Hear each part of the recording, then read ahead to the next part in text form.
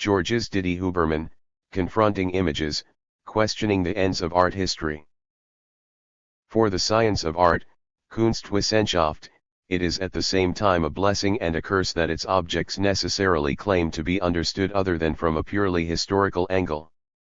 It is a blessing because it keeps the science of art in continual tension, because it constantly provokes methodological reflection and, above all, it always reminds us that the work of art is a work of art, not any historical object. It is a curse because it must have introduced into research a feeling of uncertainty and dispersion that is difficult to bear, and because this effort to discover normativity has often led to results which are either not compatible with the seriousness of the scientific attitude, or seem to undermine the value that the individual work of art gives by being unique. E. Panofsky, The Concept of Kunstwollen, 1920, p. 197-198. Not knowing Denudes. This proposition is the summit, but must be understood as follows: bears, therefore I see what knowledge hid until then, but if I see I know. Indeed, I know, but what I have known, not knowing still strips it bare. G. Baudeley, The Interior Experience, 1943, OC, v. p. 66. Question asked. Often, when we look at an image of art, the irrefutable sensation of paradox comes to us. What reaches us immediately and without detour bears the mark of trouble, like evidence that is obscure. Whereas what seems clear and distinct to us is, we quickly realize, only the result of a long detour, a mediation, a use of words. Nothing but banal, basically, in this paradox. It's everyone's lot. We can marry him, let ourselves be carried into him, we can even experience some pleasure in feeling alternately captive and liberated in this braid of knowledge and non-knowledge, of the universal and the singular, of things which call for a denomination and things which leave us speechless. All this on the same surface of painting, of sculpture, where nothing will have been hidden, where everything in front of us will have been, simply, presented. On the contrary, we can feel dissatisfied with such a paradox. We will not want to stop there, we will want to know more, we will want to represent in a more intelligible way what the image in front of us seemed to still be hiding behind it. We can then turn to the discourse which proclaims itself as knowledge about art, the archaeology of things forgotten or unnoticed in the works since their creation, however old or recent it may be.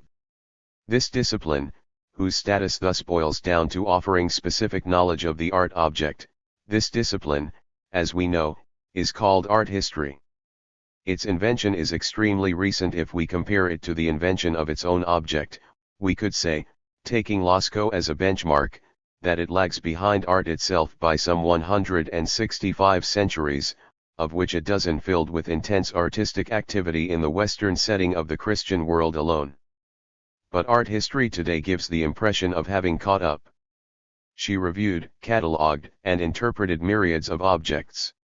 She has accumulated staggering amounts of information, and has become capable of managing the exhaustive knowledge of what we like to call our heritage. The history of art presents itself, in reality, as an ever more conquering enterprise. It responds to requests, it becomes essential. As an academic discipline, it continues to be refined and produces new information. Thanks to it, people of course gain more knowledge. As a body for organizing museums and art exhibitions, it also never ceases to think bigger, it stages gigantic gatherings of objects, and thanks to it men gain a spectacle. Finally, history becomes the essential cog and the guarantee of an art market which also continues to outbid itself. Thanks to it, men also gain money. Now, it seems that the three charms or the three gains in question have become as precious to the contemporary bourgeoisie as health itself. Should we be surprised then to see the art historian take on the features of a specialist doctor who addresses his patient with the legal authority of a subject supposed to know everything about art? Yes, it should be surprising. This book would simply like to question the tone of certainty that so often reigns in the beautiful discipline of art history. It should go without saying that the element of history, its inherent fragility with regard to any verification procedure, its extremely incomplete nature, particularly in the area of figurative man-made objects, it goes without saying that all this should encourage the greatest modesty. The historian is, in all senses of the term, only the fictor, that is to say the modeler, the artisan, the author, and the inventor of the past which he gives to read. And when it is in the element of art that he thus develops his search for lost time, the historian no longer finds himself faced with a circumscribed object, but with something like a liquid or aerial expansion, a cloud without outlines which passes above him, constantly changing shape. Now, what can we know about a cloud, except by guessing about it, and without ever completely grasping it? Art history books nevertheless know how to give us the impression of an object truly grasped and recognized in all its aspects, as of a past elucidated without remainder. Everything seems visible, discerned. Exit the uncertainty principle. Everything visible seems to be read there, deciphered according to the assured, apodictic, semiology of a medical diagnosis. And all this makes, it is said, a science based ultimately on the certainty that the representation functions unitarily, that it is an exact mirror or a transparent window, and that at the immediate, natural, level or transcendental, symbolic, it will have been able to translate all concepts into images, all images into concepts. That finally everything fits perfectly and everything coincides in the discourse of knowledge. Looking at an image of art then becomes knowing how to name everything we see, in fact, everything we read in the visible. There is there an implicit model of truth, which strangely superimposes the adequatio reiet intellectus of classical metaphysics on a myth, positivist for its part, of the omnitranslatability of images. Our question is therefore this: what obscure or triumphant reasons, what mortal anguish or what manic exaltations could have led the history of art to adopt such a tone, such a rhetoric of certainty? How could such a closure of the visible on the readable and of all this unintelligible knowledge be constituted, and with so much evidence? The response of the newcomer or the man of common sense, an answer not necessarily impertinent, would be that the history of art, as university knowledge, seeks in art only history and university knowledge, and that for this it had to reduce its object, art, to something which evokes a museum or a strict reserve of stories and knowledge. In short, said specific knowledge of art will simply have ended up imposing its own specific form of discourse on its object, even if it means inventing artificial boundaries for its object, an object deprived of its own specific deployment or surge. We will then understand the evidence and the tone of certainty that this knowledge imposes. He only sought in art the answers already given by his problematic of discourse. An extensive answer to the question posed would in fact amount to engaging in a true critical history of art history. A history that would take into account the birth and evolution of the discipline, its practical ins and outs, its institutional outs, its gnoseological foundations and its clandestine fantasies. In short, the crux of what she says, does not say, and denies. The knot of what is for her thought, the unthinkable and the unthought, all of this evolving, turning around, returning in its own history. Here we have contented ourselves with taking a first step in this direction, by first questioning some paradoxes induced by practice when it ceases to question its own uncertainties. Then by questioning an essential phase of its history, which is the work of Vasari in the 16th century, and the implicit ends that this was to assign to the entire discipline for a long time. Finally, we tried to examine another significant moment, the one through which Erwin Panofsky, with undisputed authority, attempted to found historical knowledge applied to works of art in reason. This question of reason, this methodological question is essential, today that history in general increasingly uses images of art as documents, even as monuments or specific objects of study. This question of reason is essential, because it is through it that we can fundamentally understand what art history expects from its object of study.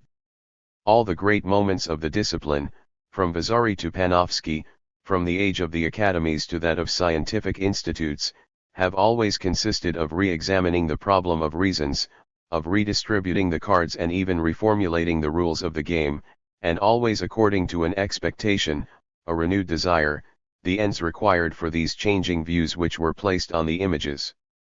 To question the reason of art history is to question its status as knowledge.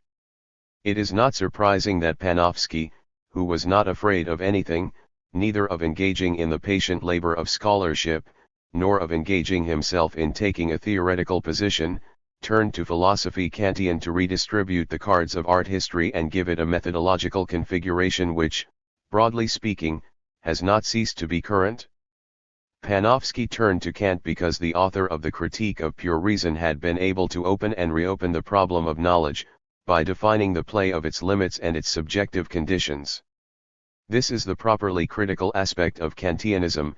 He trained and informed, consciously or unconsciously, entire generations of scientists. By seizing the Kantian or Neo-Kantian key, via Cassirer, Panofsky therefore opened new doors to his discipline. But as soon as these doors were opened, he perhaps closed them before him, leaving criticism only the moment of a brief passage, a current of air.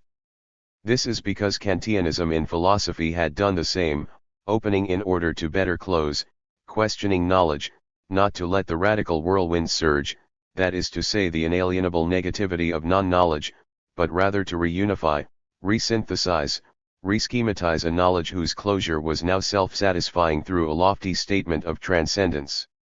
Will we already say that such problems are too general? That they no longer concern the history of art itself and that they must be dealt with in a completely different building on the university campus, the one occupied, far away, by the Faculty of Philosophy. To say this, we often hear it, is to close one's ears and eyes, to let one's mouth speak for itself. It does not take very long, the time for a question really asked, to realize that the art historian, in each of his gestures, however humble or complex, however routine it may be, never ceases to operate philosophical choices. They guide him, they silently help him resolve a dilemma, they abstractly form his Eminenzkreis, even and especially when he does not know it. However, nothing is more dangerous than ignoring your own Eminenzkreis. This can quickly turn into alienation. It is so true that making philosophical choices without knowing it only offers the best way to do the worst philosophy there is. Our question posed in the tone of certainty adopted by the history of art has therefore been transformed, through the decisive role taken by the work of Erwin Panofsky, into a question posed in the Kantian tone that the historian of art very often adopts without even realizing it. It is therefore not a question, it is no longer a question, beyond Panofsky himself, of a rigorous application of Kantian philosophy to the field of historical study on the images of art. It is, and it is worse, a tone of an inflection, of a Kantian syndrome where Kant himself no longer really recognizes himself. To speak in a Kantian tone in art history is to speak of a new genre of Neo-Kantianism, it is to speak of a spontaneous philosophy which guides the choices of the historian, and gives shape to the discourse of knowledge produced on art. But what really is a spontaneous philosophy? Where does it find its engine, where does it drive, what is it based on? It is based on words, only words, whose particular use consists of filling in the gaps, denying the contradictions, resolving without a moment of hesitation all the aporias that the world of images offers to the world of knowledge. The spontaneous, instrumental, and uncriticized use of certain philosophical notions therefore leads the history of art to create not potions or potions of oblivion, but magic words, conceptually not very rigorous. They will not be no less effective in resolving everything, that is to say in dissolving, in suppressing the universe of questions in favor of putting forward, optimistic to the point of tyranny, a battalion of answers. We did not want to oppose ready-made answers with other ready-made answers. We only wanted to suggest that in this area the questions survive the statement of all the answers. If the name of Freud comes here to stand alongside that of Kant, it is not to establish the discipline of art history under the yoke of a new conception of the world, of a new Weltanschauung. Neo-Freudianism, like Neo-Kantianism, and like any theory resulting from powerful thought, is far from being sheltered from spontaneous, magical, or tyrannical uses. But there are undoubtedly in the Freudian field all the elements of a critique of knowledge capable of reworking in depth the very status of what we generically call the human sciences. It is because he dazzlingly reopened the question of the subject, a subject now thought of in rupture and not in closure, a subject henceforth incapable of synthesis, even if transcendental, that Freud was able to reopen also, and also decisively, the question of knowledge. We will have understood that the appeal made to the work of Freud concerns very precisely the bringing into play of a critical paradigm, and absolutely does not concern the bringing into play of a clinical paradigm. The treatment given in this book to the word symptom will, in particular, have nothing to do with any application or clinical resolution whatsoever. To hope from Freudism for a clinic of images of art or a method for solving enigmas would simply amount to reading Freud with the eyes, with the expectations of a Charcot. What we can hope for here from Freudian reason would rather be to resituate ourselves in relation to the object of history, for example, whose extraordinarily complex work the psychoanalytic experience tells us better, through concepts such as après-coup, repetition, deformation or working through. Or, even more generally, the critical tool should here make it possible to reconsider, within the framework of art history, the very status of this object of knowledge with regard to which we would now be required to think what we gain in the exercise of our discipline in the face of what we lose, in the face of a more obscure and no less sovereign constraint to non-knowledge. This would therefore be the challenge, to know, but also to think about non-knowledge when it becomes distressed by the traps of knowledge. Dialectize. Beyond knowledge itself, engaging in the paradoxical test of not knowing, which would be exactly the same as denying it, but of thinking about the element of not knowing which dazzles us every time we look at it. On an image of art. It is no longer a question of thinking about a perimeter, a closure, as with Kant, it is a question of experiencing a constitutive and central tier, where the evidence, in bursting forth, becomes hollowed out and obscured. We have therefore returned to the initial paradox, which we had placed under the aegis of a consideration of the presentation or presentability of the images on which our eyes rest even before our curiosities, or our desire to know, have to practice. Taking presentability into consideration is said in German Rücksicht auf Darstellbarkeit, and with this expression Freud precisely designated the work of figurability specific to the formations of the unconscious. We could say, in a very abbreviated way, that the requirement to think about loss in the face of gain, or rather coiled within it, non-knowledge coiled within knowledge or the tier included in the frame, amounts to questioning the work itself of figurability at work in the images of art, it being admitted that the words image and figurability here go far beyond the restricted framework of what is usually called figurative art, it is i.e. representative of an object or action in the natural world. Let there be no mistake, by the way, about the modern nature of such a problem. It was not Freud who invented figurability, and it was not abstract art which implemented the presentability of the pictorial in return for its figurative representability. All these problems are as old as the images themselves. Very old texts also expose them. And our hypothesis is precisely that the history of art, a modern phenomenon par excellence, since it was born in the 16th century, wanted to bury the very old problems of the visual and the figurable by giving new purposes to the images of the art, ends which placed the visual under the tyranny of the visible, and of imitation, the figurable under the tyranny of the readable, and of iconology. What the contemporary or Freudian problematic tells us about as a work or a structural constraint, very ancient fathers of the Church had formulated for a long time, obviously on a completely different register of enunciation, and the painters of the Middle Ages had brought it into play as an essential requirement of their own notion of image one. A notion now forgotten, and so difficult to exhume. For such was the occasion for this little work, it was only a matter of accompanying a more long-term work too with a few reflections aimed at putting into writing a kind of uneasiness experienced in the context of the history of academic art. More precisely, it was a question of understanding why, in the course of looking at certain works from the end of the Middle Ages and the Renaissance, The iconographic method inherited from Panofsky suddenly revealed its insufficiency or, put differently, its way of methodological sufficiency, its closure.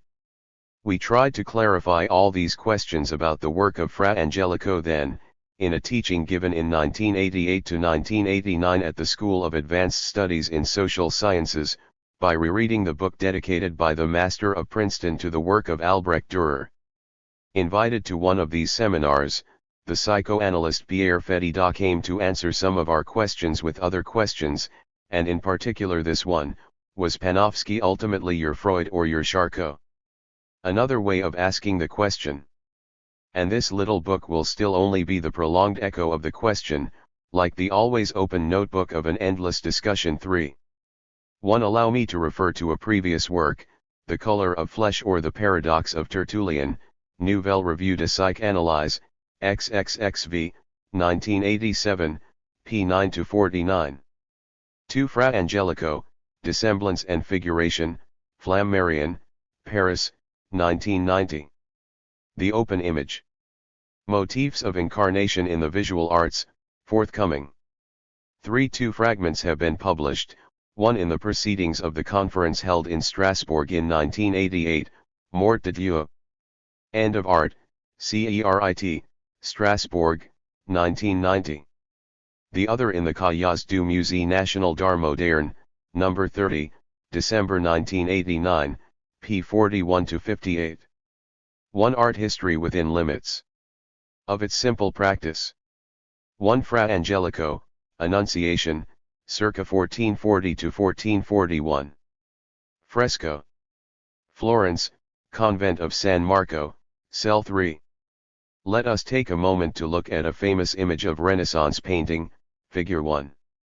It is a fresco from the Convent of San Marco, in Florence. It was most likely painted in the 1440s by a Dominican friar who lived there and was later nicknamed Fra Angelico. She is located in a very small whitewashed cell, a cell of the clausura that the same monk, one can imagine, found daily, for years, in the 15th century, to be alone there, meditate on scripture, sleep there, dream there, perhaps die there.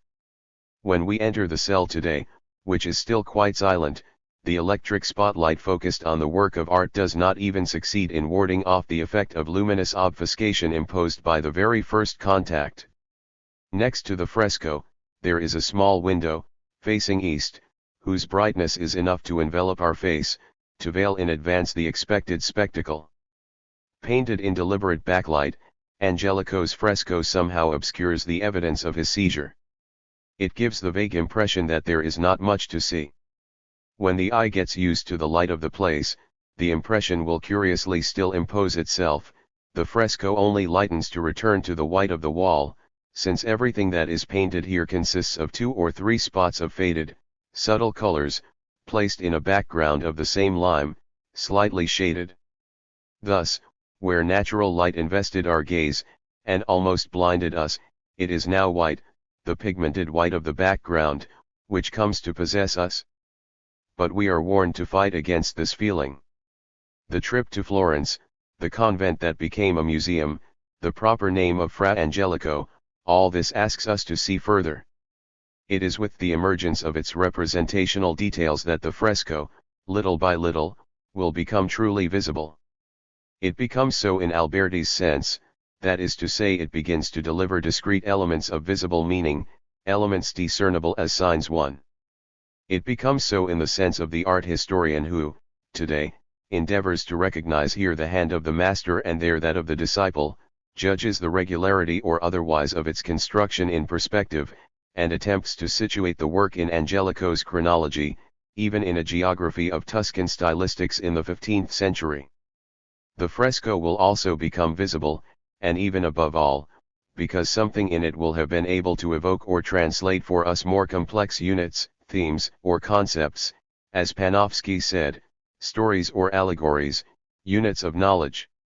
At this moment, the fresco scene becomes truly, fully visible, it becomes clear and distinct as if it were self-explanatory. It therefore becomes readable. Here we are capable, or supposed to be, of reading Angelico's fresco. We read there, of course, a story, this Historia of which Alberti already made the reason and final cause of all painted composition too. This story which the historian obviously cannot do anything other than adore. Thus little by little the temporality of the image changes for us, its character of obscure immediacy passes into the background, so to speak, and it is a sequence, a narrative sequence which comes before our eyes to unfold. To be read, as if the figures seen suddenly in immobility were now endowed with a sort of kineticism or unfolding time. No longer a crystal duration, but the chronology of a story. Here we are, with the image of Angelico, in the simplest possible case, it is a story that everyone knows, a story for which the historian will not even have to look for the source, it is, that is to say the original text as it is part of the common baggage of the Christian West. Barely becoming visible, therefore, the fresco begins to tell its story, the scenario of the Annunciation as St. Luke had first written it in his Gospel. There is every reason to believe that a budding iconographer entering the small cell will only take 1 or 2 seconds, once the fresco is visible, to read in it the text of Luke, verses 26 to 38. Indisputable judgment. A judgment that, who knows, will make you want to do the same thing for all the paintings in the world. But let's try to go a little further. Or rather let's stay a moment longer, face to face with the image. Quite quickly, our curiosity in representational details risks decreasing, and a certain discomfort, a certain disappointment will perhaps veil, once again, the clarity of our views. Disappointment regarding the readability, this fresco in fact presents itself as the most poorly, most summarily told story there is.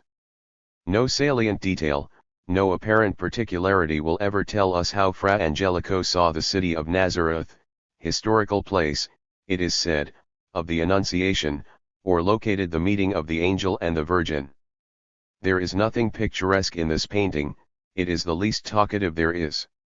St. Luke recounted the event as a spoken dialogue, while Angelico's characters seem frozen forever in a sort of silent reciprocity, all lips closed.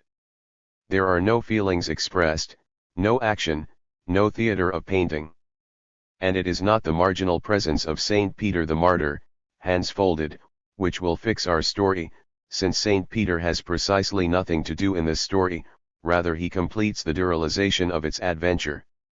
The work will still disappoint the art historian very familiar with the stylistic profusion which generally characterizes the Annunciations of the Quattrocento. Everywhere else, in fact, apocryphal details, illusionist fantasies, excessively complex spaces, touches realistic, everyday accessories or chronological markers. Here, except for the traditional little book in the arms of the Virgin, there is nothing like it. Fra Angelico simply seems unfit for one of the essential qualities required by the aesthetics of his time, variety, which Alberti made a major paradigm for the pictorial invention of a story 3. In these times of Renaissance when Masaccio in painting and Donatello in sculpture reinvented dramatic psychology, our fresco seems to pale in comparison, with its very poor, very minimalist invention.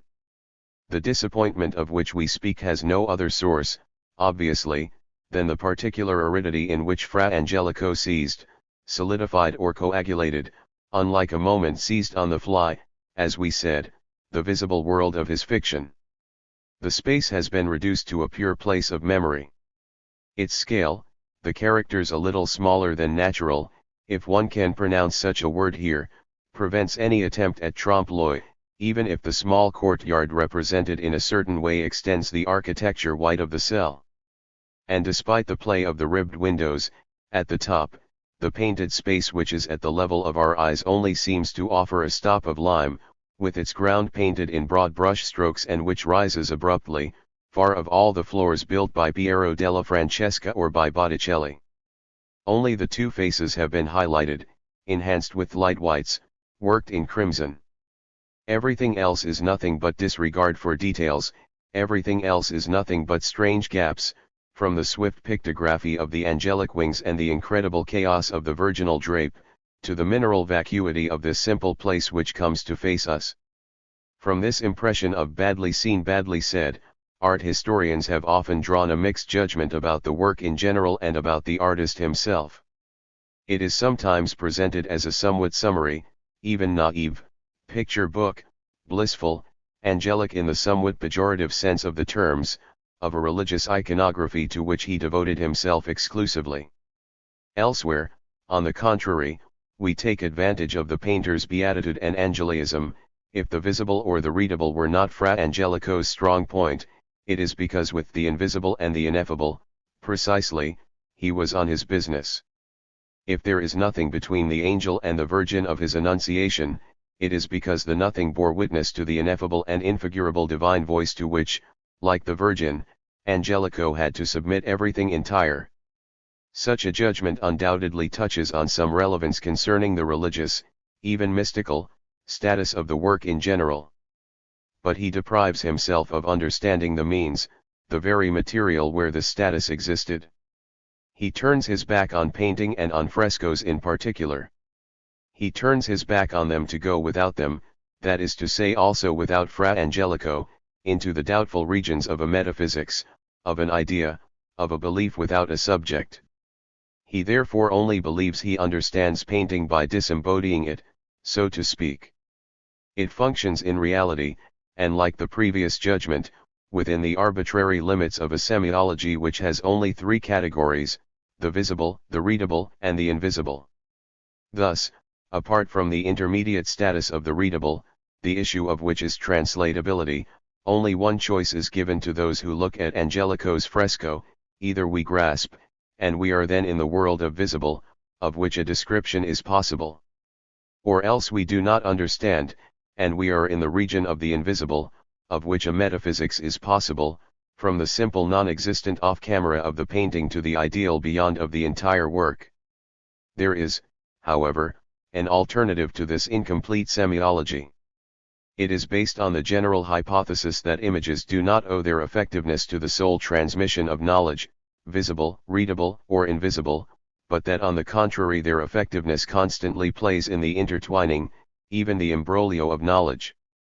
Transmitted and dislocated, non-knowledge produced and transformed. It therefore requires a gaze which would not only approach to discern and recognize, to name at all costs what it grasps, but which, first, would move away a little and refrain from clarifying everything straight away. Something like a floating attention, a long suspension of the moment of conclusion, where the interpretation would have time to unfold in several dimensions, between the captured visible and the experienced ordeal of letting go. There would thus be, in this alternative, the dialectical step, undoubtedly unthinkable for a positivism, consisting of not seizing the image, and rather letting oneself be seized by it, therefore letting oneself relinquish one's knowledge about she. The risk is great, of course. This is the greatest risk in fiction. We would agree to indulge in the vagaries of a phenomenology of the gaze, in perpetual instance of transfer, in the technical sense of Freudian Übertragung, or projection. We would agree to imagine, with the sole safeguard of our poor historical knowledge, how a 15th century Dominican named Fra Angelico could in his works pass the chain of knowledge, but also break it to the point of fraying it entirely, to move the roots and make them signify elsewhere, differently. To do this, we must return to the simplest, that is to say, to the obscure initial evidence. We must leave for a moment everything that we thought we saw because we knew how to name it, and now return to what our knowledge had not been able to clarify. We must therefore return, beyond the visible represented, to the very conditions of gaze, presentation, and figurability that the fresco offered us from the outset. We will then remember this paradoxical impression that there was not much to see. We will remember the light against our face and above all the omnipresent white, this white present in the fresco diffused throughout the space of the cell. So what about this backlight, and what about this white? The first forced us to distinguish nothing at first, the second emptied any spectacle between the angel and the Virgin, making us think that between his two characters Angelico had simply put nothing. But to say that is not to look, it is to simply look for what there is to see. Let's look, there is nothing, since there is white. It is not nothing, since it reaches us without our being able to grasp it, and since it envelopes us without our being able, in our turn, to grasp it in the net of a definition. It is not visible in the sense of an object exhibited or cut out, but it is not invisible either, since it impresses our eye, and even does much more than that. He is matter. It is a flood of luminous particles in one case, a dusting of limestone particles in the other. It is an essential and massive component in the pictorial presentation of the work. We say it is visual. This would therefore be the new term to introduce, to distinguish between the visible, as an element of representation, in the classic sense of the word, and the invisible, as an element of abstraction. Angelico's white is obviously part of the mimetic economy of his fresco. It provides, a philosopher would say, the accidental attribute of this courtyard represented, here white, and which elsewhere or later could be polychrome without losing its definition of courtyard.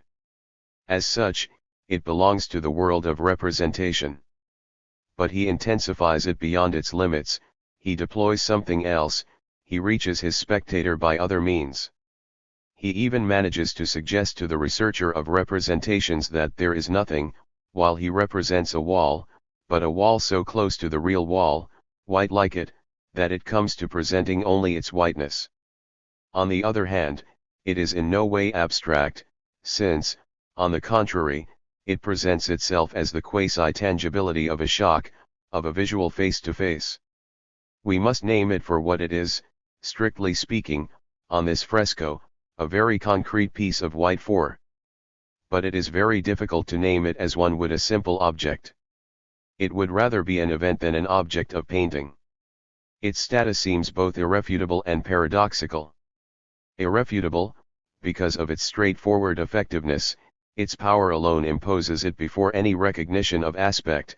There is white, simply, there in front of us, even before this white can be thought of as the attribute of a representative element. It is therefore paradoxical as well as sovereign, paradoxical, because virtual. It is the phenomenon of something that does not appear clearly and distinctly. It is not an articulated sign, it is not readable as such. It gives itself, simply, pure index phenomenon which puts us in the presence of the chalky color, well before telling us what this color fills or qualifies. Only the quality of the figurable therefore appears, terribly concrete, illegible, presented, massive and deployed. Involving the view of a subject, its history, its fantasies, its internal divisions. The word virtual would like to suggest how the regime of the visual tends to divest us of the normal, let us rather say, usually adopted, conditions of visible knowledge. Virtus, a word that Fra Angelico himself had to use in all tones, a word whose theoretical and theological history is prodigious, particularly within the walls of Dominican convents since Albert the Great and Saint Thomas Aquinas, precisely designates the power sovereign of what does not appear visibly. The event of virtus, what is in potential, what is power, never gives a direction for the eye to follow, nor a univocal sense of reading. This does not mean that it is meaningless. On the contrary, it draws from its kind of negativity the force of a multiple deployment. It makes possible not one or two univocal meanings, but entire constellations of meaning, which are there like networks of which we will have to accept never knowing the totality nor the closure, forced as we are to simply traverse the virtual labyrinth incompletely. In short, the word virtual designates here the double paradoxical quality of this chalky white which faced us in the small cell of San Marco. It is irrefutable and simple as an event. It is located at the crossroads of a proliferation of possible meanings, from which it draws its necessity, which it condenses, which it displaces and which it transfigures. We should therefore perhaps call it a symptom, the suddenly manifested meeting note of a tree of associations or conflicts of meaning. To say that the region of the visual constitutes a symptom in the visible is not to seek some defect or morbid state which floats here and there, between the angel and the virgin of Fra Angelico. It is, more simply, trying to recognize the strange dialectic according to which the work, by suddenly presenting itself to the gaze of its spectator, at the entrance to the cell, at the same time delivers the complex skein of a virtual memory, latent, effective. However, all this is not simply a matter of our view today. The presentation of the work, the dramaturgy of its immediate visuality are an integral part of the work itself, and of the pictorial strategy specific to Fra Angelico. The artist could very well have painted his frescoes on one of the 3 other walls of the cell, that is to say on surfaces that were properly lit and not illuminating, as is the case here. He could also very well have done without such an intense use of white, criticized in his time as an element of aesthetically unpleasant tension. 5. Finally, the skein of virtual memory of which we put forward the hypothesis without immediately reading it in the white of this fresco and in its very poor iconography, this skein of memory has every reason to cross to pass like a wind between the 2 or 3 figures of our Annunciation. Everything we know about Fra Angelico and his convent life teaches us this. In fact, the considerable exegetical culture required of each novice, the sermons, the prodigiously fruitful use of the arts of memory, the mixing of Greek texts and Latin in the library of San Marco, just a few steps from the small cell, the enlightened presence of Giovanni Dominici and Saint Antoninus of Florence in the immediate entourage of the painter, all this confirms the hypothesis of a painting virtually proliferating meaning, and accentuate the paradox of visual simplicity where this fresco places us. This is therefore the non-knowledge that the image offers us. It is twofold. It concerns firstly the fragile evidence of a phenomenology of the gaze, of which the historian does not really know what to do with since it is only graspable through his own gaze which bear. It then concerns a forgotten, lost use of knowledge from the past. We can still read the Summa Theologia of Saint Antoninus, but we can no longer access the associations, the meanings summoned by the same Saint Antoninus when he contemplated the fresco of Angelico in his own cell in the convent of San Marco. Saint Antonin certainly wrote some well-known passages on iconography, in particular that of the Annunciation, but not a word on his close co-religionist Fra Angelico, even less on his perception of the intense whites of San Marco.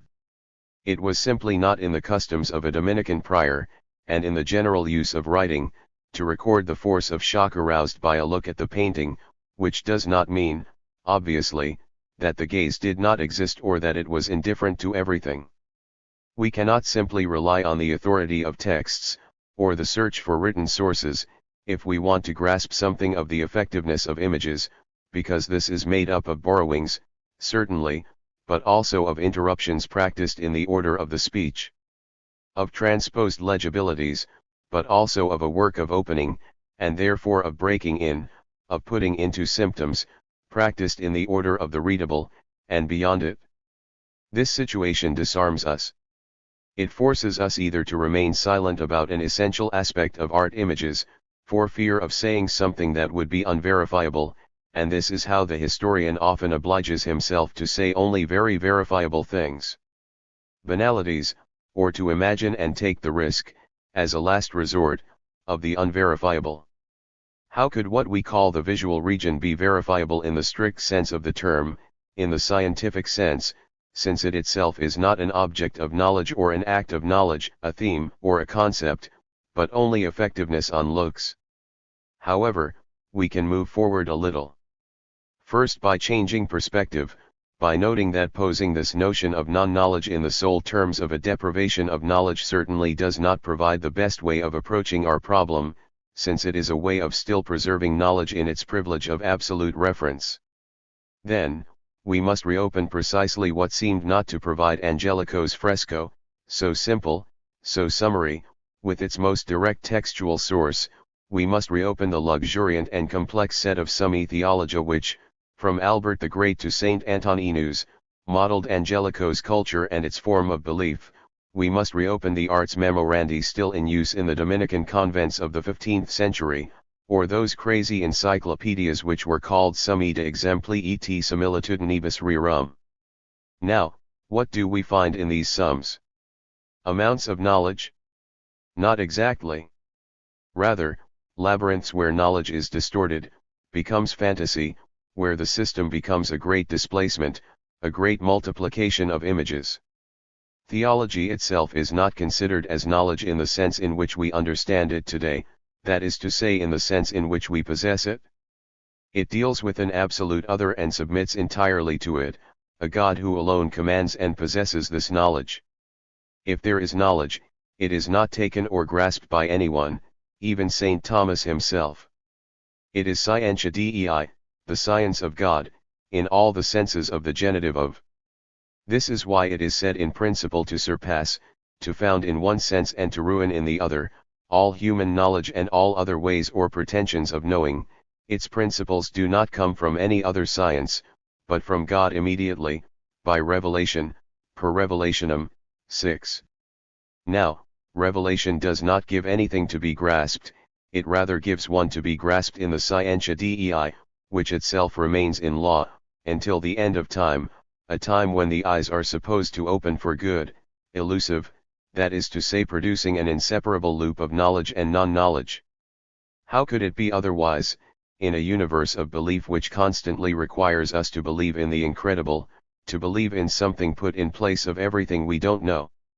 There is therefore real work, a constraint of not knowing in the great theological systems themselves. It is called the inconceivable, the mystery. It occurs in the pulsation of an event that is always singular, always dazzling, this obscure evidence that St. Thomas here calls a revelation. Now it is disturbing for us to find in this structure of belief something like an exponential construction of the two aspects experienced almost tactilely in front of the very simple chalky matter of Fra Angelico, a symptom, therefore, delivering at the same time its unique shock and the insistence of its virtual memory, its labyrinthine journeys of meaning. The men of the Middle Ages did not think otherwise of what constituted for them the foundation of their entire religion, namely the book, the Holy Scripture, each particle of which was understood as carrying within itself the double power of the event and the mystery, of the immediate reach, even miraculous, and the unattainable, of the near and the distant, of the obvious and the obscurity. Such is its great fascination value, such is its aura value. Scripture for the men of this time was therefore not a readable object in the sense in which we generally understand it. They had to, their belief demanded it, dig into the text, open it, practice an infinite tree of relationships, associations, fantastic deployments where everything, notably everything that was not in the letter itself of the text, its manifest meaning, could flourish. This is not called a reading, a word which, etymologically, suggests the tightening of a link, but an exegesis, a word which, in turn, means the exit from the manifest text, a word which means the opening to all the winds of sense. When Albert the Great or his disciples commented on the Annunciation, they saw in it something like a crystal of a unique event, and at the same time they saw in it an absolutely extravagant flowering of included or associated meanings, of virtual connections, of memories, of prophecies touching on everything, from the creation of Adam to the end of time, from the simple form of the letter M, the initial of Mary, to the prodigious construction of the angelic hierarchies 7. The Annunciation for them was therefore neither a theme, unless we understand this word in a musical sense, nor a concept, nor even a story in the strict sense, but rather a mysterious, virtual matrix of events without number. It is in this associative order of thought, an order by nature given over to fantasy, demanding fantasy, that we must once again look at the white side of Fra Angelico. This whiteness is so simple, however. But it is entirely like the vacant interior of the little book held by the Virgin, that is to say, it does not need legibility to carry a whole mystery of Scripture. Likewise, it had purified its descriptive conditions, its conditions of visibility, in order to allow the visual event of white its free power to figure. It therefore figures, in the sense that it succeeds in its immediate whiteness in itself becoming a matrix of virtual meaning, a pigmentary act of exegesis, and not of translation or colored attribution, a strange and familiar displacement, a mystery paints. What do you mean? Is it therefore enough to imagine the space that faces us, folded by the ground line, like this open and empty book, like this a graphic scripture of revelation? Yes, in a sense that is enough. I imagine that it could be enough for a Dominican trained, for years, to draw from the slightest exegetical connection a true unfolding of this mystery to which he devoted his whole life. There is, in the few enigmatic words pronounced by the angel of the Annunciation, this one which is central: Ecce concipis in utero, et pares filium, et vocibus nomen eius isum, behold you will conceive in your womb, and you will bear a son, and you will call his name Jesus. 8. The Christian tradition has used the exegetical relationship already present in the sentence itself, which is a very precise quotation, to the person, of a prophecy of Isaiah 9, to open the little book of the Virgin on the very page of the prophetic verse, thus could close, from the Annunciation, a loop of sacred time. All this, which we find everywhere in the iconography of the 14th and 15th centuries, Fra Angelico did not deny, he simply included it in the white mystery that these sentences designate. The empty page, virtual rather, responds in the fresco to the closed lips of the angel, and both gesture towards the same mystery, the same virtuality. It is the coming birth of a word which becomes incarnate, and which in the Annunciation is just formed, somewhere in the folds of the Marian body. We then understand that the daring clarification of the image, this kind of laying bare or catharsis, aimed first of all to make the fresco itself mysterious and pure like a surface of anointing, like a sanctified body in some lustral water, so as to virtualize a mystery that she knew in advance was incapable of representing. It is therefore the Incarnation. All theology, all the life of the Dominican convent, all the aim of the modest painter will have never ceased to swirl around this inconceivable, unintelligible center, which postulated both the immediate humanity of the flesh and the virtual, powerful divinity of the Word in Jesus Christ. We are not saying that the Bianco di San Giovanni, used as pigment for the small cell of the convent, represented the Incarnation, or served as an iconographic attribute to the central mystery of Christianity. We only say that it was part of the means of figurability, label means, always transformable, movable, overdetermined and floating means in a way, which Fra Angelico used, and which, there, presented itself to envelop the mystery incarnational of a moving visual network. The intensity of such art lies largely in this always ultimate consideration, because it aims beyond it, of the simplest and most occasional material means of the painter's profession. White for Angelico was neither a coloring to be chosen arbitrarily to single out, or conversely to neutralize, the objects represented in his works, nor was it the fixed symbol of an iconography, however abstract it might be. Fra Angelico simply used the presentation of white, the pictorial modality of his presence here in the fresco, to incarnate at his level something of the unrepresentable mystery into which his entire belief was projected. White, for Fra Angelico, is not part of a representative code, on the contrary, it opens up the representation with a view to an image that would be absolutely purified, white vestige, symptom of mystery. Although it is presented directly and almost as a shock, it has nothing to do with the idea of a state of nature of the image or that of a wild state of the eye. It is simple and terribly complex. It gives the shock, the pen, of an extraordinary capacity to figure, it condenses, it displaces, it transforms an infinite and inappropriable datum of Holy Scripture. It gives the visual event of an exegesis in action. It is therefore a surface of exegesis, in the sense that we would speak of a surface of divination. It only catches the eye to provoke the uncontrollable chain of images capable of weaving a virtual net around the mystery which unites the angel and the Virgin in this fresco. This frontal white is nothing more than a surface for contemplation, a dream screen, but where all dreams will be possible. He almost asks the eye to close in front of the fresco. It is, in the visible world, this operator of catastrophe or foliation, this visual operator capable of casting the Dominican's gaze towards entirely fantastical regions, those ultimately designated by the expression visio Dei. It is therefore, in the multiple senses of the word, a surface of expectation. It takes us out of the visible and natural spectacle, it takes us out of history, and it makes us wait for an extreme modality of looking, a dreamed modality. Never quite there, something like an end of the gaze, as we say end of times to designate the object of the greatest Judeo-Christian desire. We then understand how this blankness of Angelico, this visible almost nothing, will ultimately have managed to concretely touch the mystery celebrated in this fresco, the Annunciation, the announcement.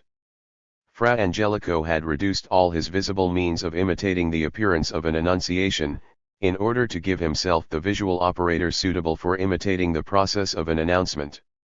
That is to say, something which appears, presents itself, but without describing or representing, without revealing the content of what it announces, otherwise it would no longer be an announcement, precisely, but the statement of its solution. 10. There is a marvel of figurability there, like everything that devours us in the evidence of dreams. It was enough that this white person was there. Intense like a light, we thus find it, among adjacent cells, in the irradiation of mand orlas or divine glories, and opaque like a rock, it is also the mineral white of all sepulchres. His mere presentation makes him the impossible material of a given light with its obstacle, the section of wall with its own mystical evaporation. Will we be surprised to find the same paradoxical image throughout the luxuriant Dominican exegeses of the mystery of the Incarnation? It does not matter whether or not Fra Angelico read this or that commentary on the Annunciation comparing the Word which is incarnated to a luminous intensity which passes through all the walls and nestles in the white cell of the uterus Maria 11, important does not lie in some improbable translation, term by term, of a precise theological exegesis, but in the authentic exegetical work that the use of a pigment itself succeeds in delivering. The common point does not reside, or resides only optionally, in a single textual source, it resides first of all in the generalized requirement to produce paradoxical, mysterious images, to represent the paradoxes and mysteries that the Incarnation proposed from departure. The common point is this general notion of mystery to which a Dominican friar one day decided to subject all his know-how as a painter. If this section of white wall succeeds, as we believe, in establishing itself as a paradox and mystery for the eye, then there is every reason to think that it also succeeds in functioning, not as an image or symbol, isolable, but as a paradigm, a matrix of images and symbols. Moreover, it only takes a few more moments in the small cell to feel how the frontal white of the Annunciation can metamorphose into obsidional power. What is opposite becomes all around, and the white that the Dominican friar was contemplating perhaps also whispered to him, I am the place that you inhabit, the cell itself, I am the place that contains you. In this way you make yourself present to the mystery of the Annunciation, beyond representing it to yourself. And the visual envelope thus came closer until it touched the body of the viewer, since the white of the wall and that of the page are at the same time the white of the Dominican dress. The white therefore whispered to its spectator, I am the surface that envelopes you and touches you, night and day, I am the place that covers you. How could the contemplative Dominican, like the martyr Saint Peter in the image, reject such an impression, he to whom it had been explained, on the day of his habit, that his own garment, of the Virgin, already symbolized by its color the mysterious dialectic of the Incarnation 12. But we must interrupt this entry into the visual paradox of the Annunciation 13. Our question here is method. Already, these few moments of looking at the whiteness of an image have taken us quite far from the type of determinism to which the history of art had accustomed us. We have advanced into the region of a singularly weakened iconology, deprived of code, handed over to associations. We talked about not knowing. Above all, by making a break in the notion of the visible, we have liberated a category that the history of art does not recognize as one of its tools. Why is that? Would it be too strange or too theoretical? Would it return to a simple personal view, a view of the mind, which splits, if not hairs, at least the visible in two? Two paths are available to us to respond to such an objection. The first consists of highlighting and defending the historical relevance of our hypothesis. We believe that the gap between the visible and the visual is old, that it develops over the long term. We believe it is implicit and very often made explicit in countless texts, in countless figurative practices. And we only believe it to be so ancient, at least in the field of Christian civilization, because we attribute to it an even more general anthropological value. but demonstrating this generality would strictly amount to remaking, step by step, the entire history that concerns us, and this history is long. For the moment, let us content ourselves with providing only the outline and the overall problem. In any case, we are aware that it is within the specific duration of the research itself that the hypothesis in question will demonstrate its relevance or, on the contrary, its misguided character. Christian art had not even been born yet when the first fathers of the Church, Tertullian in particular, had made a formidable breach in the classical theory of mimesis, through which a new, specific imaginary mode was to emerge, an imaginary mode dominated by the problematic, the central fantasy, of the incarnation. A theology of the image, which had nothing to do with any artistic program whatsoever, already gave all the foundations of an aesthetic to come, an aesthetic that was then unthinkable in iconographic terms or in terms of works of art. Art, these words still having, at that time, no chance of covering any reality whatsoever. 14, but an aesthetic all the same, something like the categorical imperative of an attitude to reinvent in the face of the visible world.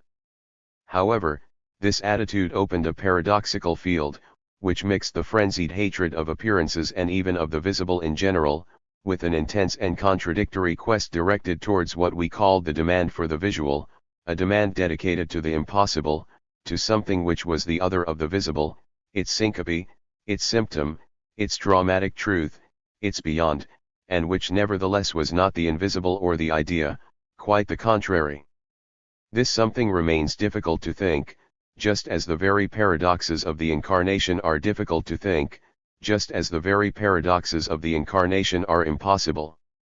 But our most general hypothesis will be to suggest that the visual arts of Christianity have in reality, and over the long term, met this challenge.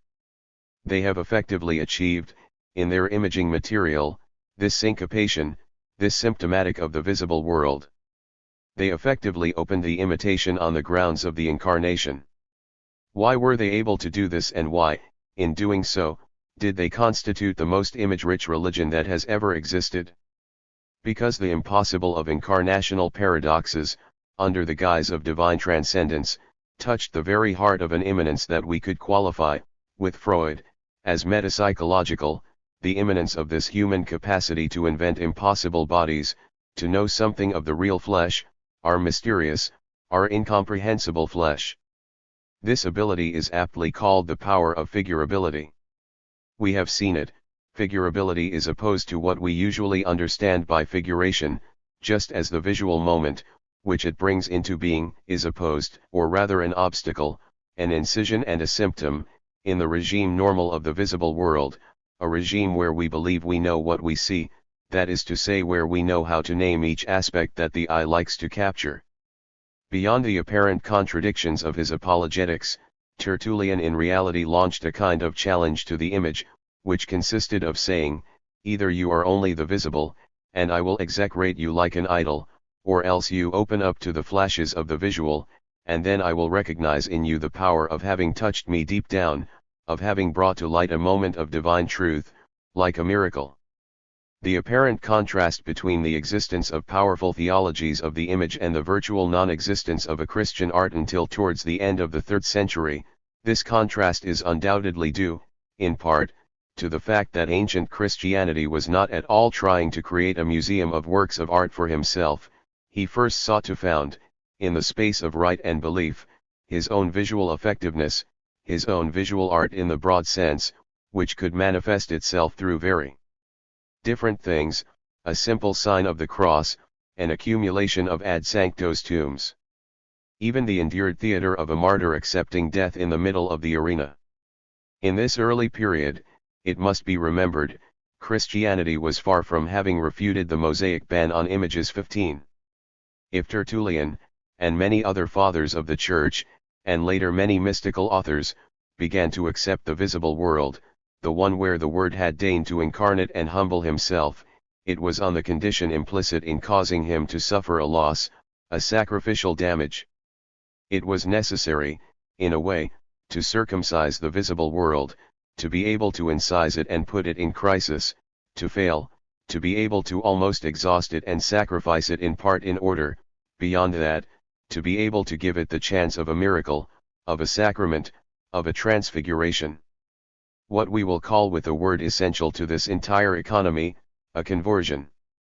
It required nothing less than a conversion, in fact, to find in the visible itself the other of the visible, namely the visual index, the symptom of the divine.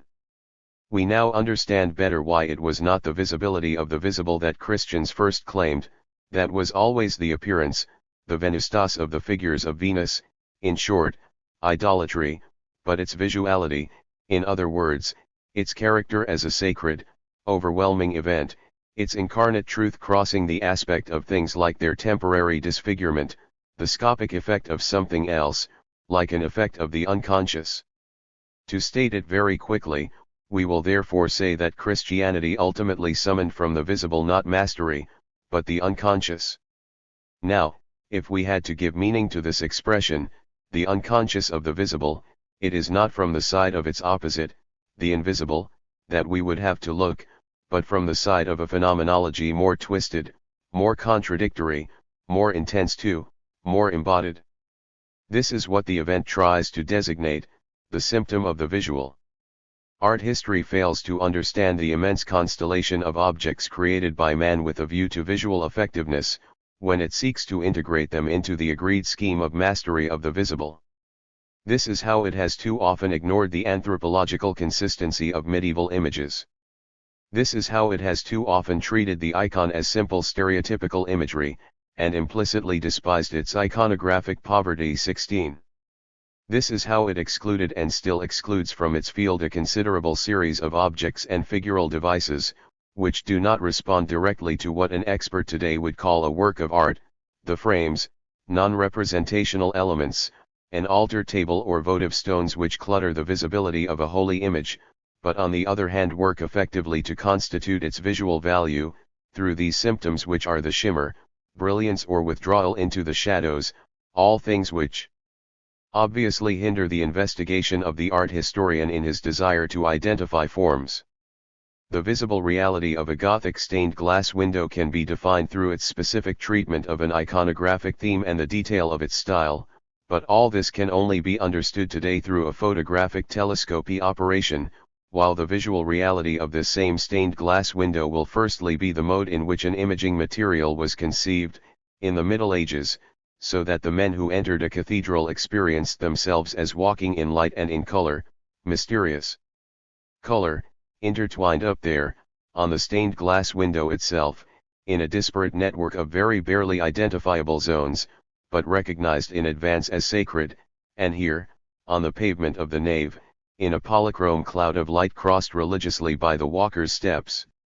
Religiously, I say, since this subtle meeting of body and light worked already as a metaphor for the incarnation. 17. To write the history of a visual paradigm therefore amounts to writing the history of a phenomenology of looks and tacts, a phenomenology always singular, carried certainly by a symbolic structure, but always interrupting its regularity, or displacing it.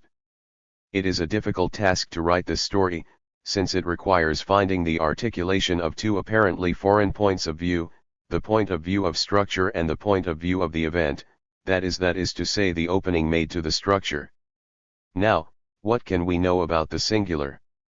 This is indeed a central question for the history of art, a question which brings it closer, from an epistemic point of view, and far from any psychology of art, to psychoanalysis. 18.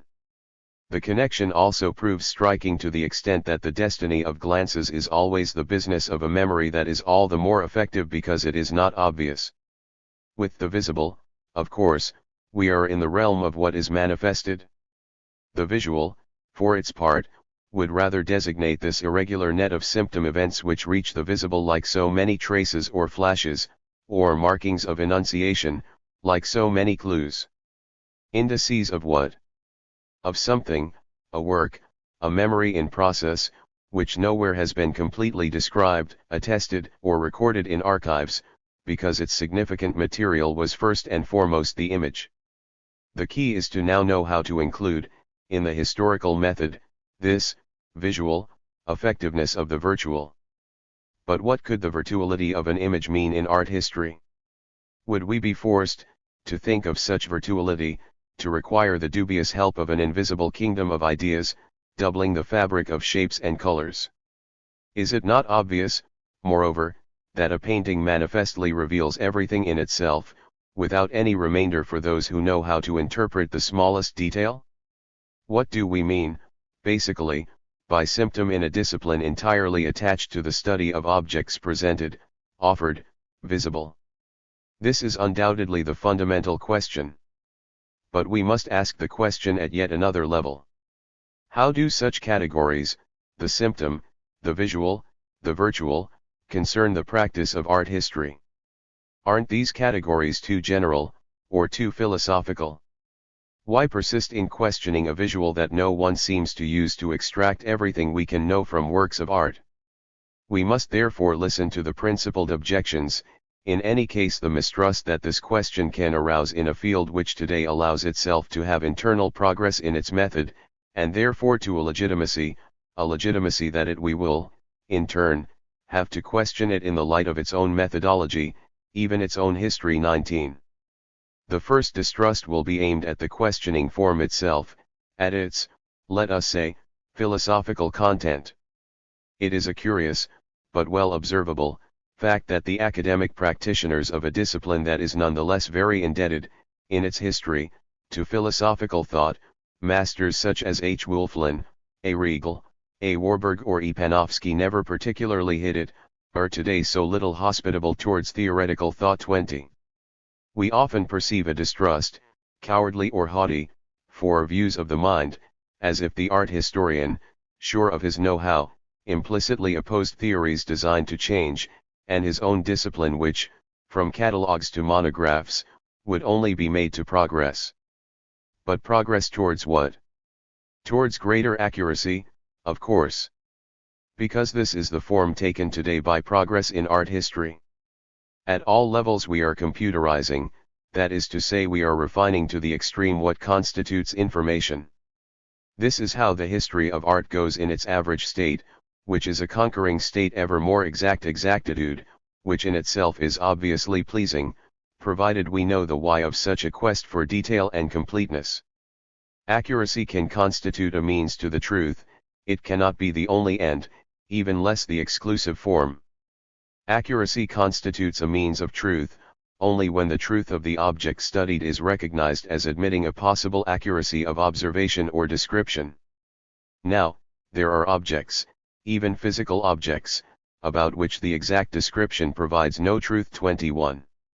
Is the object of art history one of the objects about which being accurate is equivalent to telling the truth? The question is worth asking, and for each object asked again. If you want to photograph a moving object, say a relative object, you can and even must make a choice, take a snapshot, or even a series of snapshots, or set an exposure time which can stretch up to the duration of the movement itself. In one case you will obtain the exact object and a skeleton of movement, an absolutely empty, disembodied form, an abstraction; in the other, you will get the tangible curve of the movement, but a blurry object phantom, in turn abstract. The history of art, where today the assertive tone of a true rhetoric of certainty predominates, in an astonishing contrast with the exact sciences, where knowledge is constituted in the much more modest tone of variations of experience, let's now assume that, art history often ignores that it is inherently confronted with this type of problem, choices of knowledge, alternatives in which there is a loss, whatever either the adopted party. This is strictly called alienation. 22. A discipline which is entirely computerized, which guarantees the so-called scientificity of the global art market, which accumulates staggering quantities of information, is this discipline ready to discover itself as alienated, constitutionally alienated by its object? Therefore doomed to loss? Another question. Finally, the impressive technique with which the history of art is equipped today should not obscure this additional question: the incontestable progress of means. Is this what advances a discipline, a field of knowledge?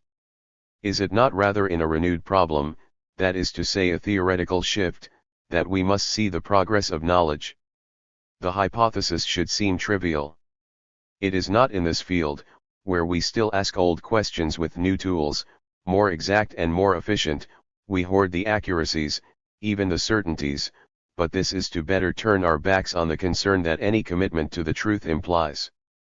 We will have sat down and reasserted the history of art in the Epoch of World Conceptions 23, but with our backs turned to the question. However, when we find an answer, we should always re-examine the question that gave rise to it. We should not be satisfied with the answers. The art historian who is naturally suspicious of the theoretical is in reality suspicious, or rather fearful, of the strange fact that questions can very well outlive the answers. Meyer Scapiro, who renewed so many issues and admirably reformulated so many questions, will himself have given way to danger, this epistemological danger, also ethical, which we will define by its extreme consequence, methodological sufficiency, and closure. When he contrasted his correctly attributed Van Gogh shoes with those of Heidegger, Scapiro of course put his finger on something important, he shifted the question again.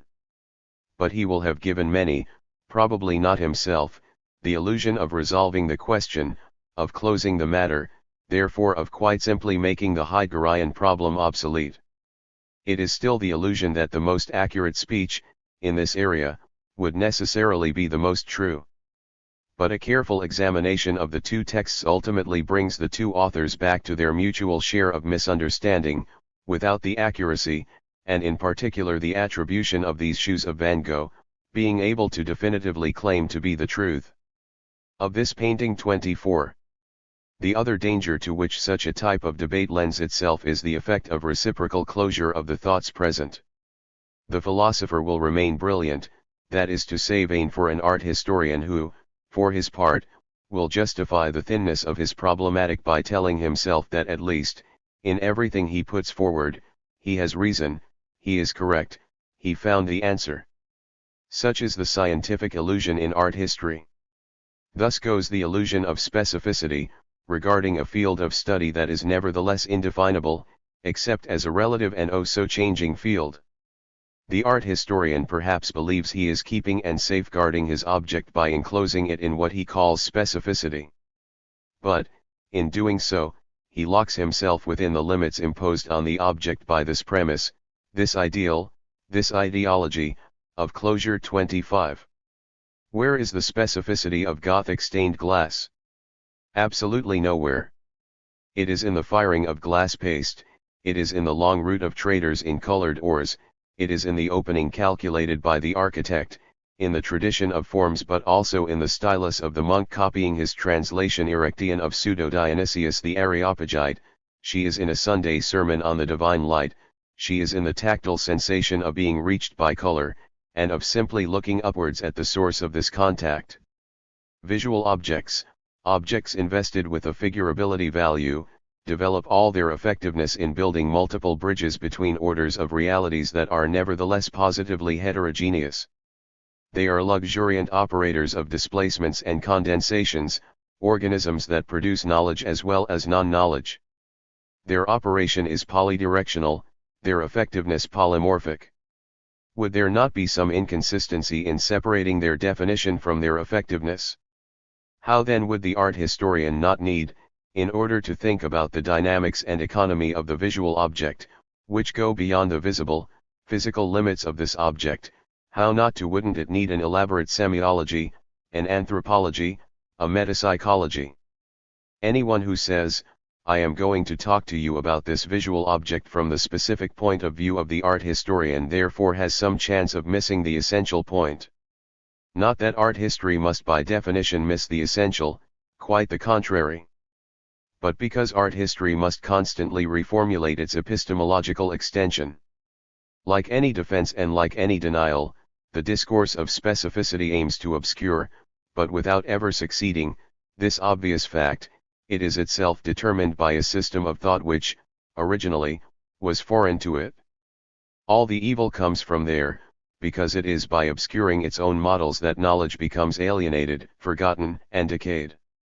The defense consists of refusing all imported concepts, the denial consists of refusing to see that we only ever do that, use and transform imported concepts, borrowed concepts. Making a catalog does not amount to pure and simple knowledge of logically arranged objects, because there is always the choice between 10 ways of knowing, 10 logics of arrangements, and each particular catalog results from an option, implicit or not, conscious or not, ideological in any case, with regard to a particular type of classificatory categories. 26. Beyond the catalog, the attribution and dating themselves involve a whole philosophy, namely the way of agreeing on what a hand is, the authorship of an invention, the regularity or the maturity of a style, and so many other categories which have their own history, have been invented, have not always existed. It is therefore the order of discourse which leads, in art history, the whole game of practice. Creating iconography does not amount to pure and simple knowledge of source texts, symbolisms, or meanings. What exactly is a text? What is a source, a symbol, a meaning? The art historian very often doesn't want to know too much. The word signifying, like the word unconscious, all this at worst frightens him, at best annoys him. As the years go by and fashion has insisted, he will perhaps agree to use the word sign or the word subconscious, thereby indicating that he did not want to understand anything. 27. But his main argument, his definitive challenge to categories that seem foreign or too contemporary, will ultimately consist of delivering a semblance of a blow, what we could call the historian's blow. How do you believe that it is relevant in history to use the categories of the present to interpret the realities of the past? This is in fact the consequence, for the very notion of history, of the discourse of specificity. This is its most radical, most obvious, best shared form. Tertullian never stated, with these words, it must be understood, the difference between the visible and the visual. The Middle Ages never spoke of the unconscious, and if he spoke of significance or significatum, it was certainly not in the Saussurean or Lacanian sense. Conclusion: the visual does not exist in Tertullian, the unconscious does not exist in the Middle Ages, and the signifier is only a tick of contemporary thought. Nothing historical, nothing medieval about it. The argument is, in more than one way, enormous. It has the weight of evidence on which, in the eyes of many, an entire discipline seems based, and the weight could here be called gravity, but it also has the weight of an extremely tenacious epistemological naivete despite some decisive critical works, those of Michel Foucault in particular, and the weight will be called in this sense heaviness or inertia. Because we quickly realize that such evidence involved from the start a whole philosophy of history, a philosophy of history which itself has its history and which, from sediments to confusions, has stopped camouflaging its proponents to better exhibit, on the screen of evidence, its own practical outcomes.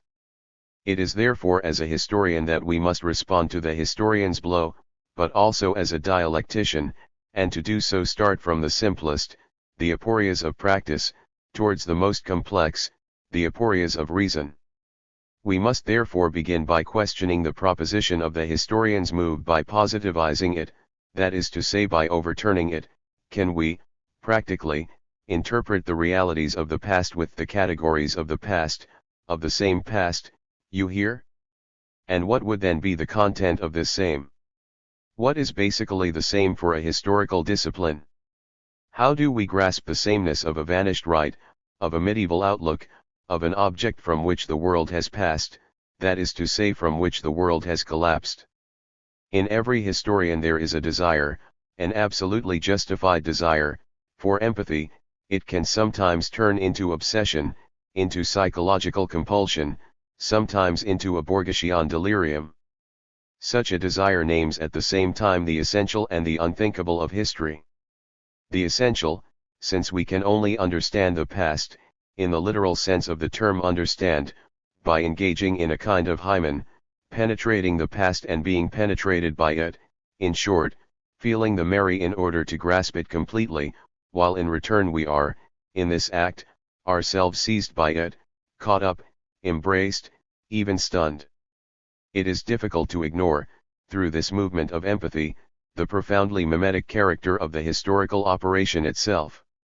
Like the restorer who goes over each key of the painting with his own hand, to which he restores life, as they say, and about which he can have the feeling of being the quasi-creator, of knowing everything about it, of even the historian will put in his mouth the words of the past, in his head the dogmas of the past, before his eyes the colors of the past, and thus he will walk in the hope of knowing it carnally, this past, of foreseeing it in one way.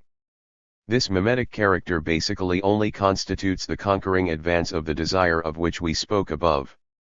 As for the conquest itself, whose strictly verifiable solidity can only be exceptional, it will reveal in many aspects its consistency as a fantasy.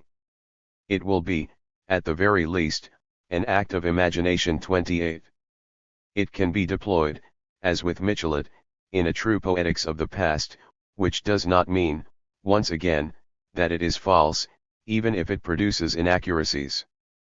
But it will always be the relative victory of a Sherlock Holmes who came much too late to investigate. The traces may have disappeared, unless they are there, among millions of others that have since been sedimented.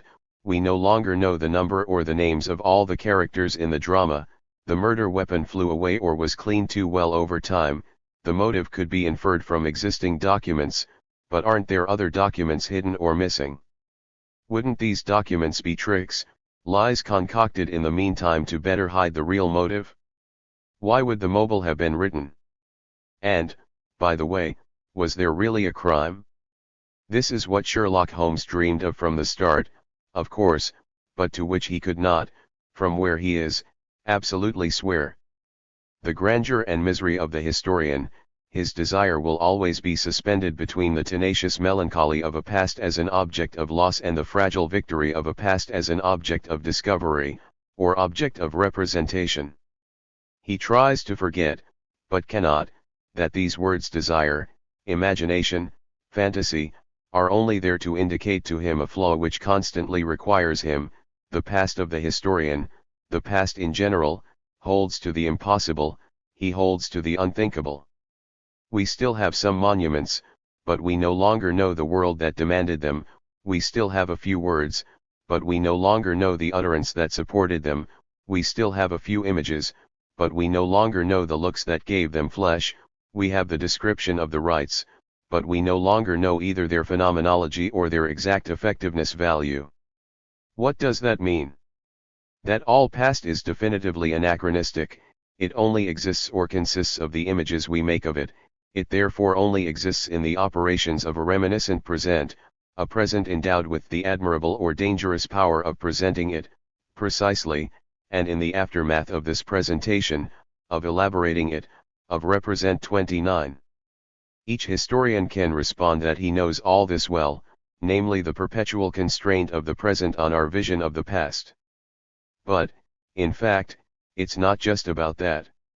It is just as much the opposite, namely that the past, too, functions as a constraint. First, as Zwang in the Freudian sense, since the past offers itself to the historian as the sovereign obsession, the structural obsession.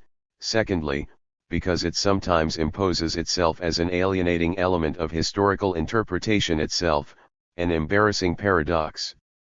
What would we gain, in fact, from carrying out to the end the program of interpreting the realities of the past with the categories of the past alone, assuming that this has a concrete meaning?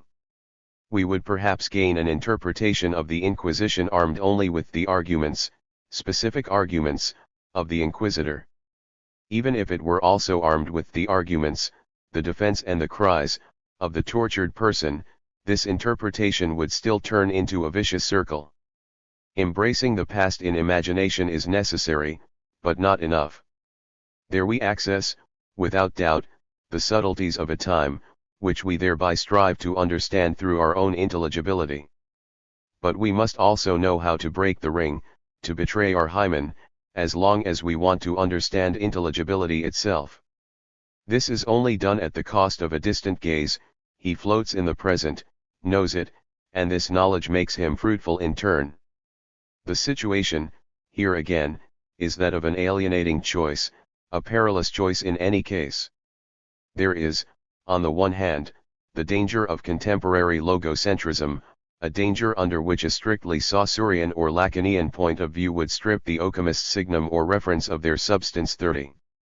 There is, on the other hand, the danger of an empty totalitarianism where the past, the supposed past, that is to say the ideal past, would act as absolute master of interpretation. Between the two, the beneficial practice, dialectizing.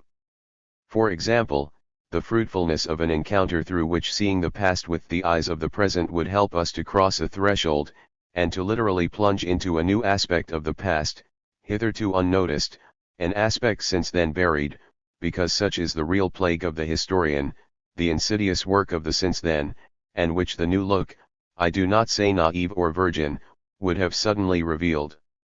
What, in art history, authorizes such encounters, such qualitative leaps? Often the history of art itself, let us specify straight away, the history of art in the sense of the subjective genitive, that is to say in the sense in which it is art itself which carries its history, and not in the objective genitive, where art is first understood as the object of a historical discipline. We confuse, we too often dismiss these two meanings of art history, no doubt in the dream where we place ourselves of an objective discipline which would speak entirely in the name of a subjective practice. This is obviously not so. The history of art in the subjective sense is too often ignored by the objective discipline, even though it precedes and conditions it. Goya, Manet, and Picasso interpreted Las Meninas by Velázquez before any art historian. Now, what did their interpretations consist of? Each transformed the 17th century painting by playing on its fundamental parameters, whereby, these parameters, everyone showed them, even demonstrated them. Such is the authentically historical interest of looking at how painting itself was able to interpret, in the strong sense of the term, and well beyond issues of influence, its own past, because its set of transformations, although subjective, is no less rigorous. 31. But are we not here referred to the insidious work of the since then? Yes, we are. But we are forced to do so in every way, and this is what we will have to constantly think about, manage at least worse. Dialectize, therefore, and without hope of synthesis, it is the art of the tightrope walker. He flies away, walks in the air for a while, and yet knows that he will never fly. Let us return once again to the situation of choice in which the historian finds himself placed when he seeks the relevant categories to interpret his object X of the past. What actually happens? Something a little more subtle than a simple choice between categories of the past, the big past X to which object X belongs, and categories of the present. We very often realize that in fact the historian chooses the most past category available to him, that is to say, the closest to the past X, in order not to struggle with sharp anachronism of a category that is too present in his eyes. In doing so, he blinds himself to the narrow anachronism, less sharp, certainly, but much more misleading, into which he now finds himself. This can give rise to some misunderstandings. When one reads, for example, Michael Baxendel's already classic work, Painting and Experience in 15th Century Italy, one has the comforting impression of an era finally seen through one's own eyes. 32. This is the historian's stroke in its most accomplished achievement. It was necessary and sufficient to interpret the paintings of the Quattrocento through the 16 categories of the best art critic of the Quattrocento, Cristoforo Landino, to understand exactly what the painting of this time was. 33. But, when we verify the results of this conceptual application to one of the four great artists presented in the work, we quickly understand the limit of the analytical principle, even its value as a sophistry. In reality, the 30 years which separated the death of Fra Angelico and Landino's judgment on his work were enough for the screen of anachronism to intervene. The analysis of the categories used by Landino then by Baxendel, in particular, the categories Vezzoso 34 and Devoto, shows to what extent misunderstanding can arise in favor of the slightest deviation in meaning. Between era X, and the singular space attached to it, where Fra Angelico developed his devout art, and era other fundamental categories for painting, figura or historia for example, had completely changed their value. We can therefore say that, in the narrow space of these 30 years or so, the historian will have allowed himself to be trapped by an anachronistic past, when he believed he was escaping the trap of the anachronistic present alone. 35. We thus see how much the past itself can act as a screen for the past. Anachronism is not in history what we absolutely must get rid of, it is, ultimately, only a fantasy or an ideal of adequacy, but what we must deal with, debate, and maybe even take advantage. If the historian generally chooses from the outset the category of the past, whatever it may be, in preference to that of the present, it is because, constitutionally, he would like to put the truth on the side of the past, whatever it may be. And carries a no less constitutional distrust of anything that could mean in the present. We have the impression, in these multiple movements of natural inclinations and distrust, of theoretical rejections and demands for specificities, that the art historian is only taking literally the very words which designate his own practice, the words history and art. We have the impression that a social or discursive identity, academic in particular, is played out through all these movements, but in the form of something unthought. And it is because the unthought leads the entire game here, the troubled game of demands and rejections, that art and history, far from forming a definitive basis for the practice which combines them, reveal themselves for constitute the main epistemological obstacles. The hypothesis may be surprising. However, it is only the logical consequence of a discourse of specificity having renounced criticizing the real extent of its field. 36. To take the words history and art literally, without questioning their relationships, implicitly amounts to using the following two propositions as axioms: first, that art is a thing of the past, graspable as an object insofar as it enters into the point of view of history; then, that art is something visible, a thing which has its specific identity, its discernible aspect, its criterion of demarcation, its closed field. It is by implicitly assuming such imperatives that art history schematizes for itself the limits of its own practice, it now progresses within the golden cage of its specificity, that is to say, she goes around in circles. The two axioms themselves go around in circles, as if one were the tail, and the other what pursues the tail, which is none other than its own. The two proposals are therefore complementary. The reductive operation that they carry out together finds its coherence in the paradoxical link where a certain definition of the past and a certain definition of the visible are lastingly linked. The extreme form of this link could, ultimately, be stated as follows: art is finished, everything is visible. Everything is finally visible because art is finished, since art is a thing of the past. Art is finally dead, since everything that was possible to see has been seen, even non-art. Are we putting forward one more paradox, a hypothetical setting at the limit of a few suggestions on art? Not only. Because with this sort of slogan we are only giving voice to a double banality of our time.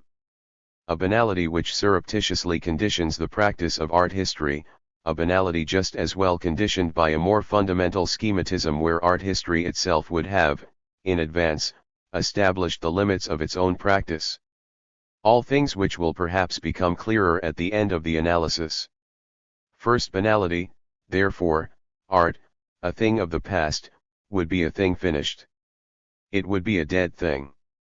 In an element which no longer owes anything to the visible or the visual, in short, chaos, in an atmosphere of collapsing empires, we would all speak, grieving or cynical, from the place or rather the time of a death art. When did this era date from? Who consumes it? The history of art, in the sense of the objective genitive, that is to say in the sense of the discipline, quite simply claims to find the answer in the history of art in the subjective sense, it is that is to say in the speeches and in the products of certain artists who would have ruined in the 20th century, or even already in the 19th century, the serene order or historical specificity of the fine arts. In this sense, the end of art can be expressed on the basis of more or less iconoclastic objects such as the white square on a white background by Malevich, the last painting by Rodchenko in 1921, the ready-mades by Marcel Duchamp, or closer to us American bad painting and postmodernist ideology. But is it the same end of art everywhere? Did not what some called the end appear to others as the purified element of what art could still be, and even should be? Very quickly the ambiguity, even the sterility, of all these formulations becomes evident. 37. End of art constitutes, moreover, a strange expression in itself. We can easily imagine it serving as a slogan for the heralds, or heroes, I don't know, of postmodernism, but also as a panicked clamor for all those to which contemporary art, overall, would be horrifying. It is as if the assignment of a value, positive exalted in one sense or negative fearful in the other, was not enough to reduce the irony of a single expression brandished by two rival factions, which evokes the dialogue of the deaf, one who screams end of art, and the other who retorts but not at all. End of art. Even the absurdity of a battle in which the two armies would throw themselves against each other while displaying the same flag or sounding the same charge. Certainly, the two armies do not give the same meaning, each in their clamor, to the meaning of the history of art, when they brandish the expression end of art. However, what gives them this same trumpet sound is that, each in its own sense, but both together, they sing to the glory of a sense of history, a sense of art history. Basically, the expression end of art can only be pronounced by someone who has decided or presupposed this: art has a history and this history has meaning. That art can be thought of as dying, that means that it was previously thought of as nascent, that means that it began and that it dialectically developed, to its extreme point, something that we can call its autoteleology. The thought of the end, in this domain as in others, is part of a thought of ends, or rather of their definition, of their categorical identification based on a birth certificate and an idea of their development. We then understand that the modern motif of the end of art is in reality as old as the history of art itself, not the history of art in the sense of the subjective genitive, because a practice does not need to be enlightened on its end to be effective and to develop in the historical element in general, but I want to talk about this order of discourse constituted with a view to giving specific meaning to a set of practices, with a view to a sense of history.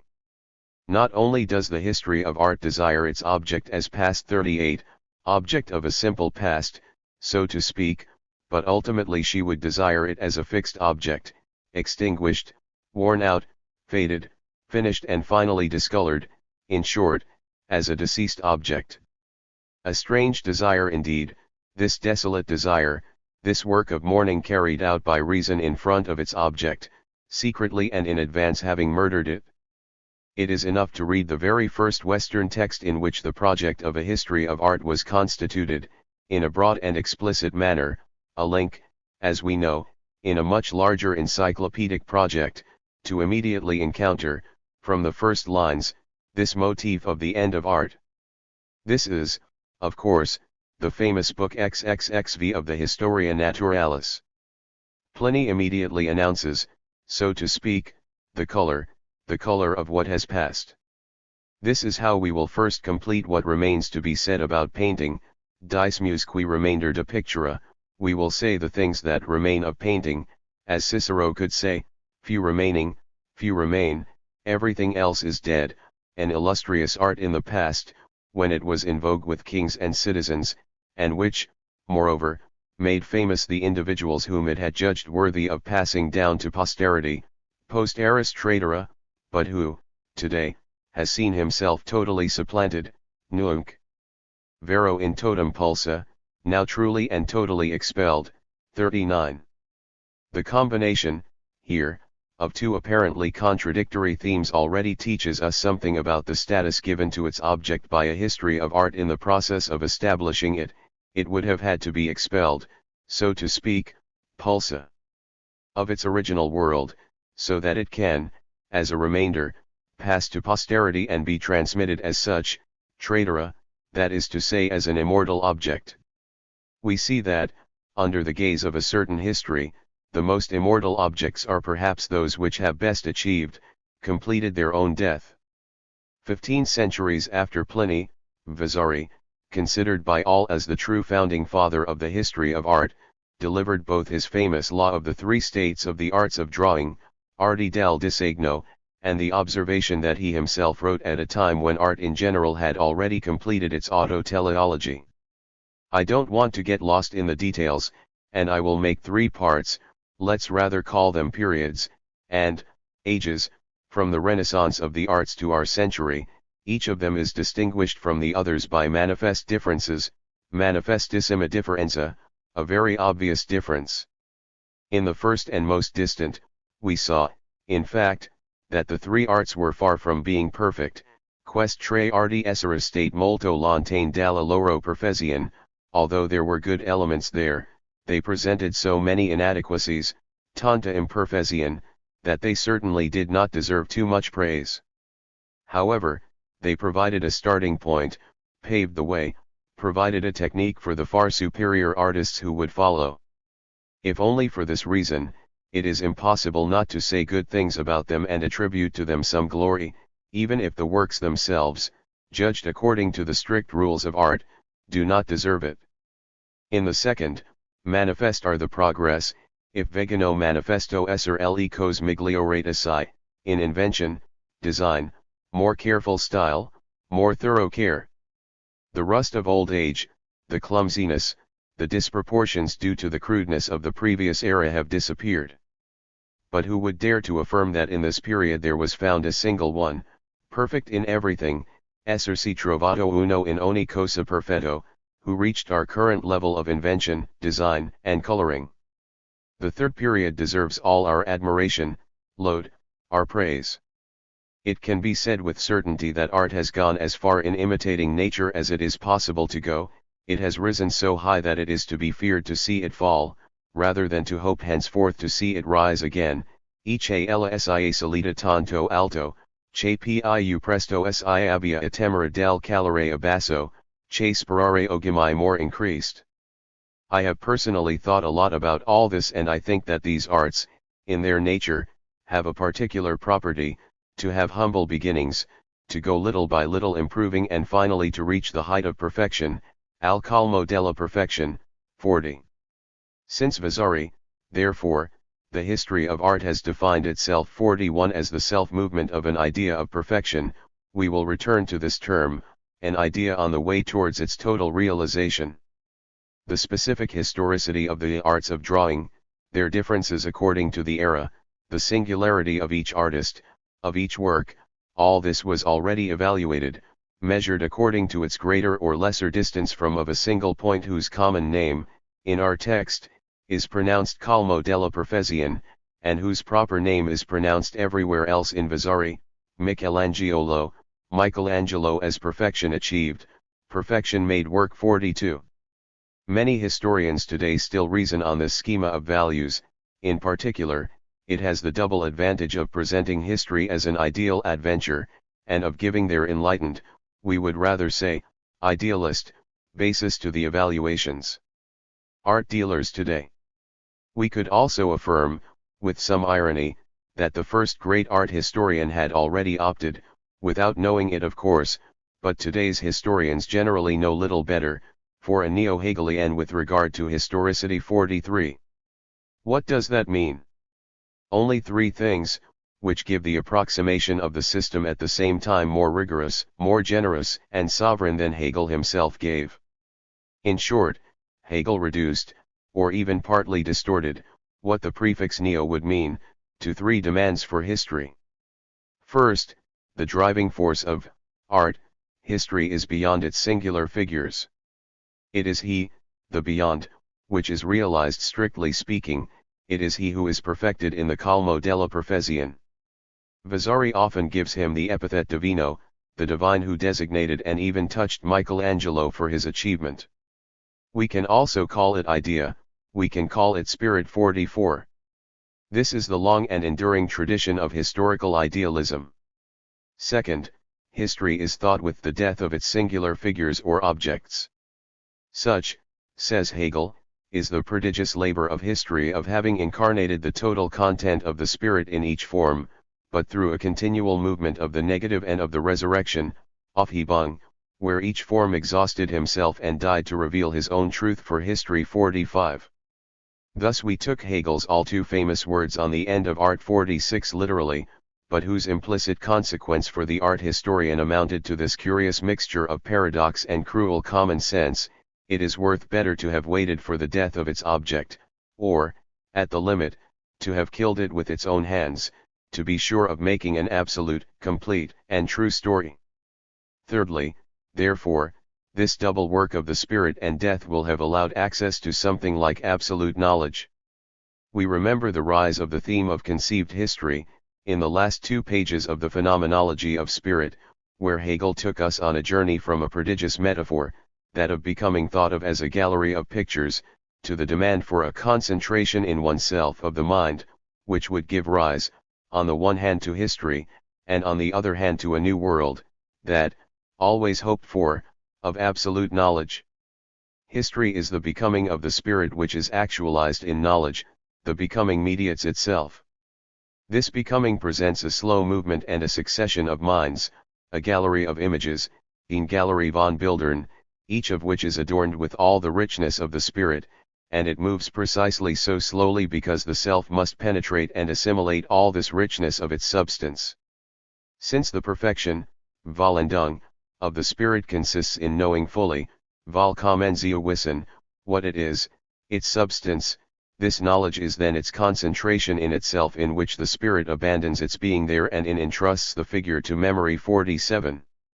And this is how the history of art in the sense of the objective genitive gives itself some hope of incorporating and completely digesting the history of art in the sense of the subjective genitive.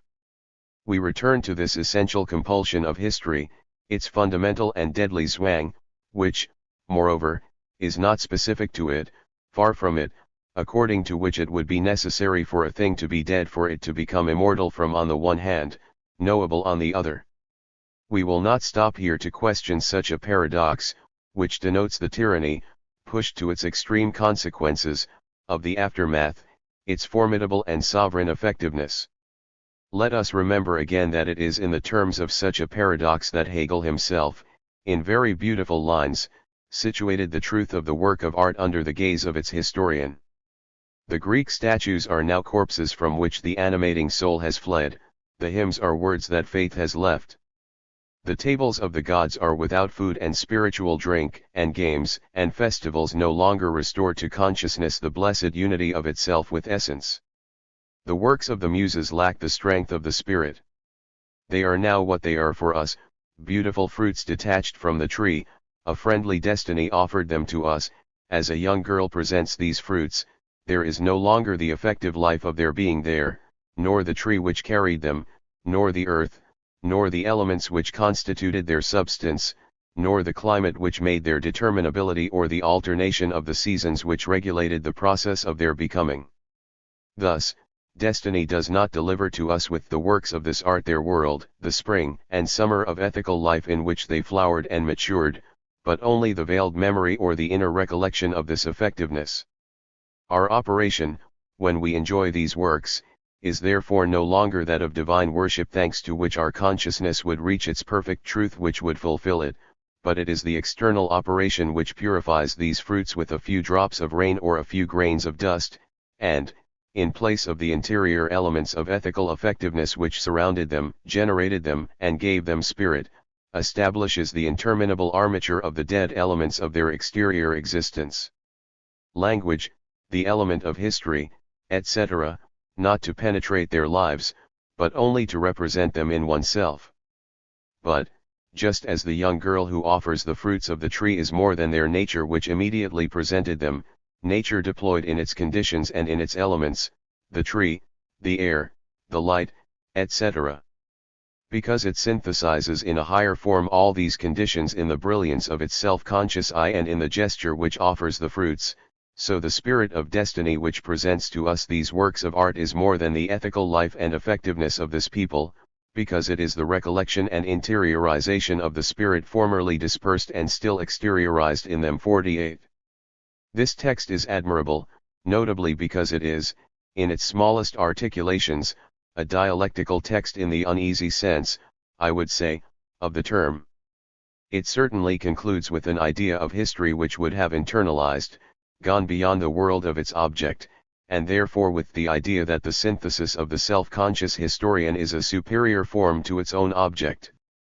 Past. But it is a text which, also, has not forgotten the deadly meaning of the aftermath. He knows that the discourse of history only establishes the interminable framework of dead elements of a past. He knows and he says that the time of art history signifies the death of God as much as the death of art. In short, Hegel does not forget the loss that all knowledge will imply, a loss which concerns the effective life of their being there, as he says about these immemorial and enigmatic statues of ancient Greece. Loss to which we could refer, today, the urgency of a questioning focused on the visual effectiveness and the anthropological dimension of these visible objects that are the so-called works of art. The admiration we feel at the sight of these statues is powerless to make us bend our knees, Hegel said again in his Aesthetics Course 49.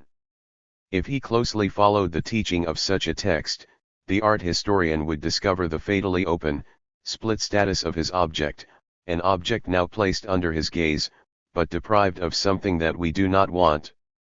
More, of course, today, something that has actually been surpassed.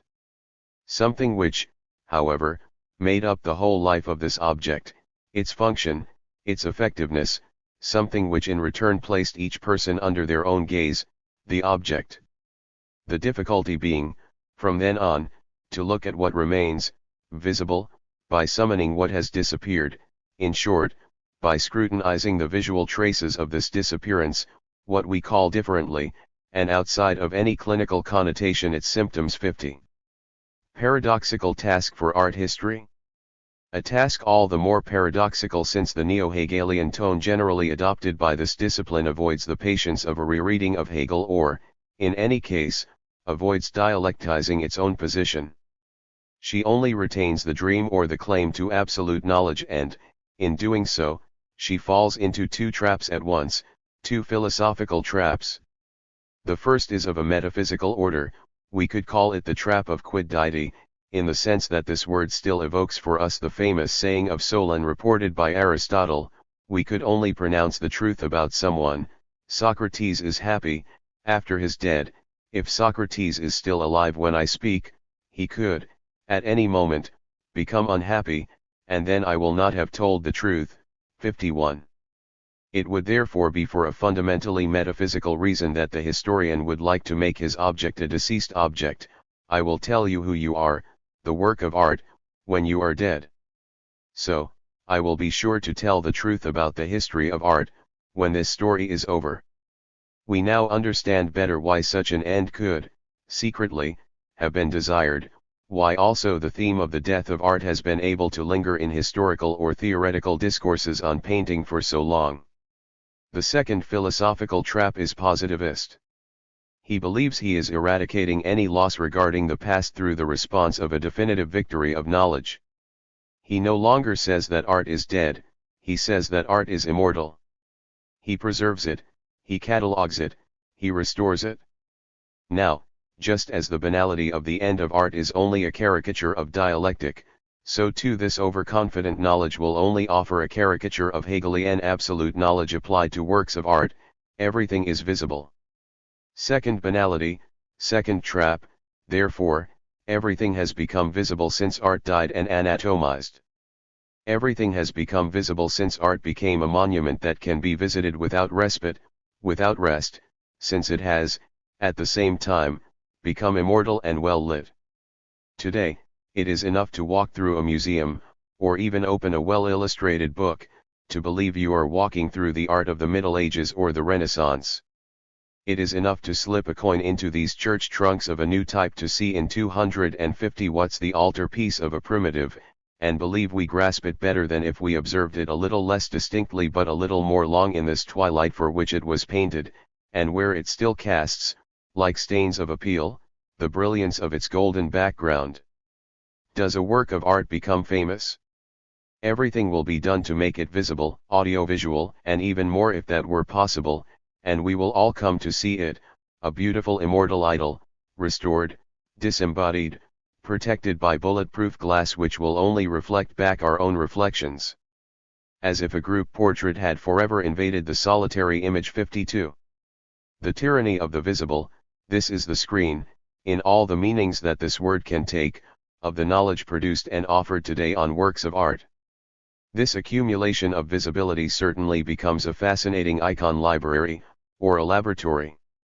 But it also becomes a hypermarket for the management of which art history, whatever it may have, plays its role. Through the ever-increasing resources allocated to it, our dear discipline believes it is taking advantage of the situation of demand, as they say. In reality, she is trapped by this demand, forced to reveal to everyone the secret of the masterpieces, forced to exhibit only certainties. She appraises thousands of visible objects intended for placement, since the illuminated platform from the auction rooms to the chests where no one will see them anymore. The art historian would therefore be on the verge of playing the rather murky role of an extremely learned Monsieur Loyal, but perhaps more naive than he believes. He presents and endorses a spectacle. Even if he stands at the edge of the track, he too is forced to succeed in his performance, that is to say, to always present the mask of certainty. Art history will fail to understand the visual effectiveness of images as long as it remains subject to the tyranny of the visible. Since it is a story and since it tries to understand the past, it must take into account, at least as far as Christian art is concerned, this long reversal: before the demand there was the desire, before the screen there was the opening, before the placement there was the location of the images.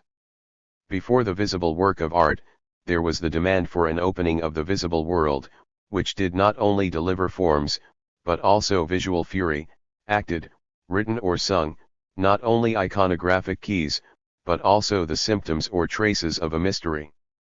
But what happened between this moment when Christian art was a desire, that is to say a future, and the definitive victory of a knowledge which postulated that art was expressed in the past? To art as Renaissance. And the immortality of the ideal man. There was the Renaissance. Magnificent mythical tide, golden age of the human spirit, invented reign of all inventions. The word sounds magical, it's a word that promises. It seems to take place in the very special time of a future in the process of being born and remembered, closing the shadow of the past or of oblivion, opening the dawn of all lucidity. It was during the Renaissance in Italy that art, as we still understand it today, although increasingly poorly, was perhaps invented and in any case solemnly invested one. As if the question of origin, in this domain, could also only be expressed through this word of rebirth, this word of repeated origin. One thing is certain, it is that between the origin and the repeated origin, the Quattrocento then the Cinquecento invented the idea of a phoenix age, an age where art was reborn from its ashes. It was therefore to suppose that there had been ashes, it was to suppose that art had been dead. By inventing something like a resurrection of art, the Renaissance at the same time delivered a fantasy of the death of art. Now, what is there in the interval that separates the birth and death, the death and resurrection of art? There is the setting in motion of his conceived story. Also the mythical flow of the Renaissance must have carried within it the invention of a history, the invention of the history of art. This link between the Renaissance and the history of art is so constitutive, so preeminent even today too, that we no longer know very well whether the notion of Renaissance is the fruit of a great discipline called history of art. Art, or if the very possibility and notion of a history of art would only be the historical fruit of a great era of civilization called, by itself, the Renaissance. The two hypotheses each have their own value of truth, in particular the second, which would explain quite well why, 4 centuries after its emergence, the history of art could still be placed under the sign of humanism. 3, even under the implicit constraint of a cruel postulate which would state this: either art is dead, or it is reborn, and if it is reborn it will be all the more immortal. This postulate is in fact a movement of identification, self-recognition and triumphant desire. Let us give the hypothesis that the history of art, in the sense of the objective genitive, the discipline having art as its object, was invented as a necessary phase for a self-recognition of art by itself, its baptism somehow. As if, to be recognized as a distinct, and distinguished subject, in both senses of the term, Renaissance art had been forced, at one point, to pose as an object under the gaze of others, in fact, under the gaze of princes, an object that would take on its full meaning as soon as it had a story. Inventing the history of art was therefore the properly identifying work of a practice which sought, beyond itself, like its idea or its ideal, to found itself in a dogmatic and social order. To do this, she had to carry out a work of division, to separate the history of art in the sense of the objective genitive and the history of art in the sense of the subjective genitive, a practice now reified, by itself, by others, but finally endowed with sense, identified. The main work of this identification work was carried out in the 16th century by a skillful and sincere artist, cultivated and courteous, an artist incredibly stubborn in his task, who covered square kilometers of allegorical painting in Rome, in Naples, in Venice, Bologna, and especially Florence, who built numerous palaces, and notably the one which would become the most prestigious museum of the Italian Renaissance, the Uffizi, an artist who raised tombs and presided over the official funerals of Michel-Angel, but whose most famous work rightly remains this gigantic historian's text in which he recounts the lives of the best Italian architects, painters, and sculptors from Cimabue to our times, for we will have recognized the figure by Giorgio Vasari, architect and painter of the Duchy of Tuscany at the time of Cosimo de' Medici, friend of the humanists, founder of the Academy, enlightened collector, and finally the true patriarch and father of the Church in the history of art. According to the formula so often used by Julius von Schlosser, who rightly added, in both the good and bad senses of the term 5. Anyone who wants to study Italian art, from Cimabue to the end of the 16th century, will inevitably walk in the shadow of Vasari. A reassuring shadow, because it is a treasure trove of information, an almost daily chronicle, a catalogue, an internal vision of things, who could, better than an Italian artist recounting the lives of his peers, tell us in this way the life of resurgent art? But it is also a deceptive shadow. The correct remark of Julius von Schlosser has made its way, and the modern editors of Vasari, since G. Milanese, teach us to be wary of this text, because it is also a treasure of bad faith, of exaggerations, of gossip, and untruths. In short, the art historian today knows how to measure the Vasarian text in terms of its inaccuracies. 6. Is this enough to judge such a text? Obviously not. Vasari's inaccuracies cannot be understood only to be corrected. They are as much positive strategies of enunciation as they are negative errors of statements. They are part of a project, of a great meaning which ran among the thousands of pages blackened by Vasari in the 10 years that the preparation of his work lasted, which still ran during the 18 years of rearrangements necessary to the second edition of the Lives, and which, no doubt, continues to run on the blackened sheets today by a scholar wishing to write some history of art, Italian or not, under the gaze of a modern edition of the Lives. How could such meaning, which initially involved the constitution, in the temporal sense, of a history of art, not obsess and give shape to the constitution, in the structural sense, of any history of art? Art. Thus it still engages today the theoretical topicality of the discipline, the topicality of its ends. The question in fact arises in these terms: for what purposes did Vasari invent the history of art? And above all, to what descent have these ends condemned us? 7. Let's open Lives, let's just open them. Let us stay at the edges, with the theoretical intuition that endings never nest better than on the edges of great texts. 8. The case of Vasari in this regard is exemplary, since it was indeed a question, with the Lives, of drawing the framework of a new genre of discourse, of writing, and of leading his reader to the shores of a new age of knowledge about art. The framework of Lives is to be read, and seen, as a stratified, complex system of legitimation procedures. It is a framework in work, it is a rite of passage defining the perimeter where we enter when we open the book, it is the definition of a new playground, a new temple, the story of art. Vasari invites his reader into the Lives by presenting to him in turn 4 types of legitimation, the clarification of which alone can say a lot about the ends he proposed, that is to say on the great identificatory movement that we talked about. Opening Lives is already stripping away the subtle dialectic by which a human practice will have sought its symbolic recognition, to recognize itself and to be recognized, by postulating its autoteleology, that it had no other ends that she herself, and that in this sense we could tell her story, her very specific story. Subtle dialectic, indeed. It first resembles one of those strange head movements that were undoubtedly performed in every court in Europe in the 16th century, a movement where the head bows only to raise itself better. It is the reverence, the politeness of power, which says in a way, I am yours, then, recognize that you cannot do without me, and finally which implies, I am not to no one but myself, for I am of the race of the nobles.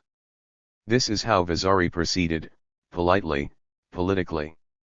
His first legitimation for writing the Lives was to establish a relationship of obedience, traditional in fact, and to begin by bowing low before the very illustrious and very excellent Prince Cosimo de' Medici, Duke of Florence, to whom Vasari very humbly kisses the hands, umilissimamente le bacio le mani, and dedicates his entire work. It is therefore under his most honored name, sotto l'onoratissimo nome suo, that the book must reach the hands of men.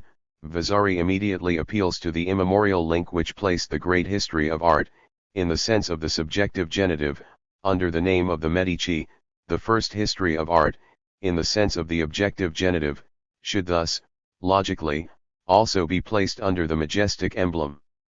This is what the engraved frontispieces of the two successive editions represent, frontispieces crowned with the famous Medician pales, figure 2 and 4, 9. Very humble servant and very devoted servant of the Medici 10, Vasari therefore opens his great work to the double play of humility and praise. Humility of a courtier and artist civil servant, because he offers all his work to the prince, the only father, lord, and protector of our arts, because he belittles his rude work, razza fatica, as an official painter taking up the pen, the better to exalt the greatness of soul and the royal magnificence of Cosma XI. But, in doing so, he opens a rich theatre of praise, in which he will ultimately find his role. It is the praise of the Medician lineage and of these very illustrious ancestors whose trace Cosma was able to follow in protecting the arts, seguendo in ciol elm degli illustrissimi sui progenitori, 12. It is, beyond that, the praise of the city, this Florentia with mythical origins of which two putti reveal, on the frontispiece of 1550, a stylized landscape. However, the city of Florence is also valid, metonymically, for its inhabitants, in particular its famous inhabitants who made it splendid, the artists. Shortly before 1400, Filippo Villani already mentions Cimabue and Giotto among the Uomini Famosi of his chronicle, and Landino in 1482 placed at the head of his monumental edition of the Divine Comedy a eulogy of Florence and its great men. Vasari, himself a Tuscan painter, only gave this dedicatory use of communal pride the dimension of a prodigious history book 13. 2G Vasari, Frontispiece of Lives, First Edition, El Torrentino, Florence, 1550. Xylography. The second legitimation procedure appears clearly in the 1568 edition, which the considerable success of the original edition had made it possible to completely recast, adding a whole xylographed series of portraits of artists, as well as a significant number of biographies of Vivi et de Morti dal anno 1550 infino al 156,714, the last of which is none other than the autobiography of the painter-historian himself. This loop completed in 1568 tells us exactly what is at stake in such a procedure.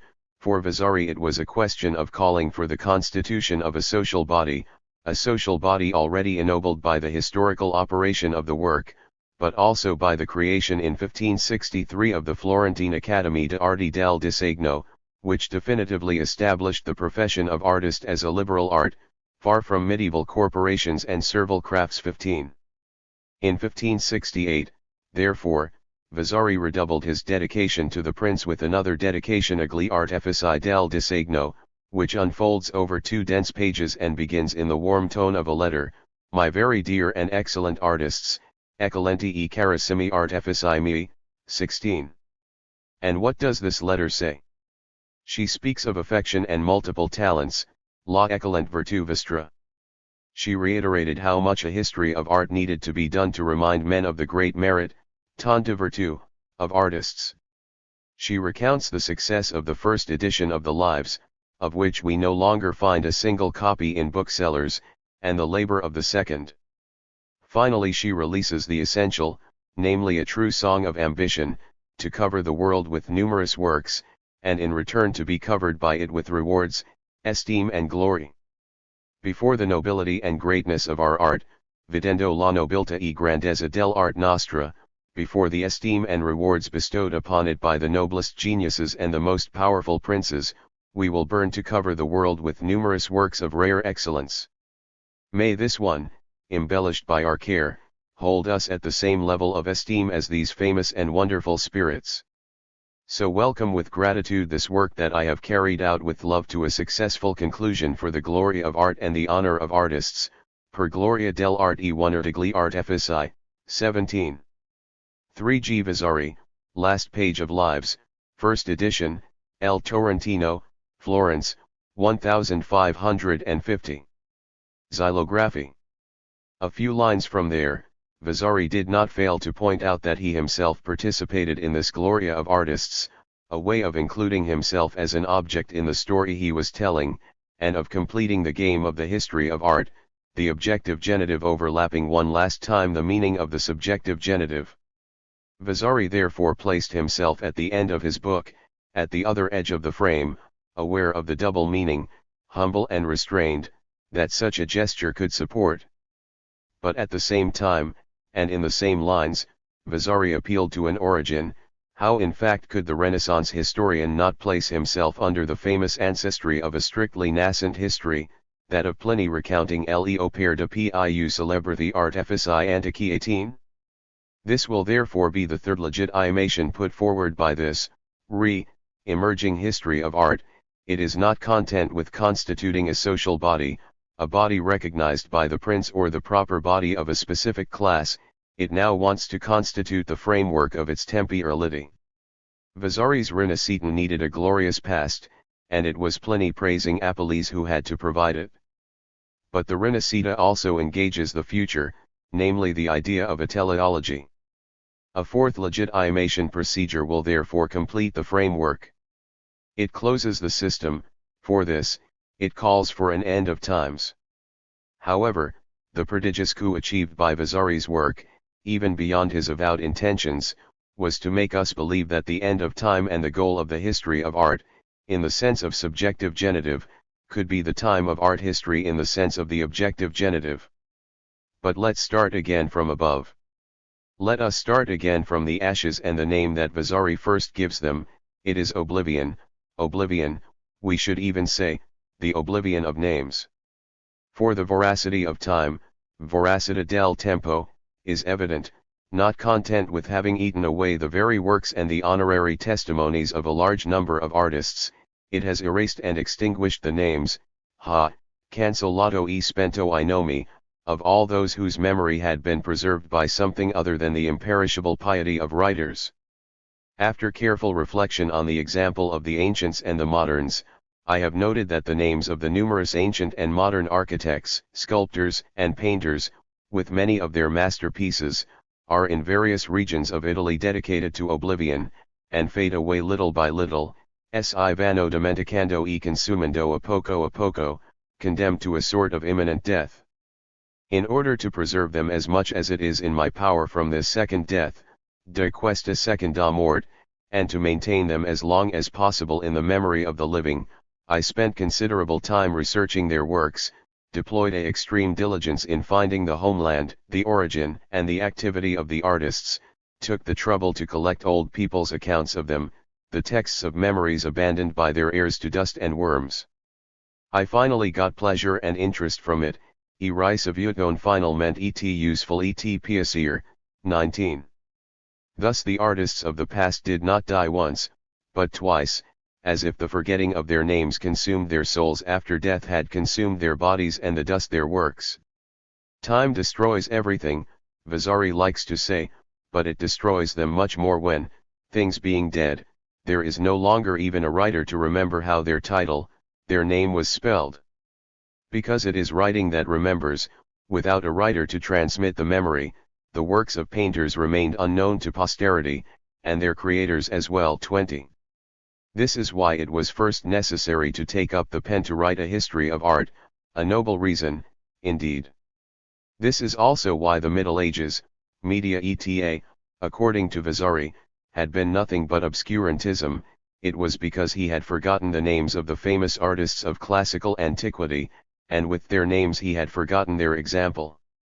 When Boccaccio compares Giotto to the painter Apelles, praising his ability to imitate nature, painting itself regains its memory, emerges from the shadows and begins to be reborn. This is finally why Vasari had to extend his chronicle to the generation of students of Michelangelo and the great Venetians. I was still pushed by another reason. It could happen one day, which God forbid, that, through the carelessness of men, the molly-good-nighty of the times or the will of heaven which does not seem to want much maintaining the integrity of things here below, art again undergoes similar disorders and ruin. I hope that everything I have just written and everything I am going to exhibit can contribute, if my work deserves to have this happy role, to keeping it alive. 21. This was therefore the first design, the first great design of Vasari the historian, to save artists from their supposed second death, to make art unforgettable. Or, in other words, immortal. Immortal by his declined names, eternal by his transmitted reputation, his fama. The intention, once again, was revealed in the frames of the book. First of all in the very title of the original edition, Figure 2, whose caryatid figures both assumed an allegorical function, the one on the right, with its lyre and its laurel wreath, Apollonian attributes, looks in the direction of a female figure whose interpretation seems more delicate today. She brandishes a torch, and at her feet lies a spherical object.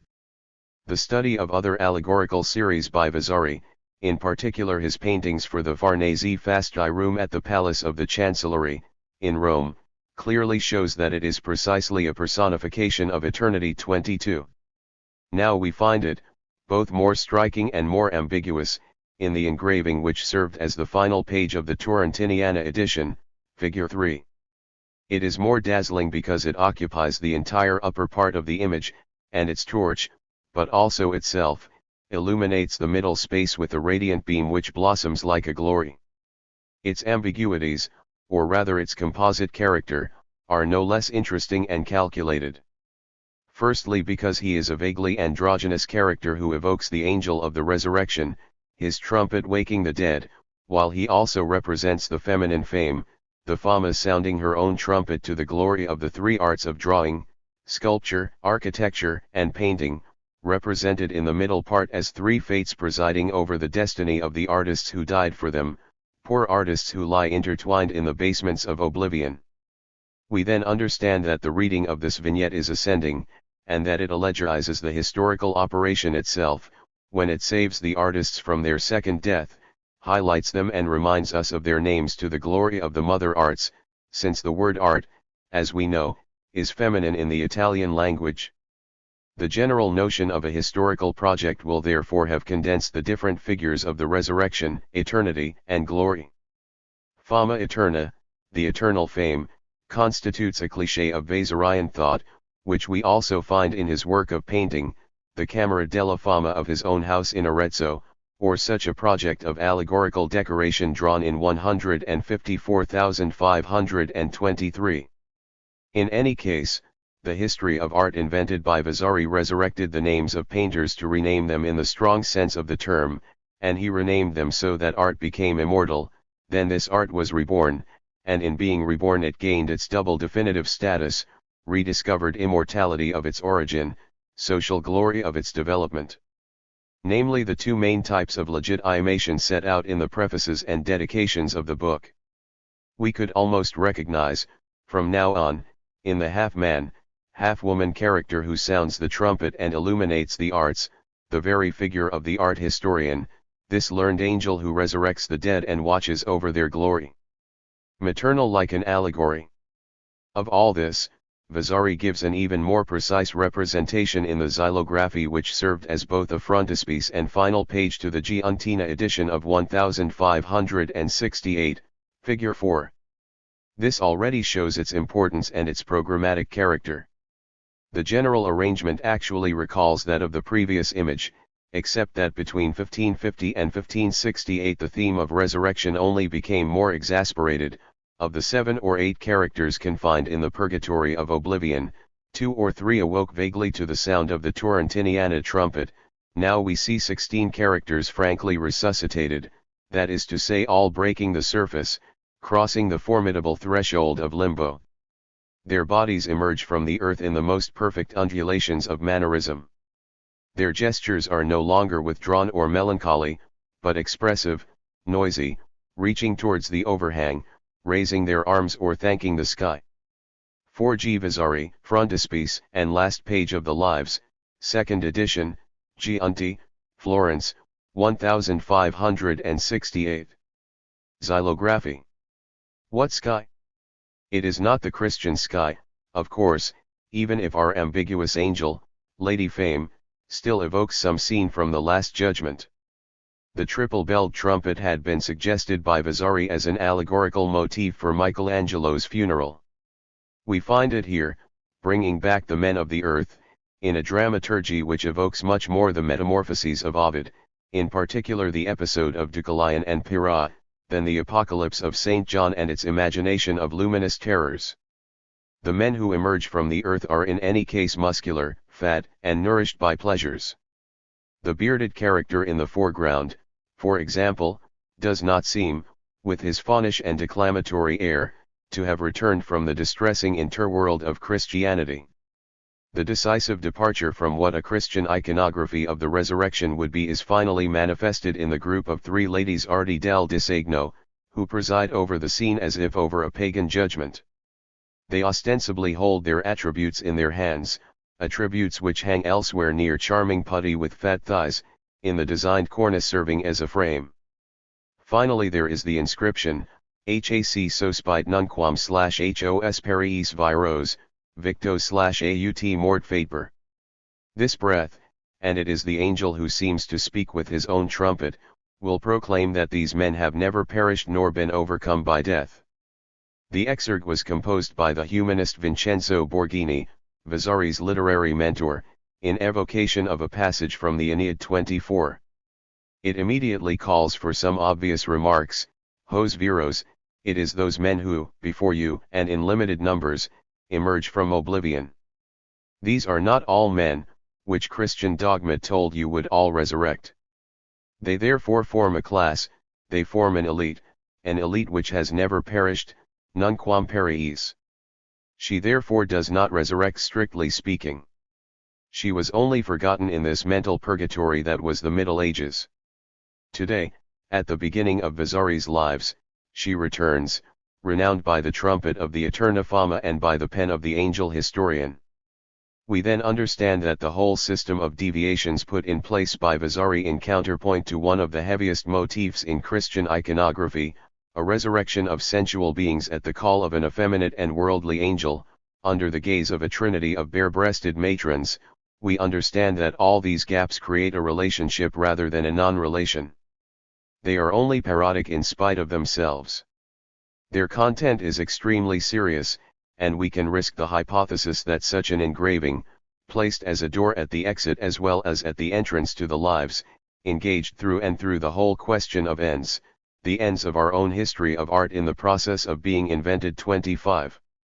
In any case, we will not be surprised to find in the 1568 engraving the 2 main types of ideals already put in place in what we have called the legitimation procedures of the Vasarian text. Let us note in passing the sophistical character of the whole operation, which gave as legitimizing reasons what were in reality only desiring reasons. Let us also note how the putting forward of an object, saving the names from oblivion famous artists, could effectively contribute to the new assumption of a subject position, the art historian himself, as a new humanist, scholar of a new and specific genre. First desire, therefore, first ends invoked, these are metaphysical ends. We read them, in the engraved exurg, under the words nunquam periis. We see them under the allegorical figure of our winged and feminine historian, who is called Eterna Fama, the eternal fame. We recognize them in all the passages where Vasari calls for an origin as well as a final end. What is constituted there is nothing other than a second religion, a religion localized in the field designated art. She foments her concept of immortality on the basis of a glorifying use of memory, memory put to work to rename artists, and cover them forever with the protective wing of Eterna Fama. Immortality has here its messianic envoy, who weighs souls and pronounces the chosen names. It is the art historian, whose era begins with the untimely reduction of an objective genitive to a subjective genitive. The second endings of this fictional but effective era complete the immortality with an aura of glory. Hos viros, said the exurg. Nobility and grandeur of our art, said the dedication to the Ecclenti Artifici Me. In short, the religion that Vasari invents is a class religion, and even a first-class religion. It only concerns elite spirits, it being understood that they are not only entitled to the imperishable reputation, Eterna Fama, of the afterlife, but that nothing can prohibit their efforts access to higher degrees, honors from this life, per venire a sami gradi, per vivere honorati. 26. Even if they were of humble birth, excellent artists, renowned by the historian, would have the right to be part of the ideal but concrete nobilta, that is to say the court of princes. Let us not forget the grand ducal crown and the Medicean pales, which are exactly in line with the trumpets of fame. The second endings of Vasarian history can now be described as courtesan endings. 27. The history of art would therefore be born or reborn by inventing a new human race, an elite, a nobility not of blood, but of virtue. She would have formed something like an ideal humanity, a Parnassus of resurrected demigods, sharing with the prince the summi gradi of social life, such are her fine courtesans. 28, sharing moreover with the true God this faculty of inventing and to create forms that Vasari called the disegno, and here we would touch on the properly metaphysical dimensions of his project. But isn't that a bit of an exaggeration? Should we really claim that disegno, drawing, is a concept of metaphysical tonality? Are we not in the process of thus putting forward the ends of omitting the main thing, which is quite simply the constitution by Vasari of a new historical knowledge, with its discoveries and its possibilities of errors, with its means of investigation and its specificity of object? Today, art historians are hesitant to see Vasari as a man of system, let alone a metaphysician. We sometimes emphasize the superficial aspect of his thinking. 29. We even wonder if he had a doctrine, or if he did not have one. 30. We insist, with good reason, on the non-closure of his work, conceived over several decades and considerably changing, influenced from one edition to another. 31. Erwin Panofsky had already very pertinently highlighted the internal contradiction of historicity conceived by Vasari. On the one hand it seeks synthesis, on the other hand it results in the failure of synthesis. The famous theory of evolution or law of the three states, which organizes all of Vasari's remarks in tune with a great biological metaphor, childhood, adolescence, maturity, this theory inherited from mixed ancient and Christian dogmas teams of contradictions, as Panofsky 32 writes, when it encounters its own objects of application, works of art. It therefore clarifies, but it distorts the reality of its object. In it, dogmatism constantly comes up against pragmatism, and observation against judgment. The kind of economy of salvation reinvented by Vasari to account for the meaning of the history of art, this economy also turned out to be an economy of anxiety. Panofsky does not say anything else. 33. There is indeed a system at Vasari, but it is a broken system. We who have inherited this flamboyant history of art and its finally cleared status, we have also inherited the crack. And that's why we need to analyze it. The problem will therefore not be whether Vasari had a complete doctrine or not, original or not. The problem consists of identifying in the very faults or cracks of a doctrine in movement what we could call the passage of ends. Its rhythm is always duplicitous, because the ends are expressed in the desire which passes as much as in the anguish who passed. It is this passage that we qualify as metaphysics in Vasari, metaphysics, the dream triumph of an age of disagno, metaphysical too, the anguish of a death of art where all the designs would fall into dust. Vasari's method, the method of art history in general, is not only to be judged in terms of its results, exact or inaccurate, it must also be questioned from the perspective of its ideals, or its phobias, or its never realized ends, these ends which do not define any result, because they come from a dialectic of desire. There are therefore two characters in Vasari, which we believe we can separate in order to simplify things, maintaining observation and rejecting judgment, for example. But this separation betrays the Vasarian work, and above all it obscures the crack, this crack from which we all come, we art historians. Let us try for a moment to clarify the notion. It is a stitched-up crack, constantly stitched up because the crack is constantly reforming.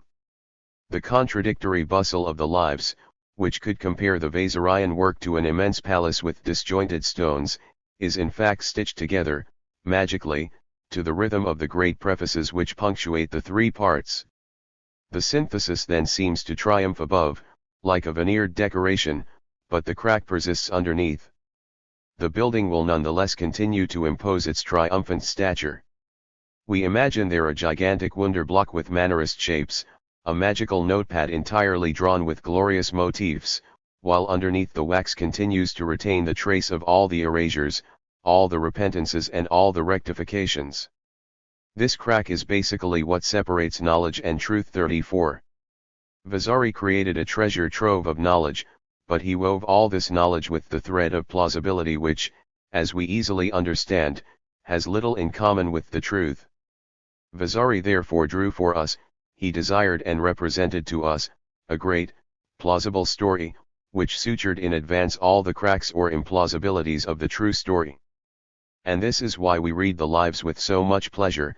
The history of art develops like a family novel in episodes, where the bad guys finally die for good, the Middle Ages, and where the good ones, they resurrected for real, the Renaissance. Hence the difficulty of discerning events from rhetorical topoi. Hence the permanent obfuscation of concrete observations by the totalizing idea which guides the skein of them. Hence the instability of the Vasarian lexicon, which constantly operates on several levels at the same time. In any case, it was necessary to construct a story which had meaning, that is to say a direction and an end.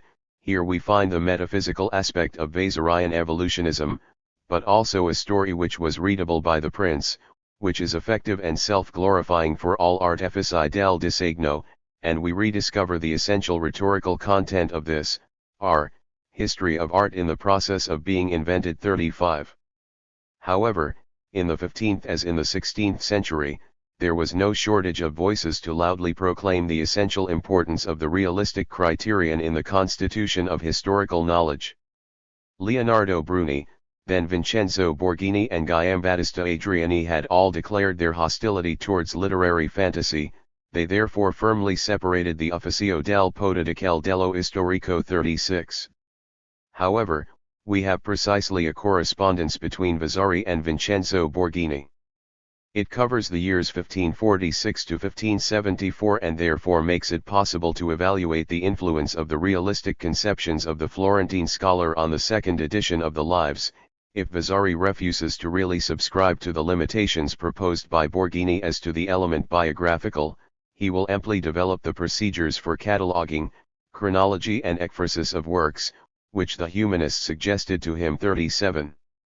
But does this mean, as is generally done, that Vasari between 1550 and 1568 had moved from the literary field to that of art history properly so called? No way. Because the problem, once again, lies elsewhere. A story can be realistic and precise, as we say of a plausible novel. Realism and catalogue can completely correspond to the rhetorical features of a speech, and that does not change the problem of the gap between knowledge and truth. Vasari actually drew up lists, gave dates, sought details.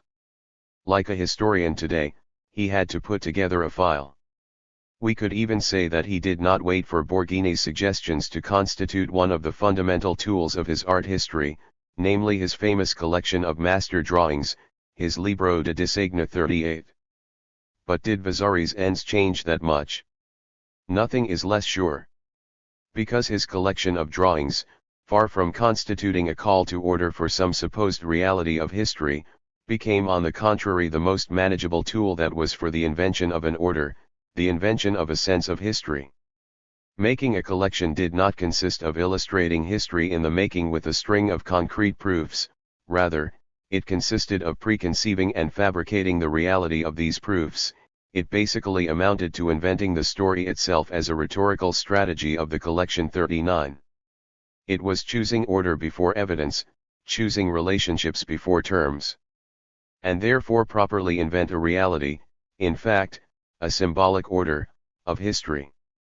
It was to frame, to isolate what it seemed necessary to isolate or, elsewhere, to create relationships of places, anteriorities, analogies, etc. In short, it was legislating on objects and giving them meaning. 40.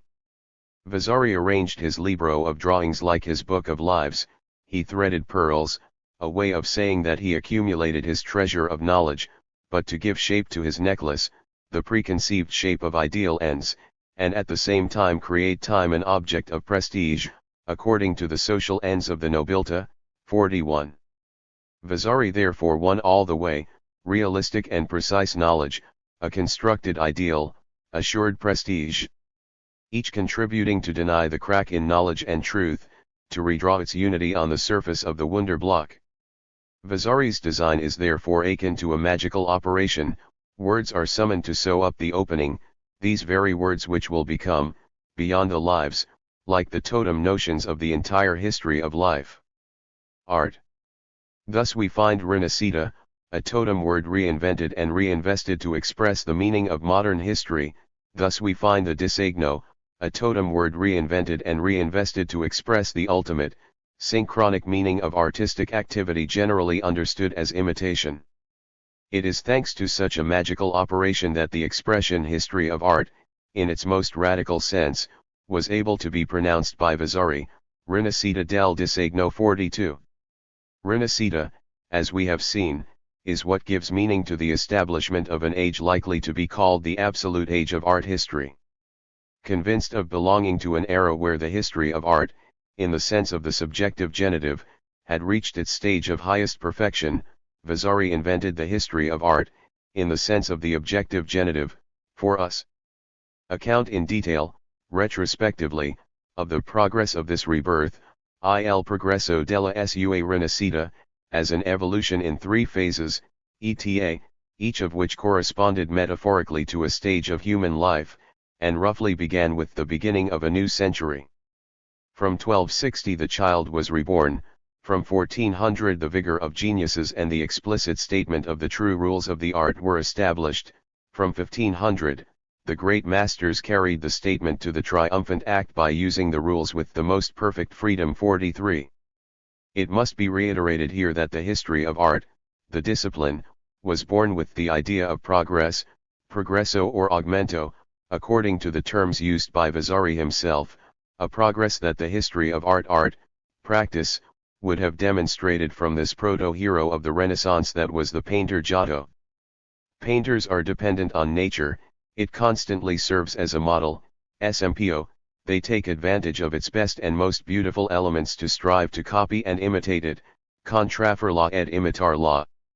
We owe this dependence to Giotto, a painter from Florence. He resurrected the art of beautiful painting since antiquity, as practiced by modern painters, by introducing the portrait from life, introducendo il ritraer bene di naturale le persone vive. 44. And the example that Vasari immediately cites is none other than the famous portrait of Dante, his contemporary and very close friend, a poet of a celebrity comparable to that of Giotto in painting. 45. From the outset, therefore, everything will have been established, the liberal, poetic, and intellectual prestige of the profession of painter, but also the idea, which will make its way to the present day, of the paradigmatic value of the portrait considered as the standard of artistic styles in general, even as the very criterion of their progress. 46. We then understand that the Renaissance, given birth by Giotto, then guided by Masaccio and divinely carried out by Michelangelo, we understand that this Renaissance could have appeared as the rediscovered golden age of resemblance. It has been said too often, what was reborn in the Renaissance was the imitation of nature. This is the great totem notion. Such is the mother goddess of all the mother arts, the supreme divinity of this secondary religion, which no longer wanted to give itself the absolute other as an essential benchmark of desire, but rather a very relative other, an other who must constantly strive for the same that the word mimesis carries with it. Art imitates, everyone seemed to agree on this, without taking much into account the principled criticisms to which the concept of imitation, from the beginning, had been exposed. 47. With Vasari, however, it seems to go without saying. Yes, our art is entirely an imitation, of nature first, and then of the works of the best artists, because it is impossible for it alone to manage to rise so high. L'arte nostra è tutta imitazione della natura principalmente, e poi, percida se non può salir tanto alto, del cose de quelli che miglior maestri di giudica sono condotta. 48. But the barely uttered slogan already reveals all its fragility. Imitation, certainly, will impose its law, govern and perhaps even tyrannize its subjects. Who is she though? Who is she, if not the puppet goddess of a simulacrum of a system? In imitation in the 16th century, it is the philosophical compromise which presides over the destinies of art, such as they persist in writing them, in history as in the Trattati di Arte. Nothing is more unshakable than imitation in this art literature of the Cinquecento, and yet nothing is more fleeting, not inconsistent strictly speaking, but elusive, luxuriant, protean. Imitation in the Renaissance is a credo, but it is not necessarily a unitary principle.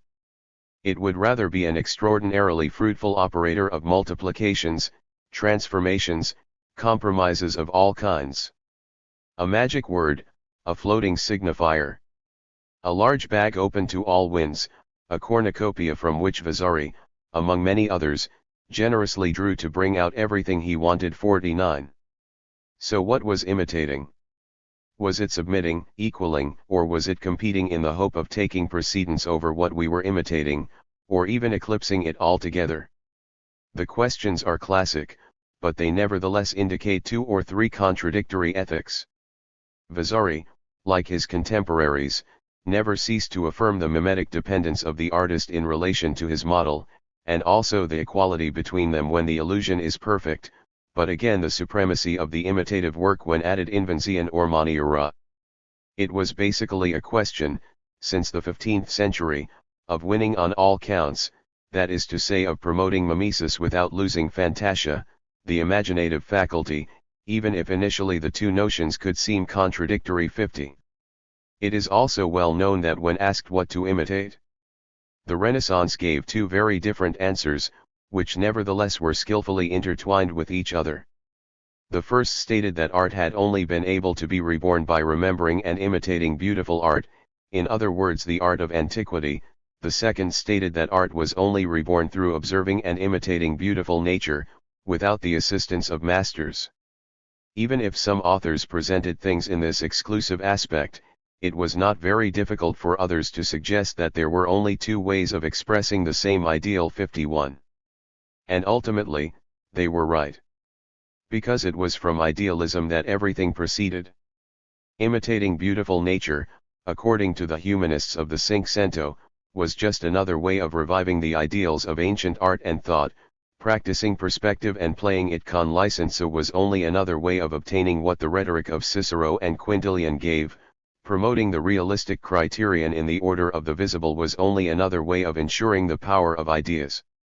In short, the tyranny of the visible and the tyranny of the idea constitute only 2 sides of the same coin. On the horizon of each of them, there is the trap of absolute seeing or knowing, there is the trap of quiddity. It is no coincidence that the famous essay devoted by Panofsky to the history of theories on art in the West is called Idea. He showed in particular how the vision of nature during the Renaissance had been able to fall back without damage on the production of the idea of 52. We could then suggest the paradox that realism, not in the medieval sense, of course, but in the aesthetic sense of the term, constitutes the tone, the style, the rhetoric par excellence of metaphysical idealism in the field of visual arts.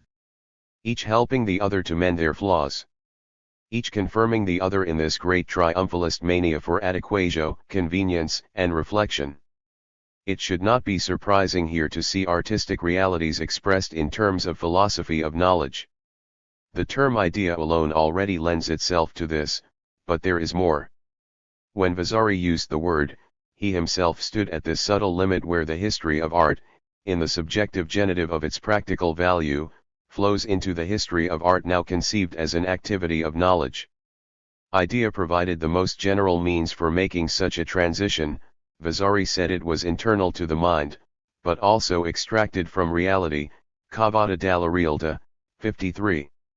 Later, Filippo Baldinucci defined the idea, in his famous Vocabolario Toscano dell'arte del disegno, according to the double parameter of perfect intellectual knowledge and artistic invention. Idea, sf. Perfect knowledge of the intelligible object, perfetta cognizione dell'obietto intelligibile, acquired and confirmed by doctrine and by use.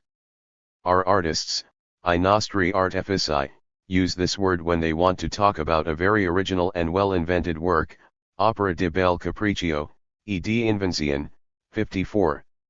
We must take these definitions seriously and, rather than separating their levels, we must try to understand the passage, the shift that they make. Art history was born with such movements. She often continues to practice them. Its currency of use would therefore be this metaphysical currency which, thrown in the air, shines with 100 lights but never tells us who is in charge, the idea or the visible, each side speaking for the other. Vasari never clearly answers the question with what do we imitate? When he answers, with the I legitimizes itself from the idea. When he answers, with the spirit legitimizes itself from the visible. This link of double legitimacy is a metaphysical link. He too has his magic word, his technical word capable of handling all conversions, all passages, it is the word disegno. Vasari's disegno first serves to constitute art as a unitary object, even as a subject in its own right to which it would provide, so to speak, the principle of a symbolic identification. Without him, nothing exists, writes Vasari, and he specifies, in the opening to his great Introduzione alle tre arti del disegno, that drawing is the father of our three arts, architecture, sculpture, and painting, that is to say the principle of their unity, their principle strictly generic 55. It is he who informs and fertilizes the mother goddess, the imitation, to give life to the scope of the three goddesses enthroned on the engravings of the lives like three fates spinning the destiny of reunited art. He had certainly not lacking, before Vasari, of texts to underline the fundamental value of disegno 56. But no one before him had affirmed with such force and solemnity that drawing could constitute the common denominator of all that we call art. There is therefore in the Vasarine operation an act of baptism.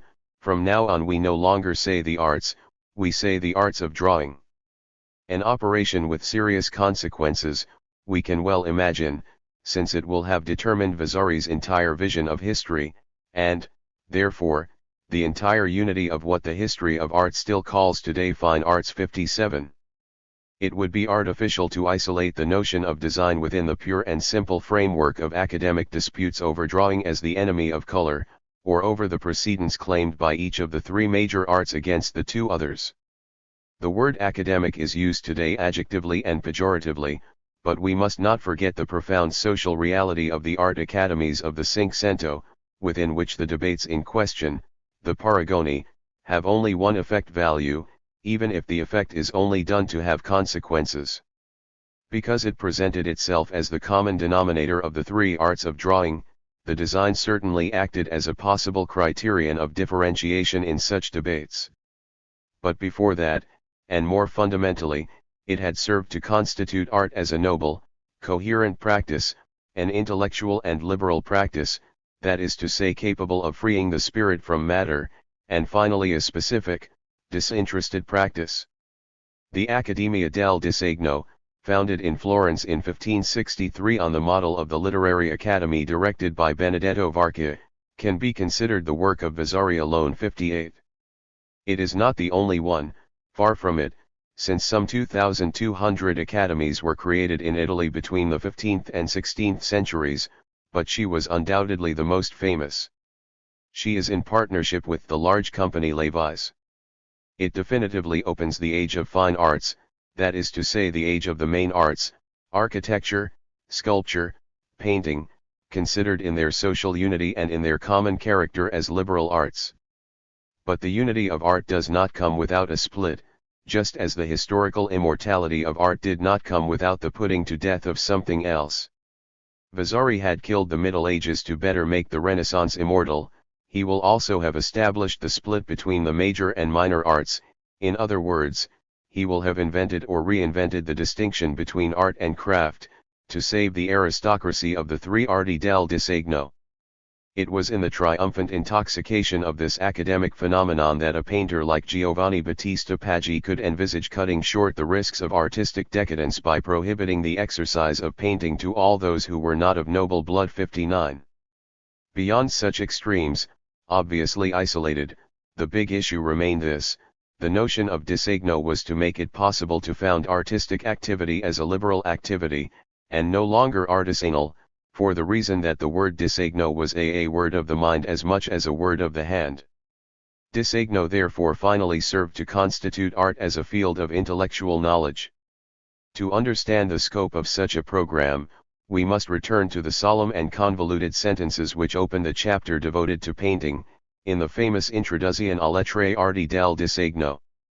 Proceding from the intellect, procedendo dall'intelletto, drawing, father of our three arts, architecture, sculpture, and painting, extracts from multiple things a universal judgment, cava di molte cose un giudizio universale. This is like a form or idea of all things in nature, una forma ovvero idea di tutte le cose della natura, always very singular in its measures. Whether it is the human body or that of animals, plants, or buildings, sculptures or paintings, we know the proportion that the whole maintains with the parts, and that of the parts between them and with the whole. Know the proportion that all of us have with the party and that of the French party and all of that. And from this knowledge, cognition, is born a certain concept or judgment, concetto e giudizio, which forms in the mind that thing which, subsequently expressed with the hands, poi espressa con le mani, is called drawing. We can conclude that this drawing is nothing other than the apparent expression and declaration of the concept that one possesses in the mind, una apparent espressione e dichiarazione del concetto che si ha nell'animo, or of what others have imagined in their minds and fabricated in the idea, nella mente immaginato e fabbricato nell'idea.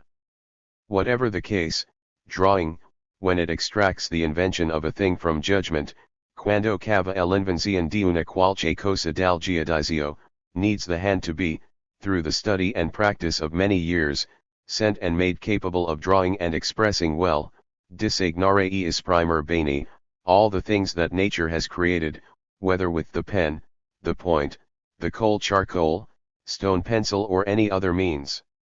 Indeed, when the intellect produces with judgment purified concepts, when the intelletto manda fuori I concetti purgati e con giudizio, these hands, which have practiced for so many years in drawing, make known the perfection and the excellence of the arts, and at the same time the knowledge of the artist, il sapere dell'artifice. 60. Such a text could obviously provoke extensive philological and theoretical comments.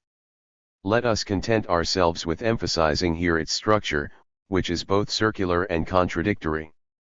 Circular, because Vasari presents to us the art of painting moving from knowledge to knowledge and from intellect to intellect, in short, from drawing conceived as procedendo dall'intelletto to drawing conceived as sapere dell'artifice.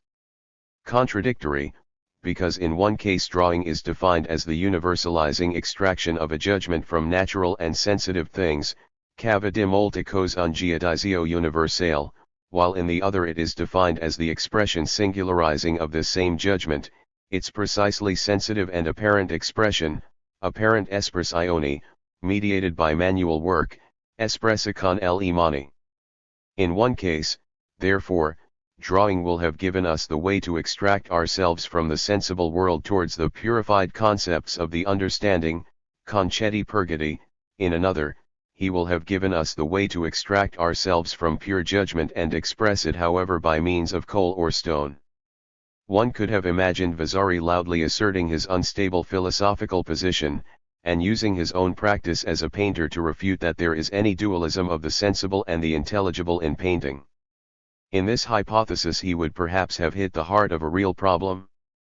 But he does not do this, too anxious to blend his notion of drawing into the intellectual categories of his time, too concerned with hierarchies that he does not wish to eliminate, but only to move. He therefore deals with the circularity and contradiction of his theses on drawing by developing compromises and magical operations in which circularities and contradictions will go hand in hand. Disegno is in fact a magic word, first of all because it is a polysemous, antithetical, infinitely manageable word. It is almost a floating signifier, and Vasari does not hesitate to use it as such. Of the 18 long paragraphs that make up the analysis of the word today in the Grande Dizionario della Lingua Italiana, 8 list the concrete meanings and 10 list the abstract meanings, all roughly covering what the French language denotes with the two terms drawing and design, formerly identical. 61. Here we have a first element to understand the prodigious extension of the word disegno in Vasarian semantics. It's a descriptive word and it's a metaphysical word. It's a technical word and it's an ideal word. It applies to the hand of man, but also to his imaginative fantasia, but also to his intelletto, but also to his anima, to finally apply to the omni-creative God. It comes from studio vocabulary, in which it designates the form obtained on a support by the artist's charcoal or pencil. It also designates the sketch, the work in progress, the project, the compositional diagram or the drawing of the lines of force. He says the rule which governs all this technique, the buona regola of the painter, the one which gives rise to the retta misura, to the grazia divina of the line, in short, to the disegno perfetto. Constantly the vocabulary of the lives, subject to the ideal progression of the 3 ages of drawing, will have to amplify and rise. The rule of art will become law of nature. The visible effect will become intelligible cause.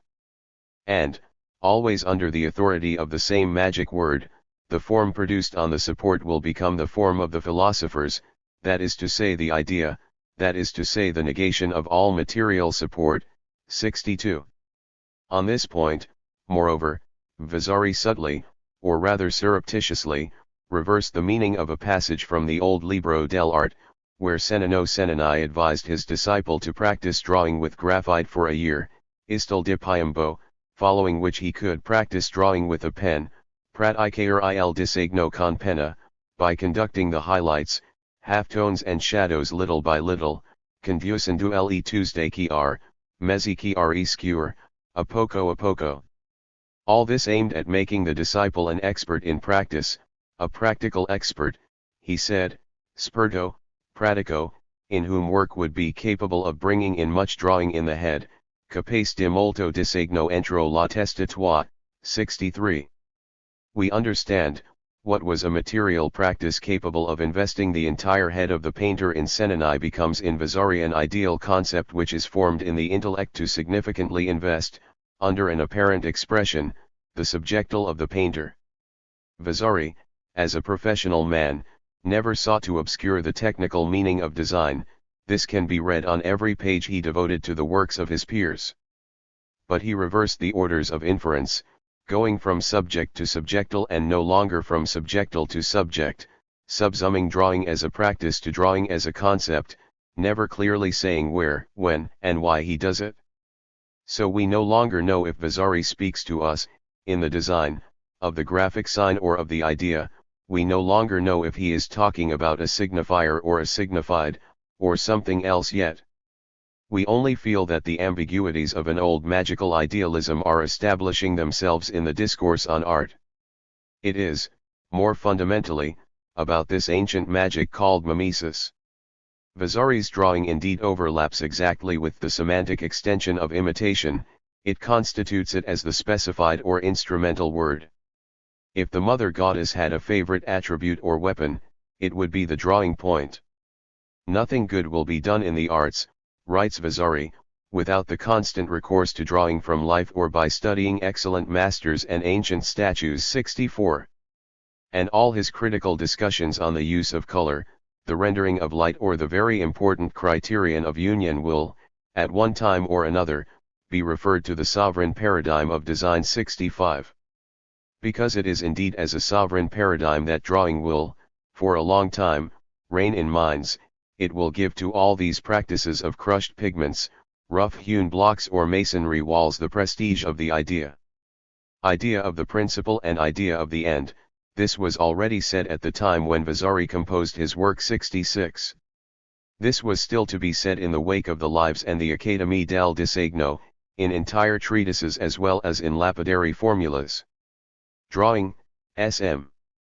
Form expressed from all intelligible and sensible forms, which gives light to the intellect and life to practical operations. 67. So where are we, at the end of this long Vasarian excursus? We are at the point where the discourse on art seems to have managed to name the vital principle of its object, using for this the philosophical concepts of intellect and form or idea, magically instrumentalized by the term disegno.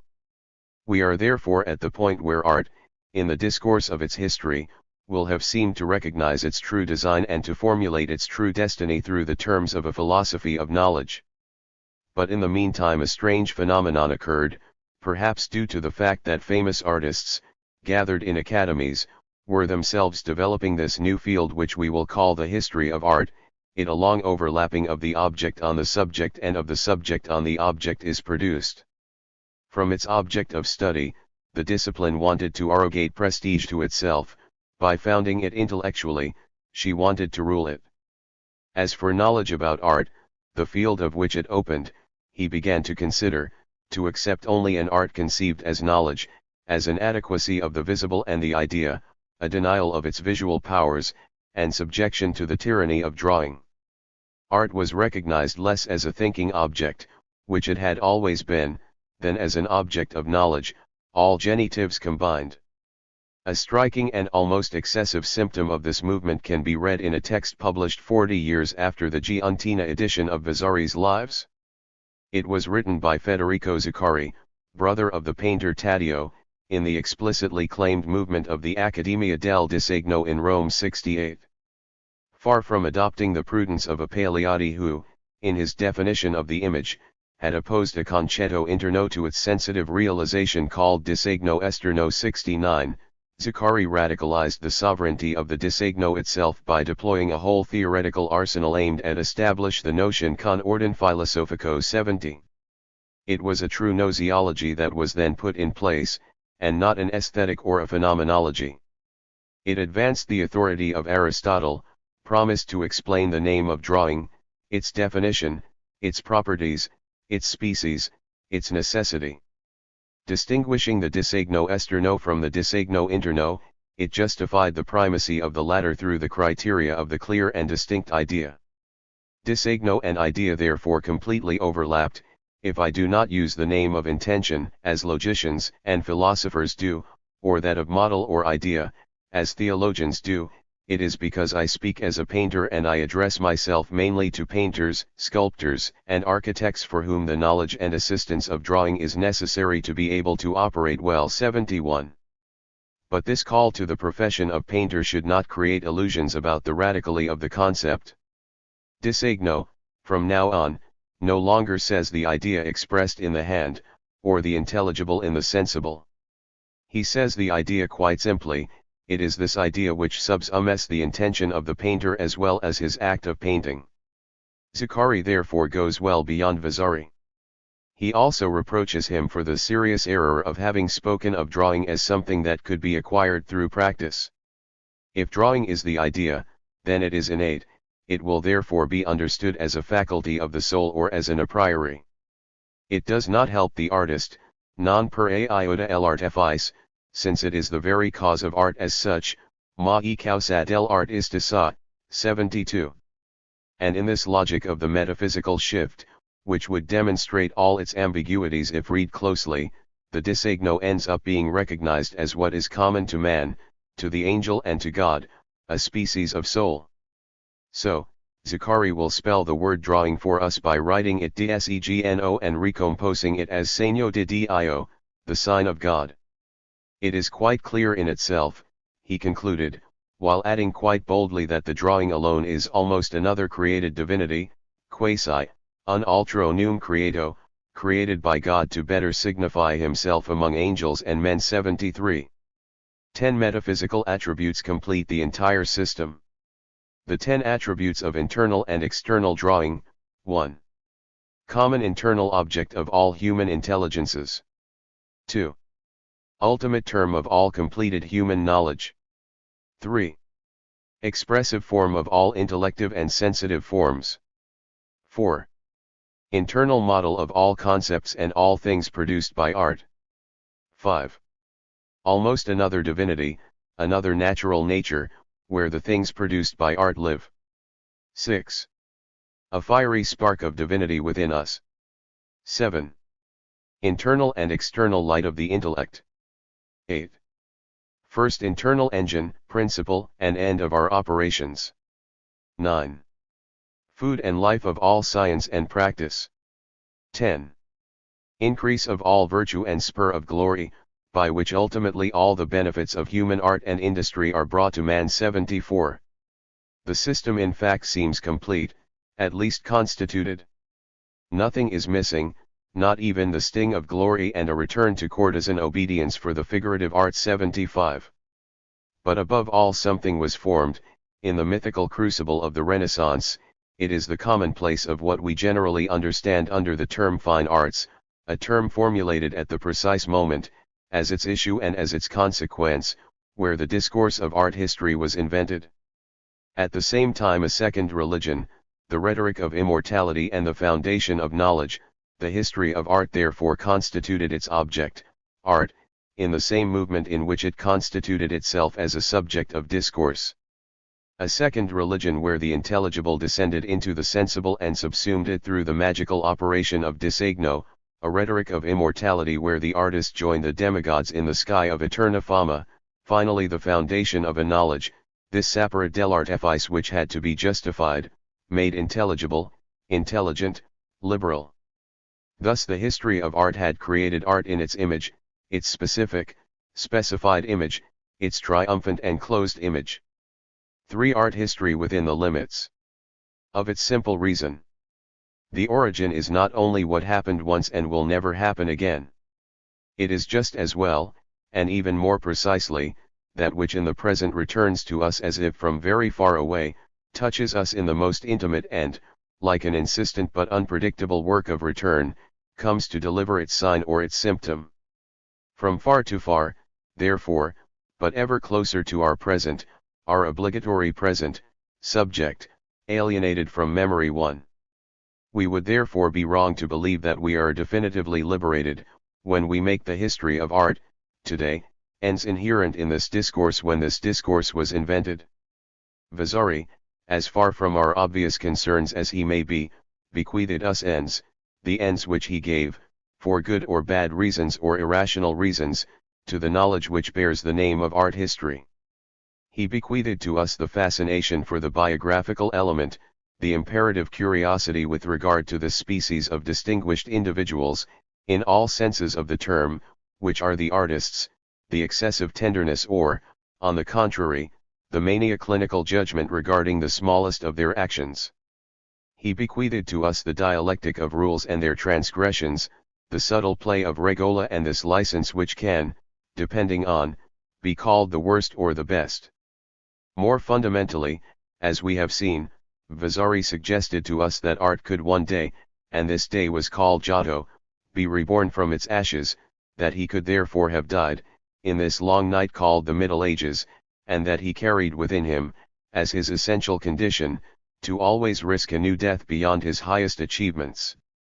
Between Renaissance and Second Death, Vasari interposed, to save and justify everything, a new problematic of immortality, constructed immortality, highly declined by a new angel of resurrection, who called himself the historian of art, figure 3. In the hand of the angel shone a torch, and through it this concept essential to the entire Vasarian problem, eterna fama, eternal fame, which, in two simple conjoined words, already expressed this collusion of ethical ideals, courtiers, political, and metaphysical, gnoseological ideals, which gave foundations to this new knowledge about art. We have inherited all this, directly or indirectly. When we look at the long duration of the history of art phenomenon, when we question its practice overall, we can only be struck by the continuous movement and the insistence of its ends. The fascination with the biographical element is intact. It manifests itself today in the monographic obsession and the fact that the history of art is still massively recited as a history of artists, the works very often being called as illustrations rather than as objects for the gaze and questioning. The mania for clinical judgment has found its new field of application in an improper use of psychopathology or psychoanalysis. The binary game of rules and transgressions has not stopped either. Stylistic standards are established over the course of discourse, and the license excludes bad painters from below, geniuses from above.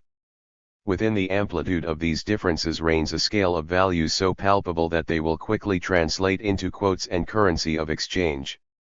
The courtly ideals of Vasarian history have therefore not disappeared, they have become ideals, but also realities, needs, as they say, of a merchant order.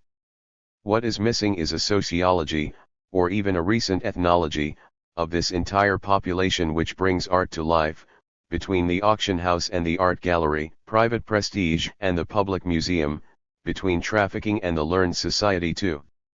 All this does not prevent the perpetual ebb and flow of the death of art and its rebirth. Whether we rejoice or worry, such ideals are part of the discourses that are held everywhere today about art and culture in general. The ideals may have been reversed, but inverting a metaphysics is not overturning it, it is even in a sense renewing it. However, this model of continuity remains very vague and does not yet explain much. The original always comes back, but it doesn't just come back. He uses detours and dialectics, which themselves have their histories and strategies. If we question ourselves today about our own actions as art historians, if we fundamentally ask ourselves, and we must constantly do so, at what cost is constituted the history of the art that we produce, then we must question our own reason, as well as the conditions of its emergence. This would be, I repeat, the task of a problematic history of the history of art. We are not there yet. But we can at least sketch a movement. We can at least identify, as an elective symptom, how the inventor himself, Vasari, was read, followed, criticized, overthrown perhaps, and perhaps put back on his feet by his best children. It is not a question here of establishing the critical fortune of the first great art historian. This would be too quickly to renew the naive idea, basically Vasarian, that it is men, art historians, who would all alone the history of their discipline. It is rather a question of following the detours of a problem that is otherwise difficult and fundamental. It touches on the powers of invention of a discourse on the object that it claims to describe. Every field of knowledge is constituted by imagining itself accomplished, by seeing itself as completely possessing the sum of knowledge that it does not yet possess, and for which it is constituted. It is therefore constituted by devoting itself to an ideal. But, in doing so, he also risks devoting his object to the ideal in question. He bends the object to this ideal, he imagines it, sees it, or rather foresees it, in short, he informs it and he invents in advance. Thus it is perhaps no exaggeration to say that the history of art began, in the 16th century, by creating art in its own image, in order to be able to itself constitute as an objective discourse. Has this image changed? Are we back? And above all, have we emerged? Can we emerge from such a process of specular invention? The answer to this question should come from attentively listening to the tone adopted by the history of art, the one which still shapes us, with regard to its subject. Now the movement that emerges in history is that of a dialectic by which things were denied or inverted only to be then returned to the bosom of the same synthesis, or rather to the bosom of the same abstract process of synthesis, whatever its explicit contents. Because it is the implicit movement of a simple reason, not so simple in reality, but spontaneously maintained, that we would now like to question. We are not unaware of the immense success that followed the publication of Vasari's Lives. It was not just a worldly or circumstantial success. It was a structural point of transformation, the lasting implementation of a type of discourse whose fundamental premises were not to be doubted by anyone until the 18th century, whether in Spain, Germany, or even Holland.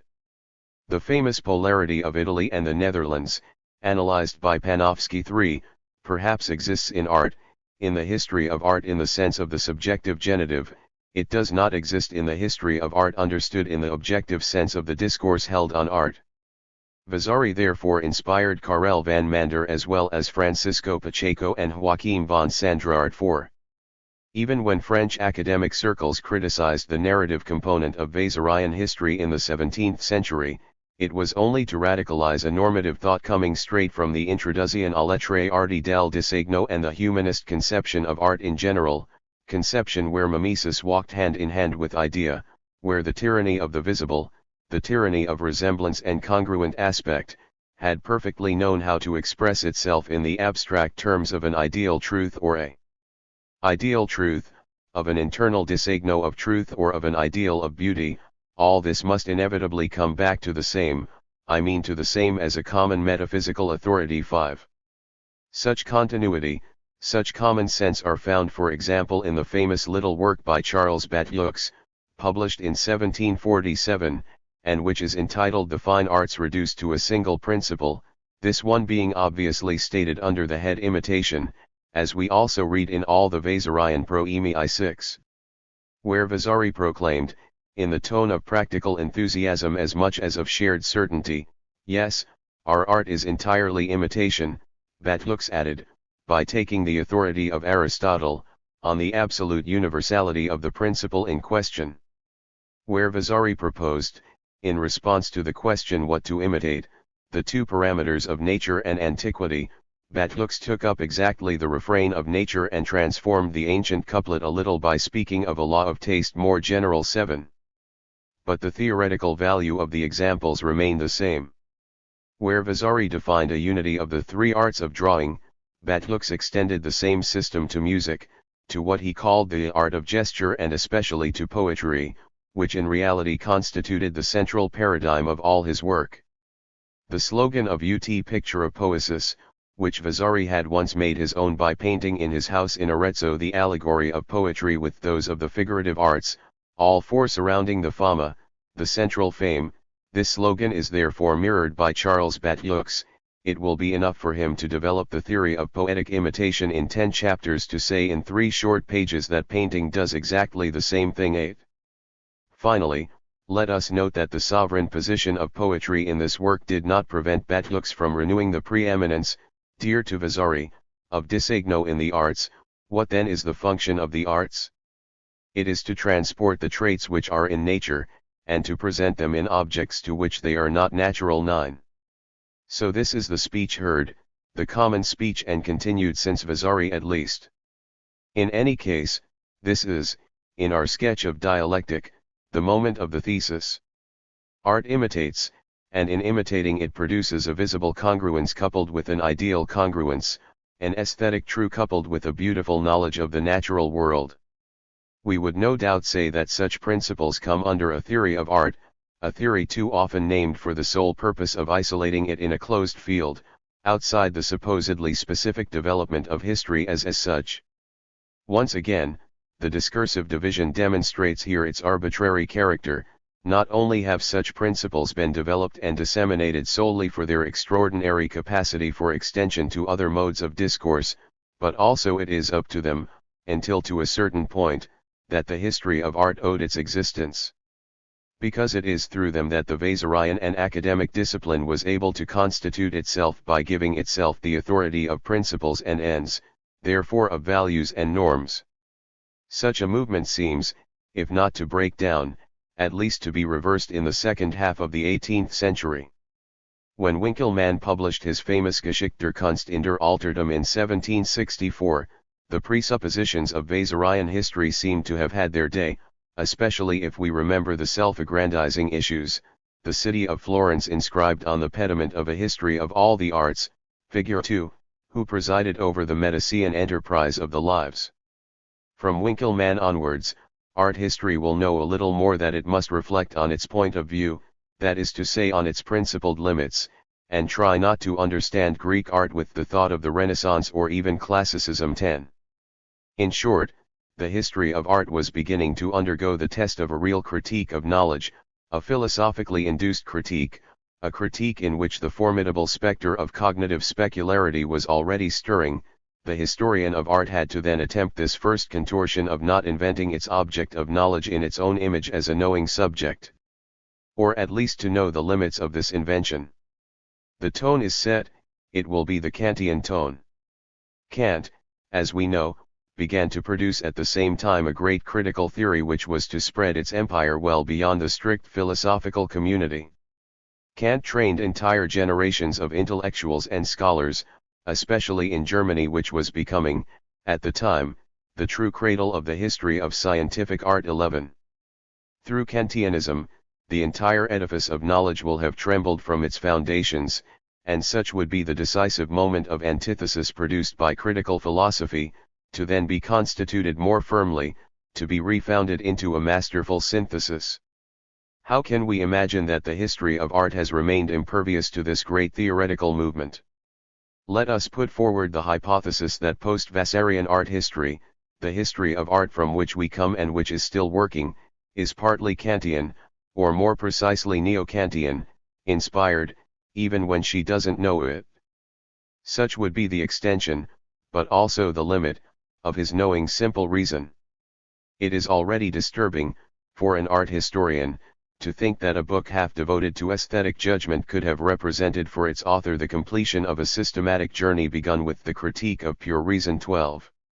Not only did Kantian philosophy not leave the question of art outside of its fundamental questioning, but it also made it an essential part of the analysis of human faculties as a whole.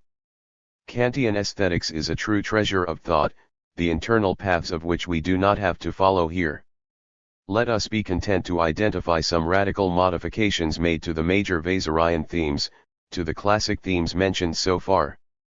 Let us first note that taste, in the critique of the faculty of judgment, is the faculty of judgment itself, a faculty of knowledge, an extremely broad subjective instance, and no longer this normative object of convenience, this exemplum absolute of antiquity to which the academies prescribed unconditional allegiance to painters. 13. Let us then note the rigor with which Kant used the term idea, the antipodes of these manipulations that the academicians of the past used to make the liberal sapere dell'artifice triumph on all counts at once. 14. The idea is still there, but to focus on the original Platonic requirement. Plato used the word idea in such a way that we see clearly that he meant by it something which, not only never derives from the senses, but which even goes far beyond the concepts of the understanding, of which busy Aristotle, since nothing is ever found, in experience, which corresponds to this concept. Ideas are for him archetypes of things themselves and not simply keys to possible experiences. He who would like to draw from experience the concepts of virtue, this would make virtue an equivocal phantom, ein undying, variable according to times and circumstances, and incapable of ever serving as a rule. But it is also in nature itself that Plato rightly sees proofs which clearly demonstrate that things take their origin from ideas. 15. From all this, however, Kant drew no Platonic conclusion, in the sense that this adjective would mean some global condemnation of artistic activities, their pure and simple exclusion from the world of ideas. On the contrary, he included the idea as an essential pretension of aesthetic judgment. Symmetrically, he advanced the idea as that of which the work of art is the expression through beauty. 16. But the aesthetic idea did not say everything, did not blend placidly into a single, smooth entity. Here again, what we call the moment of antithesis will have produced the rigorous and perhaps worried statement of the limits that each advanced notion carries with it. Thus the aesthetic idea was first presented by Kant through its value of inadequacy to the concept. By expression aesthetic idea, I mean this representation of the imagination which gives a lot to think about, without a specific thought, that is to say a concept, being able to be adequate to it and consequently no language can completely express and make intelligible. We easily see that such an idea is the counterpart, of an idea of reason, which quite the opposite is a concept, to which no intuition, representation of the imagination, can be adequate. 17. The design of Vasari and, beyond that, that of Zacharie, each of whom tried in his own way to stitch everything together, to promote the unity of the intellect and the hand, of the concept and the intuition, this design of academicians will therefore have encountered the test of a splitting, of a cut in two which opened again. We will not be surprised to find from Kant's pen a clear criticism of mannerism, considered precisely from the angle of the abusive and sophistical use of the idea. 18. With this break liberated again, Kant finally dislocated the humanist conjunction of mimesis and the aesthetic idea, distinguishing the faculty of knowing nature and that of judging art, distinguishing the objective universality of pure reason and the subjective universality of works of genius. 19. This means in particular that genius, this faculty of aesthetic ideas which knows how to express and make universally communicable what is inexpressible, this means that the genius of art is totally opposed to the spirit of imitation, a word which spontaneously gave Kant the opportunity to associate with it the expressions of singery or even silliness. 20. These few notations, summary and incomplete, are still enough to make us aware of a certain number of essential modifications which have affected, since Kant, the sphere of questioning about art, in particular that of its historical questioning. By changing idea, so to speak, by changing metaphysics, the artistic object could no longer have the same history. And this story was now told according to a legitimization which no longer corresponded to the social world of the academies, even less to that of the princely courts, but to that of the university. The first decisive work in this context was undoubtedly that of K. F. von Rumohr, whose Italian Forscungen reconsidered the concept of Renaissance through the criticism of sources, the methodical comparison of works and the interest in currents of influence. 21. By legitimizing itself as a university discourse, art history seemed to attain the status of truly disinterested and objective knowledge, no longer just objective in the grammatical sense of the genitive contained in the expression art history, but still objective in the theoretical sense of a true epistemology. The word epistemology is, however, out of place, because it is not yet part of the theoretical vocabulary of science in 19th century Germany. What should we say then? It must be said, critical philosophy of knowledge. We will understand, in these conditions, that a university discipline concerned with constituting itself as knowledge and not as a normative judgment, could have appealed to the Kantianism of pure reason rather than to that of the faculty of taste. Aesthetic.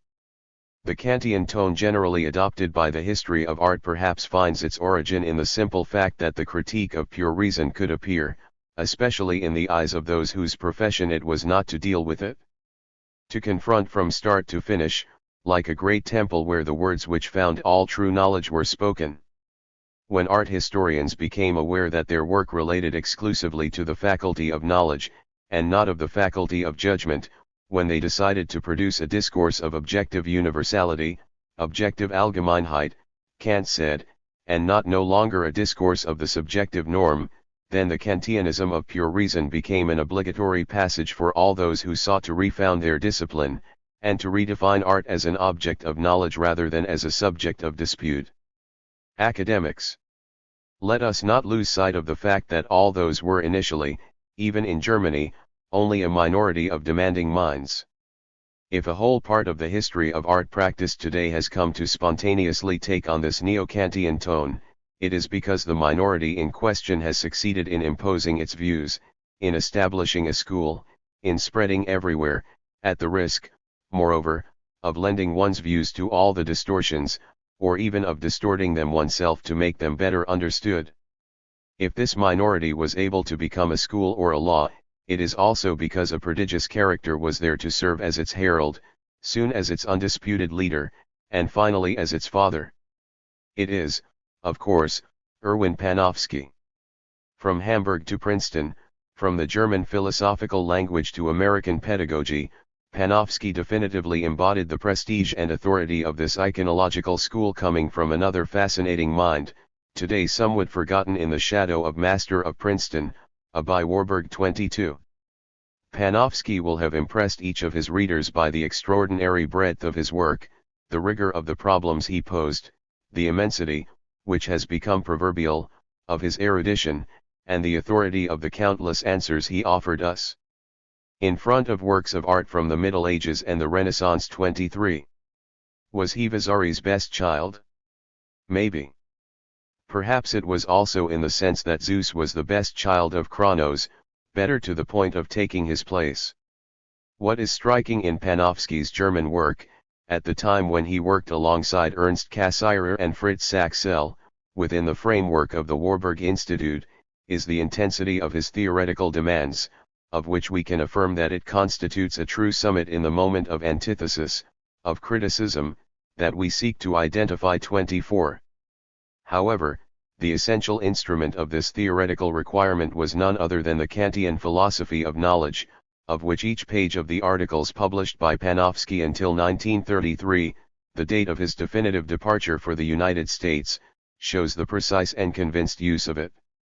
If there is a methodological and almost ethical principle from which Panofsky never departed, it is that of consciousness, not specular, in the sense of capture by the object, but reflexive, in the sense given to this word classical philosophy, and to which the art historian must constantly return, in the humblest as well as the noblest operations of his practice.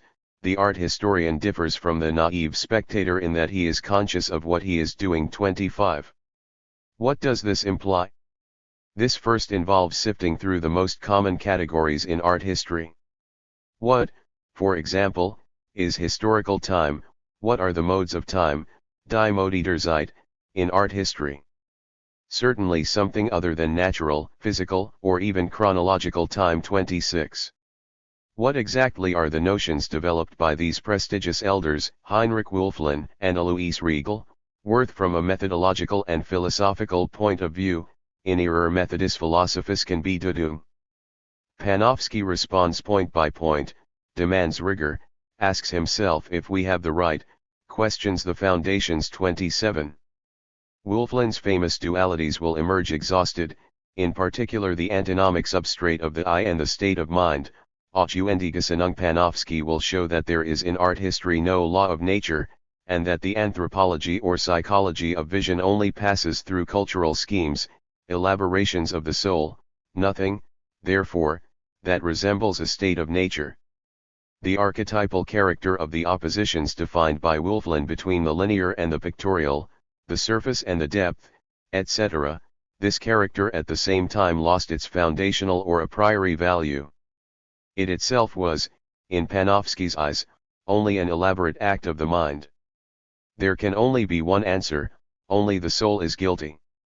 Suddenly, this antithesis, so convincing at first glance, here state of mind, there optics, here feeling, there I, ceases to be one. It is certain that visual perceptions can only acquire linear or pictorial form through active intervention of the mind. Consequently, it is certain that the optical attitude is, strictly speaking, an intellectual attitude towards optics, and that the relationship of the I to the world is in reality a relationship of the soul to the world. Of the I, sochwis ist das Verhältnis des Auges zur Welt in Wahrheit ein Verhältnis der Seele zur Welt des Auges. 28. Let's reread this sentence. The relationship of the I to the world is in reality the relationship of the soul to the world of the I. Admirable sentence, dangerous sentence perhaps. Doesn't she close all the doors? Doesn't it lock the history of art into the most alienated specularity there is, the most psychological? Exactly not, replies E. Panofsky, whose distrust of psychologism, a visceral distrust, becomes a little more vivid and precise with each page. Thus, when he developed his methodological examination and his critical philosophical spirit, as he says, in the analysis of a famous concept established by Alois Riegel, Kunstwollen, or artistic will, Panofsky did not will affirm the fundamental value of this concept only by striking down each of its possible psychological meanings one after the other. Is artistic desire a psychological act of the artist? No, 3 times no, answers Panofsky, unless we renounce the objective content, objective, of which the concept precisely supports the issue. Does it then relate to a psychology of the time? No more, because we would be deluding ourselves to find a criterion for objectively judging artistic intentions in the way in which contemporaries understood these very intentions, a premonitory objection, we see, as to the excesses and naiveties of any theory of the reception. Can our perception today then provide the desired criterion? Even less, Panofsky will respond in 2 pages which castigate everything he calls modern aesthetics, where he finds only the amalgam of a psychologizing aesthetic and a normative aesthetic, i.e., say Academic 29. The critical movement, in reality, will deepen and become more precise until a finger comes to rest on the most elementary point of our attitude as knowing subjects before the objects of art, and in a more general way still facing the events of the visible world. How does the relationship of the soul to the world of the eye express what becomes for each of us the relationship of the eye to the world? This is, ultimately, the question posed. She takes things in their nascent state. She already questions the phenomenology of perception from the following angle: how does the perceived visible take on meaning for us? It therefore also approaches things at the level of an elementary semiology of the visible. Now, in this way of looking at the problem, Panofsky left us 2 slightly different texts, one written in German and published in 1932 in the philosophical journal Logos 30, the other written in English, arranged as an opening to the famous Studies in Iconology, in 1939, taken up and somewhat transformed in 1955 then in 1962. 31 This is obviously the second version that all art historians have in mind when they wish to invoke the charter text on which they believed they saw the basis. The new discipline of art history, iconology. We thus remember that, in this American version, everything started from the first lines. The history of art itself seemed to start again, from a very simple example from everyday life. Suppose that a person of my acquaintance, met in the street, greets me by lifting his hat. 32. Let's say that the example is not only educational as desired, but also that it is literally engaging, a bit as if Panofsky himself were lifting his hat in front of this English-speaking public, new and welcoming, with the awareness of re-implementing the original meaning of the gesture, which he explains to us is a survival of medieval chivalry. Men at arms had the custom of removing their helmets to demonstrate their peaceful intentions and their confidence in the peaceful intentions of others. 33. Very different had been, it should be said in passing, the attitude of Freud crossing the Atlantic in the same direction. If we are to believe the famous remark reported, "They do not know that I bring them the plague." In any case, the example proposed by Panofsky as well as the attentive pedagogy of his entire text quite simply place us at the level of a proposed, desired communication, a communication which wants to persuade the interlocutor by guiding him without violence from the simplest, "What do I see when a person in the street lifts their hat?" to the most complex, "What does the iconological interpretation of works of art consist of?" Let's stay at the simplest level for a moment. Panofsky calls it the formal level of vision. What I see from a formal point of view is none other than the modification of certain details within a configuration participating in the general type of colors, lines, and volumes which constitutes my visual universe. 34. From there, as we know, Panofsky will infer an entire system which will be constructed according to an order of increasing complexity, when I identify, and I do it spontaneously, this configuration as an object, a gentleman, and the modification of detail as an event, lift one's hat, I have already crossed the threshold of purely formal perception to enter a first sphere of meaning, which will be called natural or primary. A second threshold is crossed with the secondary or conventional meaning. It is when I realize that lifting one's hat is equivalent to saluting. Here then is a consciousness posed to provide the model for the iconographic level of interpretation of works of art. A third level, called intrinsic or content, will finally take us towards what Panofsky means by iconology in the radical sense. There will be brought to light both the most specific, how exactly does this gentleman lift his hat, and the most fundamental, general, cultural, elements of the visible object. The history of art therefore achieves its ends, to see in a singular work or in an entire style the underlying principles which condition its very existence, a fortiori its meaning. 35.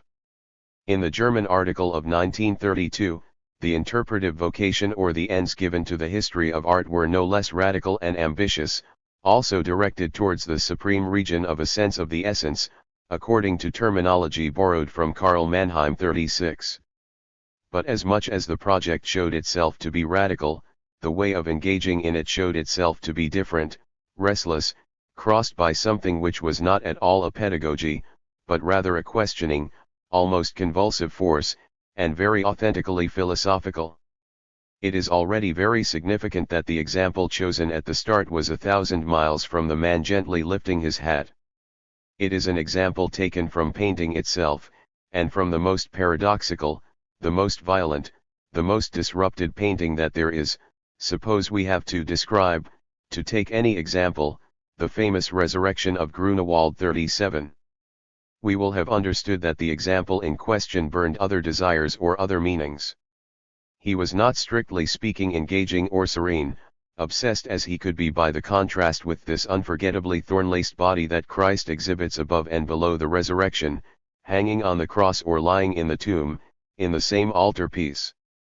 Panofsky also reminds us how the spectators of the same spectacle, those that Grunewald himself painted in his painting, are squatting on the ground as if struck by a daze or, stagger and fall to the ground with gestures of fear or dazzlement. 38. Subsequently, it will be in almost repulsive terms that Panofsky will apply himself to raising the difficulties of knowing what we see when we look at any painting. As for the added example of a painting by Franz Marc, it will also do nothing to simplify reading for the academic historian or the student looking for an affordable model. 39. The Panofsky gesture of 1932 is therefore not that of engaging communication, but that of a question, a difficult question whose development bristles with philosophical quotation marks, these quotation marks of doubt which, for example, surround from the beginning the word describe. The progression of the text will undoubtedly lose serenity and educational generosity. It is because it finds itself, from start to finish, hollowed out by the work of the antithesis, by the incessant critical stop where each term, put in danger, petrifies in order to better dislocate itself. It is no longer even a question of starting from the simplest, because from the outset the simplest will be called into question in its own existence. Panofsky in fact starts from the formal level of vision, but this is to immediately say that it does not exist, cannot exist. Let us revisit his argument. Suppose we need to describe, beschreiben, to take any example, the famous resurrection of Grunewald. Already the first attempts instruct us that a more careful examination prevents us from retaining in all its rigor the distinction that is so frequently made between a purely formal description and an objectal description. At least this is impossible in the field of plastic arts. A truly purely formal description should not even use words like stone, man, or rock. Indeed, the simple fact of calling the dark spot above night sky or the curiously differentiated light spots in the middle human body, and especially of saying that this body is located in front of the sky nocturnal, would be to relate something which represents to something which is represented, a formal data, plurivocal from a spatial point of view, to a conceptual content which is itself, unequivocally possible, three-dimensional. Now there is no need to enter into a discussion on the practical impossibility of having a formal description in the strict sense of this term.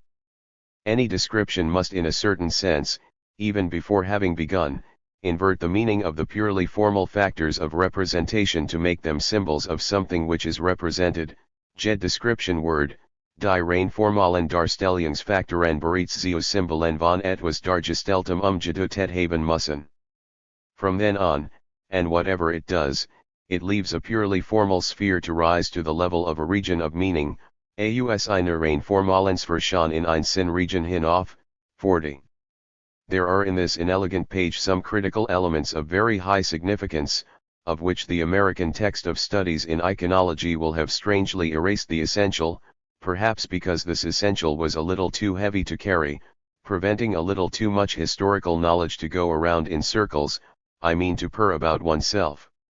We first notice that the inference model, operational and even advisable in the American version, is here severely limited, even short-circuited in advance.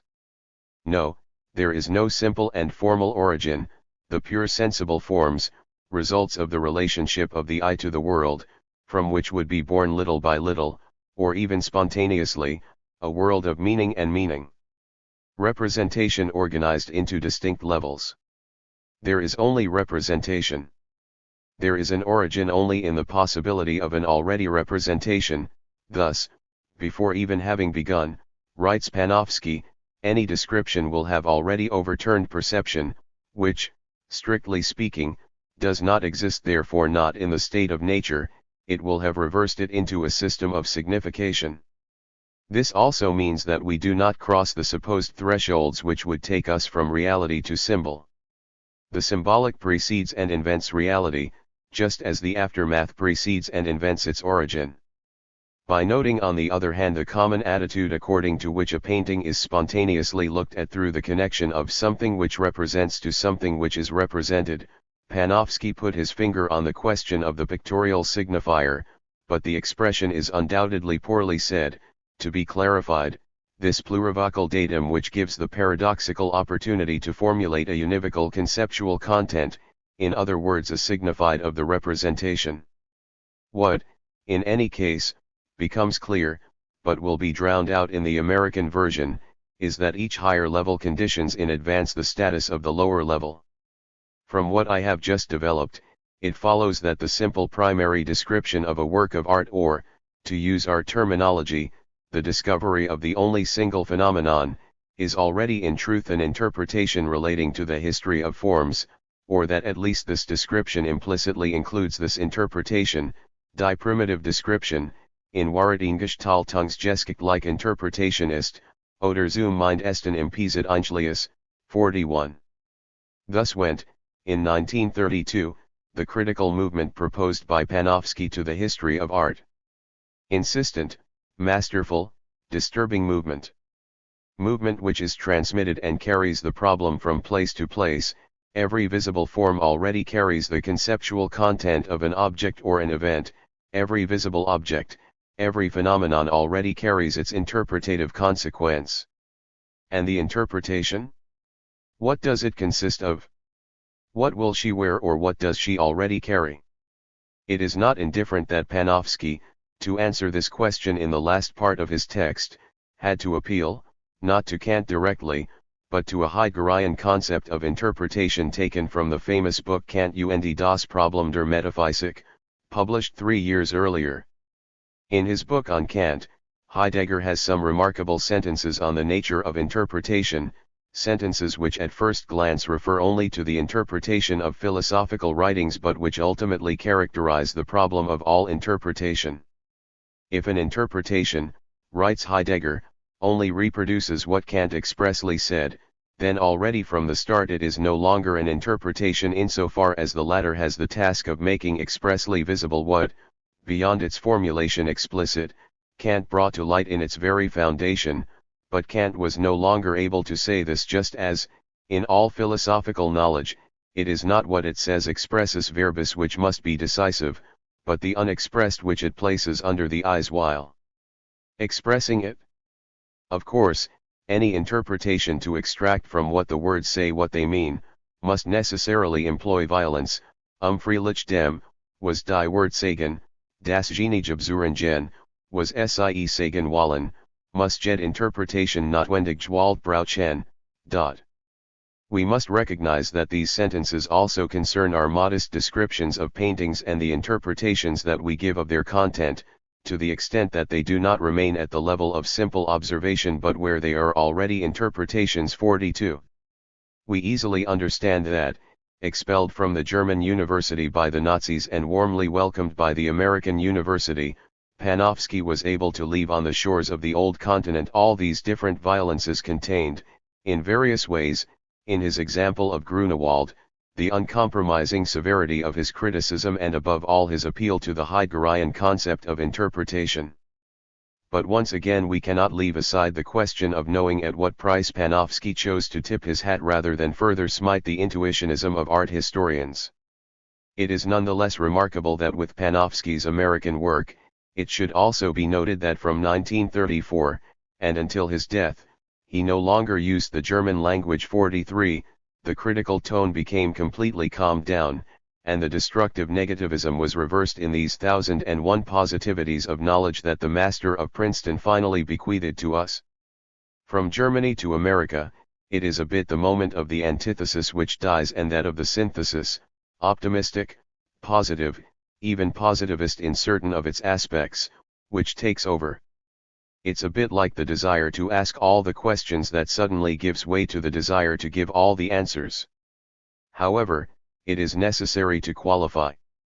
Firstly, by insisting on the fact that the principled criticisms set out by Panofsky in his 1932 article have not remained without echo. We find them, as if in waves, from time to time, in the work of historians attentive to the status of their own practice. For example, in Ernst Gombrich, who approached the problem of imitation by posing, in a typically Kantian way, a series of aporias of the object and the subject, of truth and falsity in a painting, of the choice alienating where the illusion places us. We don't eat our cake when we look at it, we don't use an illusion in the moment we observe it, etc. Aporias that he then sought to resolve dialectically. 44. Robert Klein, discussing at length the status of iconography, returned the question to the point where Panofsky had opened it almost 20 years before. Studies in iconology, for the history of art in particular, all the theoretical problems are reduced, to this unique and fundamental question, how to reconcile history, which provides it with the point of view, with art, which provides it with the object. 45. We should also cite, among others, Meyer Scapiro, Pierre Francastel, more recently Michael Baxendale unknowingly rediscovering the strength of the expressions of the young Panofsky. 46, or finally the much thought-out return of Hubert Damas to the Panofskyan threshold text. 47. On the other hand, it would be a bit of a hasty decision to imagine a Panofsky of the antithesis in Germany compared to the Panofsky of the synthesis who would have succeeded him. Our author's questioning and critical thinking were not simply thrown overboard in the ship that took him to America. It is above all in the other direction that we must think, because we quickly realize that the synthesis was included from the start in the critical discourse. It was in Kant's text, where the word abyss only recurred so often, to seek to curl up in the word subsumption or in the word synthesis. Critical philosophy, in fact, aimed at doctrine. The antithetical opening, the play of aporias only sought ultimately their surpassing, their resolution, their transcendental closure. Kantian aesthetics certainly speaks of the subjective, but it is to better include it in its own universality, which is that of the judgment of taste. 48. It is aporetic in one sense, but dedicated in the other to the power of the idea, dedicated to ends, to this famous Kantian teleology which guides the entire movement of the Third Critique. 49. It undoubtedly exhausts the trivial issues of origin, but because it is in search of a priori principles where the play of human faculties as well as the organization of philosophical knowledge should be regulated. 50. It only admits the inadequacy of the aesthetic idea to the concept to better seek to subsume the inadequacy itself. Perhaps his appetite consists, ultimately, of only wanting to digest the sensible into the intelligible, and the visible into the idea 51. Is there not, in this tension towards synthesis, a curious taste of returning to the thesis? We can't decide yet. We must first, and once again, read Panofsky according to his own point of view, namely the point of view, asserted then spontaneous, even finally mitigated, of Neo-Kantianism from Wilhelm Windelband to Hermann Cohen and to Ernst Cassirer. We must try to identify this dividing line which has become a line of passage, between a critical use of Kantism, opening up, digging into the evidence, dislocating the heavy rocks of trivial thought, and its properly doctrinal, metaphysical use, where in our opinion its lucidity freezes in a new rock, much more imposing and even more immovable. This would therefore be the double face of the call to Kantianism in the field of art history. It will have enabled the most salutary critical operations, but at the same time he will have devoted himself to the desire for ends, which gave foundation and doctrine, which completed the metaphysical closure or recirculation of the question of art.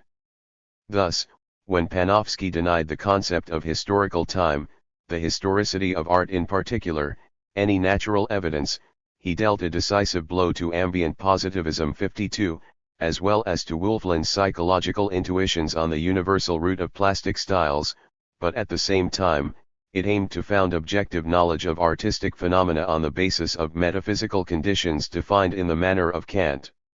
Critical philosophy denied history and psychology any natural causality, but it only demanded more, namely a metaphysically founded historicity and a metapsychologically edified psychology of forms.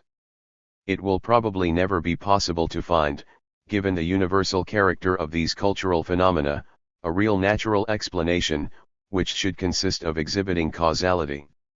However, if, for this reason, scientific knowledge is incapable of discovering the historical and psychological causes of forms of representation in art, it should only be more metahistorical and metapsychological, mythistoriskan und metapsychologiskan.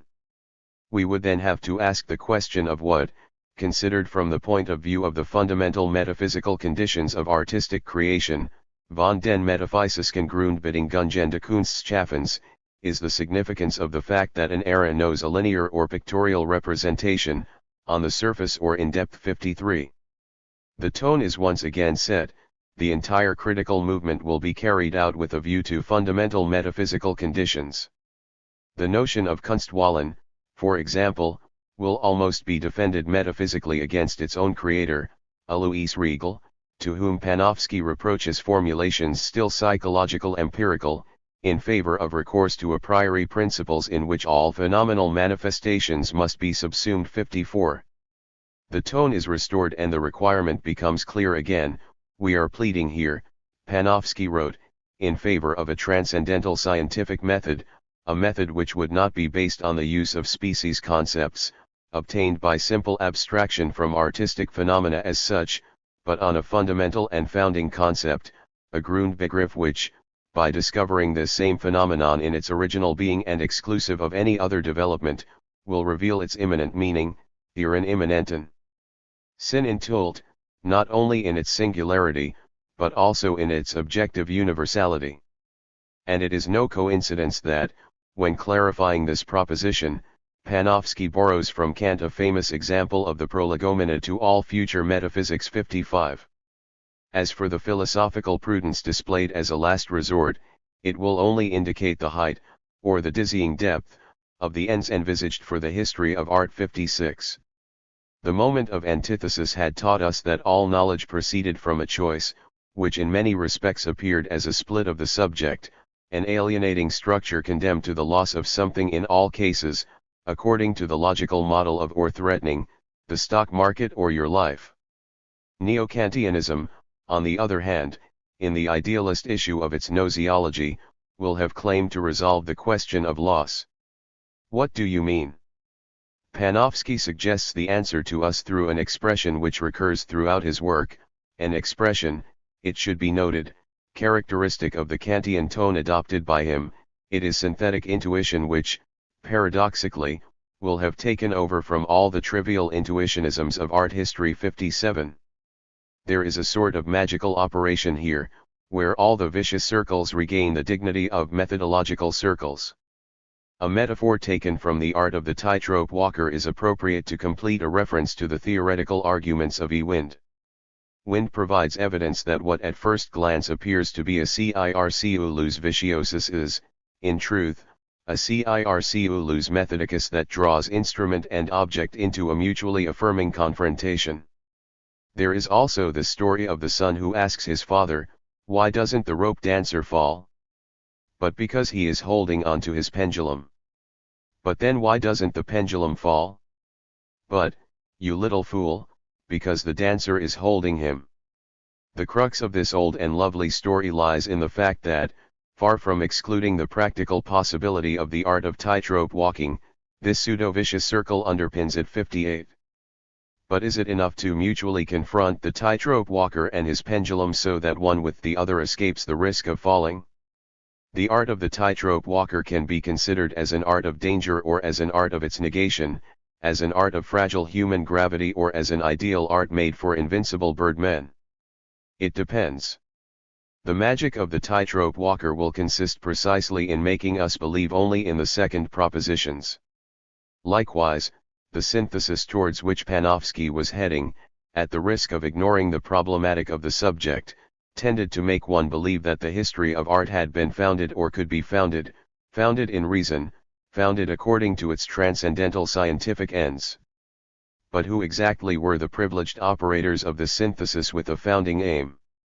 How can we extract them from these abundant analyses with which the author of Idea has so blessed us? A movement, here again, will take shape, a nutmeg movement where the same object of all magic, of all syntheses, disappears only to better return, transfigured, invested with the prestige of Kantian reason. Panofsky, therefore, raises his hat, his neo-Kantian hat, a way of greeting the new community of scholars of art history. Then he places the hat on the table, the Vasarian table, and, like magicians, he lifts it again. The four doves or the four white rabbits of humanist history then resurface, more beautiful and more alive than ever. Everyone, dazzled, reassured, applauds. Discipline is saved. Let us clarify the hypothesis. The Kantian tone adopted by the history of art would only be a magical operator of transformation, aiming to renew, in the mode of an objectivity or a transcendental objectivism, the main notions totems of the history of humanist art, obviously transfigured in the process, and yet, in a certain way, returning to the same thing. As if this operation had criticized them, reversed them, but also reinforced them by giving them a new reason, simple Kantian reason. The hypothesis has, if it has any value, at least two corollaries. First, it supposes that rigorous and operational concepts in one discursive field can be used in another as floating signifiers, that is to say as tools, no less operational, of another kind of work, a magical and closed work of thought. 59. This therefore assumes that philosophical discourse is a matter of enunciation, pragmatics and presentation as much as of positive statements and conceptual representations. 60. This finally supposes that we find, in the methodological vocabulary of Panofsky art history, something of the magic words put forward by Vasarian art history to establish its academic legitimacy. When in 1959, the time when he wrote his book Renaissance and Renaissances in Western Art, Panofsky agreed to republish, 35 years later, his little work on the history of artistic theories, eloquently entitled Idea. He wrote a short preface which seems at first glance very conventional, warning its reader that the book is old, and even outdated. Beyond this usual precaution, Panofsky then talks to us about a question of conscience where his old book takes him, while the passage of time has changed all the details of his conceptions, which would require writing another book. On the other hand, he did not modify anything, essentially, of his intentions. 61. But what are these intentions, these ends? And what is the humorous but pressing warning that ends the same text about, if books were subject to the same legal regulations as pharmaceutical preparations, each copy would have to bear on its cover the inscription, "Use with caution," or even warning of ancient medicinal vessels, Claudius 62. What is this final warning about? What is the danger of reading idea? Let us suggest the hypothesis, obviously risky, violent, interpretative, that Panofsky recognized for a moment his own book, his idea, as a magical pharmacon, a potion of knowledge on art and on images in general, a remedy suitable for curing all the uncertainties, that is to say a brew of neo-Kantian synthesis, but also a brew of forgetting, the poison of the ideal concept instilled in our eyes. Panofsky perhaps feared, by republishing in the field of art history this little book formerly published as the extension of a philosophical conference by Ernst Cassirer, perhaps he feared that his idea would be taken, an object of critical and historical study, as a pure object of aesthetic belief and as a spontaneous philosophy for the art historian. Perhaps Panofsky feared, at this moment when he reflected once again on the Renaissance, the distant effects of his own philosophy, constructed or spontaneous. The question, ultimately, is as much that of the notion of idea as that of the choice fixed, little by little and as if imperiously, on the great humanist era of the history of art. In 1924, Panofsky worked as much on Carolingian architecture and 13th-century sculpture as on Dürer or the Italian Renaissance 63. However, idea's own movement already required that the essence of all its analyses be set at the Renaissance. The introduction immediately opposed Plato's doctrine, idea obliges, to a few lines written in the 16th century by Melanchthon. Then 3/5 of the book were dedicated to the Quattrocento and the Cinquecento, leaving 50 pages for everything else, antiquity, Middle Ages, and neoclassicism, that is to say the equivalent of 22 centuries of history. A strangeness of composition even went so far as to give the last word, after Bellori, after Winckelmann, to Michelangelo and Dürer. All things which lead us to suspect that humanism was not simply a privileged object of Panofskian knowledge, but also a requirement, a true theoretical end congruent with his philosophy of knowledge. It is as if the Kantianism of pure reason had found its best historical justification in the Rinascita. The hypothesis will surprise. What exactly do resurgent humanism and the Kantian synthesis have to do with each other? Can we not expect from a historian as rigorous as Panofsky the economy of such anachronism? However, we must face the facts.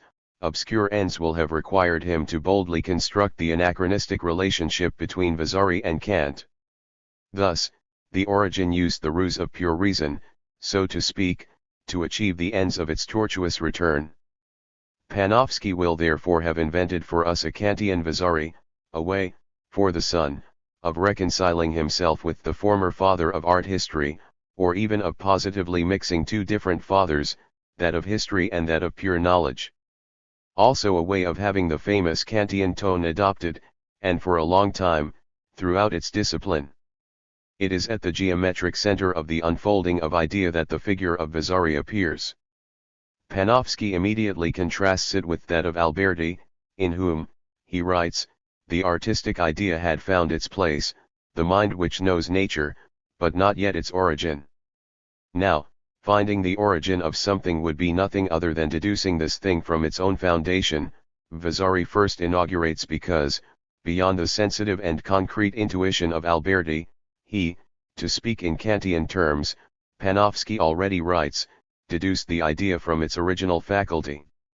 We will not be surprised to see resurface, and cited at length, the famous text of the Introduzione alle tre arti del disegno in which, we remember, Vasari made drawing proceed from the intellect, procedendo dall'intelletto, and highlighted this eminent function of universal judgment, giudizio universale, which, of course, will fascinate any reader of Kant 64. Panofsky, from then on, would never stop guaranteeing and specifying this philosophical legitimization of Vasarian's work.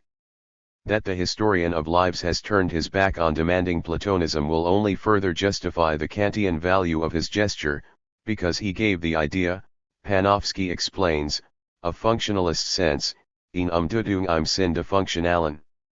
In short, far from constituting a simple content of representation, the Vasarian idea attained the very status of the faculty of representation, Vorstellungsvermögen, 65.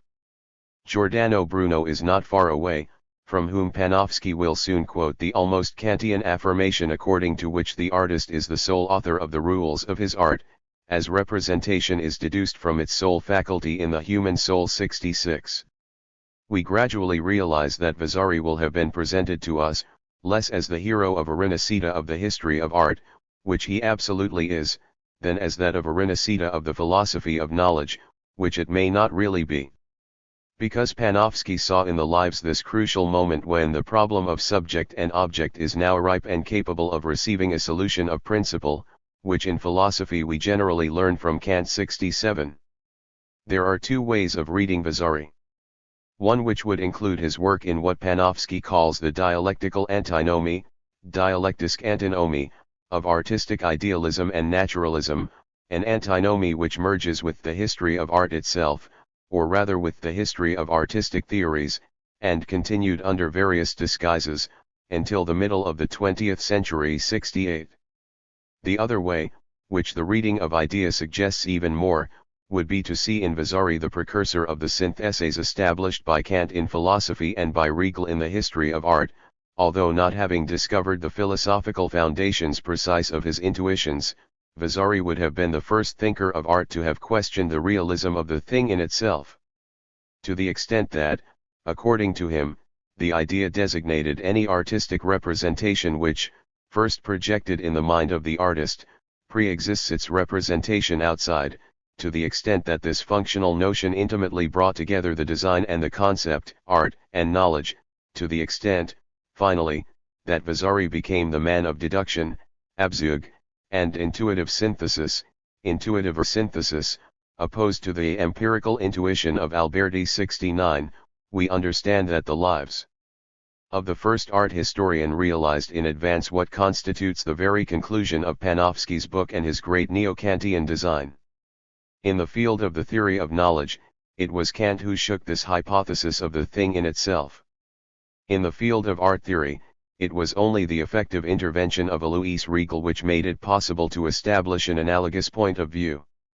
We believe we have thus shown that artistic intuition, no more than knowing understanding, die Künstlerisch Anschauung, als der Erkennen Verstand, does not refer to a thing in itself, but that on the contrary it can be assured, like the understanding, of the validity of its results, to the extent that it is precisely itself which determines the laws of its universe, which generally means that it has no other objects than those which first of all were constituted by it. 70.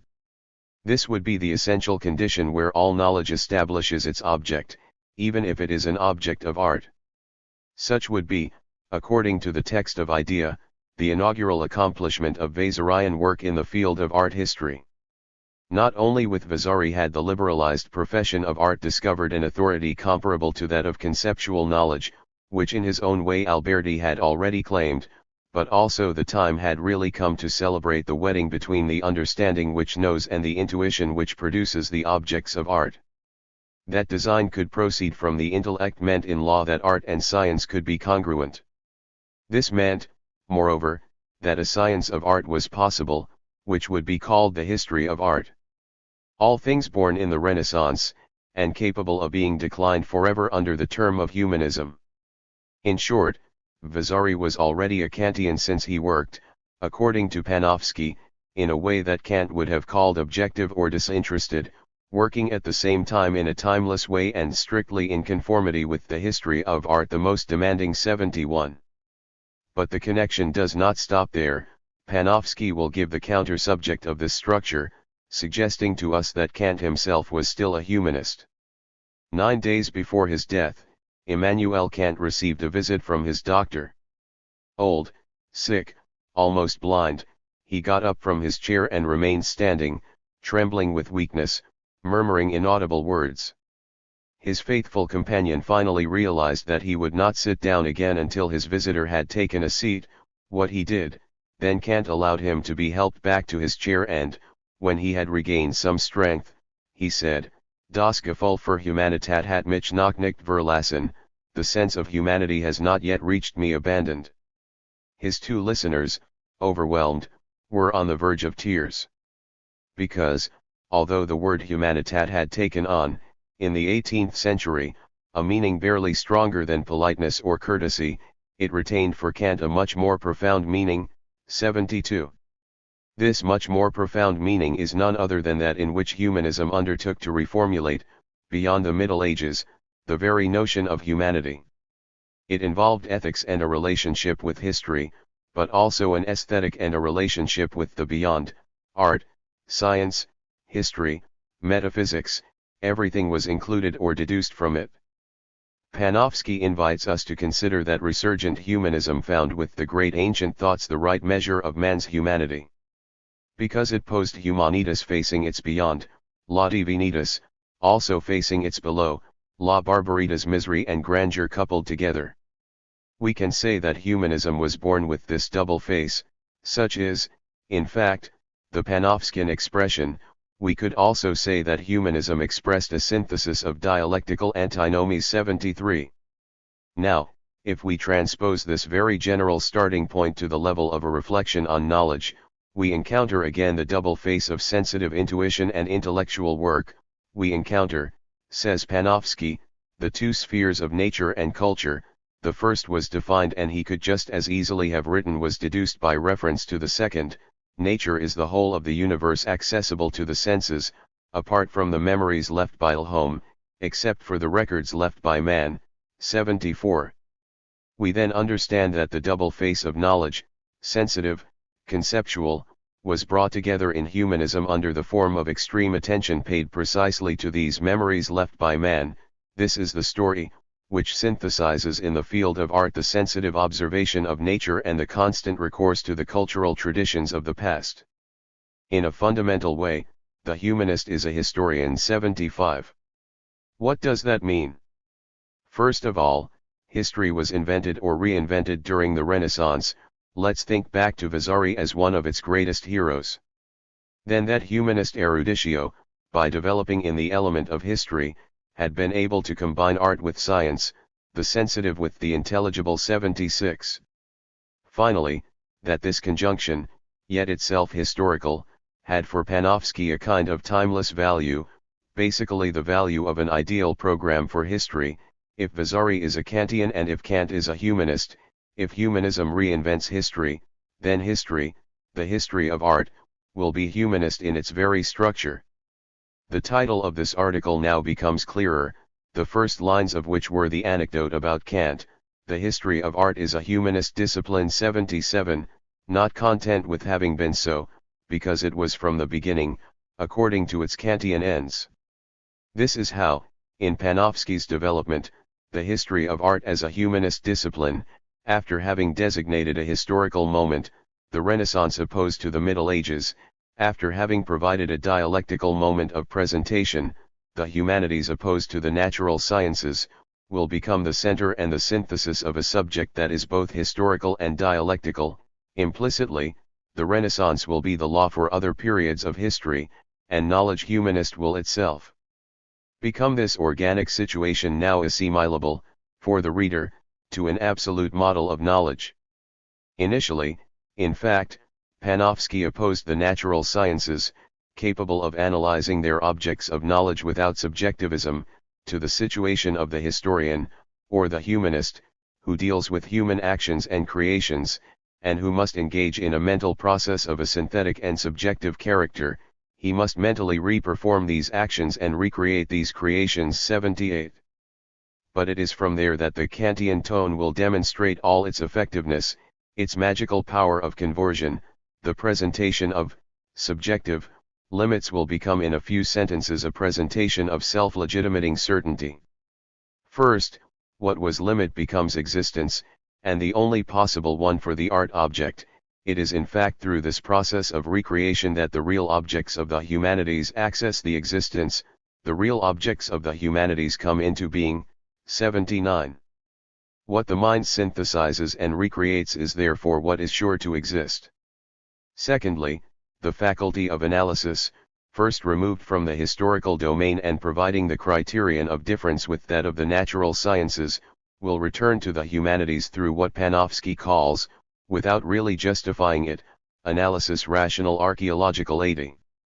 Is it because archaeology works on concrete objects, sherds, fragments, devastated tombs, that it would be capable of analysis? Panofsky himself admits that the materials of archaeology are in any case an intuitive aesthetic recreation. However, he does not hesitate to make a kind of oversynthesis thanks to which the history of art will peg rational analysis on subjective synthesis, to give rise to the famous circulus methodicus, this circle methodological which turns its own limitations into unlimited power, a synthesis now qualified as objective and rational. A sentence from Leonardo da Vinci, but heard by a Kantian ear, will significantly offer its guarantee. Leonardo da Vinci said, "Two weaknesses that build on each other produce strength together. The two halves of an ark cannot even stand upright on their own, the whole art bears a load." Likewise, archaeological investigation is blind and empty without aesthetic recreation, and aesthetic recreation is irrational, often misguided, without archaeological investigation. But, by relying on each other both can support the meaning-giving system, which is a historical synopsis 81. We are faced with such sentences as before what in our turn we could call the double face of the Kantian tone adopted by Panofsky in order to reflect on his own discipline. What art historian could deny such phrases such great practical relevance? But, at the same time, what epistemologist could help but spot something like a sufficiency, I mean precisely a theoretical insufficiency? What sufficiency or insufficiency is this then? What source does it draw from? And what is she turning away from?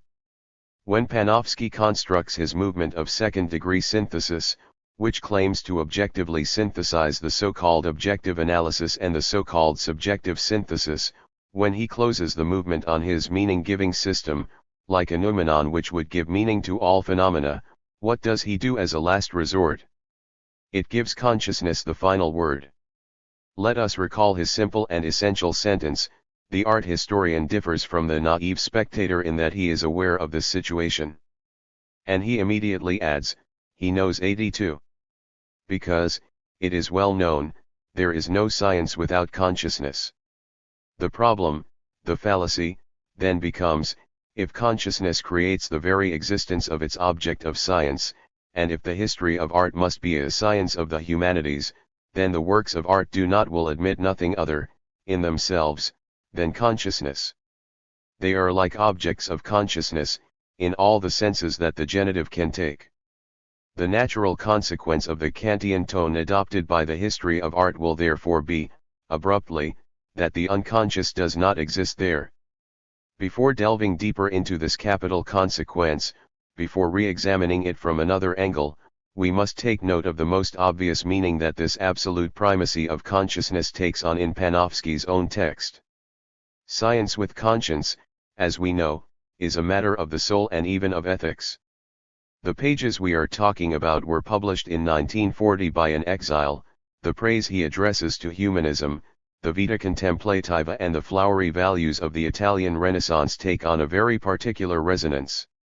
We understand well that Panofsky wanted to include in his gnoseological project that of a rediscovered wisdom, rediscovered through humanist history, precisely. The latter, 4 centuries after Vasari, therefore took up the torch of the ideal man, at the very moment when all of Europe was burning under the fire of what Panofsky calls a Satanocracy, and he specifies, a Middle Ages in reverse. But against destruction he will invoke history, as if what had been took on a stronger consistency in memory than all the ruined presents. Thus, against the dictatorship of the infrahuman, against death itself, there is the immortality of humanism. The torch of the Vasarian Eterna Fama will become for Panofsky this very other tragic image of the Promethean fire surviving its tortured inventor. If the anthropocentric civilization of the Renaissance is supplanted, as it seems, by a Middle Ages in reverse, a Satanocracy as opposed to medieval theocracy, then not only the humanities, but also the natural sciences, as we know them are doomed to disappear, and nothing will remain except what can serve the dictatorship of the infrahuman. But even this will not mean the end of humanism. Prometheus could have been chained, tortured, the fire lit by his torch could not be extinguished. We could compare the ideal goal of science to domination, and that of the humanities to wisdom. Marsilio Ficino wrote to the son of Poggio Bracciolini, history is of the utmost necessity not only to make life pleasant, but to give it moral values. What in itself is mortal gains immortality through history, what is absent becomes present, old things become younger, young people quickly match the maturity of old people. If a 70-year-old man is considered wise because of his experience, how much wiser will he be whose life spans 1,000, 3,000 years? Now we can say of a man that he has lived as many millennia as he spans through his knowledge of history. 83. In the arc stretched between Kant's sentence 9 days before his death and that of Marcel Ficino on immortality, the history of art therefore invents a fundamental wisdom. She almost admits, but she will always be reluctant to admit it completely, that it is not a science, but at best something like an ancient sapience. The history of art as a humanist discipline finds its end in prophetic rather than cognitive accents, conjuring rather than descriptive. We have seen that the word carrying all wishes, the word put forward as a last resort was none other than the word conscience. It is on it that Panofsky will have definitively counted to provide the instrument for a conversion from melancholy or, in general, from the anxiety of death, death of art, men, and the humanities, already present in Vasari, into a value of knowledge, hope and immortality, already proposed, too, by Vasari. There is therefore a final metaphysical recourse here, which dreams for the humanities of a world where studying images would save us from all violence. How can we not adhere to such a program? How can we not remain sensitive to the fact that it was expressed precisely at a time when Europe was collapsing? However, we must take into account the fact that Panofsky lent himself to another shift, another denial. He forbade himself, and forbade the history of art, to see or rather to confront this moment when images do violence, are themselves acts of violence. However, part of medieval and even Renaissance art responds to this dark constraint. 84. But Panofsky turned his back on this, even if it meant disembodying some of the objects he studied. Similarly, he turned his back on this particularly frightening value of Nazism, which was to present itself as a work of art sculpted in the flesh of the people. How could an art historian admit the terrifying power of what was supposed to constitute his humanity, his beautiful object of study? The word humanism therefore plays well, in this great establishment of ends, as a magical and soothing word.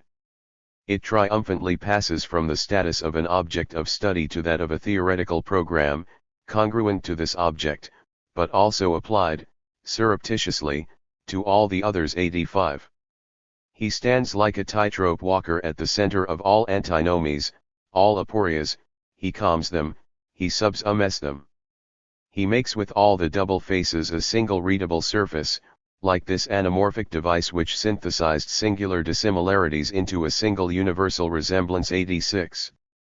The history of art, when it calls itself a humanist discipline, does nothing other than call for the synthesis, the conjuring of violence, dissimilarities, or inhumanities whose image knows how, and always has, to carry fire.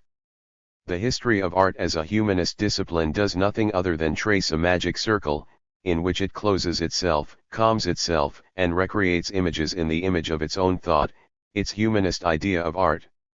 There was still, in the word disegno as Vasari used it, something like a reference to otherness.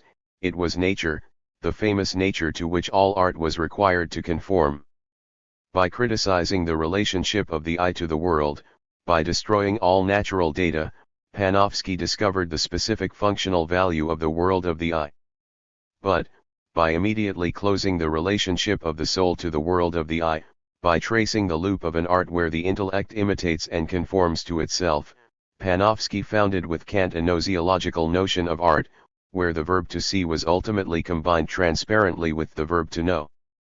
The practical resonance that the term imitation still retained could now be encompassed, subsumed by that of iconology, second magic word, even if it is operational, second totem notion. She tells us that the images of art imitate the invisible as much as the visible. She tells us that the sensitive forms of painting, sculpture, and architecture are made to translate those, invisible, concepts or ideas that reason forms.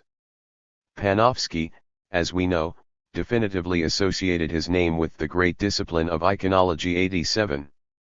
He devotes the title to his famous studies in iconology, although, in the 1939 edition, it is mainly a question of iconography in the broad sense 88. The programmatic development of iconography and iconology dates from 1955, and it is only then that the suffix logi is fully justified. With the logos, Panofsky says in substance, we have the entire reason, while the suffix graphy still only designates some descriptive approach 89. In short, the term iconology carries with it the whole challenge of a discipline which would no longer only offer the inventory of artistic phenomena, but their fundamental interpretation, legitimized by reason. It is also curious that at this time Panofsky neglected to point out his terminological debt, passing over in silence the origin of this good old word that he proposes to resurrect 90. Now the iconology is indeed part of the mental landscape of the humanist.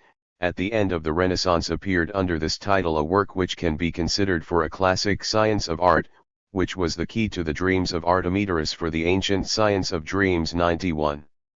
What then is the value of the Panofsky return to the iconology of Cesare Ripa? What were the main benefits? First, undoubtedly, that of having access to the elaboration, from the Cinquecento, of a common trait between the visible and the readable. We know that the iconology can be viewed, since it consists of a series of images explained, but also that it can be read and used in the alphabetical order of a dictionary of words. This is his first operation, his first magical synthesis, that of images to read.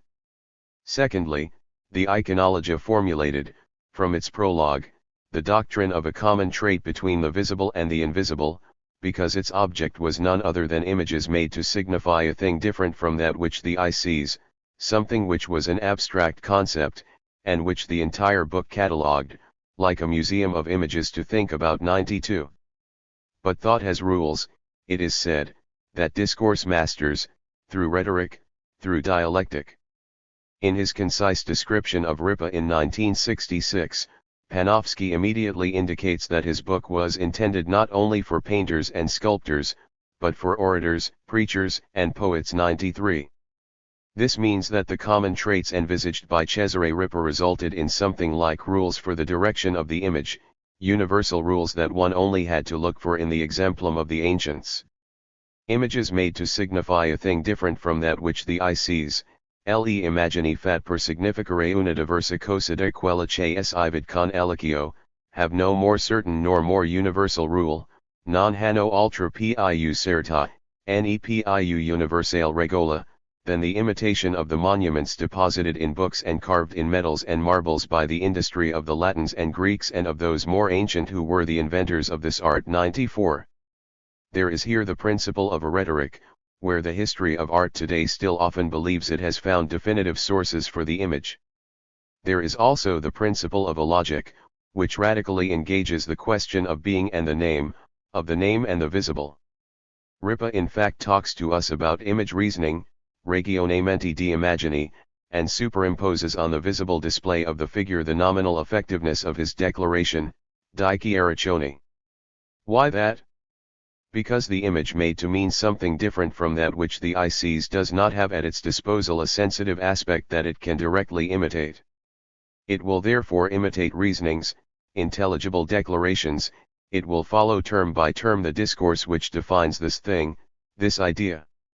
In short, what will ultimately be a question in Ripa's iconology is this sort of image which is easily reduced to the resemblance of the definition, questa sort di immagine si reduce facilmente alla similitudine della definition, to the point of attempting to match each detail of the visible representation to a sequence of the verbal definition 95. We then understand that the entire iconological edifice was based on two principal hypotheses, two hypotheses as classic as they were unfounded. The first required that the name and describe the being, the second that the name could be seen as in himself 96.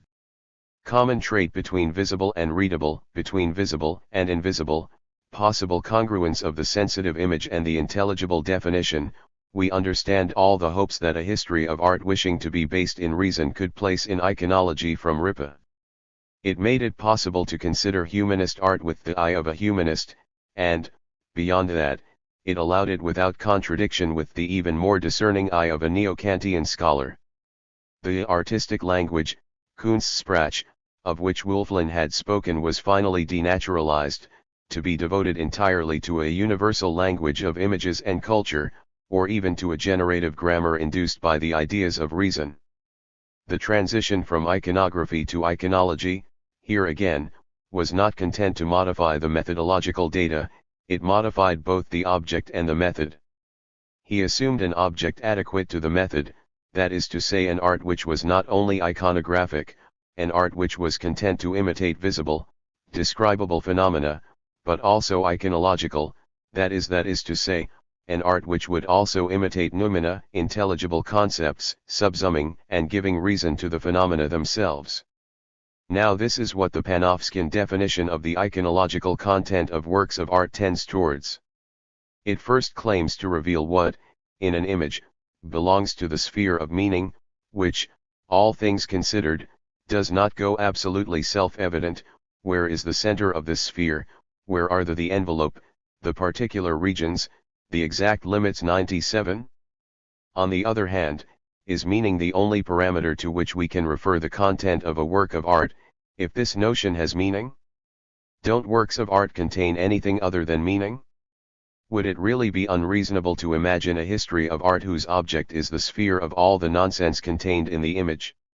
Even beyond the subject matter, or iconographic subject, Panofsky's iconological meaning had many other ambitions. In fact, it had to constitute the definitive instance of a place which is not content to enclose meanings carried by the work of art but which, moreover, claims to generate them, giving their very meaning to the formal orders and technical processes implemented in each painting, each sculpture, and each architectural building. 98. In short, the iconological content relates to the essence, it is essential, as opposed to the appearance, and to the intrinsic meaning, as opposed to the conventional.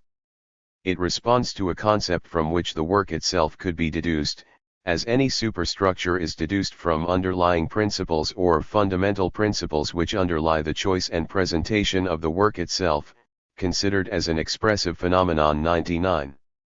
How can knowledge now achieve such a principle? Answer: by using the magic arc offered by Apollo to the humanist art historian, the arc of synthesis and analysis united, confirmed by each other, over-synthesized. It is therefore at this precise point in his hypothesis that Panofsky will forcefully reintroduce the rather discredited term of synthetic intuition, a term which basically aims at something like a transcendental synthesis.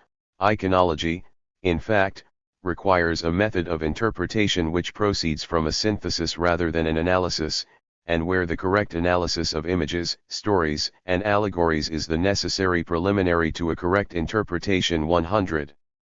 In other words, the iconological essence of an image is deduced both from a rational analysis carried out at a strictly iconographic level, and from an intuitive synthesis based on an acquired familiarity with themes or specific concepts as transmitted through literary sources. Panofsky will go further, not to specify, but on the contrary to broaden, all the more reason, our synthetic intuition must be controlled by an investigation into the way in which, in various historical conditions, the general and essential tendencies of the mind human were expressed by specific themes and concepts. 101. It is therefore the concept, the spirit, the meaning, and the literary sources that are given the last word on the knowable intrinsic content of a painted or sculpted work. By this means, the history of art broadened in one sense the knowledge of which its object is capable, and even which it requires, but in another sense it informed its object to its method, to its own form of expression, which is conceptual, never seeks anything other than meaning, and for this purpose endlessly manipulates literary sources. This is how the objects of the history of art underwent the test of a kind of defleshing. The colors of the painting were required, and for a long time to come, to say yes or no with regard to the theme. The concept or the literary source, in short, they were required to be available in black or white. 102. Iconology therefore surrendered every image to the tyranny of the concept, of the definition, and ultimately of the denominable and the readable understood as the synthetic operation, iconological, where invisible themes, invisible general and essential tendencies of the human mind would be translated into the visible, the clear and distinct aspect of Panofsky's primary and secondary meanings, invisible concepts or ideas. The operation is massive, as we have said, it is magical. Can we suggest once again that Panofsky himself had a prescience of this? It remains indisputable, in any case, that the successive versions of iconography and iconology, in particular the edition in 1955 of a long passage on the two different suffixes, show a sort of oscillation with regard to the purposes given to the new discipline. A thrill runs through the text, a play of advance and retreat, of repulsion and attraction with regard to the ultimate consequences that the iconology carried within it. It's a bit as if Panofsky interrupted a movement, suddenly asking himself, am I not, deep down, bringing them, if not the plague, at least the madness of magical interpretation? Or the certainty of madmen? The gesture of retreat first manifests itself in uncertainty, hesitation about moving forward. How far will we go, how far will you go, you, my readers, you, my disciples, with iconology? This is the question that every inventor worthy of the name must have asked themselves, at one time or another.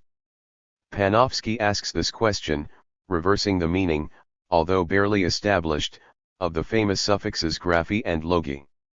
Ethnology is defined as science of human races by the same Oxford Dictionary which defines ethnography as description of human races, and Webster explicitly warns against confusion between the two terms. The ethnography in the literal sense is restricted to a properly descriptive way of approaching peoples and races, while ethnology designates their comparative study. Thus I conceive iconology as an iconography made interpretative, and which consequently becomes an integral part of the study of art, instead of remaining confined in the preliminary role of an overall statistic. There is, however, I readily admit, some danger that iconology behaves not like ethnology as opposed to ethnography, but like astrology as opposed to astronomy. It is significant that, 10 years later, Panofsky took up, and rehammered, these last words in the preface he wrote for the French edition of Essays d'iconologie, that he even proposed returning once and for all to the usual term iconography, more familiar and less subject to discussion, that finally he embellished everything with a renewed cauteous, asking and almost begging to be read with the most extreme caution. 104. But what is this significant about? The whole question comes down to knowing what we can and must do when faced with the enigma of the Sphinx that Panofsky himself speaks of. 105, the enigma that the smallest particle of a work of art offers us at every moment. If iconology indulges in the danger of falling into something that resembles an astrology, is it not because its very high demands, logos, in the form of Kantian reason, borrow its extreme maneuverability from magic? Its versatility, its ability to respond to all enigmas with other enigmas, discursive ones? This was undoubtedly Panofsky's fear, that the word iconology had only taken over the Kantian, theoretical and logocentric role of imitation, that old magic word of classical aesthetics. A second gesture of retreat then takes shape. It will definitely confuse the question of endings. He will have seemed to achieve that weary lucidity that old men sometimes have, and at the same time he will have renounced far too many things. Will the herald of theoretical demands therefore have ended up reducing logos to the level of the simplest and most general reason? Will he have definitively turned his back on all the Germanic Kunst philosophy of his origins, to be content with the positivities offered by the too simple reason of legendary Anglo-Saxon pragmatism? We can think so. 106. We can also think that the question must be even more complex, and that it will always be necessary, even in the most transparent pragmatisms, to take into account spontaneous philosophical models, or their vestiges, that is to say, permanence always masked, transfigured, from initial patterns or choices of thought. The fact remains that Panofsky ended up presenting his iconological project with the embarrassed gesture of someone who had gone too far in the theoretical requirement, too far in reason itself. This attitude reflects a large part of Panofsky's work in the years 1956 to 1966, years when we actually see a surprising, disappointing return to iconographic analysis in the narrow sense of the term 107. To understand such a step backwards, it is undoubtedly necessary to move slightly, and therefore put into perspective, the theoretical choice as it presented itself to Panofsky in the thorny approach to all these questions. It is certain, on the one hand, that the demand for an iconological synthesis going beyond the descriptive approach of works of art went much further than any positivist attitude, historical or philological, to which the history of art still so often obeyed. Before the American writing of his text, which places considerable emphasis on the authority of literary sources, Panofsky had already gone further in his 1932 article by emphasizing the essential fact, that works of art know how to foment their signifying constellations, their associations, or their amalgamations, as he himself says about Grunewald, by acting independently of the text's 108. By means of which the history of art could hope to open a path, royal but delicate, of course, away from the tyranny of the readable which already characterized the humanist iconology of Cesare Ripa. But, in another sense, the Panofskian demand actually went too far in the wish to found the history of art as a discipline, not only humanist, but also idealist. Perhaps we will find the key to Panofsky's final hesitations by considering as a trap, and an alienation, the logic of choice which, from the beginning, governed his entire enterprise. This trap, this logic are those of philosophical idealism, of which we will hypothesize that after having believed to find in the images of art a privileged object, an ideal object of thought, it would have been able, going further, to get stuck in it, get bogged down and get lost. It is so true that the image knows how to devour the idea at the very moment when the idea believes it can digest the image. Panofsky's Caudius is not only a call for caution, it is the cry of someone who has gone too far into the shifting sands of philosophical idealism, and who has only found the worst branch, that of positivism, of iconography in the narrow sense, to avoid sinking and lose forever the singular truth of the images of art. In short, this whole game of theoretical advance and retreat would itself be nothing more than an effect of aporia where idealism is locked in when faced with the question of images. As powerful, as useful as it is, the iconological hypothesis was therefore from the start poorly posed, because it was with Kant or a neo-Kant that it had been posed. We must therefore return once again to the American text of iconography and iconology to understand the theoretical instruments which made possible the Panofskian statement of the new discipline 109. What in 1939 Panofsky called the invisible themes or concepts of intrinsic meaning, amenable to general and essential tendencies of the human mind, was named 10 years earlier, and under the immediate philosophical authority of Ernst Cassirer, symbolic forms. Here then is the third master expression, the third great magic, here is the idea of the system. Panofsky qualified this idea in 1932 as a sense of essence, Wesensen, and ultimate content, letzter Wessensmäßiger 110. It is this which allows, as a last resort, to resolve all ambiguities and to explain all amalgamations. It is a super instance. The singular phenomena of art are deduced from this as if from an a priori beyond. Its sphere of interpretation, Panofsky would again say, corresponds to nothing less than a general history of ideas, or rather of the spirit, allgemeine Geistesgeschichte, according to which the greatness of an artistic production ultimately depends of the quantity of energy in Weltanschauung incorporated into the modeled material and reflecting back from the latter onto the spectator 111, as an idea informing the imaging material to instill in it its universal truth, universally received, universally understood. It is this very thing that is called symbolistic form in the famous study on perspective, where from the outset the philosophical dualism of the singular and the universal, of the sensible and the intelligible N is put forward only to be surpassed, synthesized in the exactly idealistic operation of what one could call intelligible subsumption. If perspective is not a factor of artistic value, at least it is a factor of style. Better still, we can designate it, to extend the happy and strong terminology of Ernst Cassirer to the history of art, as one of those symbolic forms thanks to which a meaningful content of an intelligible order is attached to a sign.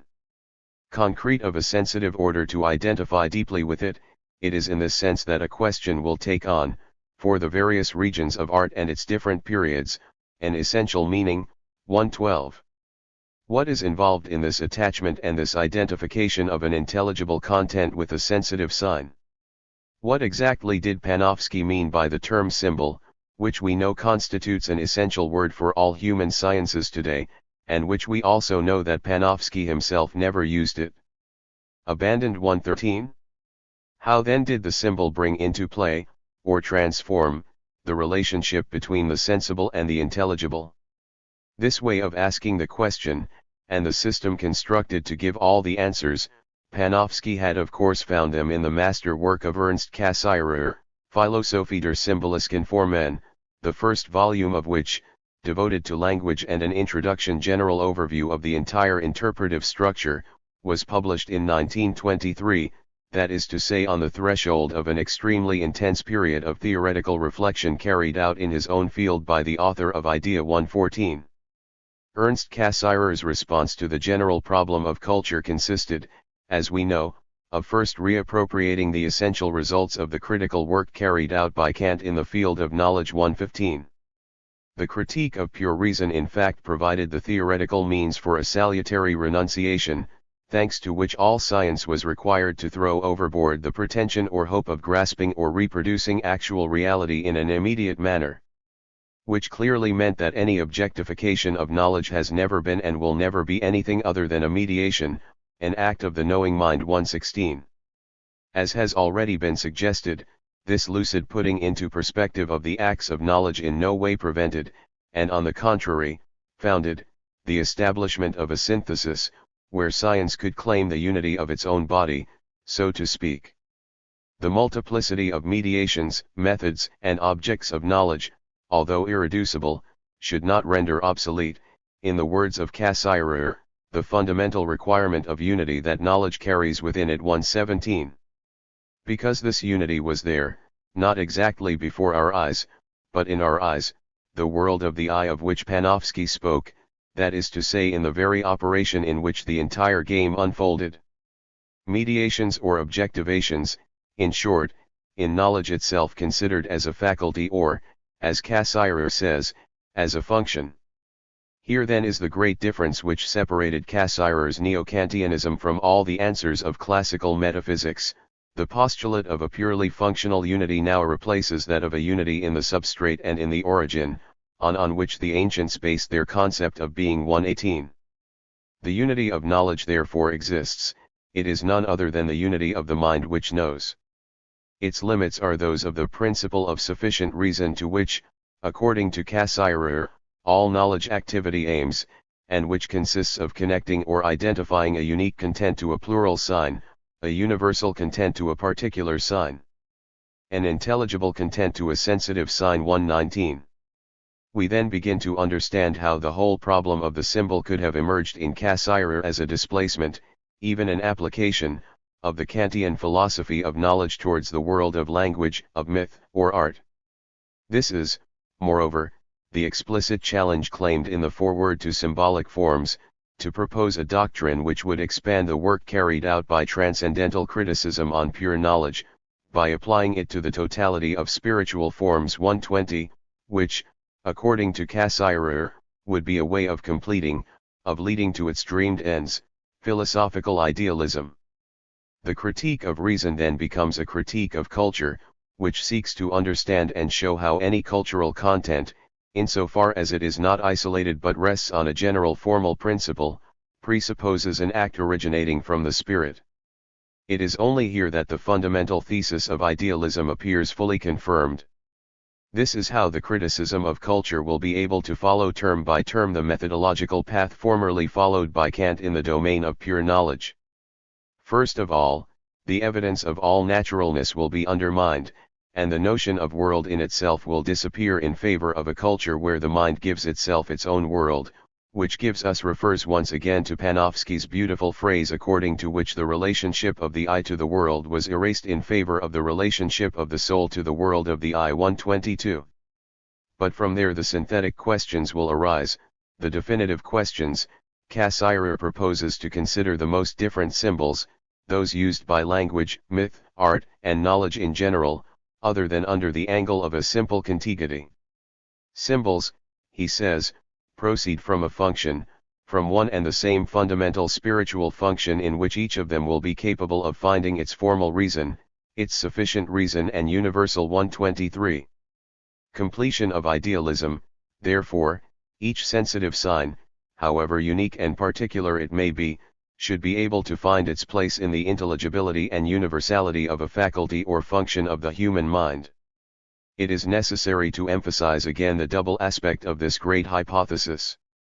On the one hand, Cassirer promoted a functionalist understanding of the symbol in general, and therefore of linguistic, mythical, or artistic phenomena considered as a process. It was taking a huge step forward, it was dodging the traditional, metaphysical data in the sense of the ancients, attached to the very notion of the object of knowledge. Cassirer taught us this essential thing that the symbol does not have to be known as an isolable object, a core that we extract from the fruit, an archetype, or any autonomous entity, but rather as the bringing into play of a paradigm that only exists because it functions dialectically between subjects and objects. Thus the notion of symbolic form aimed, beyond the figures that can be isolated from art or culture in general, thing figures, we could say, the very function of figuration which generated them 124. Thus it aimed for something like a general or even generative grammar, a species of grammar of the symbolic function as such, which would embrace and determine in a general way all the expressions and particular idioms such as we use them. We meet in language and in art, in myth, and in religion 125. The other face of this knowledge project emerges from the very expression general grammar. It presupposes both the law and its generality. He seeks the condition of unity and universality. He finds it in the concept of representation, this fundamental function which, in the words of Cassirer, provides the essential presupposition for the construction of consciousness itself and as the condition of its formal unity 126. Another step has been taken here, undoubtedly less perspective, undoubtedly less distant from ancient metaphysics than Cassirer would have initially desired. This is the step taken from the function to the unity of the function.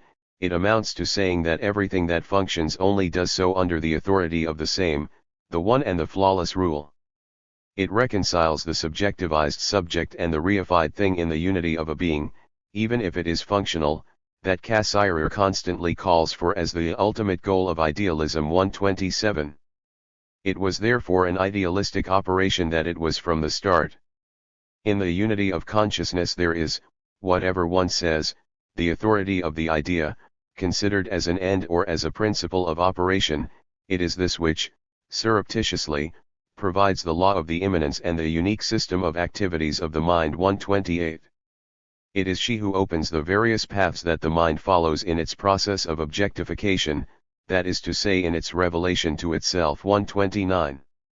That the symbol could thus reveal the mind to itself meant that unity and synthesis had been presupposed from the outset, even though the abstract one of traditional metaphysics fell under the influence of neo-Kantian critique of Cassirer. Everything had been arranged so that at one moment the plural could still come to nestle in the one, and each particular energy of the spirit contribute in a specific way to this unitary, combined establishment of the self and the world 130. This meant that the symbolic forms of art were dedicated to collecting the sensitive diversity of signs within the fold of a so-called general spiritual meaning, a meaning ultimately intelligible, enunciable as such in the discourse of knowledge 131. Not only did the sensitive seek the intelligible in order to attach itself to it, but also its way of identifying with it, as Cassirer and Panofsky repeat together, finally allowed it the ultimate conversion, becoming intelligible. Art consequently became intelligible in its generality as well as in its singularity, it became the intelligible even expressed in the accidental forms of the sensible. Founding a knowledge of art on reason had therefore required, first with Cassirer, then with Panofsky, that we find at all costs the congruence and even the subsumption by which a sensitive diversity of figurative phenomena could find, for its own sake, include everything, a framework, a mold, a general grammar of intelligibility. It was carrying out an act of synthesis and even, in the Kantian sense, an act of synthetic unity. There is, in the expression symbolic form, the very heavy notion, philosophically speaking, of form, and we immediately think of that of idea. Like the Kantian ideas, in fact, the symbolic forms of Cassirer and Panofsky will have been understood from the perspective of regulatory principles which systematize syntheses. Like ideas, they will have first been thought from the point of view of subjectivity, as acts of the world of culture and not of the world itself, but then re-objectified, so to speak. In their authority of rules and in their vocation to the final unity of things. 132. We could even risk the hypothesis that Panofsky's famous ternary diagram, in 1932, we remember, it took us from meaning phenomenon to meaning signification, then to sense of essence, in the American version, he exposed to us, after the natural subject, the conventional subject, and finally the symbolic content. We could risk the hypothesis that this diagram intended to expose the categories usable by the historian of art did nothing other, in short, than spontaneously follow the Kantian schema of synthetic unity exposed in the Critique of Pure Reason. Let us recall the three major moments of this famous text, where it is a question of nothing less than updating the very conditions of a priori knowledge of all objects. Firstly, there is the diverse of the pure intuition where the events of the world reach us abruptly, according to the most elementary conditions of receptivity of our mind, conditions which alone allow it to receive representations of objects. 133. We can very well imagine Kant giving here the example of the gentleman who lifts his hat, recognizing this very simple event as such in fact presupposes both space and time, and other conditions of receptivity as well. We are at the level of Panofsky's primary subject, we are at the level of the perceptible diversity, it will only give rise to knowledge once it has been traversed, durchgegangen, and synthesized. Second movement, therefore, it is up to the imagination to begin the journey. Blind, but indispensable, writes Kant, the imagination will bring together the data of the diverse received intuitively, to form a certain content. This is called making a synthesis in the most general sense of the term. 134. The third moment will provide synthetic unity, what we suggested above under the expression supersynthesis. This now rests on pure understanding, and in this it definitively establishes the act of knowledge. 135. The Panofskian sense of essence is therefore achieved, it is a concept. This would be the case with the knowledge of art as with all knowledge. It would proceed from intuition to the image, and especially from the image to the concept. I say above all, because it is in the second translation that the decisive moment lies, the one which, following Kant, would justify all the prestige of the great word knowledge. But the science of art, the Kunstwissenschaft, should not limit itself to this sole requirement concerning its own form. Once again she demanded a symmetrical form from her object, so that the circle, methodical or vicious, could properly loop the object around the subject. Here we are moving towards a completely radical definition of art, and therefore of symbolic form, but let us not say definition, rather say end, wish for ends, wish common to Cassirer and Panofsky concerning the ends of the history of art. To demand from the artistic forms themselves a kind of reciprocity congruent with the form of knowledge was therefore to demand from the symbolic forms that they realize, in their essence, the movement from concept to image. If this wish were verified, and the whole history of art dreamed of by Panofsky reached its promised land, to truly state the concept of the images of art, objective genitive and subjective genitive now founded, justified in being confused. The simple, but devious, as we have seen, reason of the history of art therefore ends with the fourth magical operation. This is the design of the system. It is the invented feature, the drawn line by which an image can be recognized under the very profile of a concept. Now this operation does indeed exist, it can be read at the exact center of gravity of the Kantian text, it is the mysterious and sovereign operation, in a sense already magical for Kant himself, of the schematismus der reinen Verstandesbegriff, the schematism of pure concepts of the understanding. Without this magical operation, the concept of symbolic form was doomed to an impasse. With it, on the contrary, everything became possible, that is to say, the most heterogeneous orders of realities discovered a common design or design, under the high scepter of the concept. Kant, who, according to Heidegger himself, was able to give his readers this immediate certainty that no other thinker otherwise gives, he does not cheat. 136, Kant started from a seemingly inextricable situation. If any object must to be subsumed under a concept, this requires that the representation of the first is homogeneous, gleichartig, with that of the second. However, admits Kant, the pure concepts of the understanding, compared to empirical, or even, in general, sensible, intuitions, are completely heterogeneous to them. 137. Are the concepts of the understanding therefore simply inapplicable to the objects of our experience? Maybe. If the sensible is opposed to the intelligible, how could the intelligible subsume the sensible? There is, however, a way, writes Kant, and it is the one made possible by the transcendental doctrine of judgment that he is developing. The transcendental will therefore be assigned the role of going over all heterogeneity, by inventing a third term which is homogeneous, on one side to the category, on the other to the phenomena, and which makes possible the application of the first to the seconds. 138. This third term will be called by Kant the transcendental schema, transcendental schema. It is a representation, the key word of the whole affair, which Kant requires to be, on the one hand, pure, that is to say emptied of any empirical element, and on the other sensitive side, that is to say homogeneous with the empirical element. It would therefore provide the ideal intermediate principle between the perceptions of experience, or images, and the categories of understanding. Schematism then designates the successful, albeit mediated, operation of the subsumption of the sensible under, or through, the intelligible. Or, conversely, of the sensitive conversion of the concept into an image. The trick is played, the line drawn, the circle closed, the science of diversity, of the sensitive, the science of the image is possible. We then understand the status of this prodigious term that was the Kantian scheme. He gave a formal and pure condition of sensitivity, and at the same time he realized the category in the experience or in the image. It was a product of the imagination, since it was not in itself a pure concept, but, unlike the image which is always inadequate to the concept, it precisely gave a homogeneous rule of synthesis to the requirements of pure understanding. He therefore ended up being completely opposed to the image itself. 139.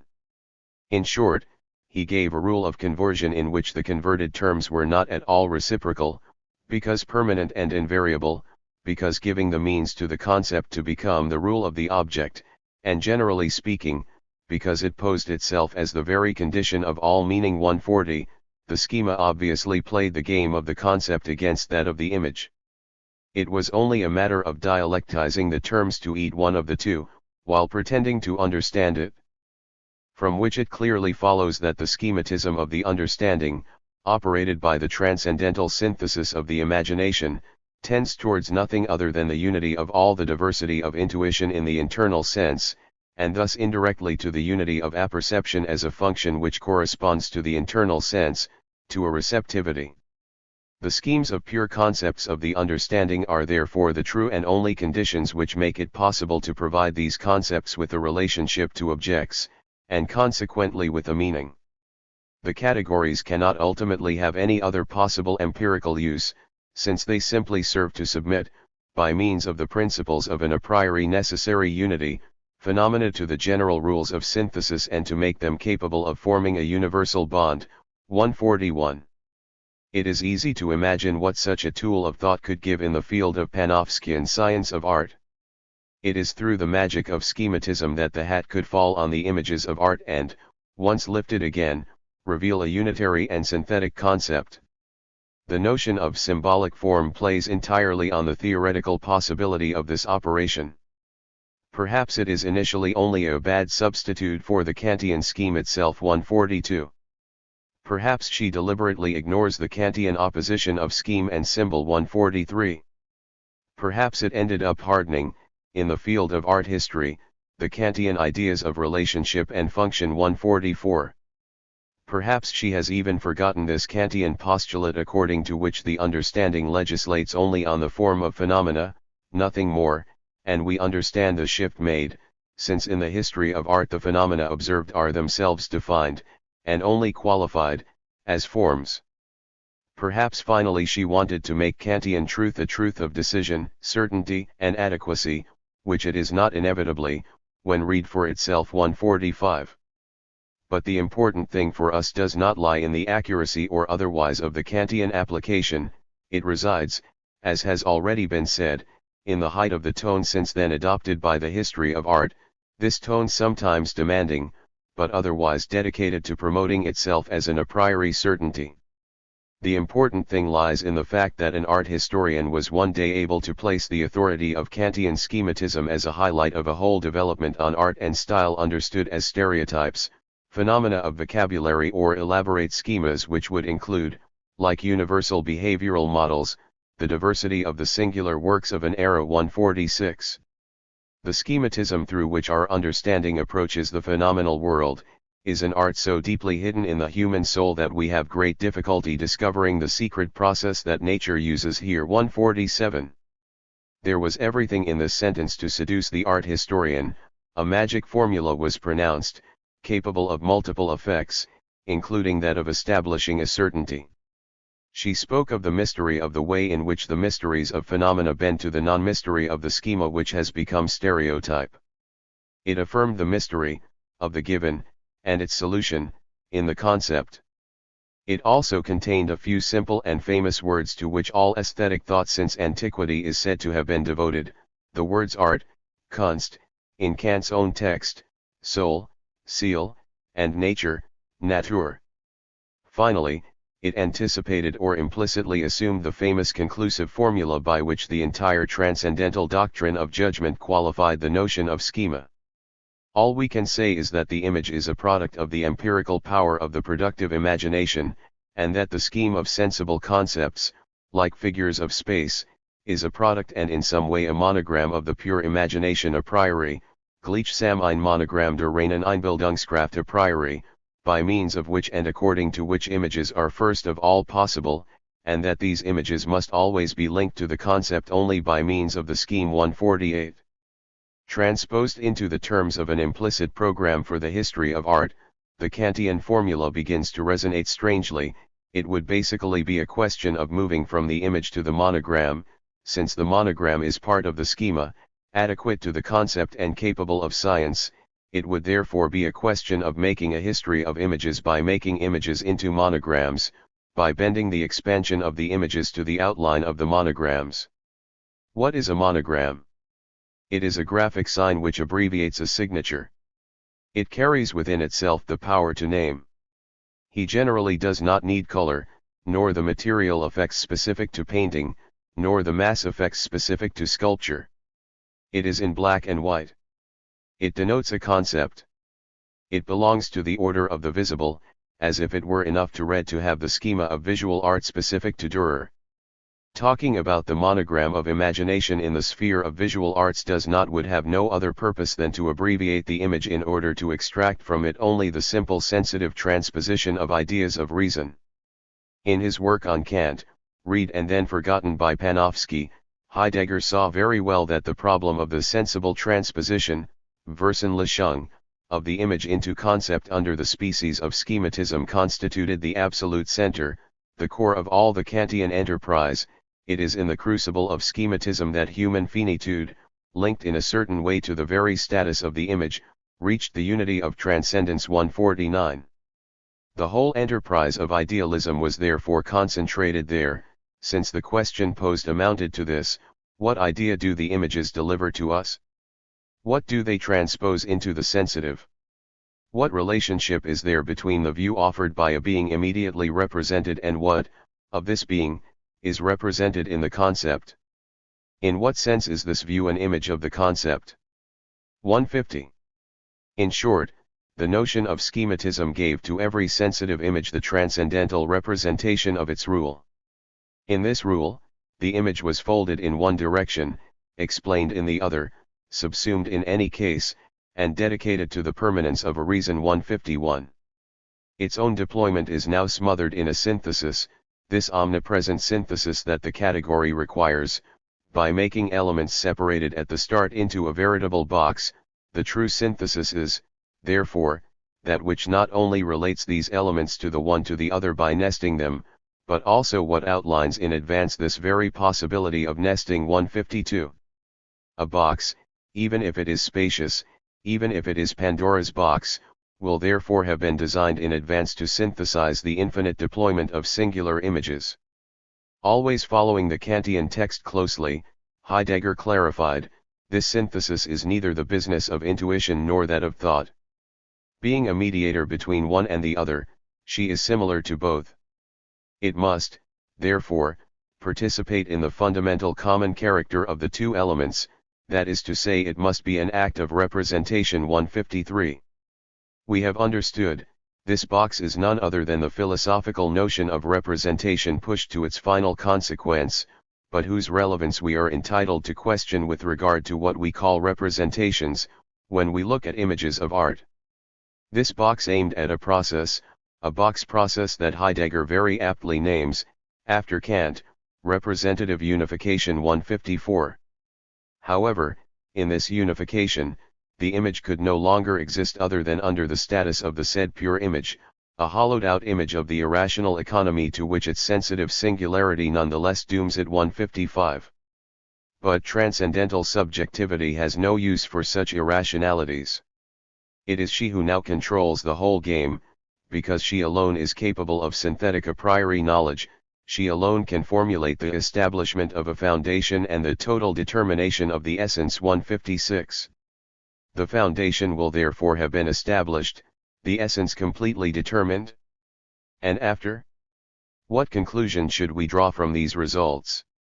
This, perhaps, that the history of art, by adopting the scheme or more vaguely the tone of the Kantian doctrine, conformed directly to the two constraints that Heidegger had from 1927 recognized at the heart of Kantianism. On the one hand, its metaphysical character, thus the history of art married without knowing it, or rather by denying it, a movement, a method which aimed to refound metaphysics, and more precisely to make metaphysics a science. 157. In doing so, art history bent its own desire to become a science to the neo-Kantian formula of a science spontaneously conceived as metaphysical.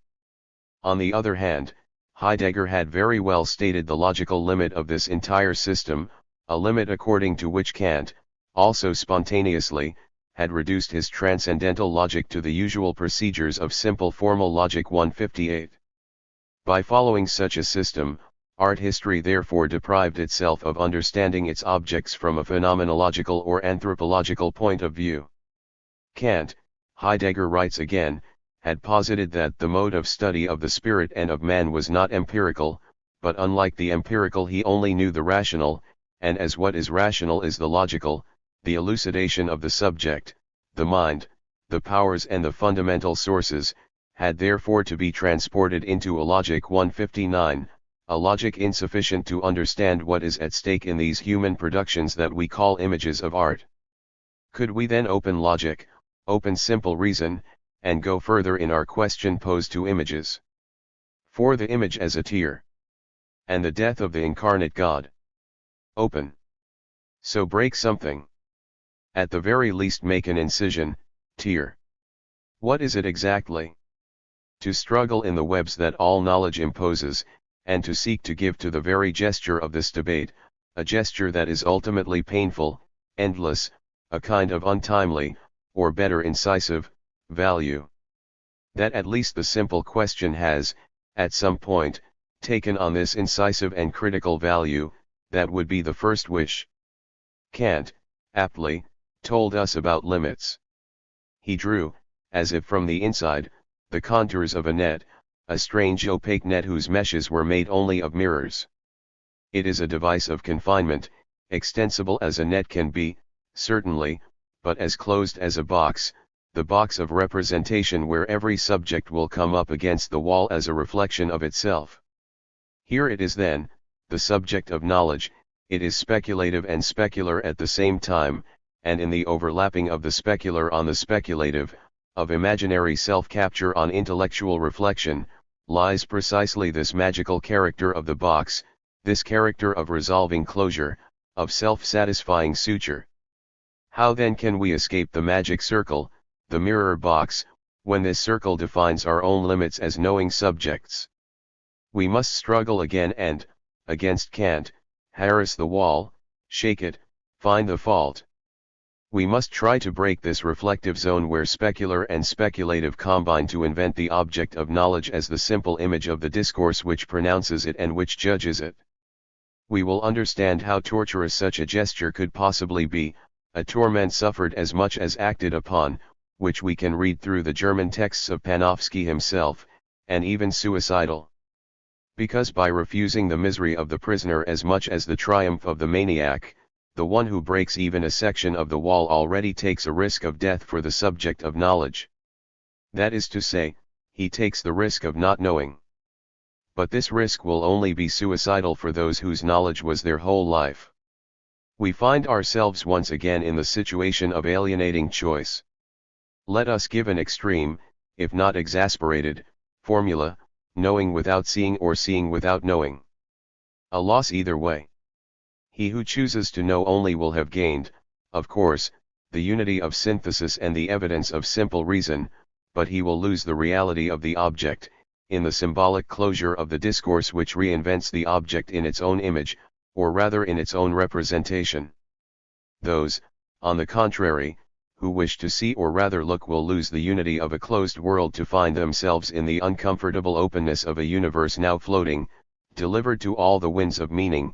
It is here that the synthesis will weaken to the point of crumbling, and that the object of seeing, possibly touched by a piece of reality one, will dislocate the subject of knowledge, dooming simple reason to something like a tear. Tearing would therefore be the first word, the first approximation to renounce the magic words of art history. This would be the first way of calling into question the Panofskian postulate according to which the art historian differs from the naive spectator in that he is aware of what he is doing too.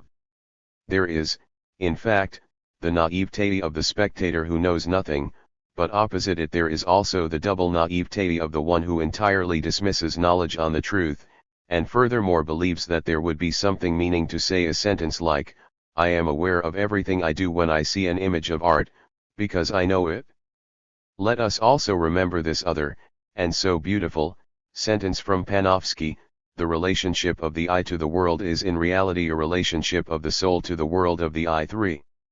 Let us remember its irreplaceable critical value, the positivist hope of grasping reality, this hope here torn by the environment, but let us tear it in our turn, as we would tear the synthetic unity and transcendental schematism inherited from Kant. Because the relation of the soul to the world of the I can only be the non-synthesis of an instance itself torn between consciousness and unconscious, and of a world which only forms a system until only to a certain point, beyond which logic shows its flaw, its constitutional flaw.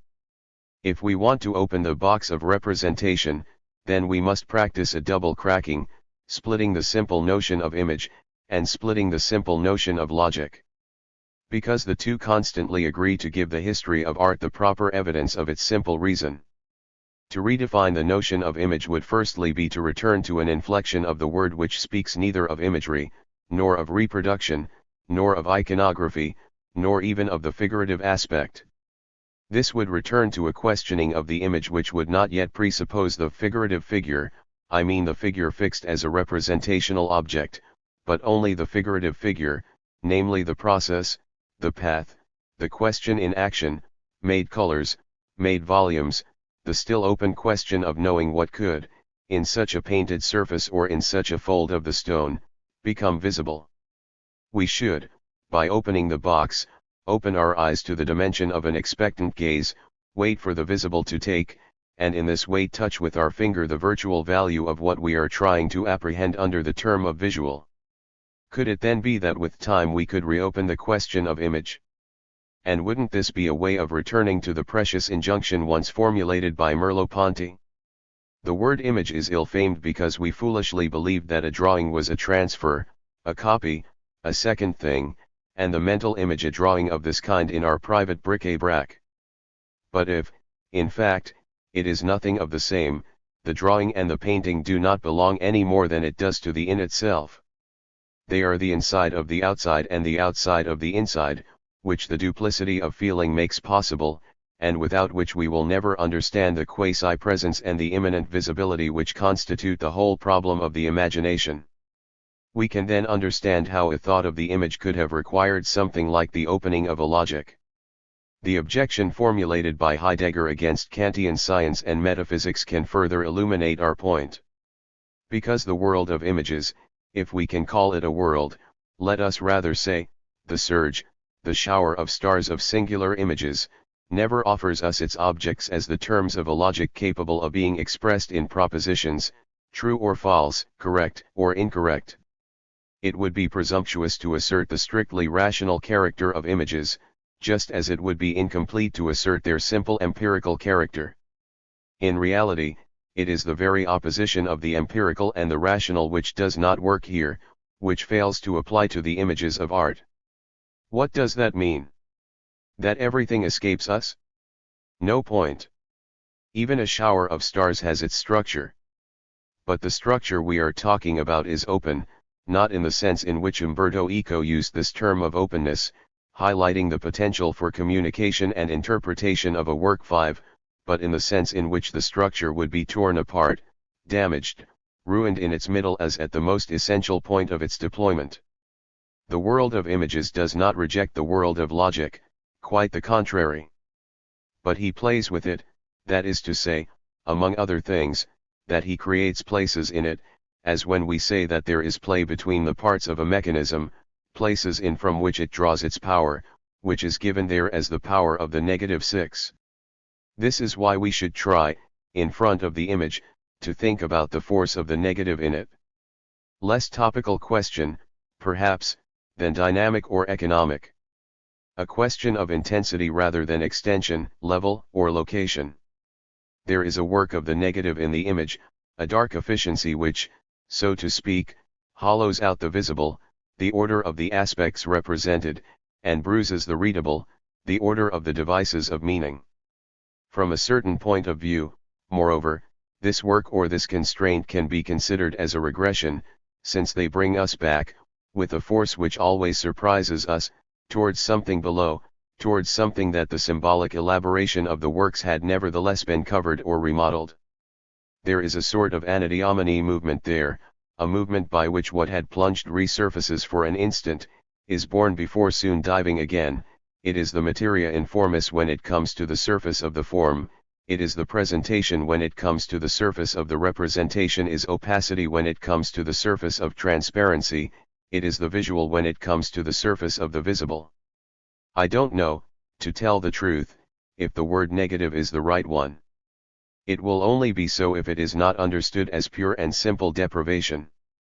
This is why, in this perspective, we designate the visual, and not the invisible, as the element of this constraint of negativity where the images are taken, take us. This is again why the negative here does not have any nihilistic or simply negativist connotation, nor does it aim at nostalgia or any general philosophy of negativity. It is not a question of establishing in aesthetics the dubious generality of the unrepresentable.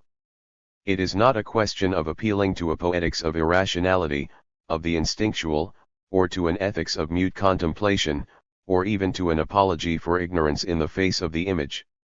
It is only a matter of taking a look at the paradox, at the kind of learned ignorance to which images force us. Our dilemma, our alienating choice, we expressed earlier in somewhat harsh terms, it is necessary to clarify, to repeat that this choice constitutes a constraint as such, and that it is therefore not at all a question of choosing a piece, of deciding, knowing or seeing, this is only a simple or de-exclusion, and not of alienation but of knowing how to remain in the dilemma, between knowing and seeing, between knowing something and not seeing something else in any case, but seeing something in any case and not knowing something else.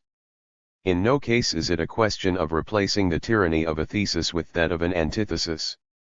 It is only a matter of dialectizing, thinking the thesis with the antithesis, the architecture with its flaws, the rule with its transgression, the discourse with its slip of the tongue, the function with its dysfunction, beyond cassire, therefore, or the fabric with its tear. Thinking about the fabric of representation, with its tearing, thinking about the function, the symbolic function, with its constitutional interruption or dysfunction, this was something that had been undertaken almost 40 years before Panofsky's iconology, and more than 20 years before the symbolic forms of Ernst Cassirer. This had been courageously initiated by a thinker and a practitioner, a man very attentive to the phenomenology of a visible which he nevertheless distrusted, a scientist extraordinarily quick to renounce the certainties of the very science he practiced, someone who, stubbornly, will have attempted the dangerous adventure of founding a non-specular knowledge, a knowledge capable of thinking about the work of non-knowledge in it. It's Freud. We remember that he dedicated his great book on the interpretation of dreams, published in 1900, to the anadhyamani movement of a dive into a kiran producing the emergence of nocturnal images 7. We remember that after being confronted with the all-too-visible enigma of hysterical symptoms, he embarked on the disturbing and moving path of dreams as in the royal road which leads to knowledge, Kenntnis, and not Wissenschaft, of the unconscious eight. We remember that the path in question was to bring him back to a more decisive and new understanding of the notion of symptom. A decisive and new way of seeing, this is why we must stop there when the image takes us into the game of not knowing. It is with the dream and it is with the symptom that Freud broke the box of representation. With them he opened, that is to say torn and released, the notion of image. Far from comparing the dream with a painting or with a figurative drawing, he insisted on the contrary on its value of distortion, Anstellung, and on the play of logical ruptures with which the spectacle of the dream is so often affected, as of a piercing rain. The metaphor of the rebus came to his pen to immediately free the understanding of the dream from any figurative prejudice, famous text. Suppose I look at a rebus, Bilderatzel, an enigma in images it represents a house on the roof of which we see a canoe, then an isolated letter, a headless character running, etc. I could declare that neither this whole nor its various parts have any meaning, unsinnig. A canoe must not be on the roof of a house and a person without a head cannot run 9, moreover, the person is larger than the house, and, admitting that the whole must represent a landscape, it is not appropriate to introduce isolated letters, which cannot appear in nature.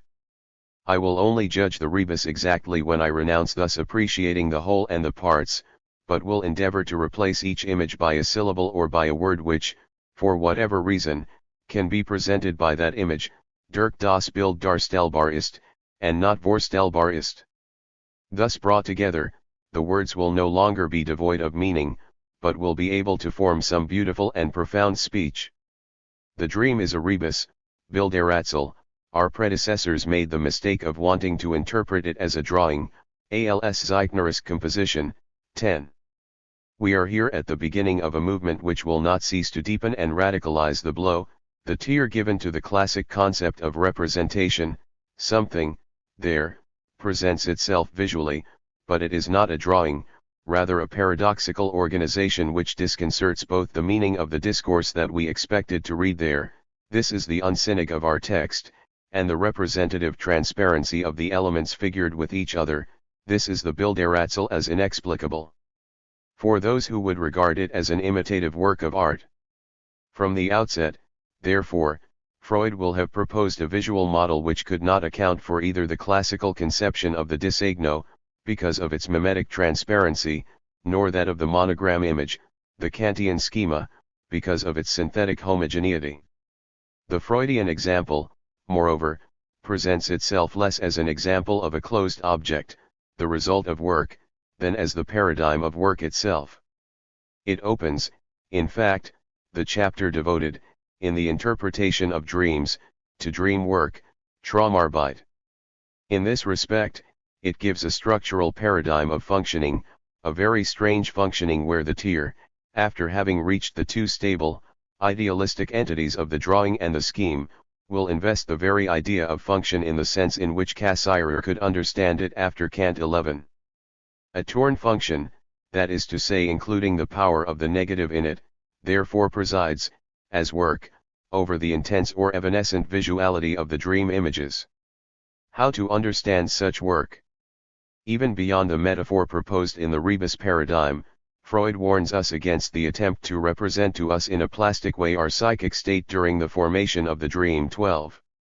If there is a topic at work in the formation of dreams, and in unconscious processes in general, it cannot be reduced to the empiricism of our sensitive spatiality, or even that of our lived space.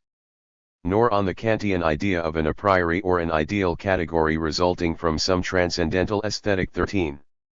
The problem can only be considered from what, more modestly, presents itself, and it is no coincidence that Freud begins to problematize the notion of Traumarbeit by insisting on the so often incomplete presentation of the dream, its tatters character put together.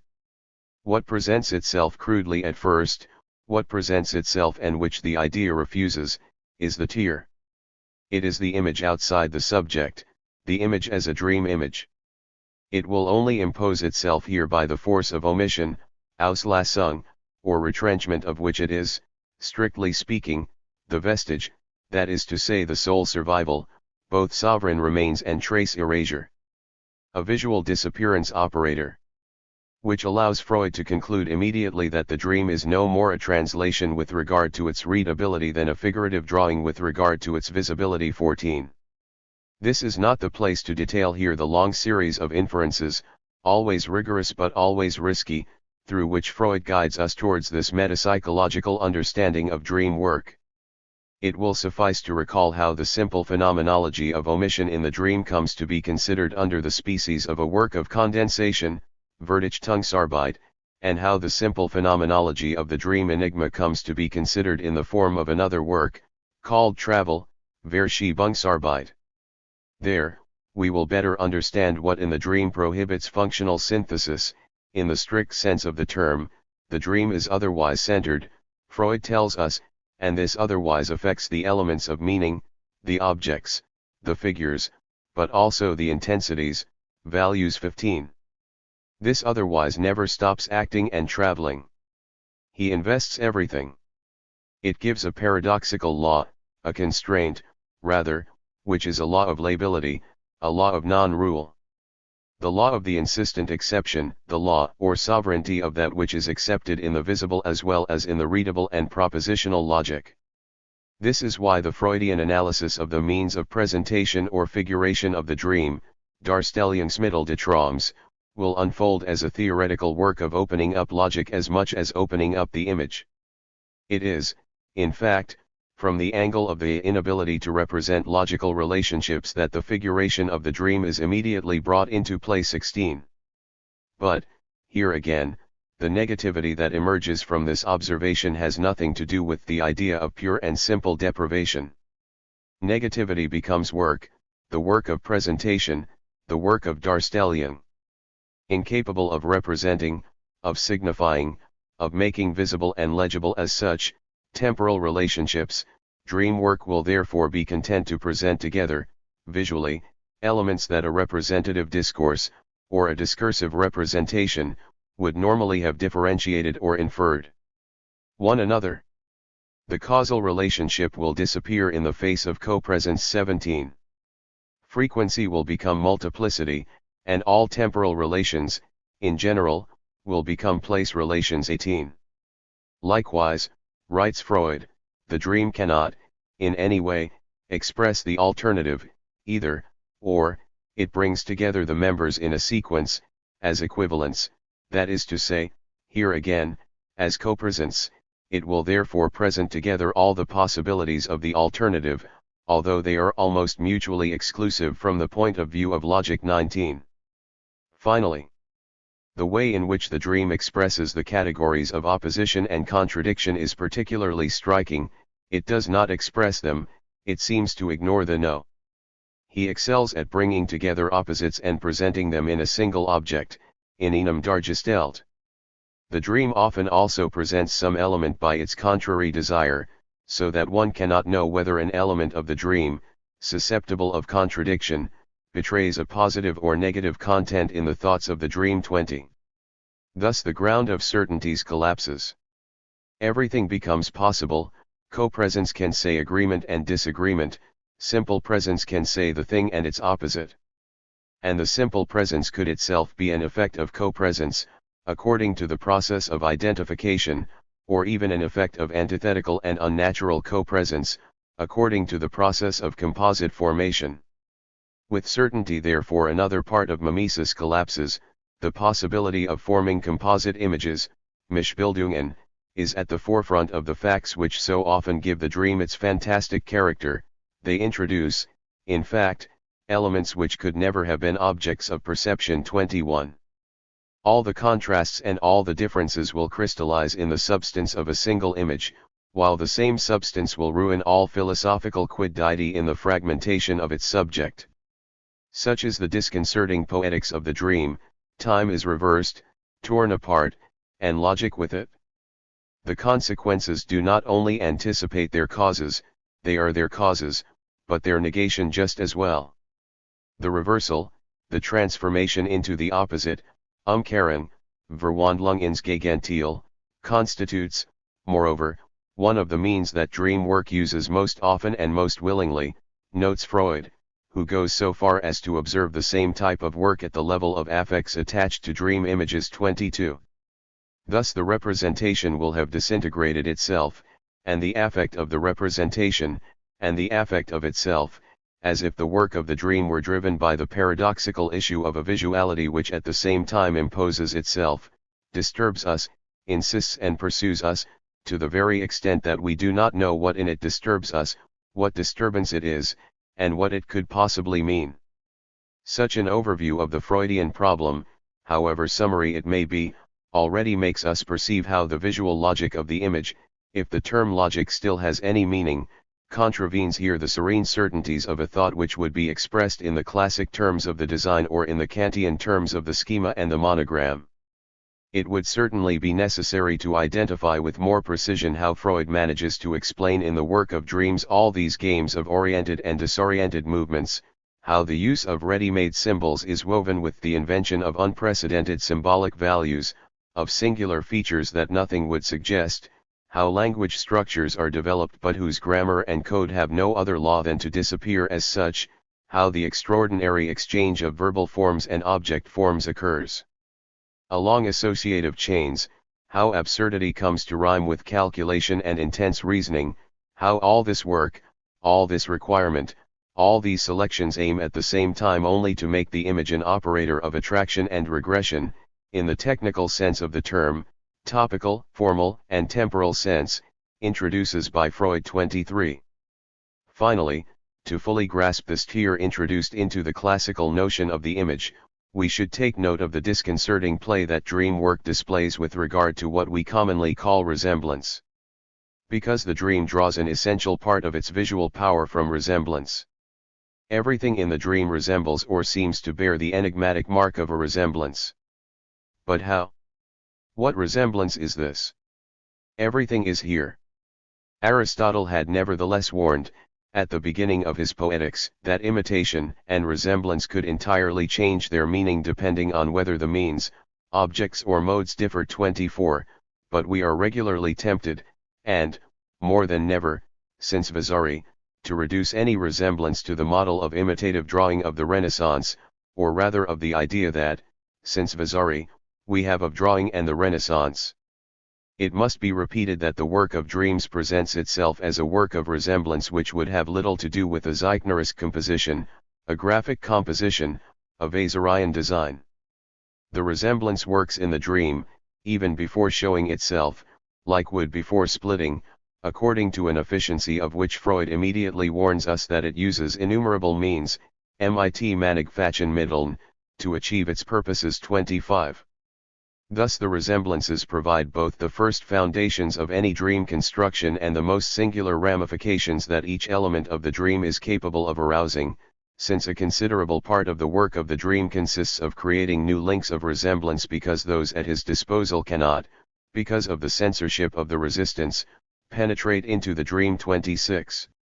Common sense told us that the act of resembling consisted of exhibiting the formal and ideal unity of two objects, two people, or two separate material substrates. Dream work, on the contrary, gives Freud the opportunity to insist on the vector of contact, material and non-formal, Berührung, which generates in the dream image the processes or paths of resemblance. 27. To resemble will no longer mean, then, a state of fact, but a process, a figuration in action which comes, little by little or all at once, to make two hitherto separated elements touch each other, or separated according to the order of the speech. The resemblance is no longer an intelligible characteristic, but a dull movement which propagates and invents the imperious contact of an infection, a collision, or even a fire. Common sense told us on the other hand that the act of resembling presupposed that there were two separate subjects between which the resemblance would construct an ideal junction, like the subtle pier of a suspension bridge between two mountains. The work of dreams demonstrates to us, on the contrary, that resemblance knows how to precipitate here, to form a knot or conglomeration, that it knows how to destroy the subtle duality and ruin any possibility of comparing, therefore of representing oneself, therefore of distinctly knowing something of this resemblance which, simply, presents itself there. Such would be the consequence imposed in dreams by the tendency towards condensation that Freud invokes to explain the fact that the common element, which explains the union of two people, can be represented in the dream or myth. Ordinarily, the identification or formation of a composite personality serves precisely to spare this representation. Instead of repeating, A does not love me, neither does B, I form from A and B a composite personality, or else I imagine A in one of the attitudes which ordinarily characterize B. The person thus formed appears in a dream in some new circumstance, and, as it represents both A and B, I am entitled to insert at this point of the interpretation the fact common to both, that they do not love me. This is how we often achieve extraordinary condensations in dreams. I can spare myself the representation of very complicated circumstances by substituting one person for another who, to a certain extent, finds themselves in the same circumstances.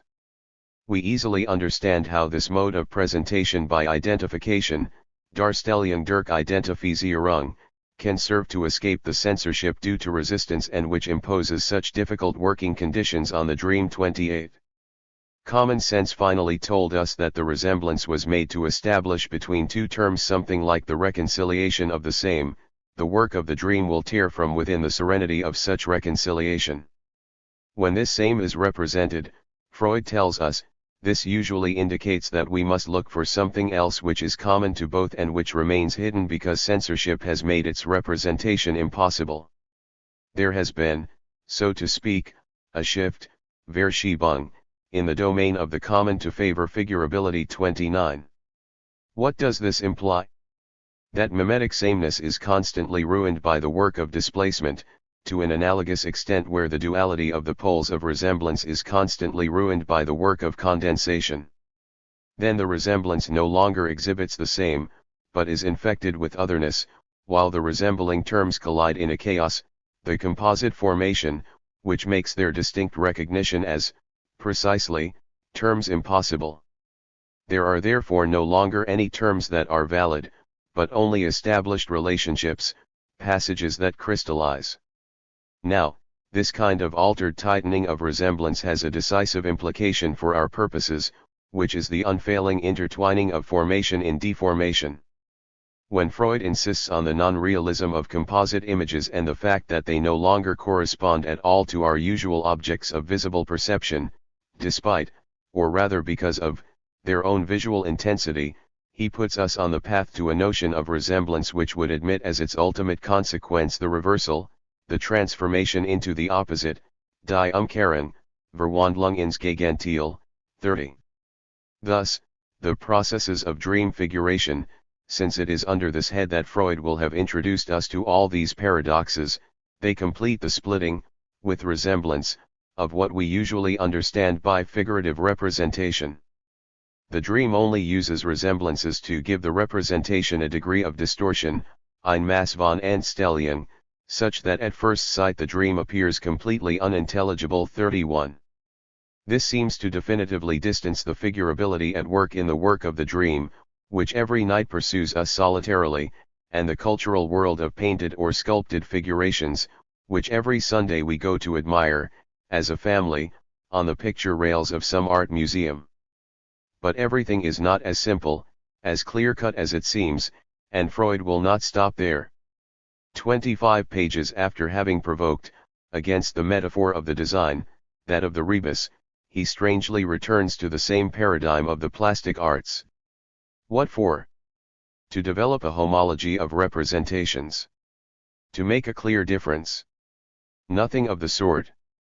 Freud only advances the pictorial paradigm to transit, paradoxically, from a tear to a disfigurement. It is in fact from the angle of the flaw, of the defect, the logical defect of expression, dies Ausdrucksfähigkeit abjet, that the plastic arts will be summoned here in relation to the figurability of the dream, and it is not indifferent to find in Freud's pen the concise but very accurate indication that the defect of expression in the plastic arts is due to the nature of the material used, in dem Material, just as this lack of expression is linked to the nature of the psychic matter, am psychischen Material, available to the dream. 32. And the famous passage which follows, evoking the medieval process of phylacteries placed in front of the mouths of painted characters, only intervenes to underline the failing paradigm of the visual arts. This discourse, or these words, die read, that the painter, allows himself, he imagined, despaired of making people understand. 33. Freud thus approached the question of the figurable from the angle of a constitutive tear or defect. But, far from finding there an argument of ineffability or something like a neo-romantic philosophy of the infigurable, he immediately moved on to this almost experimental conception of a work of figuration envisaged with its tearing, its tear at work. We would be there at the exemplary and tangible place of a radical difference with what Cassirer would understand, a few years later, by symbolic function or by function in general. Freud indeed proposes to understand the lack of expression of the dream other than as a pure and simple deprivation, which means clearly that the logical relations, incapable of being represented in the dream as such, will be figured when even, by means of an appropriate disfigurement, the dream, writes Freud, manages to bring out some of the logical relationships between his thoughts by modifying their representation in an appropriate manner. 34. We then understand that the defect, the tear, functions in the dream as the very engine of something which would be between desire and constraint, the constraining desire to appear. Figure despite everything, therefore force, therefore tear. And, in this restrictive movement, the tear opens the figure, to all the meanings that this verb can take. It becomes like the very principle and energy, aroused by the effect of tearing, namely the absence, of the work of figurability. By digging into the representation, it calls the figure and its presentation, Darstellung, it initiates the infinite process of the Dieter which, fundamentally, characterizes the very notion of figure. Tropus or figura have always given, as we know, the notion of the turn and the Dieter. 35. They are the Dieter-made presentation, and we understand better why it proves useless, when we look at the means of representing the dream, to try to distinguish what would be language and what would be visible. Both it is true that the problem lies elsewhere, that the figure thus understood thwarts in its rhetorical abundance the pure and simple readability of a discourse, and that it thwarts just as much in its power of presentation the pure and simple visibility of a representation. Figurative in the academic sense of the term. We will perhaps never finish drawing the consequences of such a figurative game, the one by which a tear takes a Dieter so that the Dieter comes to present itself visually. The tear in this sense opens up as much to the elaborative complexity of dream work as to the tenacious opacity of its regressive character. It arouses the colorful abundance of figures, it nonetheless imposes the white sovereignty of its empty opening.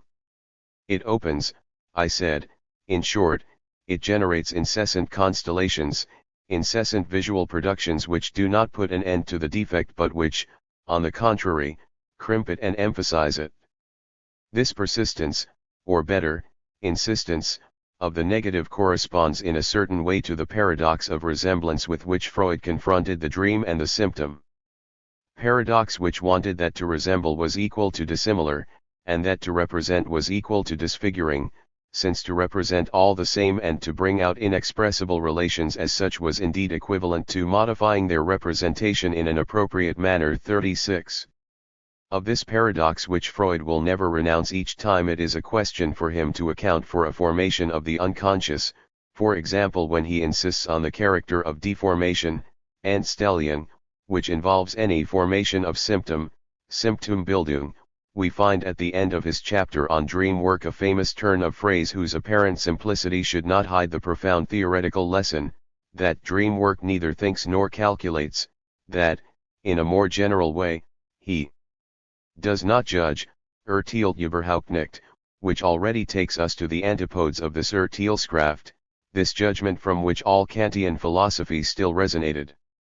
Judgment and its function will therefore be replaced by work, a work much less synthetic and much more abysmal than all the functions in the world, a work which is content to transform. 37. Verb which tells us here both the formation and the deformation, a loss of form, in the sense of the idea, in all cases, a failure of intelligible subsumption in all cases. But how exactly does this evocation of dream work concern our question? Didn't Freud warn us from the start against any artistic apprehension of dream work, by energetically separating the rebus, presented as a dream paradigm, from the common idea of a dream conceived as representative drawing? Certainly he did so, and the identification of artistic examples in the Freudian text is obviously not enough to enlighten us on the profound value of such examples. The question of Freudian aesthetics, the question of what Freud thought about art, or how he hoped to account psychoanalytically for artistic creativity, all these questions remain doubtful in their very formulation, they do not enter into everything case in our present discussion. The problem here is very different, it would only be a matter, but that would already be a lot, of understanding in what way the Freudian notion of figurability, if it opens as has been said the classical concept of representation, can concern or reach our gaze to cast on the images of art. In short, how the representation that opens can show us something more in what we usually call representations of painting. We are not before the painted or sculpted images as we are before, or rather in the visual images of our dreams. Some are given as tangible objects, they can be manipulated, can be collected, classified, or preserved. The others quickly disappear as defined objects and gradually melt away to become simple moments, unintelligible moments, of ourselves, vestiges of our destinies, unclassifiable shreds of our subjective beings. Images of art circulate in the community of men, and to a certain point we can say that they are made to be understood, at the very least addressed, shared, taken by others. Whereas the images of our dreams do not require anyone to be taken or understood. 38. But the biggest difference is undoubtedly that we are awake before the images of art, of this awakening which gives lucidity, the strength of our seeing, while we are asleep in the images of dreams, or rather that we are surrounded by sleep, of this partner isolation which perhaps gives us the strength of our gaze. The paintings are of course not dreams. We see them all with our eyes open, but perhaps that is what weighs us down and makes us miss something.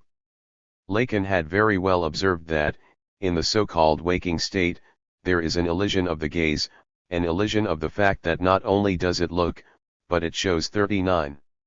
It shows in the dream because it presents itself, with all the force that the verb darstellen can take on in Freud, and it looks because of the very visual presence of what is presented. Our hypothesis is at very banal and very simple background, in a figurative painting, it represents and it is seen, but something, all the same, is also shown there, looks at itself there, looks at us there. The whole problem is of course to understand the economics of this and to think about the status of this something. How to name this? How to approach it? This something, this nevertheless, is instead of an opening and a split, vision is torn between seeing and looking, the image is torn between representing and presenting itself. In this tier, therefore, something works that I cannot grasp, or which cannot grasp me entirely, lastingly, since I do not dream, and which nevertheless reaches me in the visibility of the painting as an event of gaze, ephemeral and partial. If it is true that the dream gives every night the opportunity for an absolutely deployed visuality and an absolutely sovereign reign of the gaze, if this is true, then I can only approach the something of the painting through the paradigm, not of the dream as such. What is the dream as such, no one knows, but of the forgetting of the dream, we know this every morning, I mean we experience what it is. In other words, the visual event of the painting only occurs from this tier which separates before us what is represented as remembered, and everything which presents itself as oblivion. The most beautiful aesthetics, the most desperate too, since they are generally doomed to failure or madness, would therefore be the aesthetics which, in order to fully open up to the dimension of the visual, would like us to close your eyes in front of the image, so as to no longer see it, but only to look at it, and no longer forget what Blancat called the other night, the night of Orpheus 40. Such aesthetics are always singular, reveal themselves in non-knowledge, and never hesitate to call vision what no one who is awake sees. 41. But for us, historians or art historians, we who desire to know, we who wake up every morning with the feeling of a sovereign but forgotten visuality of the dream, there remains only writing or speech to make this forgetting a possible support for our knowledge, its vanishing point above all, its vanishing point towards non-knowledge. Perhaps we will understand better here the importance of the dream paradigm. Why above all is it a paradigm? Less for the object of interpretation, namely the work of art that one would like to compare to the dream, than for the solicitation to interpret, according to the expression put forward by Pierre Fedida in the specific field of psychoanalysis. What the theory reveals is directly dependent on a Traumdeutung as a practice of dreams. The theory only receives its original meaning here from the status acquired by the word of interpretation, and in so far as this is solicited by the dream. 42. Now the forgetting of the dream plays an absolutely decisive role in this solicitation, since by collecting, so to speak, the material of sleep it offers to interpretation the very opacity of its vanishing point. What remains of a dream upon waking is destined for the fragmentary, and this is how analysis understands it. Intended to be torn into pieces, it is not intended to be a symbolic synthesis or a totalizing interpretation. No more than the memory of dreams concerns an intellectual performance, forgetting does not relate to a lack of memory or judgment. Just like doubt affecting a dream memory, forgetting is related to these thought disorders known as déjà vu, déjà told, false recognition, etc. The forgetting of the dream thus collects the material of sleep in which it occurs, and it is also the sensitivity of its speech.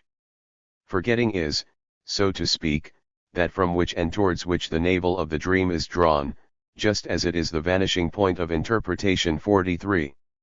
Although evanescent, the vanishing point does exist. It is there, before us, even marked by forgetfulness. It is there like a trace, a remainder. Let us imagine ourselves in front of the painting as in a situation symmetrical, and therefore not identified, with that of the dream. The regime of representation would only function there on a bed of nocturnal remains, forgotten as such, but making material to look at. That is to say, reconnecting us, the space of a remainder, or the time of a remainder, with the essential visuality of the image, its power to look, to be looked at, and to us look at everything together, to understand us, to concern us. This is undoubtedly this modality of the nevertheless that we were seeking to consider, in the lucid awakening that our habitual relationship to the visible presupposes, in the ideal completeness that the devices of representation offer, something, a remainder, therefore, a mark of oblivion, comes or returns nonetheless to bring its nocturnal disturbance, its virtual power. Something that alters the world of forms represented as matter would alter the formal perfection of a line. Something that must be called a symptom, as it is true that there is no symptom, in the Freudian sense, without some work of forgetting. It is obvious that the simple fact of taking such a dimension into account, when we look at the images of art, singularly modifies the conditions of our knowledge, its practice as well as its theoretical limits. What is a knowledge of the visual symptom, if the symptom comes to curl up in our own eyes, strips us bare, tears us apart, puts us into question, questions our own capacity to forget? We must answer this question in at least two ways, first by looking in history for the figures of such knowledge, since it would be absurd to imagine some restricted modernity of the symptom, and since we are always given over to the symptom, in our own eyes as elsewhere. 44.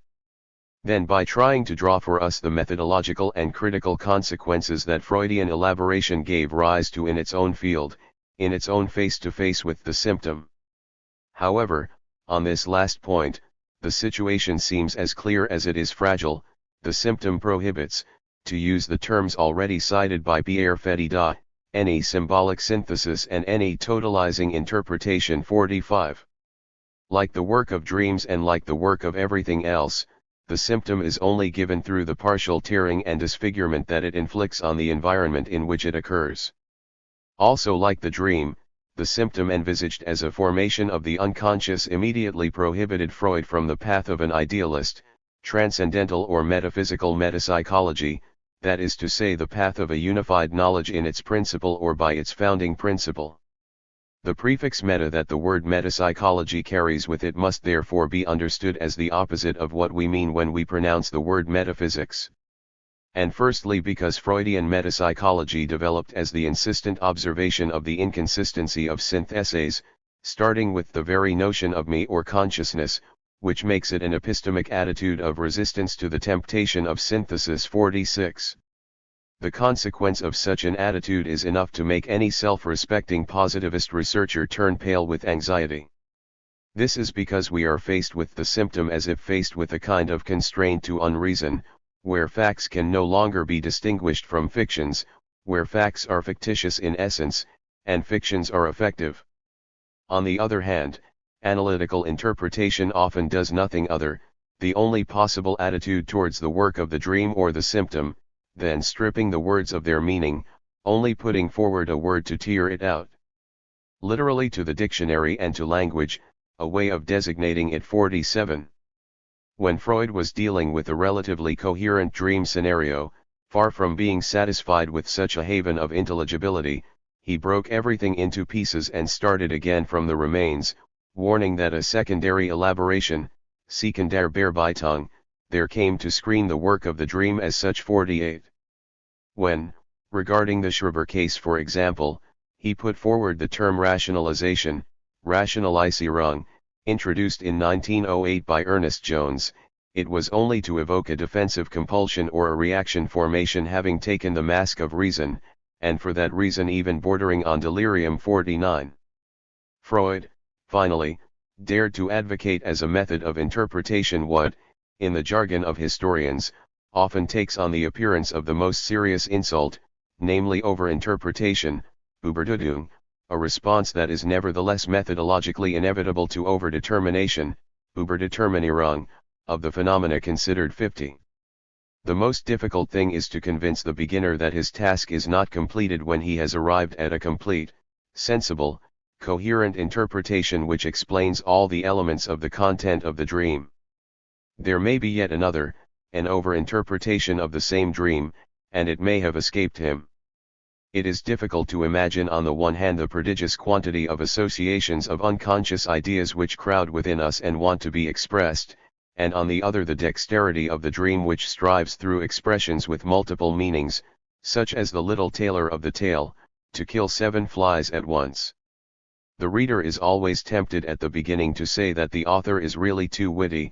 When he himself has a little experience, he will judge things differently and better. 51. And this is how analysis confronts not knowing as well as the very exuberance of thought, of associative thought. Recognizing the paradox of work at work in the dream or the symptom requires recognizing that this paradox affects knowledge, this knowledge that we nevertheless seek to retain a little longer, even to establish. Lacan gave some thunderous formulations of this situation, saying of the symptom, according to a spelling which precisely mimicked its overdetermination, that it was embarrassed like a fish by an apple, that it would get entangled in it like a face. To an enigma such that there is nothing to do to analyze it to the end, and that the analyst only knew how to enter into it, in this entanglement, only by recognizing in his knowledge the symptom of his ignorance, way of addressing to the psychoanalyst the paradoxical injunction of his ethics, what you must know, ignore what you know. 52. This is how psychoanalysis can play the role of a critical tool within the human sciences in general, as their symptom, perhaps, that is to say as the return of a repressed in them, today that the mastery of knowledge has reached, even in these so-called conjectural sciences, prodigies of efficiency. Knowing something about the symptom does not require additional knowledge, more finely equipped knowledge, because it is not notable as such, it requires more radically to modify once again after Kant us asked to do it, the position of the subject of knowledge. 53. Art historians have sometimes endeavored to criticize, in a Kantian or neo-Kantian manner, the extension and limits of their own discipline. But in every way, and always in a neo-Kantian mode, they placed themselves at the command center of the knowledge they produced. They have certainly sharpened their eyes, given consciousness to their practice, refuted all naivete, let's say, almost all naivete. In the images of art they looked for signs, symbols, or the manifestation of stylistic noumena, but they very rarely looked at the symptom, because to look at the symptom would have been to risk their eyes in the central tier of the images. In its very murky effectiveness. This would have meant accepting the constraint of not knowing, and therefore dislodging themselves from a central and advantageous position, the powerful position of the subject who knows. Art historians were wary of the symptom, because they identified it with illness, a notion too sulphurous for this beautiful thing that is art. Or, on the contrary, they have advanced the specter of the symptom to disqualify forms of art that do not fit into their schemas, all the deviations, degenerations, and other clinical connotations of the words which describe the art that we don't like. But in both cases they turn their backs on the very concept of the symptom, which Freud takes great care, in his introductory lectures to psychoanalysis, to distinguish from the illness as such. 54. They wanted to know art, invented art in the sutured image of their knowledge. They did not want their knowledge to be torn apart like what, in the image, tears the image itself. Why finally call this tearing power a symptom? What exactly do you mean by that? Symptom tells us of the infernal scansion, the anadyomene movement of the visual into the visible and of the presence in the representation. 55. He tells us of the insistence and the return of the singular into the regular, he tells us of the fabric that is torn, the rupture of balance and the new balance, the incredible balance which will soon be broken again. And what he tells us is not translated, but interpreted, and endlessly interpreted. It places us before its visual power as before the emergence of the very process of figurability. 56. It teaches us in this sense, the brief space of a symptom, therefore, what it is to figure, carrying within itself its own theoretical force. But it is a theory in action, made flesh so to speak, it is a theory whose power comes, paradoxically, when the unity of forms, their ideal synthesis, is fragmented, and from this fragmentation the strangeness of a material. Symptom would thus give the second non-magical word, the second approximation to renounce the idealism of art history, its vocation to the Vasarian idea as much as to the philosophical form renewed by Panofsky. This very last point is surprising. Didn't Panofsky quote this long and beautiful sentence from Heidegger, in which the problem of interpretation was raised in the form, not of a repetition of the expressly said, namely, to speak with Freud, of the manifest content, but of something like an updating of the latent content or the unexpressed that the interpreter, said Heidegger, puts before the eyes by expressing it. 57.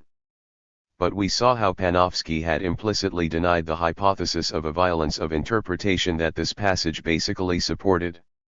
Let us go further, however, and persist in the objection. From Germany to America, Panofsky will not have stopped talking to us about figurative symptoms, even the unconscious and even metapsychology. The discretion of the references does not exempt us from not taking them into consideration. Because the stakes are important, it touches on the very status of what Panofsky really meant by symbolic form. It therefore touches on the way in which Panofsky envisaged the intrinsic content, and not immediate, of works of art. The expression symbolic form clearly indicates to us that Panofsky was here, in any case, touching on the very important and current problem of the symbol, whether it is the problem of symbolism, an essential and daily subject of the work of every iconographer, or the problem of the symbolic, in the sense of an even more fundamental function, governing the figurability and meaning of images in art. But the question remains as to how Panofsky understood this matter, or this function, how he situated the idea of symptom and that of symbol respectively. Here we must return to the few essential texts in which Panofsky introduced this entire theoretical constellation. There is first the youthful writing on the problem of style, which ends with the expressed wish for a scientific knowledge, wissenschaftliche Erkenntnis, capable of approaching artistic phenomena from the point of view of metaphysical conditions fundamentals, von den metaphysischen Grundbedingungen.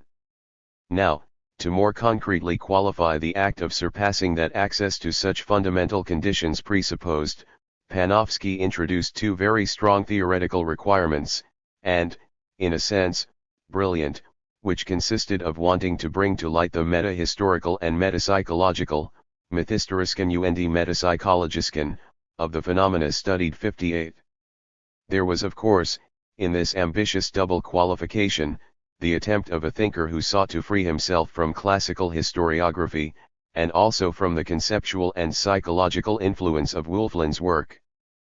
But there was more, precisely in the sense that this double requirement, formulated in 1915, left an empty space, a space of theoretical desire than the notion of symbolic form, developed by Ernst Cassirer around 10 years later, would finally fill. It is nonetheless disturbing to note that precisely in 1915 Freud for his part completed promoting in the very term metapsychology the ultimate theoretical dimension of this practice invented by him around 15 years earlier, psychoanalysis. 59. The formulation came a long way, since as early as March 1898 Freud had asked Fliess if it seemed suitable for designating the interpretative path which was then in the process of being developed. 60.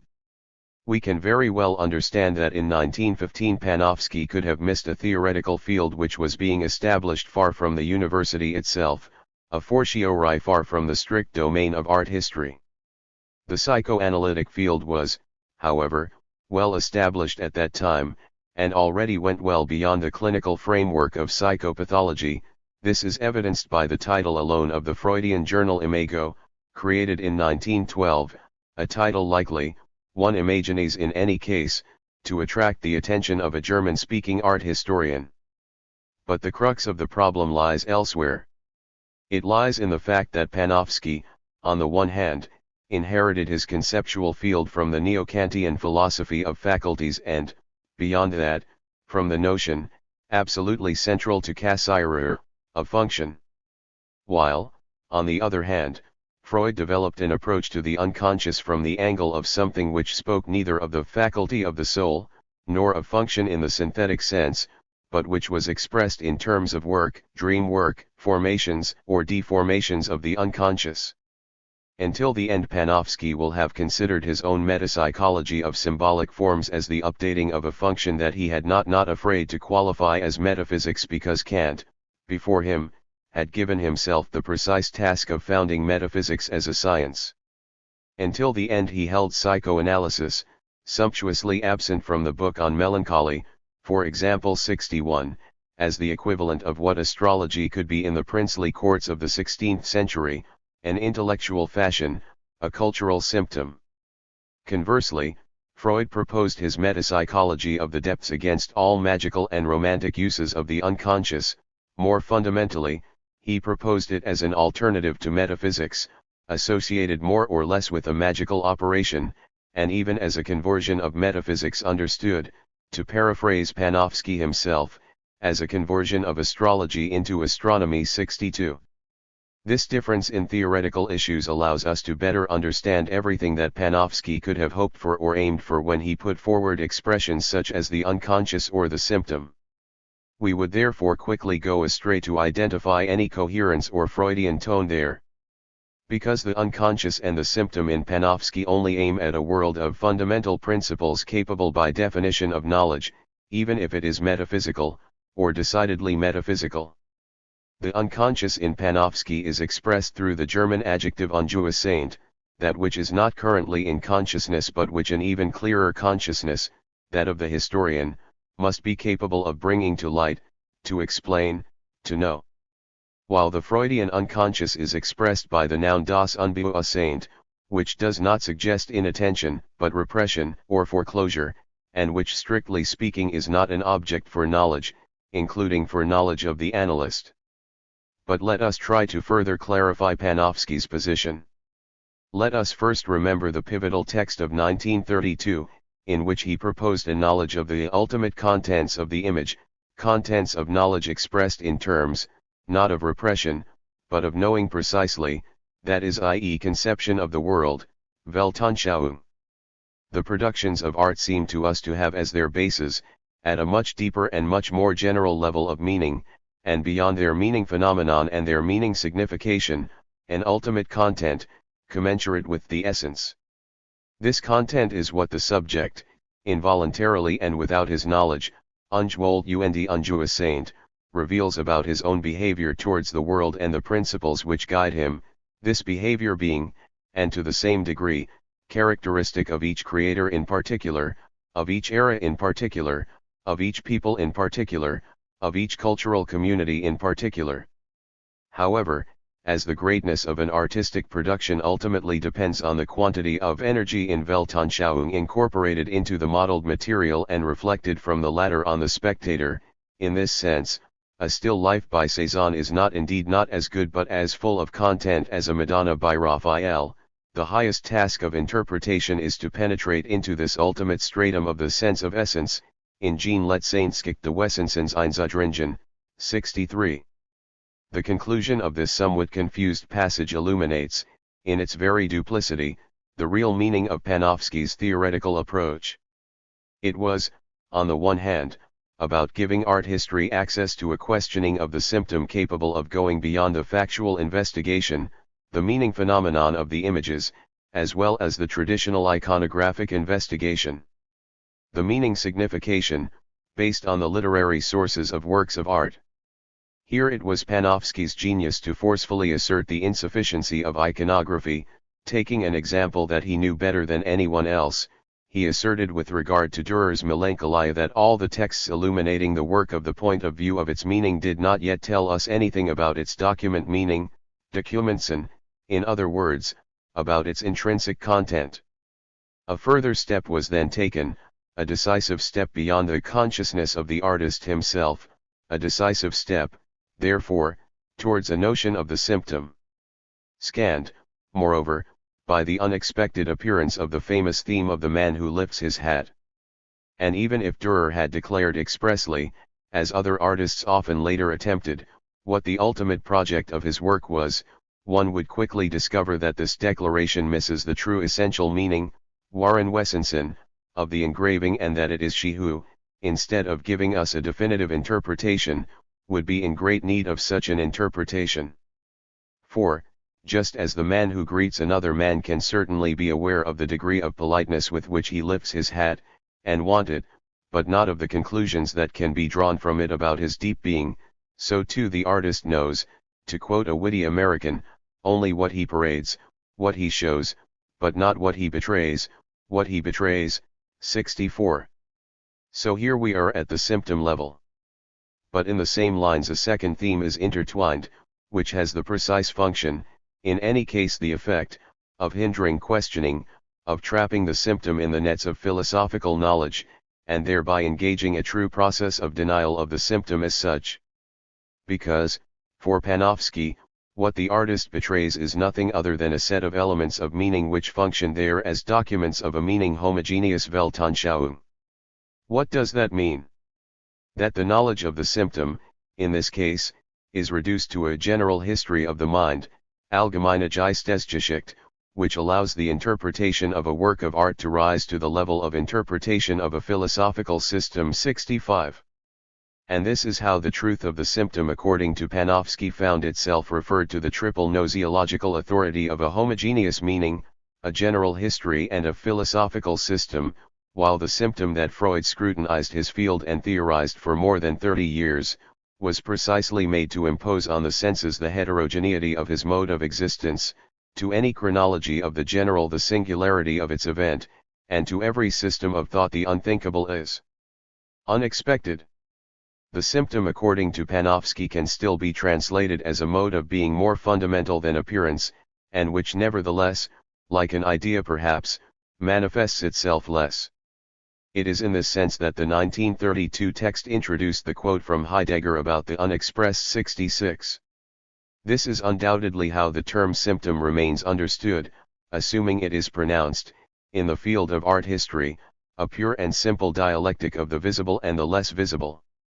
A simple reason which amounts to making the symptom, by hypothesis, or rather by starting postulate, an accessible reality, accessible in any case to knowledge, provided that it is refined.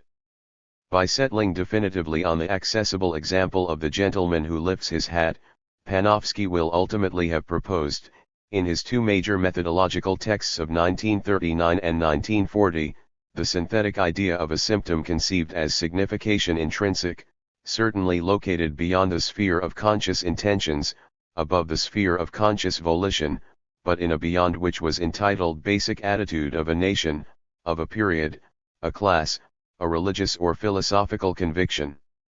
Unconsciously qualified by the qualities specific to a personality, and condensed into a unique work. 67. If we had to look at all costs for an unconscious in Panofsky's problem, we would therefore find something like a higher level reality, the result of a hierarchy which is expressed either in the terms of the base and of the foundation, or in the terms of beyond and generality. This is what Pierre Bourdieu called an objective intention, a system of thought schemes, a common unconscious, in short, something which could be closer to the primitive forms of classification formerly defined by Mauss and Durkheim, and which would, he says, have the virtue of making us enter the game of structural interpretation of a given culture. 68. Is this a Freudian unconscious? Of course not. It would rather be a transcendental unconscious, like a metamorphosis of Kunstwollen expressed in terms of philosophy of knowledge. The Panofskian unconscious is therefore also expressed in neo-Kantian terms, it is only invoked to define the area of a knowledge of essence, a meta-individual and metaphysical knowledge. He only opposes the dark unconscious of the Romantics to demand the superconsciousness of the iconologist, his kind of pure historical reason. Consciousness is therefore not incongruous to it, quite the contrary, since it is its absolute exercise which allows knowledge of it. There is therefore simply no Panofskian unconscious. 69. There is no unconscious in Panofsky, only a symbolic function which goes beyond the particular intention of each symbol maker, a meta-individual and objective function. A function which, as Pierre Bourdieu still writes, certainly goes beyond intuitionism in its haste to reach the unifying principle of the different aspects of the social totality, and positivism insofar as it is confined to the sole face value of phenomena. 70. But it is a function which, as I have already suggested, will have been designed to work without leftovers. It aims at a general and generative grammar of forms, capable of generating all the thoughts, perceptions, and actions characteristic of a culture. 71.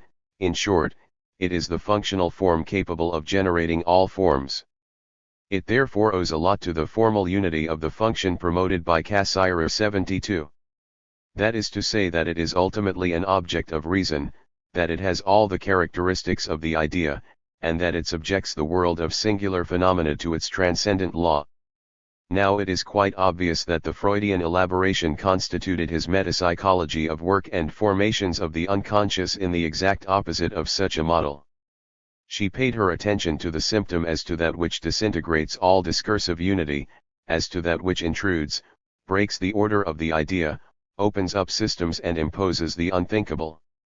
The work of the Freudian unconscious is not seen through a consciousness which is sharpened or seeks a priori principles, it requires another position vis-a-vis consciousness and knowledge, this always unstable position that the psychoanalytic technique addressed in the session under the form of transference play. Panofsky will therefore have sought, in his notion of symbolic form, the unity of a function.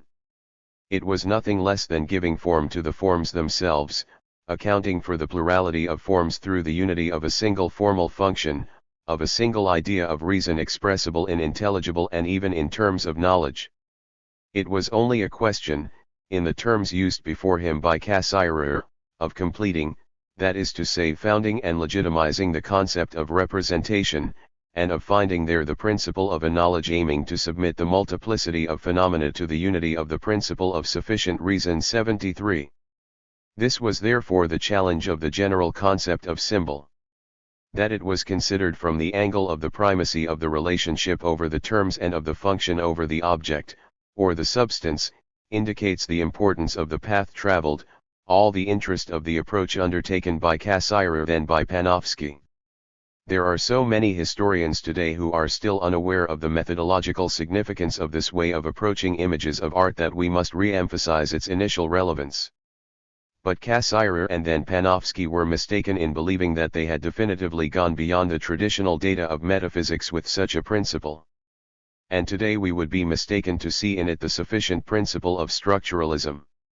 If, in the structuralist hypothesis which posits the preeminence of relations over terms, we understand by relation only the unity of synthesis between terms, then structuralism is either incomplete or idealist. If, on the other hand, we seek to account for a relationship which does not omit, nor digest in some transcendental idea, the existence of symptoms, namely intrusions, disparities, local catastrophes, then we will understand better the critical interest of Freudian concepts. Because the model of formations of the unconscious puts us face to face with open structures, something like fishermen's nets who would like to know, not only the well-formed fish, the figured figures, the representations, but the sea itself. Even when we pull the net towards us, towards our desire to know, we are forced to notice that the sea has withdrawn on its side. It flows everywhere, it leaks, and we can still see it a little around the knots of the net where shapeless algae will mark it before drying up completely on our shore. We understand, from reading Freud, that the psychoanalyst professes to oblige himself to recognize that, when he withdraws his net towards himself, the essential has again disappeared. The fish are there, the figures, the details, the fantasies that the art historian also likes to collect, but the sea which makes them possible has kept its mystery, present only in the wet glow of these few algae clinging to the edges. If a thought from the unconscious has any meaning, then it must resolve itself into structures made of holes, knots, impossible to place extensions, deformations and tears in the net. Panofsky's attempt, like that of Cassirer, therefore fell within what we could call reason before Freud. 74. She was loath to conceive of the overdetermination of her objects other than in the logical, and typically Kantian, form of a deduction. 75. A particularly striking example of this is given in the famous performance of Dürer's Melancholia. Panofsky evokes there, we remember, two heterogeneous iconographic series, on the one hand the physiological tradition relating to the theory of the four humors, in particular that of the typus melancholicus, on the other hand the allegorical tradition of the mechanical arts and the liberals, in particular that of the typus geometriae. Heterogeneous series of which Dürer's engraving, he says, would achieve the exact synthesis. Thus, Dürer's engraving achieves the synthesis of two hitherto distinct formulas, that of the melancholici of popular calendars, almanacs, and complex Buchlein, and that of the geometriae typus adorning philosophical treatises and encyclopedias. It follows, on the one hand, an intellectualization of melancholy, and on the other hand a humanization of geometry. Dürer represents a geometry that has become melancholy or, in other words, a melancholy endowed with everything that the word geometry implies, in short, a melancholia artificialis, a melancholy of the artist 76. From this synthetic principle, Panofskin analysis will develop in an impressive and exemplary way, exemplary already because it will be a real delight for the mind until the end. The synthesis invoked provides, in fact, a principle of interpretation which, in itself, that is to say in its generality, satisfies the mind, without omitting to account fairly precisely for a large number of iconographic details. Of the engraving itself 77. It is therefore a strong, fair, even incontestable interpretation. It provides the comforting feeling of closure, of exhaustion, of a full circle. The idea is imposed on us that a journey without remainder has been made in Dürer's work. A model of completeness, therefore, in the diagram from which an iconographic transformation will have been deduced, two heterogeneous series having been the subject of a kind of summation whose result is there before our eyes in the illuminated figure of melancholy. And the synthetic vision proposed by Panofsky will seem all the more powerful to us because it achieves a true oriented synthesis, in the updating of an extremely rigorous historical determinism. Melancholy and geometry indeed combine, in Dürer's work, to define a new field which is none other than that of art itself, art as the autoteleology of its own synthetic operation.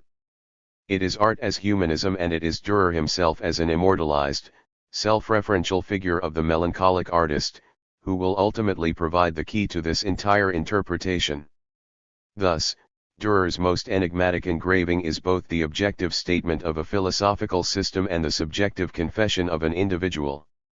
In it two great traditions, iconographic and literary, merge and transmute, that of melancholy, personification of one of the four humors, and that of geometry, personification of one of the seven liberal arts. In it is embodied the spirit of the Renaissance artist. It typifies the artist of the Renaissance, respectful of technical skill, but who aspires all the more ardently to mathematical theory, who feels inspired by celestial influences and eternal ideas, but who suffers all the more from his human frailty and the limitations of his intellect.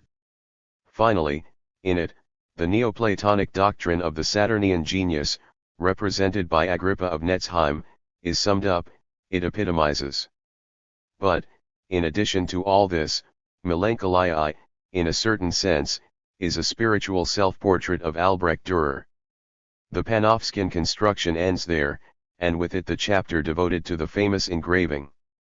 The synthesis, which gave the tone and the meaning of this entire construction, will therefore have crystallized on the formation of a type or, better, of a symbol, the Oxford Dictionary thus defining the verb to typify, to represent or express by a type or symbol, in which the subjective is finally combined with the objective, the hand with the intellect, and art with science.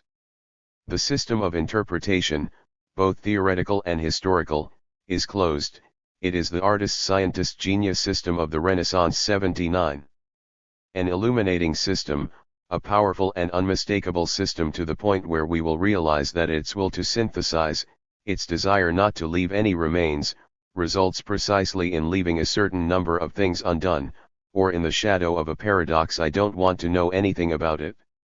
Such, in fact, is the tyranny of the system, when the system gives the overdeterminations of its objects the form of pure and simple deductions. Expressing things in terms of overdetermination involves, it must be admitted, the disadvantage, unsatisfactory for the idea, of leaving them all on the same level of existence, and therefore in a sense of suspending interpretation. Let us note in passing that such suspension constitutes precisely one of the golden rules of analytical listening 80. Deduction, for its part, brings the benefit of an interpretation which, like Athena, will have come fully helmeted from the head of its Olympian, or Neo-Kantian, progenitor. The deduction only opens to close. On the one hand, it gives meaning, it anticipates the movement to conclude, and spontaneously produces something like a story, in any case, a temporalized direction of interpretation. On the other hand, the deduction itself closes itself to other possible connections, to other virtual associations whose historical direction or finality we perhaps do not yet grasp, but which nonetheless impose their wandering symptomatic insistence. It is on such connections or hookups that Panofsky interpretation will have too often worked, for the purposes of its synthesis, to deny the evidence. What is this remainder or the symptom about which the beautiful analysis of melancholia I would have wanted to know nothing? Let us say it very quickly. 81. This is the fact that Dürer's art also articulated a religious paradigm, a paradigm of Christ-like imitation where melancholy found a field of application as paradoxical as it was sovereign. Dürer's self-portrait as a melancholic artist formed a system, we believe, with a figurative practice of imitatio Christi, which basically supposes that Christ could also have provided the ultimate example of a melancholy of which that of men would have been in the image. The hypothesis in itself is not astonishing or even daring, since an iconography of the melancholic Christ does indeed exist, particularly in Germany at the time of Dürer, an iconography which exposes the theology of derelictio Christi in terms of melancholic gestures, which gives representations of Christ seated, thinking, with a dark face and a fist against his cheek, sad, lonely, hieretized variants of the outraged Christ or the Man of Sorrows. 82. The astonishing thing consists rather in the fact that Panofsky refused a transversal articulation that everything, even in his own interpretations, called for, but which, once called for, would have disrupted or, at least, singularly complicated his synthetic vision of melancholia, of Dürer, and perhaps even of the Renaissance in general.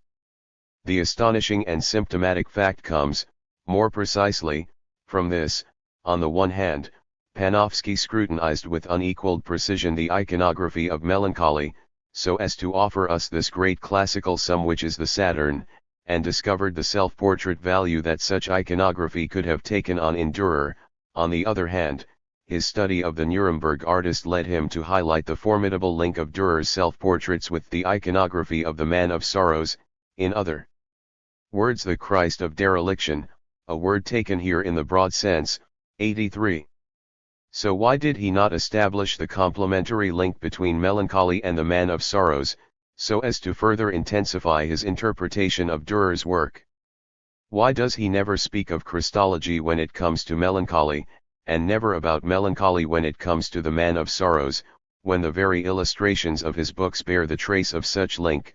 84. The clarification of the Neo-Kantian presuppositions of iconology, their vocation to the unity of synthesis, allows us to answer this: the bringing into play of such a transversal link, bearer of overdetermination, and therefore capable of admitting equivocal, even antithetical meanings, would have complicated, and undoubtedly ruined in part, the clarity of the deductive model that Panofsky was calling for.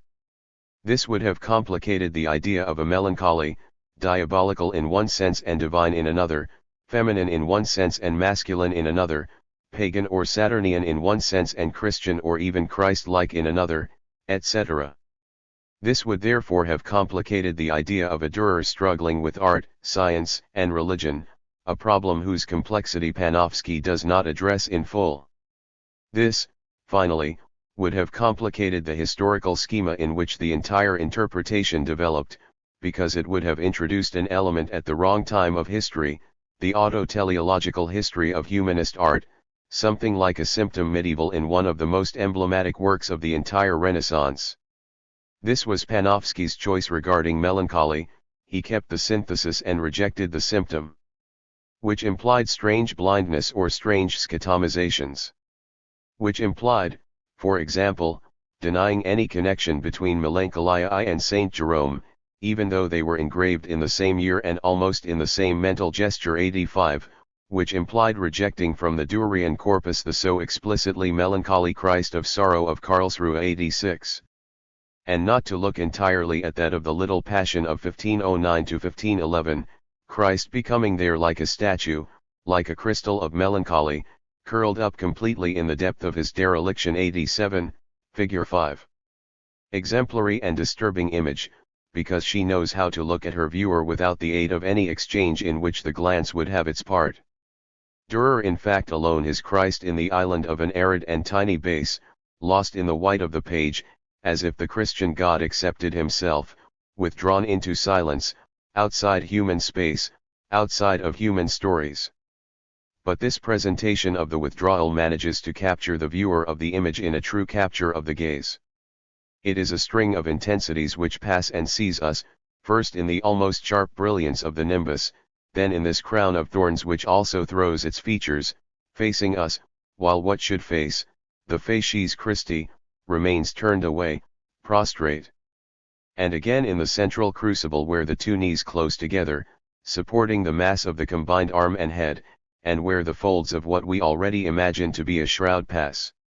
Finally, in the insistent frontality of the two stigmata of the feet, the only eyes, so to speak, facing which the devotee will now be required to situate himself, to kneel mentally, phantasmically, before browsing the illustrated Carmina of the engraved Passion. We can no longer really, faced with this play of discrete insistences, but carrying terrible violence, keep the synthesis and reject the symptom. We are here invested by the dimension of the symptom, to the very extent that the body of Christ folds before us in a sort of refusal to remain visible. It's like looking at a fist that is clenching, a hand has closed, convulsively, and because it closes it delivers nothing other than the symptom of its withdrawal, the secret of which will remain hidden to the hollow of the palm. Now, if we place our gaze precisely on this shadowed face which refuses to face us, we suddenly experience that the melancholy of the Christic gesture also freezes a stunned gaze, because the gaze of the God has not turned away from men, his executioners, the subjects of his tenderness, only to lose himself and sink into the infinite contemplation of his own secret, which is not an idea, but the hollow of his palm, that is to say the opening of one's own flesh, its stigma, its deadly symptom. Symptom of a flesh given over to the unfortunate autoscopy of its own wounds, of its sufferings whose depths will remain hidden from us, because the pain of Christ had to be unfathomable. It was necessary, belief demanded, that his flesh be the flesh of the symptom, erect, sad and perforated, a flesh calling for the dimension of the visual more than that of the visible, a flesh presented, open and folded, like an immense fist that the we would have hurt. 5a Durer, The Man of Sorrows, 1509–1510. Frontispiece of the Little Passion on Wood, published in 1511. We will perhaps now understand better the distance that separates the ideal model of deduction and the symptomatic model of overdetermination. The first abbreviated the image to give it meaning, and focused it on the unity of a synthesis. She saw in the symbol a sort of intelligible unity or schema between the general rule and the singular event. The second does not deny the symbol, it simply specifies that the symptom delivers its symbolicity on the sand of the flesh 88. Which, obviously, changes everything about thinking about the symbol itself. This was thought by Panofsky as a function which could be accounted for, ultimately, in the terms of meaning, that is to say the content of signification, or even of Wesensen, the sense of essence.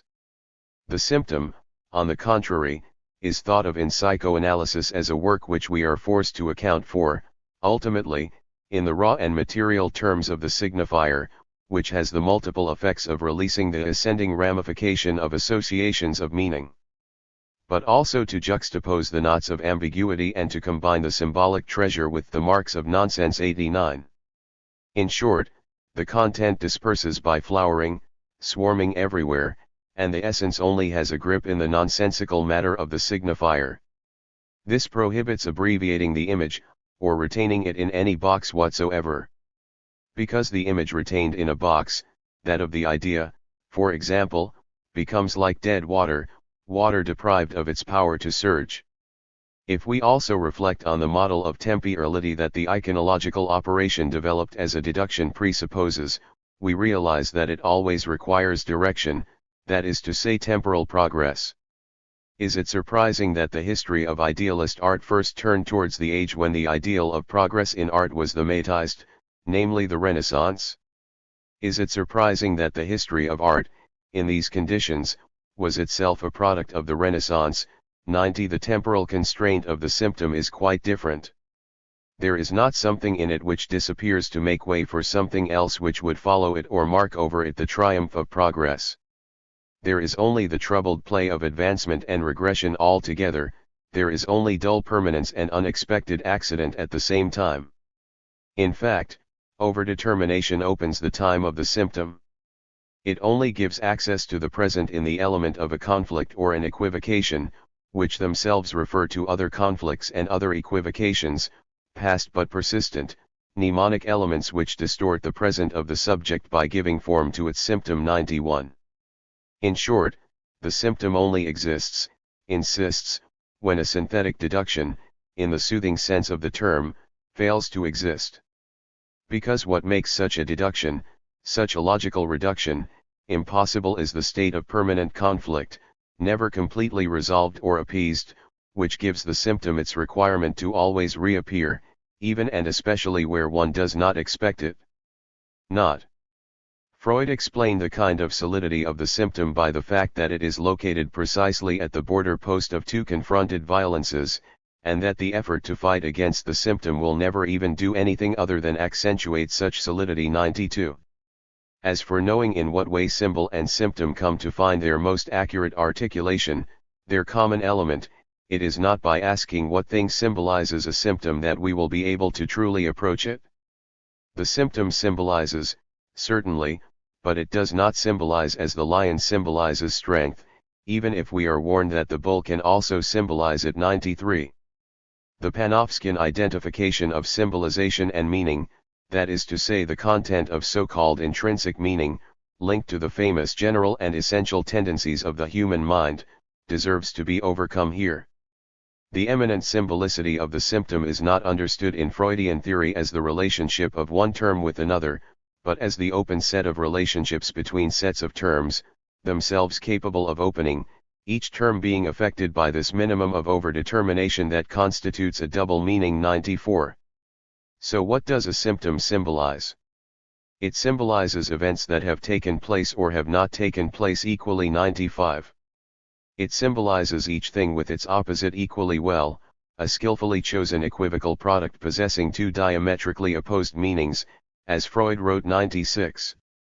And in symbolizing he represents, but he represents in a way that distorts.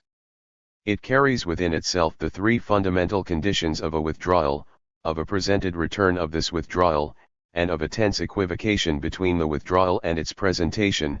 Such would perhaps be its elementary rhythm. 97. Panofsky, as we know, identified the symbol and the symptom, and he identified them both with the manner in which, under various historical conditions, the general and essential tendencies of the human mind were expressed by themes and concepts specific, iconology essentially returning to transcribing the reason for these themes and concepts, according to the perspective of a history of cultural symptoms, or symbols, in the sense of Ernst Cassirer, in general. 98. It is very likely that art history will fail to free itself from the methodological heaviness that immobilizes it, as long as it has not criticized the semiological foundations of this assimilation.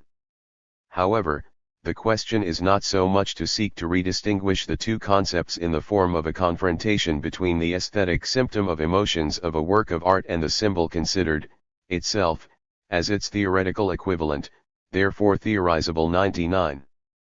The question comes down, once again, to taking into account the moment when the knowledge of the symbol goes into crisis and is interrupted in the face of the non-knowledge of the symptom, which in return opens and propels its symbolicity in an exponential outburst of all the conditions of meaning at work in an image. Panofsky may have wanted to help us, art historians, and simplify our lives by making us believe for a moment, but this moment lasts, the inaugural example of iconography and iconology having been taken literally, that looking at the images of art was the equivalent of coming across a gentleman in the street who lifts his hat.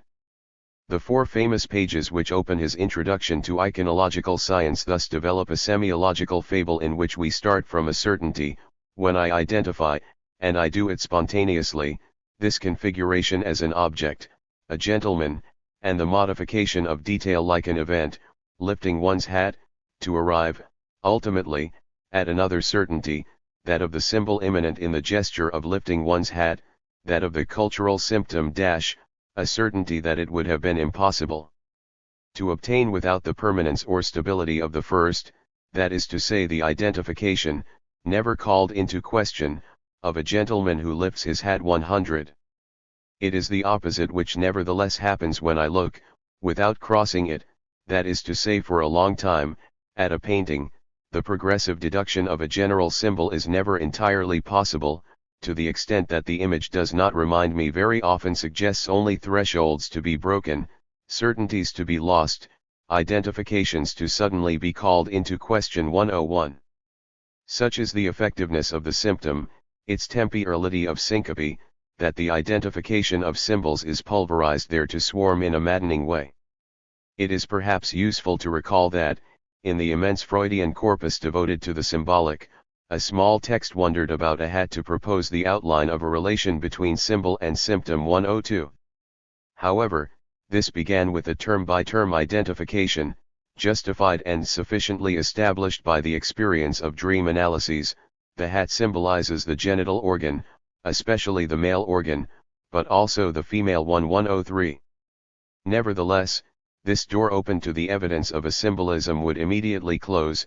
We cannot affirm that the symbol is one of those that we understand, writes Freud, thereby highlighting the extent to which the evidence, even attested, of a symbolic code quickly becomes inoperative when it approaches the work itself, I mean its implementation in a fantasy or in a symptom.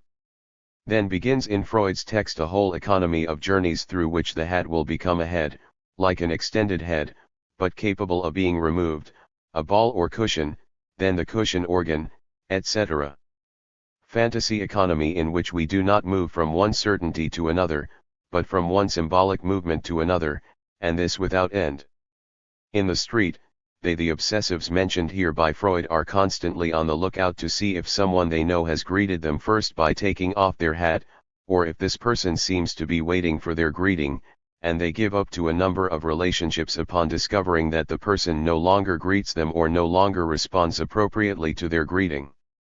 These greeting problems, of which they seize the opportunity according to their mood, are endless for them. 104. The theoretical lesson of this little Freudian writing is quite clear: the more we advance in observing the symptom, the less we find a way to resolve it.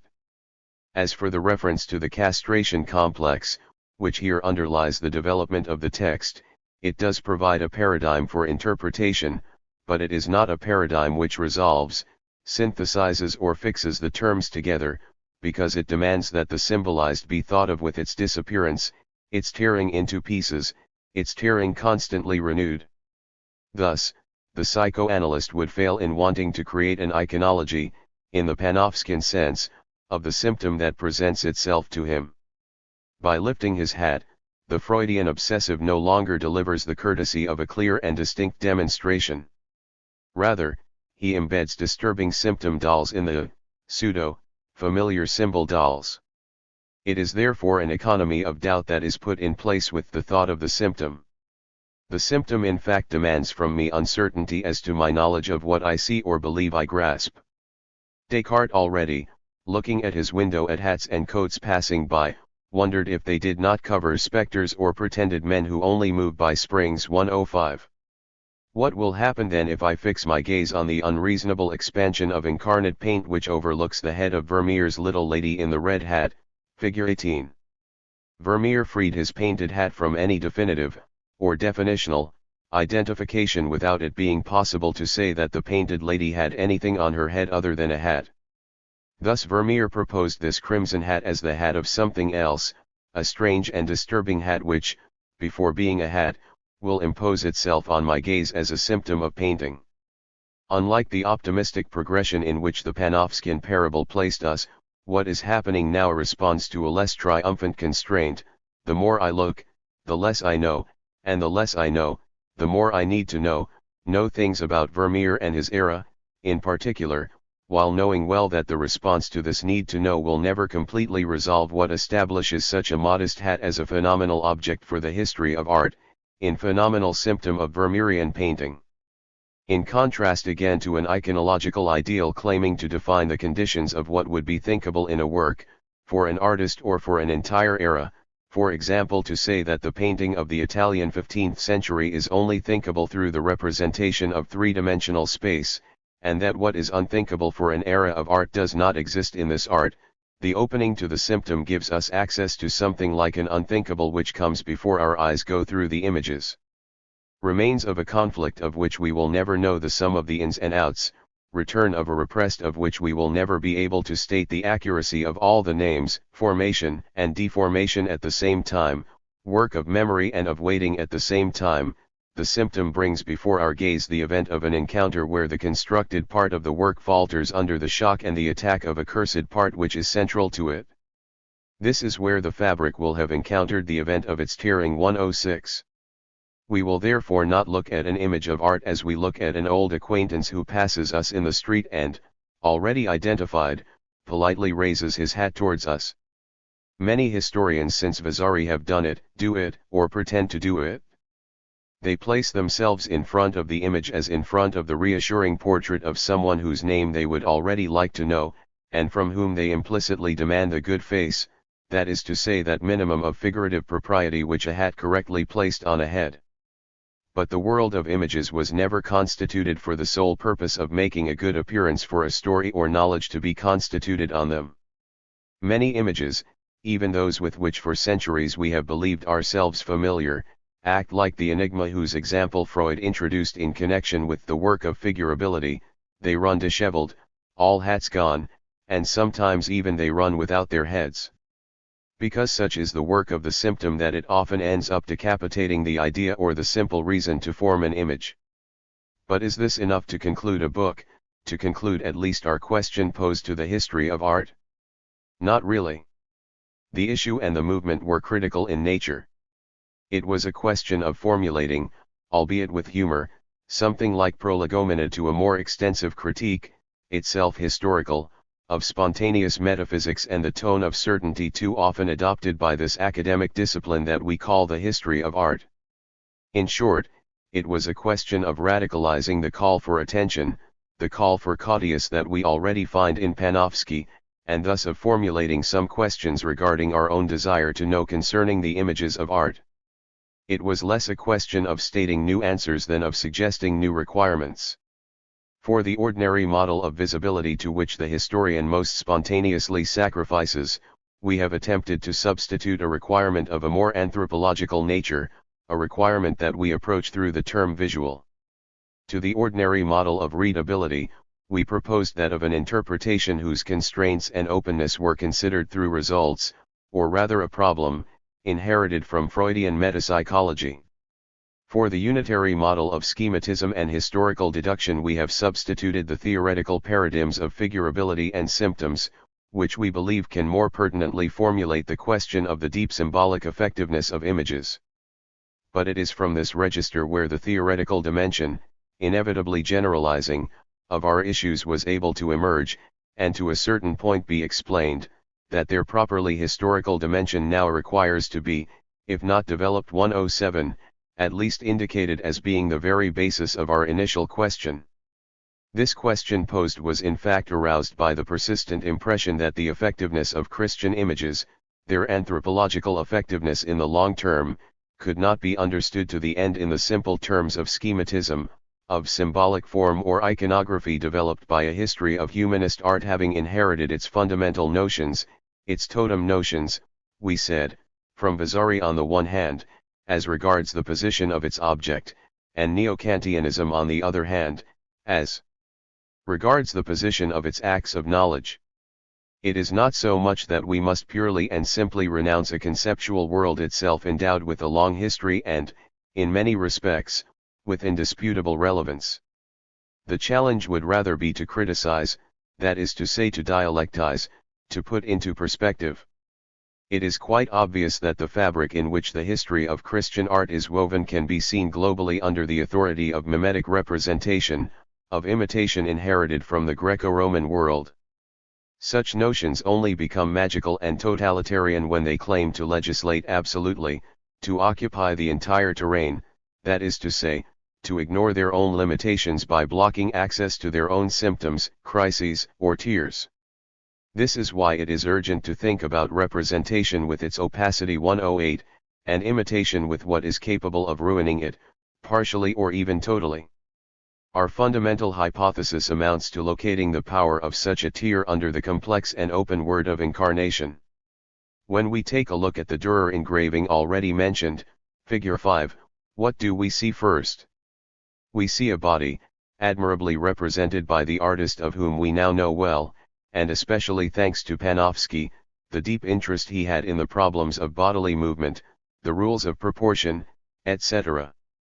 About 10 years after having engraved this plate, which already denotes extreme attention in the representation of musculature, for example, Dürer published his famous Weierbucher von menschlicher Proportion, where Panofsky sees nothing less than a point of apogee that the theory of proportions had never reached and would never reach again. 109. All this is indisputable, but insufficient, because the body represented here by Dürer indicates by its fold alone that it is not simply in representation. The image that Dürer gives us is, so to speak, sucked into its center by the opening, the wound, again, into which Christ's gaze definitively plunged. What does that mean? Let this body present itself to us to indicate a flesh within it, even if it is bruised. Dürer's Christ submerges himself in the opening of his flesh in order to make it present to his devout spectator that opening and death will have been the lot, even the radical meaning, of the incarnation of the divine word among men. Thus the beautiful body sees itself affected in its flesh by the very meaning of the divine taking flesh. Thus the flesh acts as a symptom in the body, to the point of discreetly modifying its appropriate stature. It is enough to see how the polarization on the two stigmata of the feet, to ensure that the two puncta make a link, sequence, effect of gaze, will have required a kind of twist in the body itself, in the visible representation of the character's feet. This, in short, corresponds exactly to the first definition that Freud gave of the symptom. It replaces, he said, an impossible transformation of the external world, understand, in the Christological context of Dürer's engraving, the human world of the original fault, by a transformation of the body, incorporverandering, understand here the simple word stigma, with the most paradigmatic meaning that can be given to it, that of the mark, the stain, or the puncture made in a flesh. 110. However, the incarnation of the Word has not been thought of otherwise, in the entire Christian tradition, than as the sacrificial modification of a single body with a view to saving all the others from destruction, fire, or eternal torment. Which was all the same to modify them all a little, by demanding from them, no longer the Hebrew test of circumcision, but the no less categorical imperative of an imitation of the disfiguring test where Christ had a first time diving. We now see better how we must place the two terms of incarnation and imitation respectively. The first supposes a symptom of the second, which makes the second, now modified, a vocation to the symptom of bodies as much as to the body itself. Saint Francis of Assisi imitated Christ, not by the appearance of his body, but by the symptomatic disfigurement that his body agreed to receive or incorporate. Our hypothesis, formulated at its extreme, would consist of simply supposing that the visual arts of Christianity also sought to imitate the body of Christ in the very terms in which such a holy man could have done so, that is to say by imitating, beyond the aspects of the body, the process or virtue of opening practiced once and for all in the flesh of the divine word. Thus, the incarnation, as a major imperative of Christianity, as its central mystery, its knot of belief, the response to a determined phenomenology and phantasmatics, allowed images and demanded from them a double economy of extraordinary power. Invention, first it gave them access to the body, which the history of art has always seen and analyzed very well, then it asked them to modify the bodies, which the history of art has much less well looked at. The incarnation of the Word was the access of the divine to the visibility of a body. It was therefore the opening to the world of classical imitation, the possibility of making bodies play in the images of the religious art. But it was just as much a sacrificial and threatening economy brought towards the bodies, and therefore an opening into the world of imitation, an opening of the flesh practiced in the envelope or the mass of the bodies. Such would be the elementary dialectic put into action with the Christian invention of the motif of the incarnation, something which, in a sense, would double the great fabric of classical imitation where images parade, something which, in another sense, would cause a tear in the center of the same fabric. Perhaps the most appropriate metaphor would ultimately be the Lacanian metaphor of the capitan stitch. It holds the fabric together, its structural vocation is eminent, for the very reason that it stitches and perforates it, a way here of indicate its no less eminent vocation as a symptom. The term incarnation, in the full extent of its meaningful spectrum, would therefore provide the third approximation to renounce the theoretical magic of imitation and even iconology inherited from humanism. Against the tyranny of the visible that the totalizing use of imitation presupposes, against the tyranny of the legible that ultimately presupposes a certain way of conceiving iconology after Ripa or Panofsky, the consideration of the motif of incarnation, in the visual arts of Christianity, will have made it possible to open the visible to the work of the visual, and the readable to the work of exegesis or the overdetermined proliferation of meaning. From the Byzantine East to the Tridentine West, the incarnational requirement succeeded in bringing forth in the images a dual power of visual immediacy and authentically exegetical elaboration. 111. Such is the theoretical, even heuristic, power of the symptom. Such is its power of opening or germination. The symptom, called, desired by the incarnational economy, marks in the images this prodigiously fertile, effective link from event to virtuality. The event will disturb the codified order of iconographic symbols, virtuality will disturb the so-called natural order of visible imitation. All this in a dynamic which itself uses an immense spectrum of possibilities, and which can be the most discrete or the most explosive that there is. Comparing the motif of incarnation to a system of tufted stitches, arranged from place to place in the great fabric of Western mimesis, therefore suggests to us something like a counter-history of art, not a history which would oppose, but a history which would dialectize and give the counter-subjects, as we say in music, of the great mimetic theme of figurative representation. Now it is striking to note that the main prototypical images of Christianity were, on the one hand massively devoted to the motif of the incarnation, of which they generally claimed to bear direct testimony, and on the other hand that they were images where mimesis always underwent the disfiguring test of a real symptom, a mark, or a visual trace of disfigurement. As if the flesh of the word came to act against the body itself. I call prototypical these rare images, these exceptional images with regard to which Christianity, Eastern then Western, first claimed a cult relationship, which presupposed at least two things: firstly, that these images would have touched the region of the greatest desire, a region impossible for all other images, a region where the image, miraculously, made itself virtues and power of incarnation. These images on the other hand, these images rare, by touching limits, indicated ends, even if they were untenable, for all the other images of art.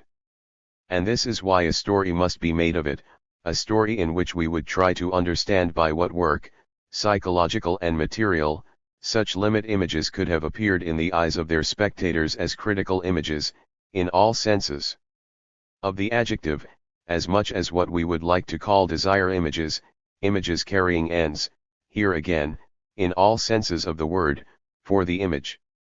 The most striking examples, it is well known, are the Mandy Lion of Edessa, the first explicit mention of which, as a venerated image, dates back to the middle of the 6th century, the Veronica and the Holy Shroud of Turin, before which today's Christians still bow their knees on the occasion of very solemn ocensions.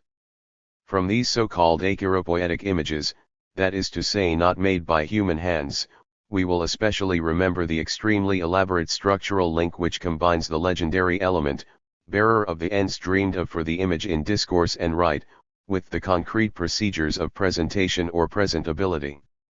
What is first striking, to put it very quickly 112, is that these are generally trivial objects, humble to excess, having only the rags of their material to show.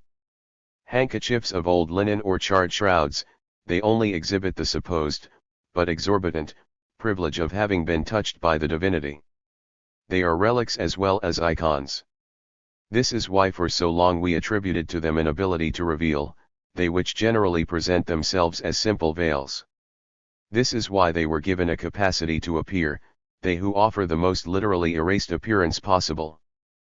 But it was precisely a question of accomplishing this paradox, it was a question of fulfilling the contract, the sacrificial damage, the circumcision of the visible which we spoke of at the beginning of this book. That the appearance was erased and that the appearance was sacrificed, this corresponded exactly to the economy of humility which the Word himself had demonstrated in becoming incarnate. It is therefore not surprising that such images were considered in the Middle Ages as true Christophanies. Each attributed to them some great miracle which often repeated one of those attributed to Jesus himself, for example that of restoring sight to the blind.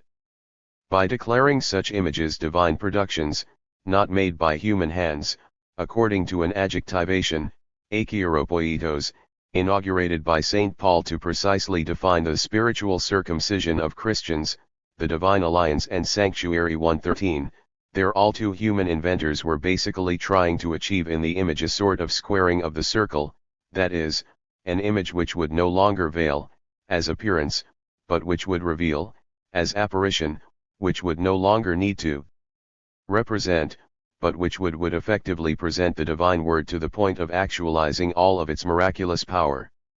Things become even more interesting when we pay attention to the way in which the modus operandi of such images was described, formed without painting just as the Word had been able to incarnate without human seed 1:14.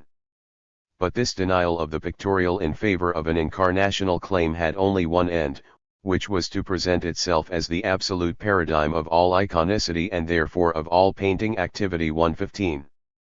A way of positing in painting itself, or in the history of art if you prefer, an object of absolute desire for all religious iconography, an impossible object of the pictorial desire for incarnation.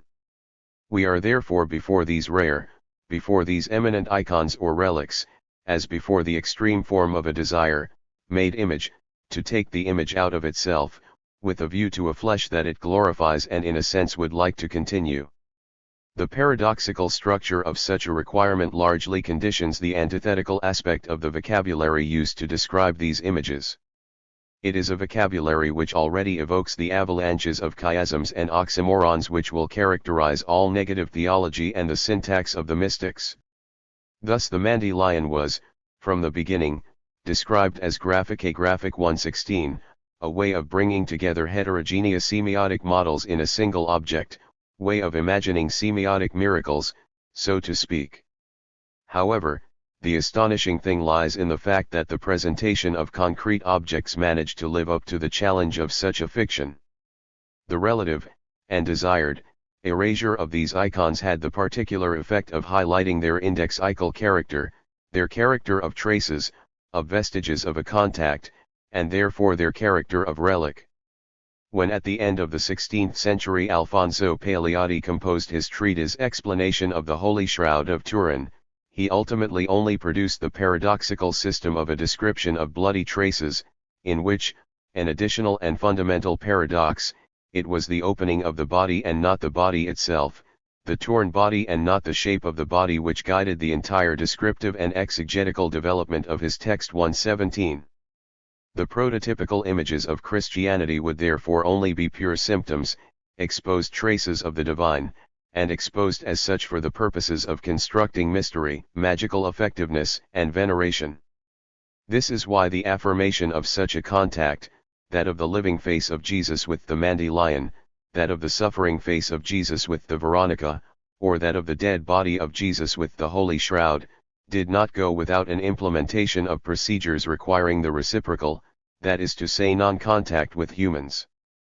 What has touched the God often becomes the untouchable par excellence, it withdraws into the shadow of mystery, and constitutes itself forever as an object of desire.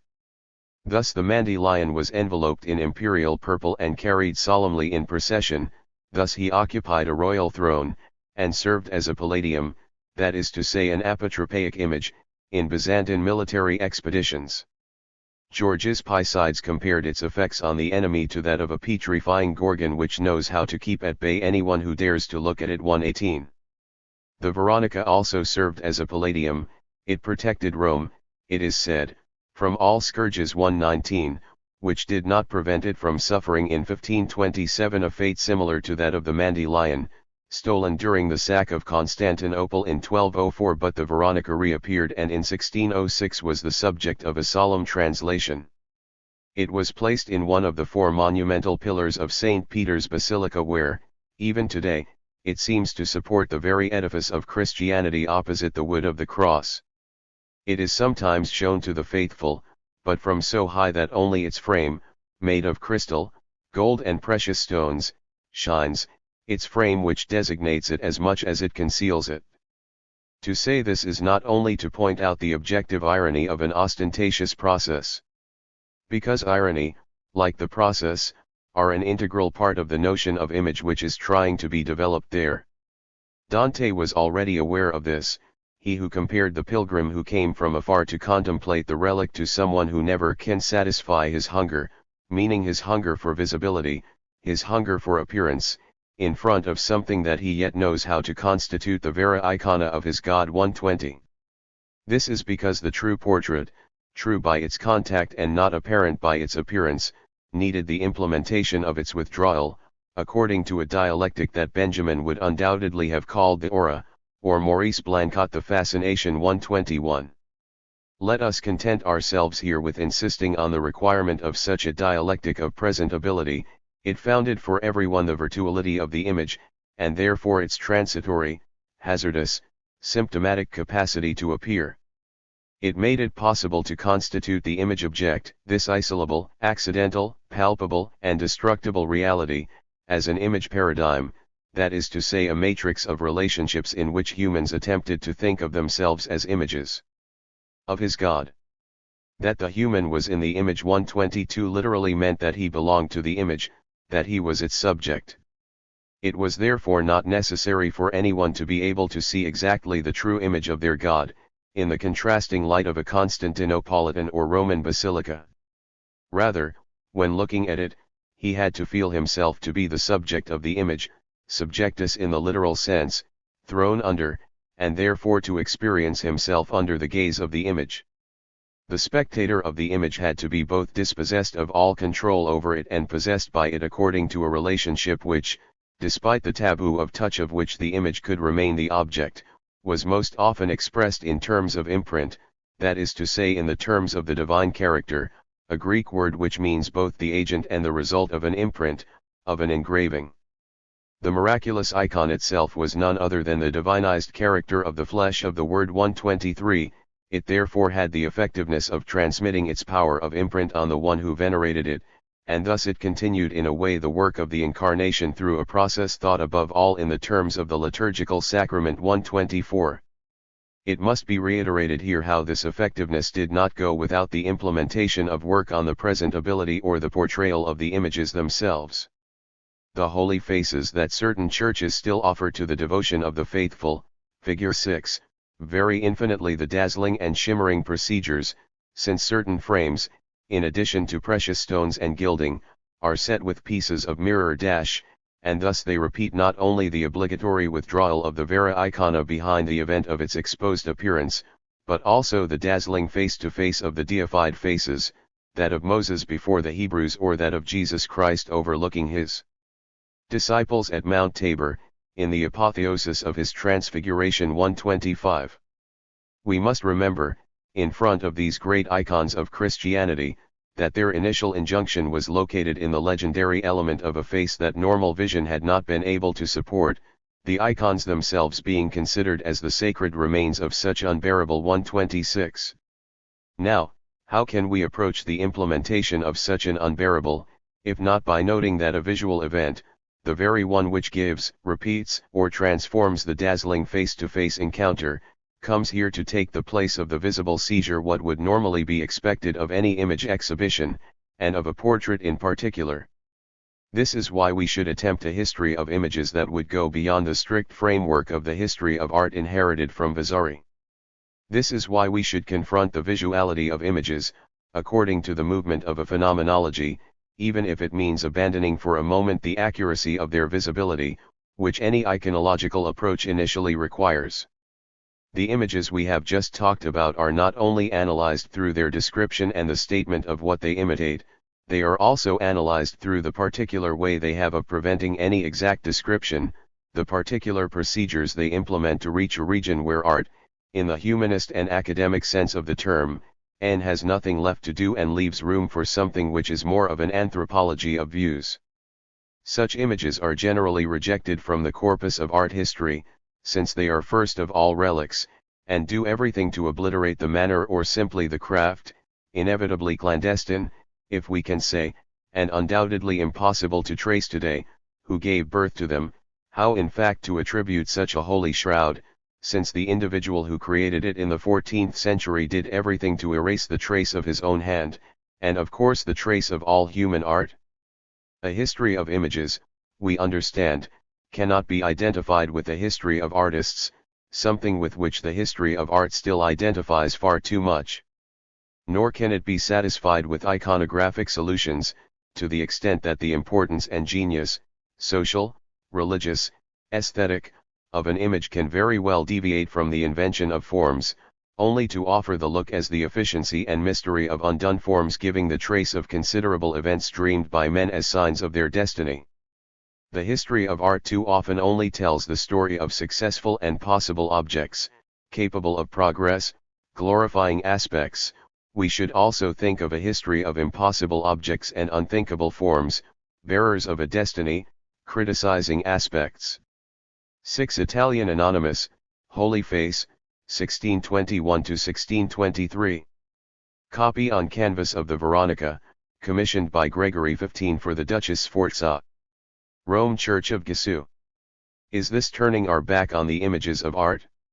Would incarnation be a disproportionate requirement compared to the means of which painting or sculpture prove themselves capable, dedicated as they are, in the West at least, to the much more visible imperative of imitation?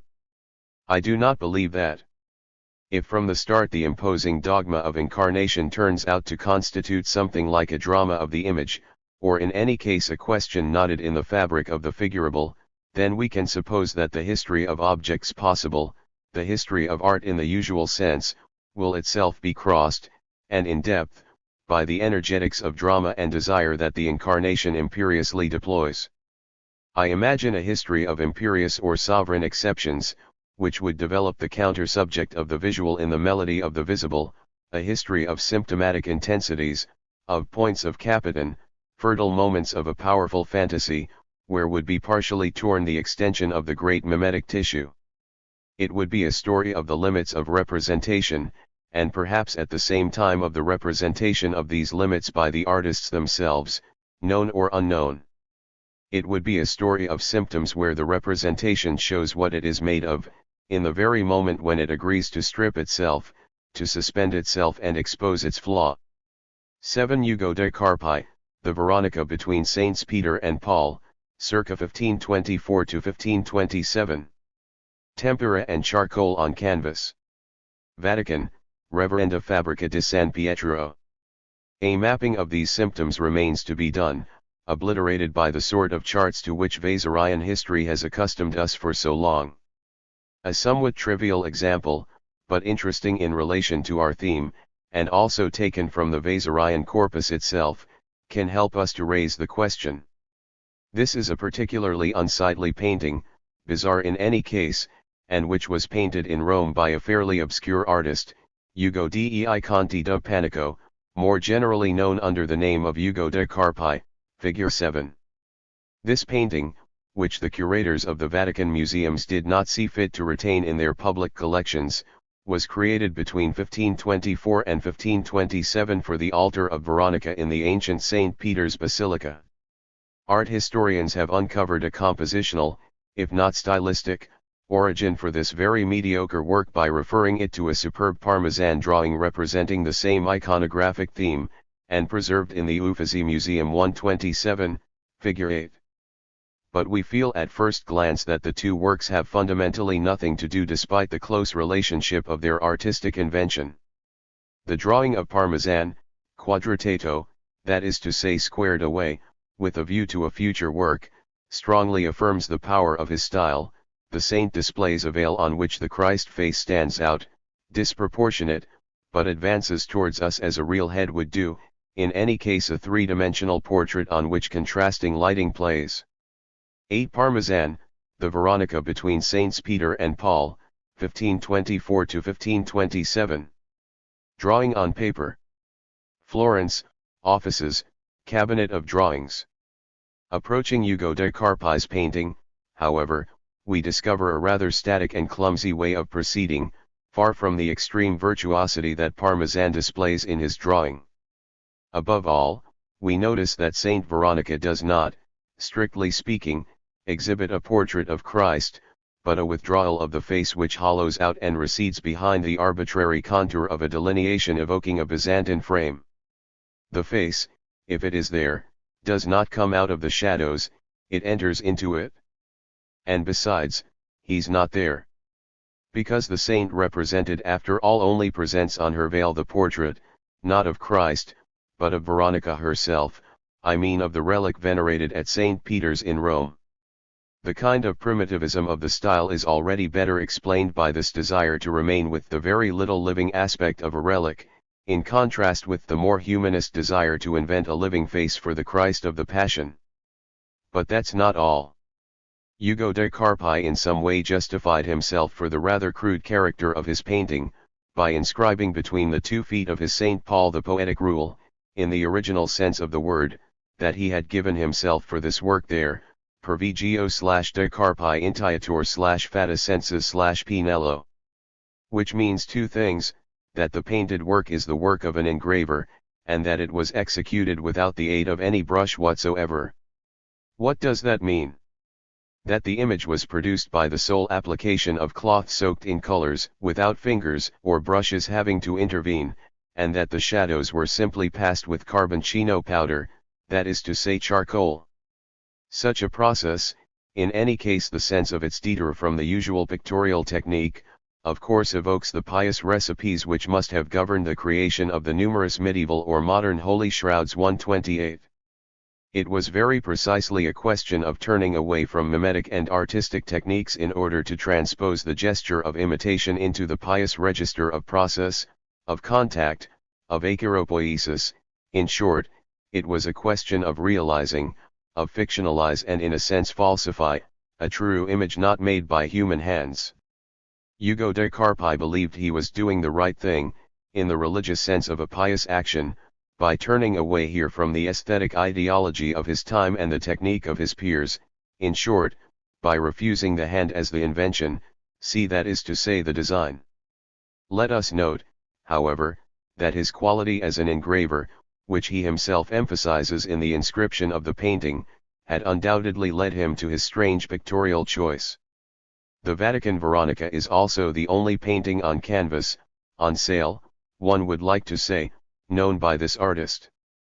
Vasari himself tells us, in his Life of Marc-Antoine Raimondi, that Ugo de Carpi had invented an engraving process using several plates for the same image, for example a plate on which only the shadows were engraved, another which only carried the half-tones, and a third the light tones, which had the effect of leafing through, of even cutting up, in a sense, the figuration according to formal, luminous, or textural parameters. The representative and readable image only appeared in the very last print 129. Vasari's indication of Ugo de Carpi's activity as an engraver would be of little importance if it were not immediately followed by an eloquent account, eloquent because it says a lot about history art in the process of being invented, regarding the very painting that concerns us. We have said that Ugo was also a painter. I will not hide that he painted in oil, without using brushes but with his fingers and using strange tools of his invention, senza id apparere pennello, ma con le dita, e part con sui altri instrumenti capricciosi, a painting currently in Rome on the altar of the Holy Face. One morning I attended Mass with Michelangelo in front of this altar and saw the painting with an inscription by Ugo de Carpi proclaiming that it had been painted without a brush. I laughingly pointed out, "Ridon Dieu," this inscription to Michelangelo.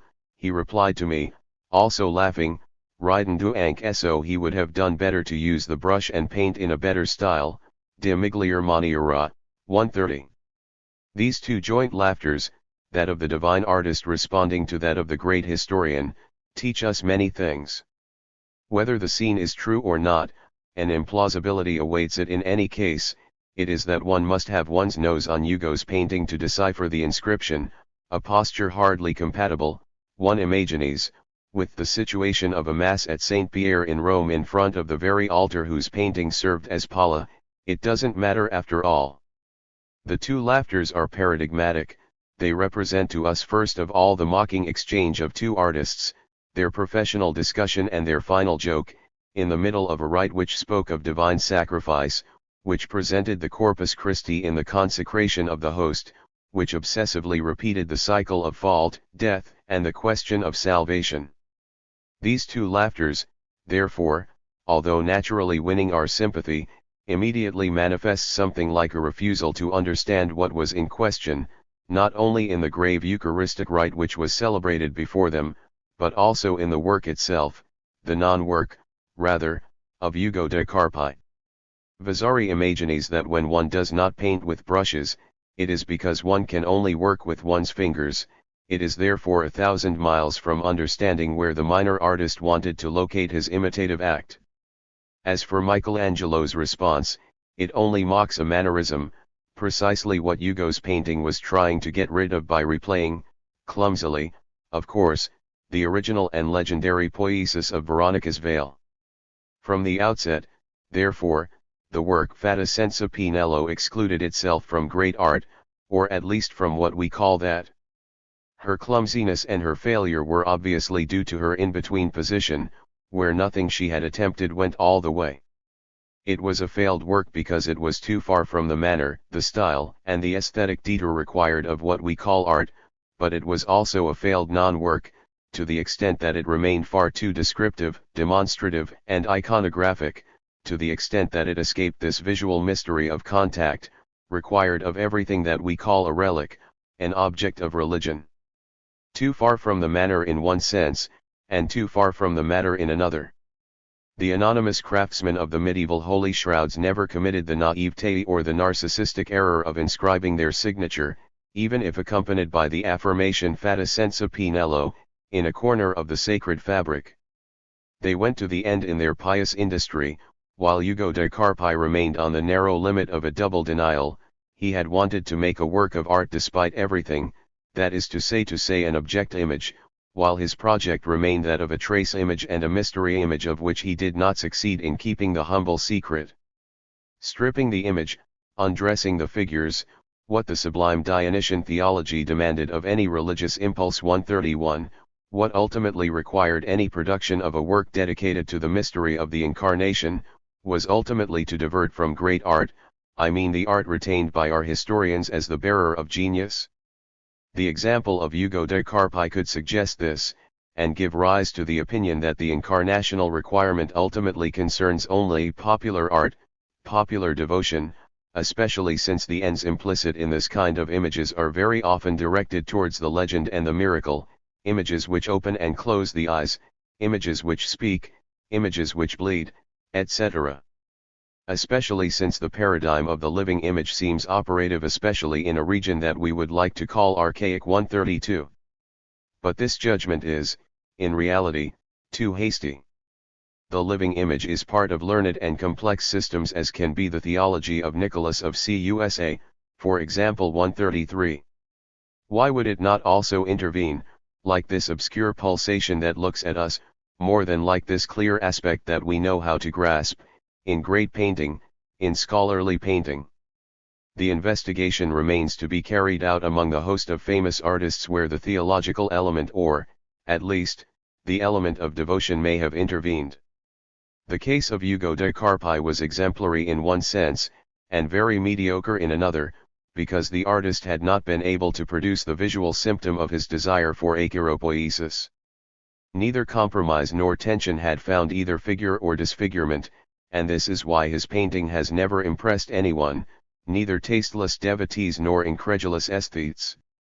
If, on the other hand, we return to the much more famous example of Fra Angelico, we find in his works a truly impressive series of these visual symptoms which play with the mimetic economy of the image in a relationship of constant disquiet, a disquiet that I would say fruitful as well as critical, that is to say, in particular, carrying crises and rich in effects.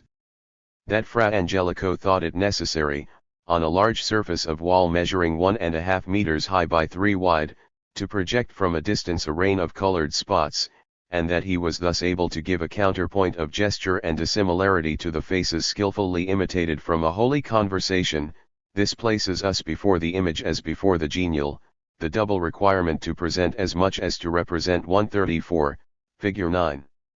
Fra Angelico had treated the great basis of his holy conversation from a point of view which was not only formal and visible, but which was also of mystical and liturgical origin. This base supported the figurative ensemble of the Virgin and the saints as an altar supports its altarpiece, and thus the visual symptom produced, that is to say the pure colored sprinkling on the section of wall, became rich in considerable exegetical and contemplative potential. Angelico had therefore found in this gesture of sprinkling a level of liturgical imitation which suddenly ruined, in any case which torn apart, the level of aspectual imitation which the art of his time made, of course, occupation. To refuse for a moment, for a symptom, the Albertian construction, to suddenly produce the absolute archaism of a painting only thrown against its support, was to both claim an origin, an original pictorial gesture, and the complete humility of pigmentary vestiges with regard to an object, divine, unattainable, which nevertheless aroused all his desire to paint. The attitude here is not popular, but rather scholarly. It is that of a negative theology. It requires denuding oneself in order to denude the image, the most difficult being therefore to go to the lowest, and like Christ himself to humble oneself in the dissemination of pure material events, in order to give oneself the chance to apprehend the unique aspiring, anagogic force of the desire to go to the highest. Throwing the raw paint at the front of this wall of the convent was therefore risking the ordeal of catharsis. It was doing a pious, even mystical, act. Let's look again. This spray of colored spots doesn't look like much in terms of appearance. On the other hand, it very precisely resembles a process, a gesture of anointing, even of consecration, which it replays, that is to say, reactualizes, concretely redoes, even more than it imitates.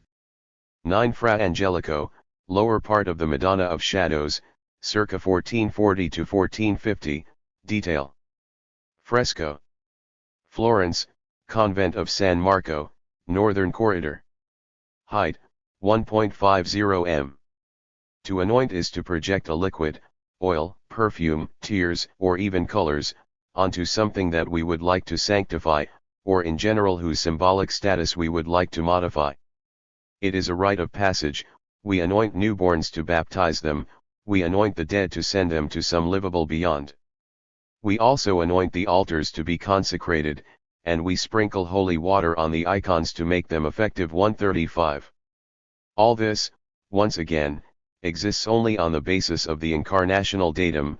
It supposes that the Word can become incarnate, and that its abstract power knows how to become, in a becoming called mystery, miracle, or sacrament, palpable as a flesh or like a pigment. The blood of Christ on the anointing stone, it was still said in the time of Fra Angelico, had anointed the stone in return, which it was said had permanently reddened, and it was also said that the tears projected by the Virgin above the dead body had imprinted white constellations on the darkened section of stone. There is, undoubtedly, something of all this in the strange pictorial choice of the Dominican artist, something which would aim to project the iconic surface itself towards more sacred regions where the relic operates in one sense, the sacrament in another. At approximately the same time when Fra Angelico created his frescoes of San Marco, there was no hesitation in Bohemia to consecrate certain Marian icons with paint. They freely traced, with 2 broad brush strokes, a sign of the cross, coming to scratch in some way the fake marble representation, an already fragile representation, doomed to stain rather than appearance, which covered their reverse. 136, figure 10. 10. Anonymous check, Madonna of Visi Broad, circa 1420, verso. Tempera on wood. Prague, National Gallery. There is therefore a use of ancient painting which knows how to break with the quest for appearance, because at one moment its imitative gesture wishes rather to focus on a process, on the more immediate data of an intimate liturgy, on the radical requirement of an act wanting to replay a mystery of incarnation. This is what happened in the Eucharistic liturgy of the East, where the priest himself reenacted the gesture of the soldier Longinus by piercing the side of the consecrated host using a holy spear in miniature, exactly named the Agia Lonch 137. This is also what happened, but on a completely different level, of course, when a Gothic painter not only spread a stream of red paint to represent the blood of Christ spurting from the side, but used some instrument blunt to injure the golden surface of the leaf, and to bring out the red undercoat of the Armenian bowl. Such a way of proceeding thus doubled the aspect of a trial, and constituted the icon, in the religious sense as in the semiotic sense of the term, through an act of an indexical nature, an act in which the relationship of violence to the subjectal, that is to say to the support, went well beyond the reproduction of a wound. Because it was indeed the production of a wound in the image, a wound made to the image, that it was then a question of the opening and the digging became concrete, and the wound itself presented itself frontal, dug directly in front of us in the gold leaf, even if, as is often the case, it represented the wound in profile on table. A final example deserves to be cited, as its power, immediate as well as virtual, manifests this demand for incarnation which we attempt to sketch in the world of images. This is an isolated sheet from the Schnitgen Museum in Cologne, painted in the first half of the 14th century in a Cistercian environment 138, figure 11. It is here in an absolutely radical way that representation comes to identify itself with its own effect of crisis, as if devoured by the partial effect of its bloody effusion. The artist, a monk, I imagine, and why not a nun, first drew a body of Christ with a collapsed face which fits so deeply into his chest that the general silhouette which emerges from it evokes almost the idea of a headless God. An acute angle strangely bars the torso, as if by the effect of a large dynamic incision. And at the foot of it kneel two religious figures, Saint Bernard and a nun, quickly but less violently circumscribed by the artist undoubtedly in a hurry to get to the point. Here then, the essential, it will have consisted of invading this body by the event of the open flesh, that is to say by the effusion of the red liquid, a painting, certainly, but as disfiguring as a blood. The operation is invasive to the extent that the whole of the body is now only worth the affected part. Because here the whole body, the whole image, becomes a wound. What does this imply? This implies a paradoxical work on the presentability of the image. It is there, in front of us, much too far or much too close. It gives, very poorly, moreover, the appearance of a Christ-like body which would be seen from a reasonable distance, while its major visual event, the distraught red color, suddenly creates an unreasonable and captivating distance, an unreasonably close which makes the small painted leaf the visual site of a quasi-embrace, like that of Saint Bernard at the foot of the crucifix. 11 Anonymous German, Crucifixion with Saint Bernard and a Nun, first half of the 14th century. Cologne, Schnitgen Museum. Perhaps this image was produced in order to close the eyes of the devotee under so much violence, and to let his heart bleed, as so many mystics of the 14th century claimed. This image, in any case, manifests most abruptly the demand for the limits that Christian belief addressed to the visible world of our bodies. Since we are condemned to the earthly purgatory of our own bodies, at least let us transform them to the imitation even of the incarnate Word, that is to say of Christ sacrificing his body for the future redemption of all faults. Let us mime the sacrifice of the body to the point where we are capable of it. This was, neither more nor less, than an appeal to the symptom, to demand that the body be affected, afflicted, dislocated, almost annihilated, in the name and imitation of a mystery which spoke of divine word and the flesh of this word. The simple folio of the Schnitgen Museum confronts us with this insane choice, this bet, almost, of an artist having disfigured his drawing by throwing in pure color judgment, that is to say, precisely, without prejudging of success or even the mimetic effect that would emerge. The artist has taken the risk of the unthinkable here. How can we make a stain by thinking about it in advance, by prejudging it as we would construct a point of perspective? The task is done, it is done alone, and so quickly that elaborative thought does not have time to construct anything representational in the image. The stain would be here, at the level of a simple hastily painted folio, as the figural equivalent of this appeal to the symptom that the Incarnation, obsessively, demanded of Christian bodies. A simple spot of color, to finish. An act of painting where the appearance, disintegrated, is heading towards ruin. A fatally irrational gesture in the time of its production, the opposite, therefore, of a Vasarian disagno. And where would the iconography of all this be? Iconography requires attributes, while color here, like the visual white of the Annunciation mentioned at the beginning of this book, is a subject color. It is this which supports the entire image event. It neither names nor describes, it even refuses to describe in order to be able to fully exist, to unfold. But she invokes. She desires. She even begs. This is why it does not have the gratuitousness of pure chance, but the overdetermined power of a symptom formation. It is a knot of tension, but at the same time it manifests a whole work of figurability in which the omission of the body described, a sort of Freudian Auslassung, indicates the force of an intense condensation, and leaves in the color a displaced vestige of flesh. It is also the color of an astonishing compromise, in which the alternative, either the body, or its wound, is overcome in favor of something that covers, a pigment used all the same for what Leonardo said about it. That is to say perviadipor, and which opens at the same time. Here, the color covers and resurfaces. But what is she invoking? This is the mystery of its figurability. This is at the same time the place of its most immediate evidence presented. Because a single name was enough in the 14th century to say that all of this pictorial and devout gesture. It was the name Christus, the proper name of the incarnate Word, the object par excellence of piety, the name-bearer of all mysteries, all hopes, all anxieties, and all ends. But the genius of this image also lies in the fact that this immense spectrum of virtualities only needed one act, throwing a thick red liquid on the surface of a parchment, to realize itself, there, as an elective symptom of the great desire that was at work.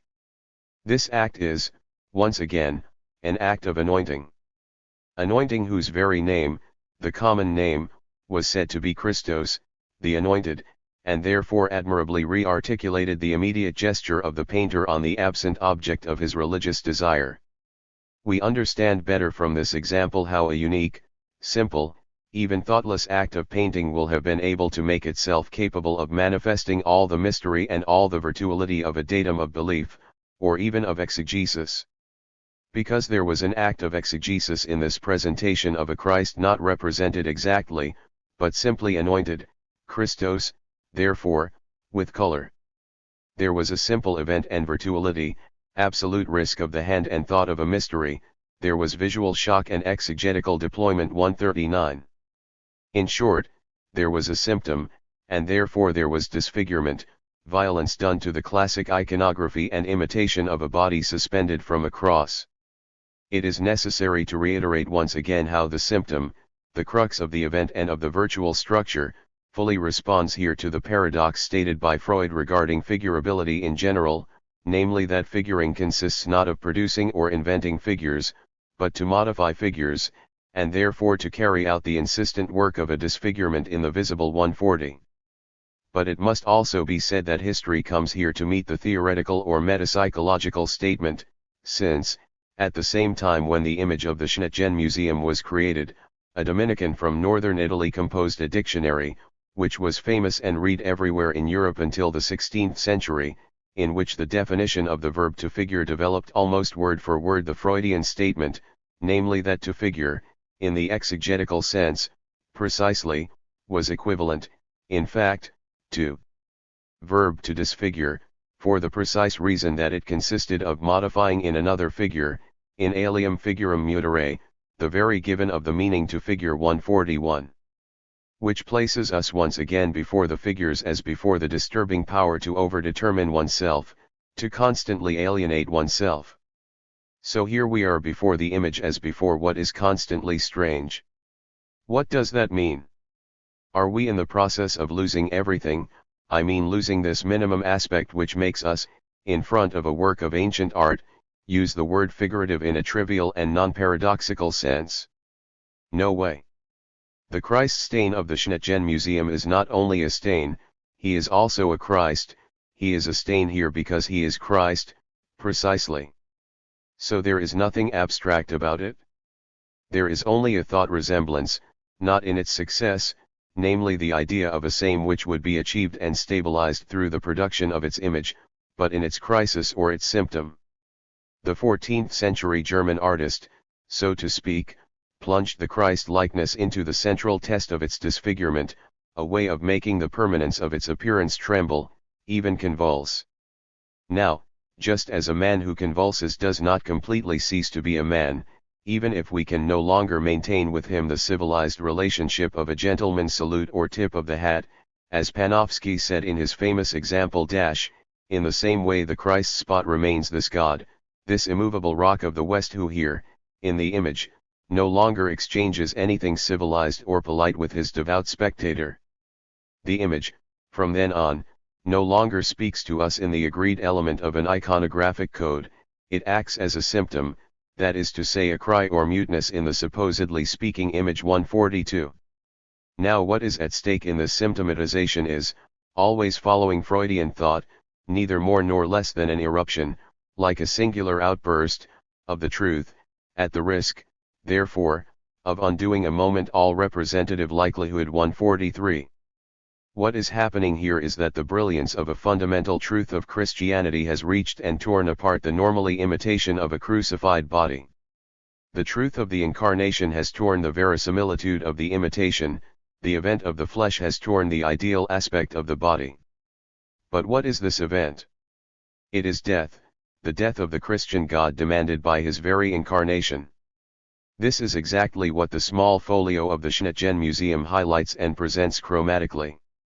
That the divine word, eternal word, omnicreative word, according to St. John, chose to incarnate, this meant, this required that at one moment he would give up and die, that he would bleed and not be no longer recognizable neither healthy from the solace of the feet to the top of the skull 144. The hypothesis of the incarnation had initially altered the sameness of the transcendent God. This is the big operation. This was to give Christian images the categorical imperative, fantastical, rather, to always alter the same. We now understand better how the incarnation required opening the imitation, as Longinus in the legend had opened the beautiful body of Christ.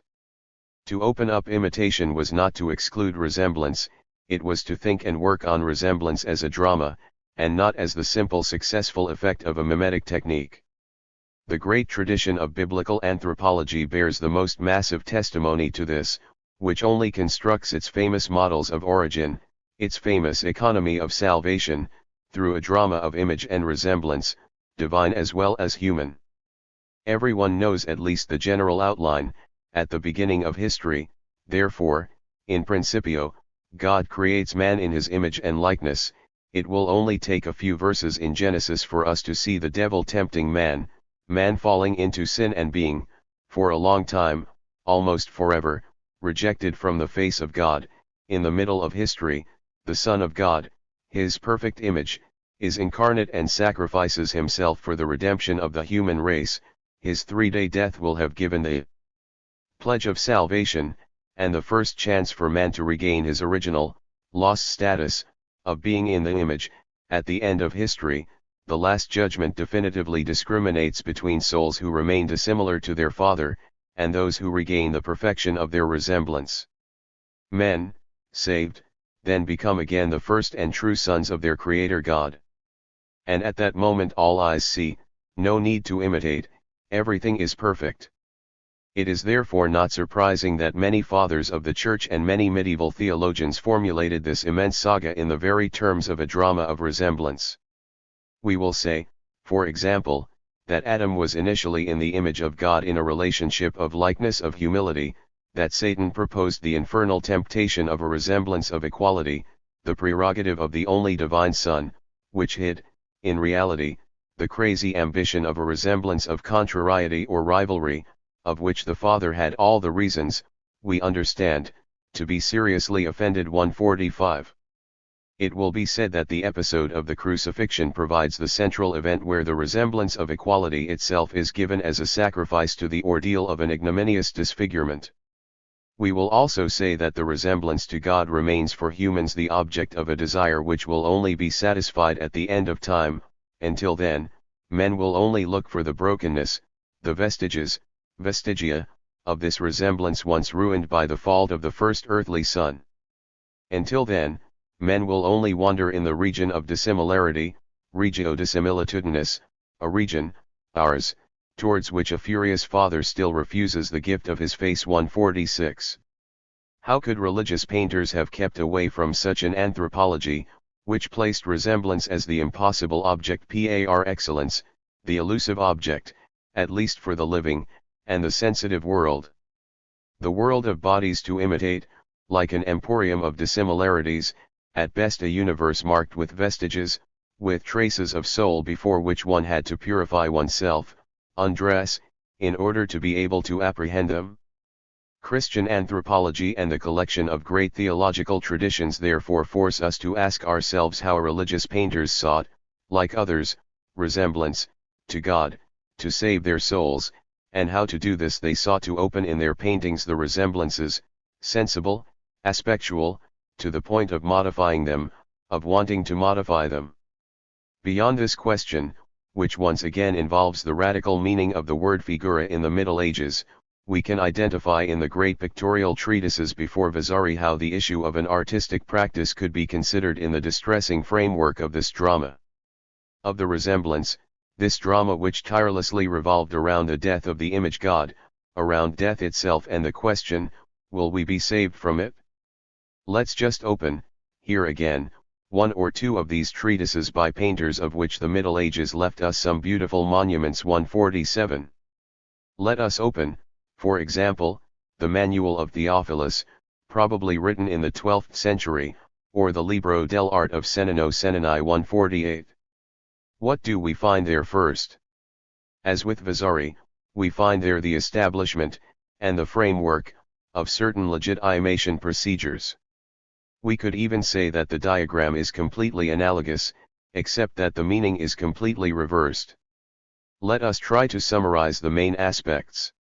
Where Vasari bowed to the prince, or even the pope, in the mannerist gesture of a head which only lowers to raise itself, the necks here remain curved in the definitive humility of the relationship of obedience that they claim directly towards God and his saints. Theophilus, for example, presents himself from the outset as humble priest, servant of the servants of God, unworthy of the name and profession of monk. He does not hesitate to describe himself as a puny and almost nameless man, fearing to incur the terrible judgment suffered by anyone who shows himself in the eyes of God as a bad servant of God. Gospel 149. It is therefore with regard to the sacred text that the relationship of obedience will ultimately have been formulated. Cennini, for his part, does not write any more than Theophilus under the gaze of princes, but under that, otherwise disturbing, of a divine throne and an areopagus of saints. Here begins the book of art, made and composed by Cennino da Colle, in reverence, a reverenza, of God, of the Virgin, of Saint Eustace, Saint Francis, Saint John the Baptist, Saint Anthony of Padua, and generally of all the saints of God. 150. This first and essential legitimation followed the more concrete one of the constitution of a social body of figurative arts. But where Vasari invoked the glory, fama, of a conquering and already self-legitimized elite, Theophilus exposed the slow progression of the apprentice towards mastery, a mastery immediately detached from its human subject to be transferred to the only good divine will. Those who possess art must not glory in it as a good of their own and which they have not received. Let them humbly rejoice in the Lord, from whom and through whom all things come to pass, and without whom there is nothing. 151. Cennini, in turn, only legitimized his own mastery through a relationship of filiation and tradition expressed by the reverenza due to the master, in this case, agnolo gudi, then to the master's master, Taddeo Gaddi, father of Agnolo, then to the master of the master of the master, Giotto himself, 152. All this in a regredient movement which seemed to take the question of origin to the most radical level of the legitimation to be given to the figurative arts. This is indeed what it is, in fact. But it is not a question of appealing to the piu celebrity artifici antiqui whose exploits Pliny sang, and which Vasari was to take up as paradigms of birth for his Renaissance to be founded. It's not about Apelles here, but about Adam. Adam, his nature as imago Dei, and the drama of sin where the imago breaks. Adam created in the image, but who only transmitted to us the loss of the image and the drama of a resemblance always sought, never obtained. Thus Theophilus follows his declaration of unworthiness, of contrite humility, with the story of Genesis and the fall 153. Thus Senani develops the same story, in a perspective where the verb paint, which gives the conclusion of the passage, is far from designating the triumphalist activity of an art desiring only its self-recognition. The issue is elsewhere, between divine punishment and the search for salvation for human souls. In the principle, nel principio, God Almighty created the heavens, the earth, and, above all that lives and breathes, he made man and woman in his own image, alla sua propria imagine, endowing them with all the virtues. Unfortunately, Adam aroused the envy of Lucifer, who, through malice, sagacity and deception, pushed Eve, who led Adam, to sin, against the command of God. God, angry with Adam, had him and his companion chased away by an angel who said to them, "Since you have disobeyed the commandment that God gave you, go and experience a life of pain and fatigue, fatiche et exercizii." Adam, whom God had chosen to be the father of us all, whom he had so nobly gifted, recognized his fault and left the idea of science to return to the work of the hands which gives life, rinvendi sua scienza di bisogno era trovare modo live manually. He took the spade, and Eve began to slip away. Several arts born from need, molti arti bisognavali, followed, each different from the other. The latter entailing more science, de majori scienza, than the former, they could not all be equal, because science is the noblest. After it, comes one which owes its origin to it and follows closely, it comes from science and is formed by the operation of the hands. It is an art that we designate by the word painting, 154. The traditional, even common character of this way of engaging in a painting treatise does not mean it can be neglected. 155. We must take note of the fact that a book where the author was going to give the reason for light, ragione della luce, the modality and order of drawing, el modo e l'ordine del disegnare, or well the way of removing the substance of a good figure, in che modo ritraer la sostanza di una buona figura, 156, we must take note of the fact that all this was established on the silt of Adamic fault and lost image. Senani clarified this by saying that the loss of the image must correspond to the birth of need, bisogno, and that the loss of science, this innate science which made Adam a being knowing his God, had to correspond to the work of the hand, operazione di mano. Thus the existence of the different arts, multi arti, was, from the outset, thought of as an effect of need, and therefore of the fault and defect of science.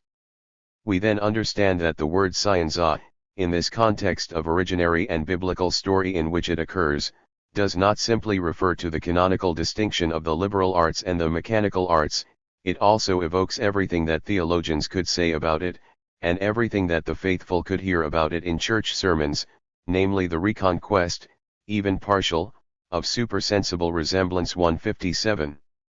It is from there that the legitimization of pictorial art, even its claim as liberal art, will move from the worried management of an original fall and a dereliction, because painting figures will never be extract from the region of dissimilarity where all sinners are caught, to the hope of an upward movement, to the hope of a chance of salvation. Painting requires the hand, a sign of punishment, but does not submit to the law of need. Painting therefore raises its hand and demands, desires science. There would be here the outline of an anagogical theory of painting, according to the basically Dionysian idea, relayed to the east by the Veneto-Byzantine tradition, to the west by Abbot Suger and all Gothic aesthetics, of a materialis minutactio, that is to say of a movement according to which the humiliation in matter or the humility of matter proceeds a little like the incarnation of the divine Word himself. It is from the lowest that the ascent is the most powerful. 158. How surprising then is it to see one of the three main manuscripts of the Libro dell'Arte end with a praise to God and to the Blessed Mary ever Virgin, a praise which rhymed the words God, desire, pain, and finally this Christic anointing whose paradigm, decidedly, seems to conceal many riches. Concorda il tuo val concol Didi io. It will be written in different ways. Se povertà ti stringo doglia felt. Va in sulla croce a Cristo per unguenti. 159. We are here on the same level as the fourth and final legitimation within which the Trattato project was framed. With the return to the cross, the anointing and the divine will, we are already waiting for the ends. Let us insist that the ends are not here separated from their waiting, anguish, and desire mixed together. The golden age of Vasari had already taken place, and the artists of his very pagan resurrection, from Apelles to Michelangelo, had been immortal from the start. This is the nunquam periis of the frontispiece of the lives. The ultimate sky where their memory was sung was certainly said to be glorious, but in the sense of the fama, and was obtained at the end of a judgment of history, if not of the historian. In Theophile and Senani, on the contrary, the judgment is nothing other than the common judgment of mortals under the gaze of God. He identifies with the end of times, that is to say the negation of history, despises the social fama and as such carries a value that is otherwise definitive, otherwise worrying. This is what emerges in the last lines of Senani's treatise, where the reader is associated with the author himself in the anxious hope of an almost liturgical formula evoking glory in the other world for the centuries. Amen. E finalmente nell'altro mondo per gloria, per infinita secula seculorum. Amen. 160. This is what was already apparent in the last lines of a prologue where Theophile rejected in advance any temporal reward for his art, and spoke of a glory which was neither the fama nor that of his own name, but gloria, the glory of the divine name alone.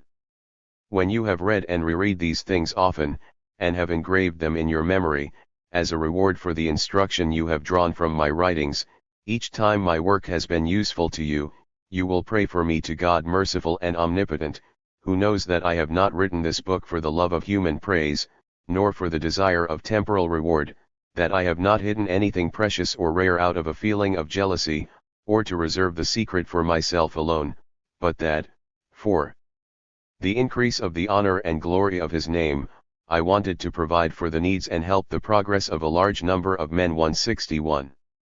We could, facing these lines and their Vasarian counterpoint, summarize things in a convenient way. There would be on one side the religious Middle Ages, and on the other the humanist Renaissance.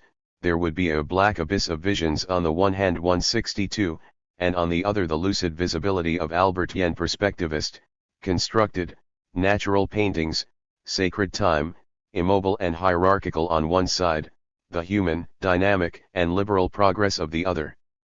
But this would precisely be to renew all the dividing lines on which Vasari founded his sense of history and his ideal of artistic progress. This would, in particular, forget that the manuscript of Senani was copied throughout the 15th century, and that the 4 devout verses from the Riccardiano manuscript cited above were copied in the middle of the 16th century. This would be to forget the black abyss of vision which accompanies, still in 1511, Durer's desperately medieval Christ. Moreover, the Middle Ages are no more dark and self-mourning than the Renaissance would be clear and self-satisfied. Vasari wanted to make us believe it, and first to make his boss, Cosimo de' Medici, believe it, but for that he had to invent his history of art, in every sense of the word, invent the fable of a progress and a teleology, inventing a Giotto under the dependence of nature to forget the Giotto of Christian mysteries and medieval allegories, inventing a Fra Angelico immersed in the 14th century to forget that the great scholastic Ars Memorandi of frescoes of San Marco was painted around 20 years after the death of Masaccio. If it is true that it is part of the work specific to images to constantly be foreign, then the history of images cannot function on the neo-Vassarian, or even neo-Hegelian, model of a simple progress of the painstaking reason. Here the story only makes sense if it makes sense of imbroglio.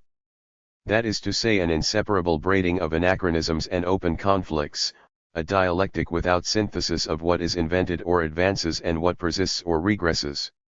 All this crossed by the insistent play of the symptom. Fra Angelico, certainly, painted admirable Albertian perspectives, but he baffles the historian, Vasari first, for the simple reason that he uses the stylistic modernities of the Quattrocento for purposes opposite to those given by Alberti for the same modernities, the primacy of Historia, in particular. In short, he thought of them and used them, therefore already transformed them, through other categories, directly inherited from Albert the Great, from Dante, or even from Cennino. Cennini. This famous Renaissance is no more that of pagan mysteries alone than the survival of the ancient gods would be that of Italian humanism alone. 163. The history of art, ultimately, perhaps only has to be seen as a history of literally perverse effects, that is to say, directed towards something only to move towards something else, way, therefore, of always foreigning oneself.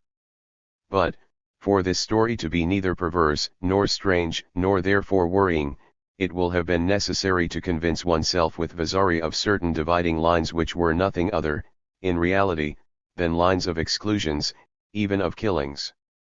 It was thus necessary to kill the Middle Ages to guarantee, not only the concept of Renaissance as a preferential or referential category of the history of art, but also the very existence of this history of art as a humanist discipline. 164. It was thus necessary to kill the image to guarantee the self-referential concept of art.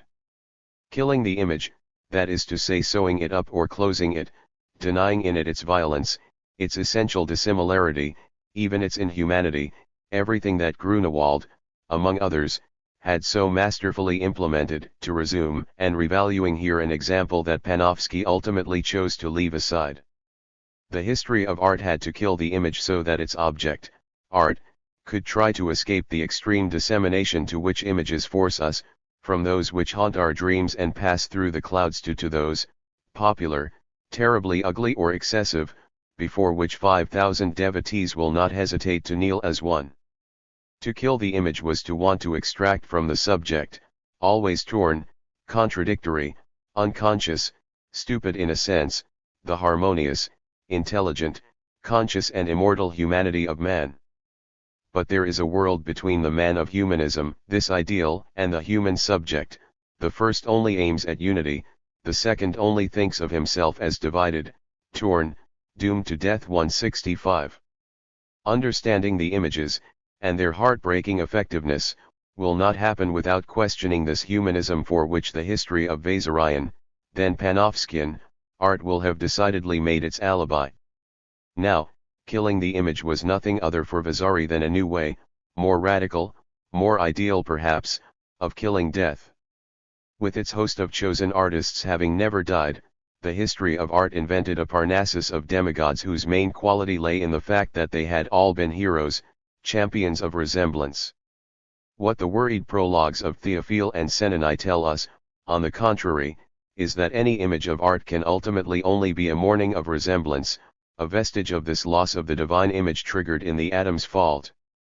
And if resemblance, from a Christian point of view, is only thought of as an immense drama, it is above all because through his fault and the loss of his being in the image, Adam had done nothing other than invent death for us. Not looking like God is another way of saying, we are all going to die. We then understand how the desire to find the divine image exactly overlaps with that of finding the native immortality where God is supposed to have created us all. Such would perhaps be the fundamental dialectic of incarnational images to carry within them this double contradictory movement, contradictory to the very contradiction into which the divine word will have already agreed to plunge to carry death within them, to proceed with something like a perpetual killing, a sacrifice, therefore, in order to religiously manage the common desire for a death of death.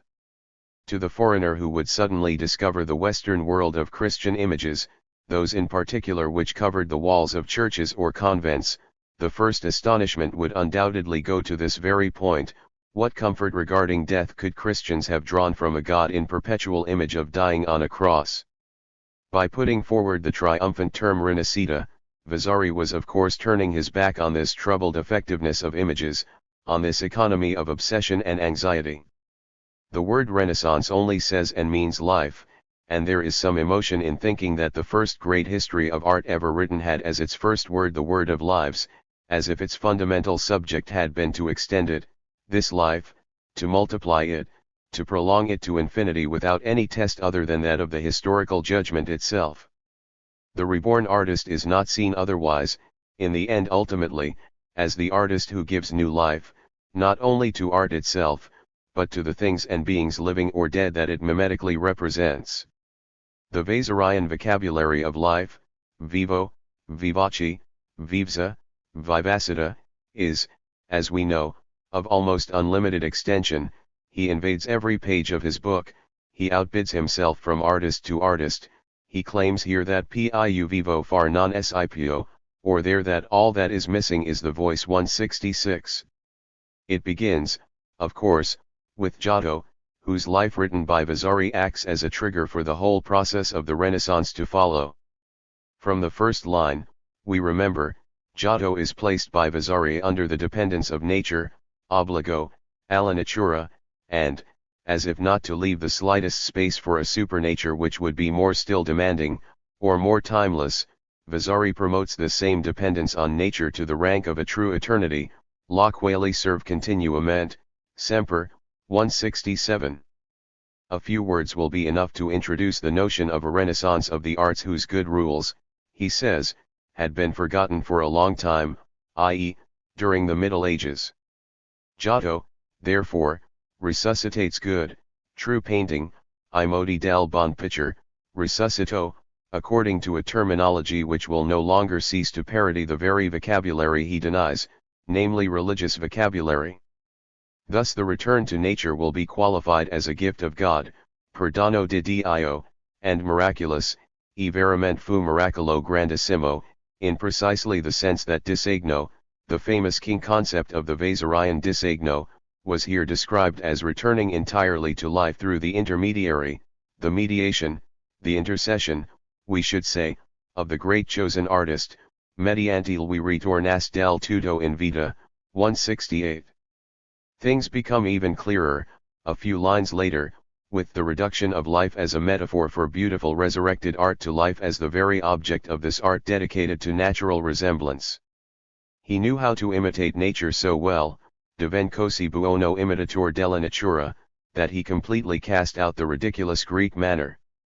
He resurrected the art of beautiful painting, as practiced by modern painters, by introducing the portrait from life, introducendo il ritraire bene di naturale le persone vive. 169. And this is where the famous example of the portrait of Dante comes to the fore, of which Vasari, to justify his concept of ritraire di naturale, is obliged to invent a very intimate friendship with Giotto, coetaneo ed amico suo grandissimo. 170. But what happened in these few lines?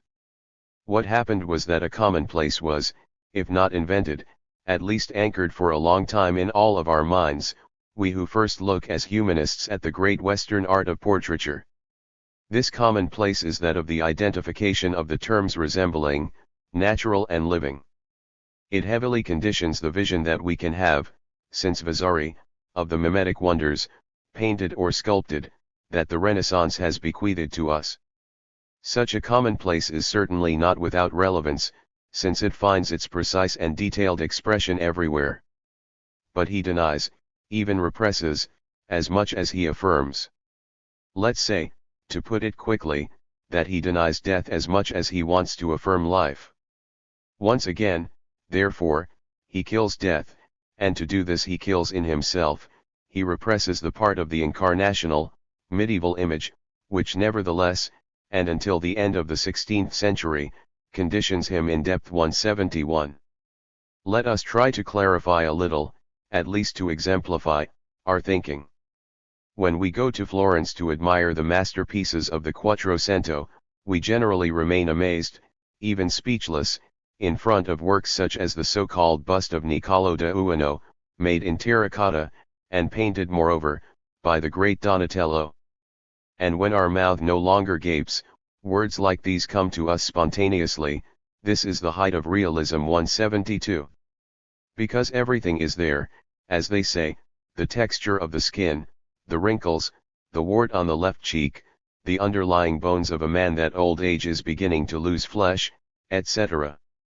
But for this very reason we see life there, and we review in our minds, in an authentically Vasarian way, the progress in resemblance made since the 14th century, and in this work brought to a perfection that we will not hesitate to not, therefore, to be described as humanist.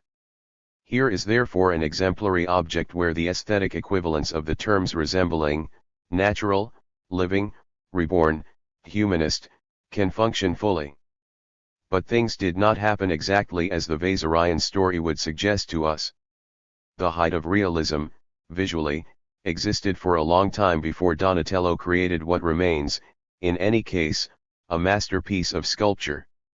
The height of realism existed in hundreds, even thousands of objects that cluttered the Florentine church of Santissima Annunziata in particular. But they were not art objects. They were ex votos, quite simply, voti as they were called in Florence, in short, objects of a medieval religious devotion which, little by little, disappeared and doomed all these hyper-realist portraits to total destruction. 173. No museum has wanted to keep track of these extraordinary objects. No history of art includes them in the great movement of figurative styles. But the archives have preserved the memories of an intense activity whose professionals were called Falomagini, the image makers. People came to their shops on Via dei Servi, that is to say Serviti of the Santissima Annunziata, to have their faces and hands molded. Wax positives were then made, then painted and decorated, where necessary, with artificial hair. All of this was mounted on life-size wooden and plaster mannequins, and the donor, both subject of the portrait and executor of his pious wish, of his contract with God, put his own clothes on it. 174. Then the object would join the innumerable and famous assembly, Isabella of Este, Frederick III of Aragon, Leo Madonna. 175. Why have such objects never entered the great history of art? Why was the first to point out its existence, by Warburg, the most anthropological of art historians? 176, not followed in his brilliant intuition? Because these medieval objects did not have the style of medieval art. Not only did they have the appearance of Renaissance works in the middle of the 14th century, but even worse, they were not themselves, they did not wish to be works of art. Their operating model was mainly indexical in nature, based on the imprint, the character, and required a technique, an artisanal know-how in which the humanist notions of invention or manners definitely did not play much role. Let us note all the same that this operating model, very precisely described, had provided Senani with the opportunity for some of his last chapters, notably the one where he announced the usefulness of making natural impressions, cum sia cosa utilitarian l'impronter de natural, 177. But Senani was not yet at the point of dismissing the craftsmanship of the Falomagini in the shadow of a clandestine history. We still owe this to Vasari. Vasari, who obviously knew the ex votos of the Santissima Annunziata, they continued to populate the church at the time of his long stays in Florence.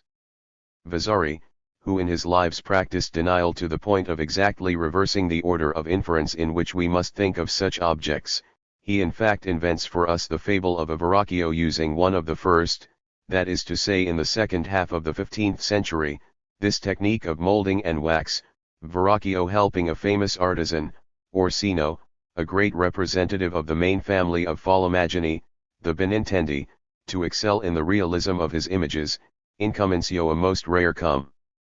Potes in quella farsi eccellent, 178. It is obviously the opposite that happened, namely that the great artists of the 15th century, Verrocchio undoubtedly, but before him Donatello, of course, will have integrated into their aesthetic issues the artisanal know-how of these obscure purveyors of ex-votos. That Vasari so carefully erased the meaning of this episode, a major one in the history of resemblance, is an indication to us that an important part was at play there. It was in fact a question of bringing out the resemblance of the drama where Christianity kept thinking about it. It was about making it an artistic goal, a vector of success and humanity. For this, it was necessary to kill the image, and kill with it this activity which produces images according to the more modest ends of what we call craftsmanship. Also it was not for the sole purpose, the most obvious, of course, of constituting painting, sculpture, and architecture as major or liberal arts that Vasari excluded the craftsmanship of the Fallimaggini outside of the ideal outline of its art history. It was also, and in the same movement, about saving resemblance, making it an artist's project, making it a conquest of the natural, of life, and of constituting it into an authentically humanist.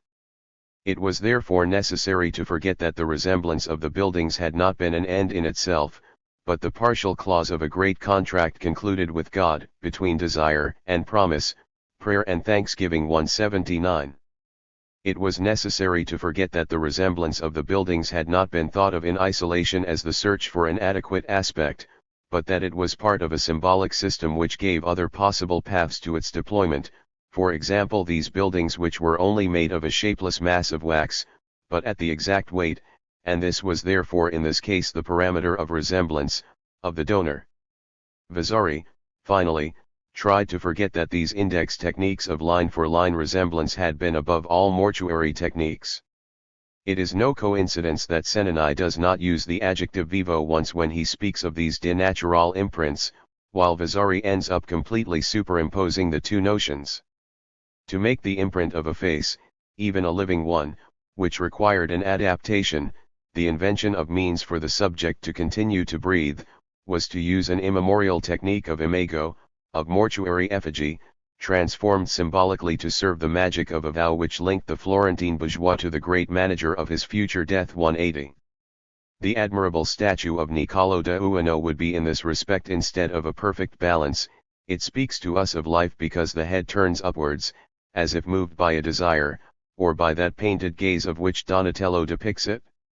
So well endowed. But its nature, starting with its mode of operation, continues to pay its tribute to the deadly essence of the imago. We understand this completely by looking at another statue, very close in the same room of the Bargello Museum.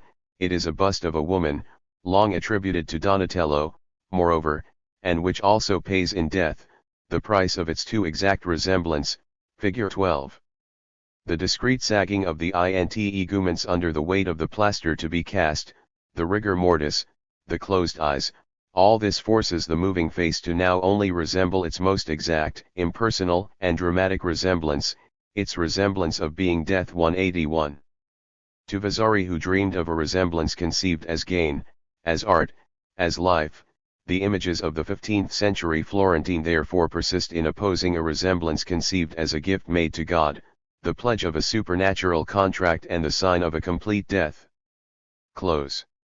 To offer an ex voto to the Church of Santissima Annunziata or to have a portrait sculpted to place in front of some imago Pietis in the Church of Santa Croce, was undoubtedly to affirm something, a symbolic power, with regard to the citizens of Florence, but it was also depriving oneself of something, making the sacrificial gift of one's natural resemblance in view of another resemblance, that, supernatural, of another life in the heavens, the dead, precisely.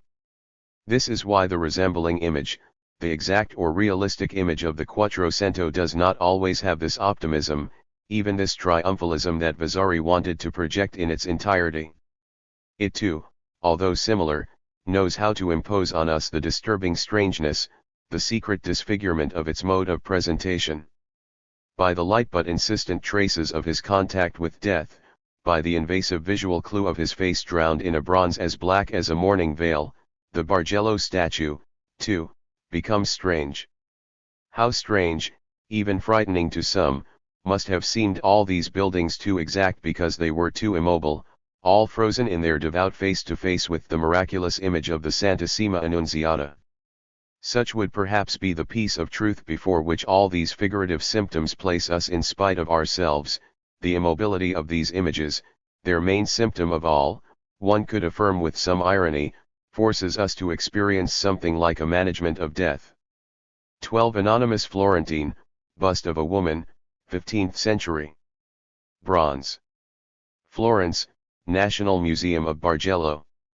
Death as their carrier, so to speak. Their major paradigm. For what? Because Christianity placed death at the center of all its imaginary operations. This was its major risk, or its main ruse, or rather both at the same time, thematizing death as a tear, and projecting death as a means of sewing up all the tears, of filling in all the losses. Way of including dialectically, such is the ruse, one's own negation, by making death a rite of passage, a mediation towards the absence of all death. Also a way of opening up, such is the risk, to the dark insistence of an ever-returning negativity. But the height of the risk and the ruse will have been, from the start, to delegate the very ordeal of this insistent death to the person of God. The Christian economy of salvation, as much as the mystery of the Incarnation, had succeeded in advance in embedding two extraordinary paradoxes in one another. The first caused the death of that which, by definition, is immortal, the second caused death itself to die. Thus men will have imagined killing their own death by giving themselves the central image of a God who agrees to die for them, that is to say, to die to save them from death. But for that it was necessary to let death insist in the image. Open the image to the symptom of death. For, just as he who says I do not love you still pronounces the word of love, so he who speaks of resurrection lets the work of death insist in him. Christians, Saint Bernard at the foot of his crucifix, the devotee contemplating the engraved melancholy of his God, or the old Florentine frozen in her own cast, have all lived in the double desire to kill death and to imitate death at the same time, that is to say, to identify with the death of their God in the imitatio Christi, to believe they are killing their own death, always in the image of their resurrecting God. Adam was born in the image, but the immense weight of his sin forced all the others to the duty to die in the image, to constantly replay the sacrificial death of the incarnate Word, guarantor of their resurrection, even in their own birth certificate. It is enough to remember the terrible sentences with which St. Paul introduced Christian baptism to understand the extent to which death functioned there as the engine of all religious desire, of all ritual catharsis, of all transformation and, therefore, of all figurability. 182. It was because you had to die to be able to resemble. However, this heavy constraint also affects the world of images, what we call the images of Christian art, these object images in which the discipline of art history is primarily interested. It reaches them through and through, structurally, well beyond, for example, its simple iconographic implementation. Beyond the theme or the concept of death, a constant work of oscillation, ebb and flow, will have agitated the Western image, between ruse and risk, between dialectical operation and symptom. Of a tear, between a representation always posed and a disfigurement which always intervenes. It is the complex game of imitation and incarnation. Before the first we grasp worlds, we see. The image is placed before us, it is stable, capable of knowledge to be drawn from it ever further. It relentlessly excites our curiosity with its representational devices, its details, its iconological richness. She would almost ask us to go behind the image. 183 to see if some key to the enigma is not still hidden there. Before the second the ground begins to collapse. Because there is a place, a rhythm of the image where the image itself seeks something like its collapse. So we are faced with the image as if faced with a gaping limit, a dislocating place. 184. The fascination there is exasperated and reversed. It's like an endless movement, alternately virtual and actual, powerful in all cases. The frontality in which the image placed us is suddenly torn apart, but the tearing in turn becomes frontality, a frontality which keeps us suspended, immobile, we who, for a moment, no longer know what to see under the gaze of this image. So we are before the image as before the unintelligible exuberance of a visual event. We are before the image as before the obstacle and its endless hollowing out. We are before the image as before a treasure of simplicity, a color for example, and we are there, according to the beautiful expression of Henry Michaud, as if facing what is slipping away. 185. The whole difficulty of not being afraid of knowing or not knowing. Appendix. Question of detail, question of pen. The aporia of detail. 1. It is a fact of experience constantly reproven, inexhaustible, haunting, painting, which has no backstage, which shows everything at the same time, on the same surface. Painting is endowed with a strange and tremendous capacity for concealment. It will never cease to be there, before us, like something distant, a power, never like the act altogether. What is this about? As much, no doubt, to its material status, the material of painting, as to its temporal, ontological position. This is also due, inseparably, to the always defective modality of our gaze. The number of things we cannot distinguish in painting is confusing. We will therefore never know, heuristically speaking, how to look at a painting. This is because knowing and seeing absolutely do not have the same mode of being. Thus, faced with the danger that any cognitive discipline of art collapses, the historian or the semiotician will implicitly be inclined to divert the question of this painting, which constantly escapes him in the entirety of its significance. Of this painting he will say, I haven't seen it enough, to know something more, I must now see it in detail. See it, and not look at it, because seeing knows how to better approach, anticipate or even mimic the supposedly sovereign act of knowledge. Seeing in detail would therefore be the little organon of all science of art. Doesn't that seem self-evident? However, we will suggest a question: what can a detailed knowledge of painting mean in law? In philosophical common sense, the detail seems to cover three operations, more or less obvious. Firstly, that of getting closer. We go into the detail as we enter the elective area of an epistemic intimacy. But intimacy involves some violence there, perverse without a doubt. We only approach to cut up, share, tear into pieces. This is the fundamental meaning that is said here. It is the etymological content of the word, size, and its first definition in litera, sharing of a thing into several parts, into pieces, which opens the whole constellation semantics on the side of exchange and profit, of retail trade. Finally, by a no less perverse extension, the detail designates the exactly symmetrical, even contrary, operation, that which consists of putting all the pieces together, or at least of taking a complete account of them.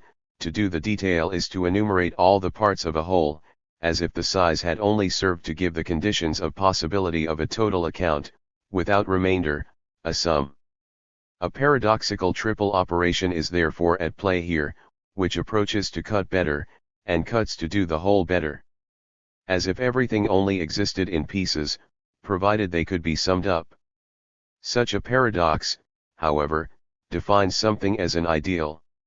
The detail would be, with its three operations, proximity, sharing, and summation, the fragment as invested with an ideal of knowledge and totality. This ideal of knowledge is the exhaustive description. Unlike the fragment which only relates to the whole to put it into question, to suppose it as absence or enigma or lost memory, the detail in this sense imposes the whole, its legitimized presence, its value of response and reference, even hegemony. The great fortune of detail in the field of the interpretation of works of art today is not only due to this philosophical common sense according to which, to know a thing well, one must know the detail of it. The presuppositions are certainly more complex, more strategic. We will not pretend to analyze them here, that would be a real history of the history of art, but we will suggest that this methodological fortune is perhaps due to the serene connivance of what we could call a positivism herd and a Freudianism, let us say, misunderstood. Understood positivism comes to us from afar. It postulates that everything visible can be described, cut into its elements, like the words of a sentence, the letters of a word, and counted as a whole, that to describe means to see well, and that to see well means to see true, that is to say to know well. Since everything can be seen, exhaustively described, everything will be known, verified, legitimized. Way of formulating here the voluntary, even frenzied, optimism that an experimental method applied to the visible would carry. As for misunderstood Freudianism, it is based on a royal road that the Traumdeutung certainly opened. Interpretation must proceed in detail, Freud wrote, not en masse too. And the two great classic rules of the analytical contract are, as we know, that of saying everything, notably and especially the details, and that of interpreting everything, notably and above all starting from the details 3. But there is a misunderstanding, because where Freud interpreted the detail in a chain, a procession, I would say a thread of the signifier, the iconographic method on the contrary likes to search for a fine word, a signified of the work of art. For example, she will look for the attribute that says everything about the subject, a key will become the key to exhausting the meaning of everything that is painted around her, that is to say this body that we will therefore call it Saint Peter. Or, in the extreme, will we look for the supposed self-portrait of the painter between the two leaves of a door which is reflected in a particular carafe of water moved to the darkest corner of a painting, and we are left will ask what moment the self-portrait represents in the painter's life, what words he is supposed to pronounce towards another character located outside the painting, but attested in a contemporary archive which certifies his presence and his humanism, therefore his quality. As a programmer of paintings, in the artist's studio at the time when the painting, presumably, was painted, and so on. The quest, always in abyss, for the final word, made here of painting a veritable Roman oclef, a genre that Freud explicitly distrusts at the beginning of the Dora case 4. In any case, she considers the painting as a cipher text, and this cipher always, like a treasure or a corpse in the closet, waits there, as it were behind the painting, and not in its thickness, for us to find it. Finds, this will be the solution of the painting, its motive and its confession. It will most often be an emblem, or a portrait, or the indication of a feature of the event's history, in short, it is a symbol, or a referent that the historian will be responsible for making admit to the work of painting 5. It is to act as if the work of painting had committed a crime, and only one, but the work of painting, wise as an image, commits none, or else, cunning like all black magic of the aspect, she can commit 100. Where Freud, on the other hand, understood detail as the reject of observation, the descriptive ideal conceives detail as resulting from a simple finesse of observation. Finesse supposed to allow, as if inductively, the very discovery of the treasure of meaning. But what does fine observation mean, after all? If we refer to the conceptual field which provides the model of such finesse, we realize that the problem is much less simple than it seems. This conceptual field is that of the sciences called, precisely, observation. Bachelard discussed the status of detail in a famous thesis published Indiana 19276. He showed that the epistemological status of detail, including in the physical sciences, the sciences of measurement, is that of a division, a disjunction of the subject of science, an intimate conflict that it can never completely appease. 7. It is a conflict, let's say it as a first approximation, between the meticulousness of the descriptive detail and the clarity of the interpretative device. The first reason comes down to the very phenomenological status of the object of knowledge. Nothing is more difficult to analyze, writes Bachelard, than phenomena that we can know in two different orders of magnitude. 8. When the object of knowledge approaches suddenly, for example, a threshold is crossed, suddenly, and it is another order of thought that will have to be implemented if we do not want all thought then tears or collapses. Let us think again about painting. It is not according to two, but according to a multiplicity of orders of magnitude that it can be apprehended. A commonplace of Kunstliteratur has taken up the data of this elementary phenomenology, celebrating the enigma or the prodigy which consists, for a painting, in not showing the same thing from far away and up close. The entire critical fortune of Titian, for example, revolves around the disjunctive effects between distant vision, the inimitable perfection of flesh, tissues, and near vision, the imperfection, even the aberration, no less inimitable, of these rough strokes, spots, or smudges with which he covers his canvas, in such a way that up close we cannot see them his figures, and that from afar they appear perfect, as he wrote Vasari in a famous passage, and no less famous will be the pages that Diderot devoted to this same problem, in front of the paintings of Chardin 9. In short, the detail above all raises the question, where to look from? And what is at stake here is not perception, but rather the origin, or place, of the subject, there from where the painting is thought. Bachelard stated the problem in what were no doubt plain terms: the progress of detailed knowledge, he said, generally goes exactly against the progress of systematic knowledge, because one goes from the objective to the personal, while the other goes from personal to objective. 10. It nonetheless indicated the essential, namely a division of the subject of approximate knowledge. It is as if the describing subject, by dint of cutting the local from the global, came to dissociate his very act of knowledge, his observation, never seeing the same local in this same global that he believes sensus. Worse, it is as if the describing subject, in the very movement of the breaking into pieces that constitutes the operation of the detail, instead of proceeding with the serene reciprocity of a totalization, continued in spite of himself and on himself even the first, violent act of dislocation. Cognitive subject cutting up the visible to better totalize, but itself suffering the effect of such a split. Let us imagine a man for whom the whole world would be a puzzle. He would end up feeling the fragility, the potential mobility, that is to say the fall, of his own limbs. It is, deep down, a torn conscience that Bachelard, speaking of details, tells us about.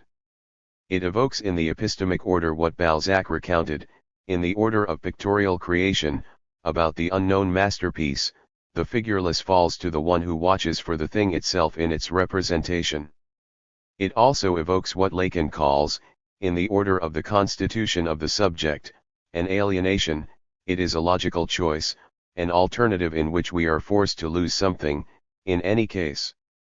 An operation that can be exemplified by a threat such as, the stock market or your life, where the purse of the threatened will be lost, whatever the decision taken. 11. We will suggest here that every painting perhaps threatens us with, the painting or the detail. The painting lost anyway. Lost, and yet there, everything in front of us, and all the drama is there. In Bachelard's formulation, this drama of detail is stated along more classic lines: reality versus thought, description versus category, matter versus form. To describe the detail that escapes the category, we must judge the disturbances of matter under the form. As a result, determinations oscillate. The first description not approximated was clear, it was qualitative, it developed in the discontinuity of the predicates listed. Quantity brings its richness, but its uncertainty. Along with delicate determinations come fundamentally irrational disturbances. On the level of detail, thought and reality appear to be unrelated, and we can say that by moving away from the order of magnitude where we think, reality loses in some way its solidity, its constancy, its substance. In summary, reality and thought sink together into the same nothingness, into the same metaphysical Erebus, son of chaos and night. 12. However, what Bachelard says in the field of so-called exact sciences 13 will be said a fortiori in the historical or semiological field. Because history has, much less than a science of observation, this capacity, which should be incessant, of rectification of thought in the face of reality, thanks to which knowledge will have some chance of being constructed in the hollow even the most delicate disturbances. 14. And what is said about experiential physical phenomena, transformable according to regulated criteria, thus giving some chance to the induction of a law, will be said a fortiori about a table, which can only be manipulated very little, does not vary as in the variation of a luminosity, for example, or according to its differentiation within an abstract series where it will appear. In any case, Bachelard's call to chaos and night will not be without interest for those who experience painting when, seen up close, it unites thought and reality, form and matter in us. Because it is not so much the minutiae of detail that calls into question the hermeneutics of the pictorial whole, and even its possibility of description, it is first of all its essential chaotic vocation. We could say this in Aristotelian terms: approximate knowledge of painting unties its formal cause and its material cause. Absolutely speaking, and even if this sounds like a paradox, the painting gives nothing to see of its formal cause, its quiddity, its algorithm in a way, its eidos, in short, the definition, in the strict sense, of what represents a painting, what a painting takes place of. Painting does not show us its formal cause, it gives us to interpret it. As proof, no one ever agrees on this formal definition. And even less, by the way, on the final cause, that with a view to which a painting represents this like this, rather than that like that. What the painting shows is, primarily, of the order of like this. These are traces, indices of its efficient cause. Aristotle means by this everything that is of the order of the decision, whether voluntary or involuntary. In this sense we will say that the father is the cause of the child, he writes 15. But, above all, what the painting shows is its material cause, that is to say the painting. It is no coincidence that the two privileged examples that Aristotle gives for the material cause are matter in relation to manufactured objects, that is to say that in this sense brass is the cause of statue, and the parts in relation to the whole, that is to say the materiality of the fragment 16. There would therefore be a primacy of the material cause in what the painting gives us to look at. A major consequence attaches to such primacy: we must regard matter, says Aristotle, as a mother, because it relates above all to desire. Aristotle uses the verb epheme here, which means in this context, to let oneself, imperceptibly, and no less imperiously, go towards. That is to say, it does not arise from a logic of opposites, which is the logic of the form, given, in fact, a being, on.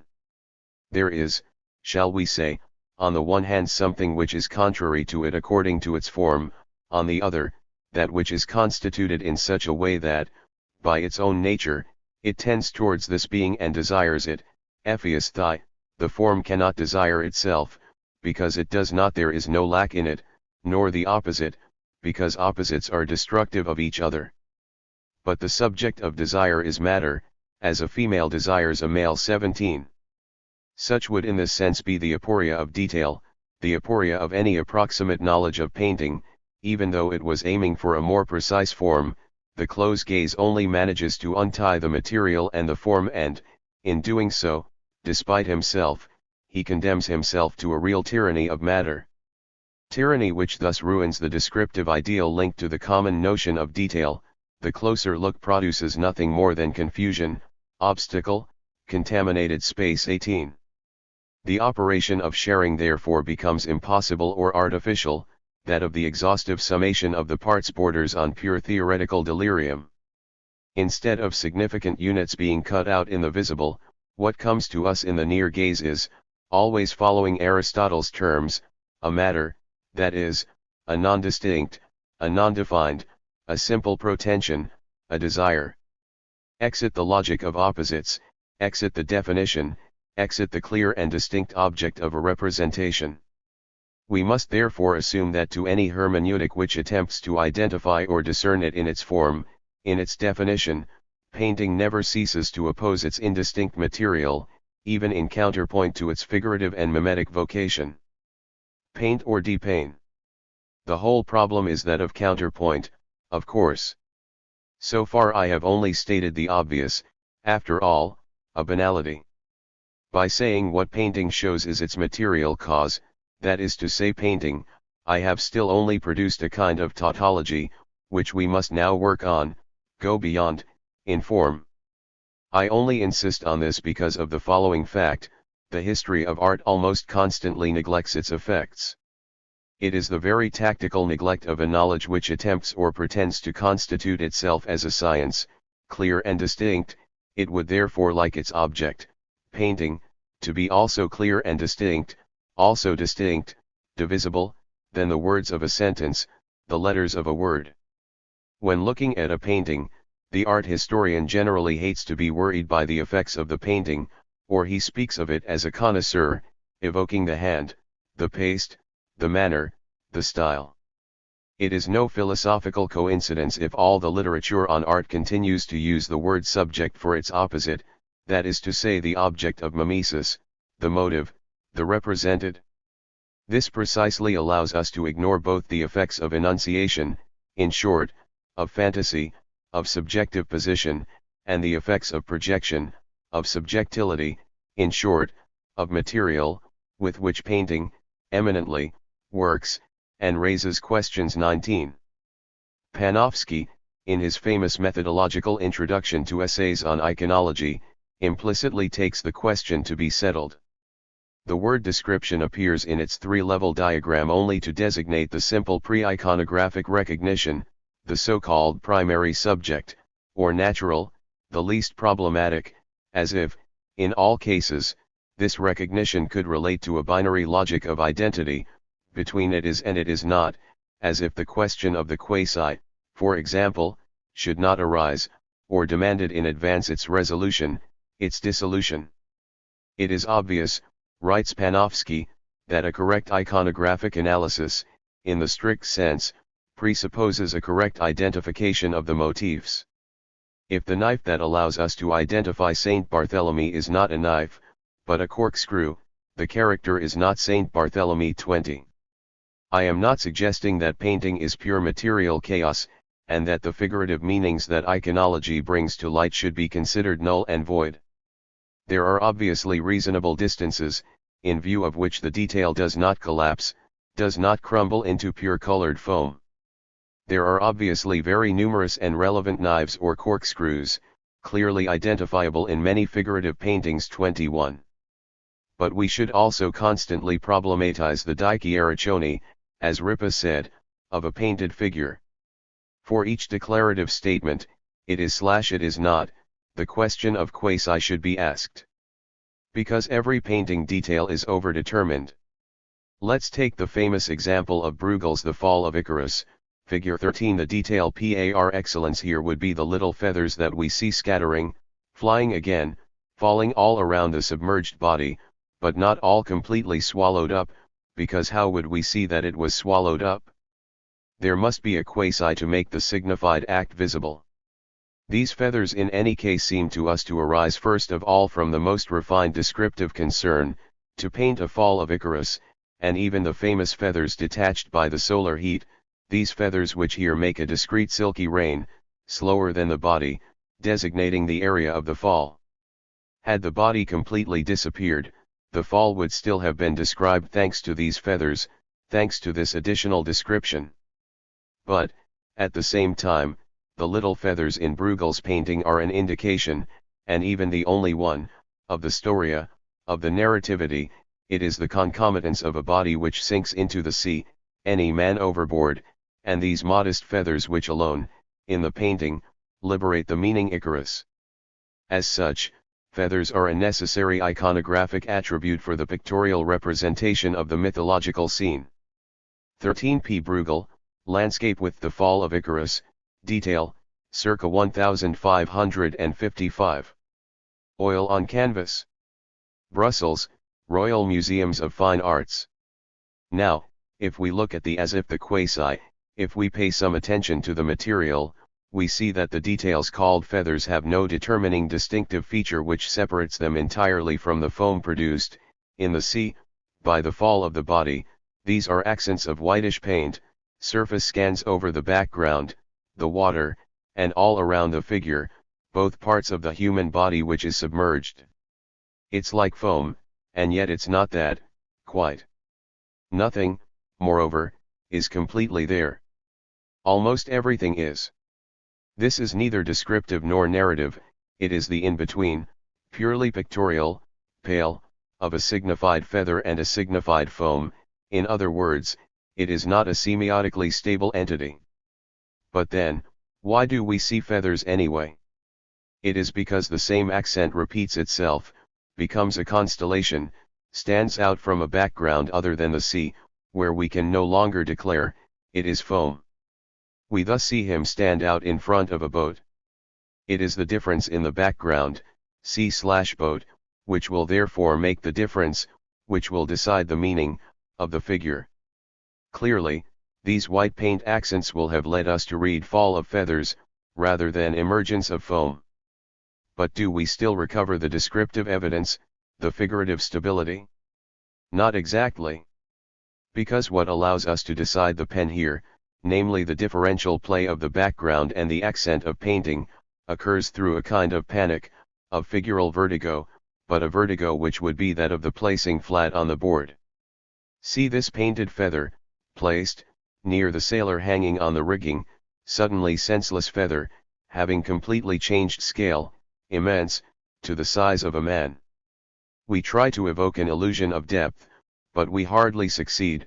It is certainly difficult to legitimize an isolated feather in atmospheric perspective. And moreover, Bruegel's entire painting functions, in its very rigor, as an extravagant folding of space. In short, the distinctive feature of the detail will only have responded, here, to a plurality of functions. It disappoints any univocal dichiaricione. The Panofskin example of the knife and the corkscrew therefore clearly shows its limit. It not only assumes, against the indeterminacy of the material constituent of the painting, that the pictorial signifiers are discrete, can be cut out, isolated, like the letters of a word, the words of a sentence.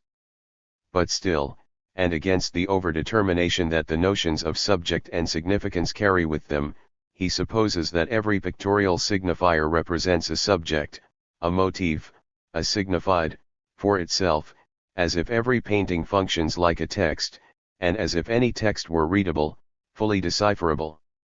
In summary, the notion of detail in painting is only significant, for a history of art based on this type of iconography, by assuming the mimetic transparency of the iconic sign.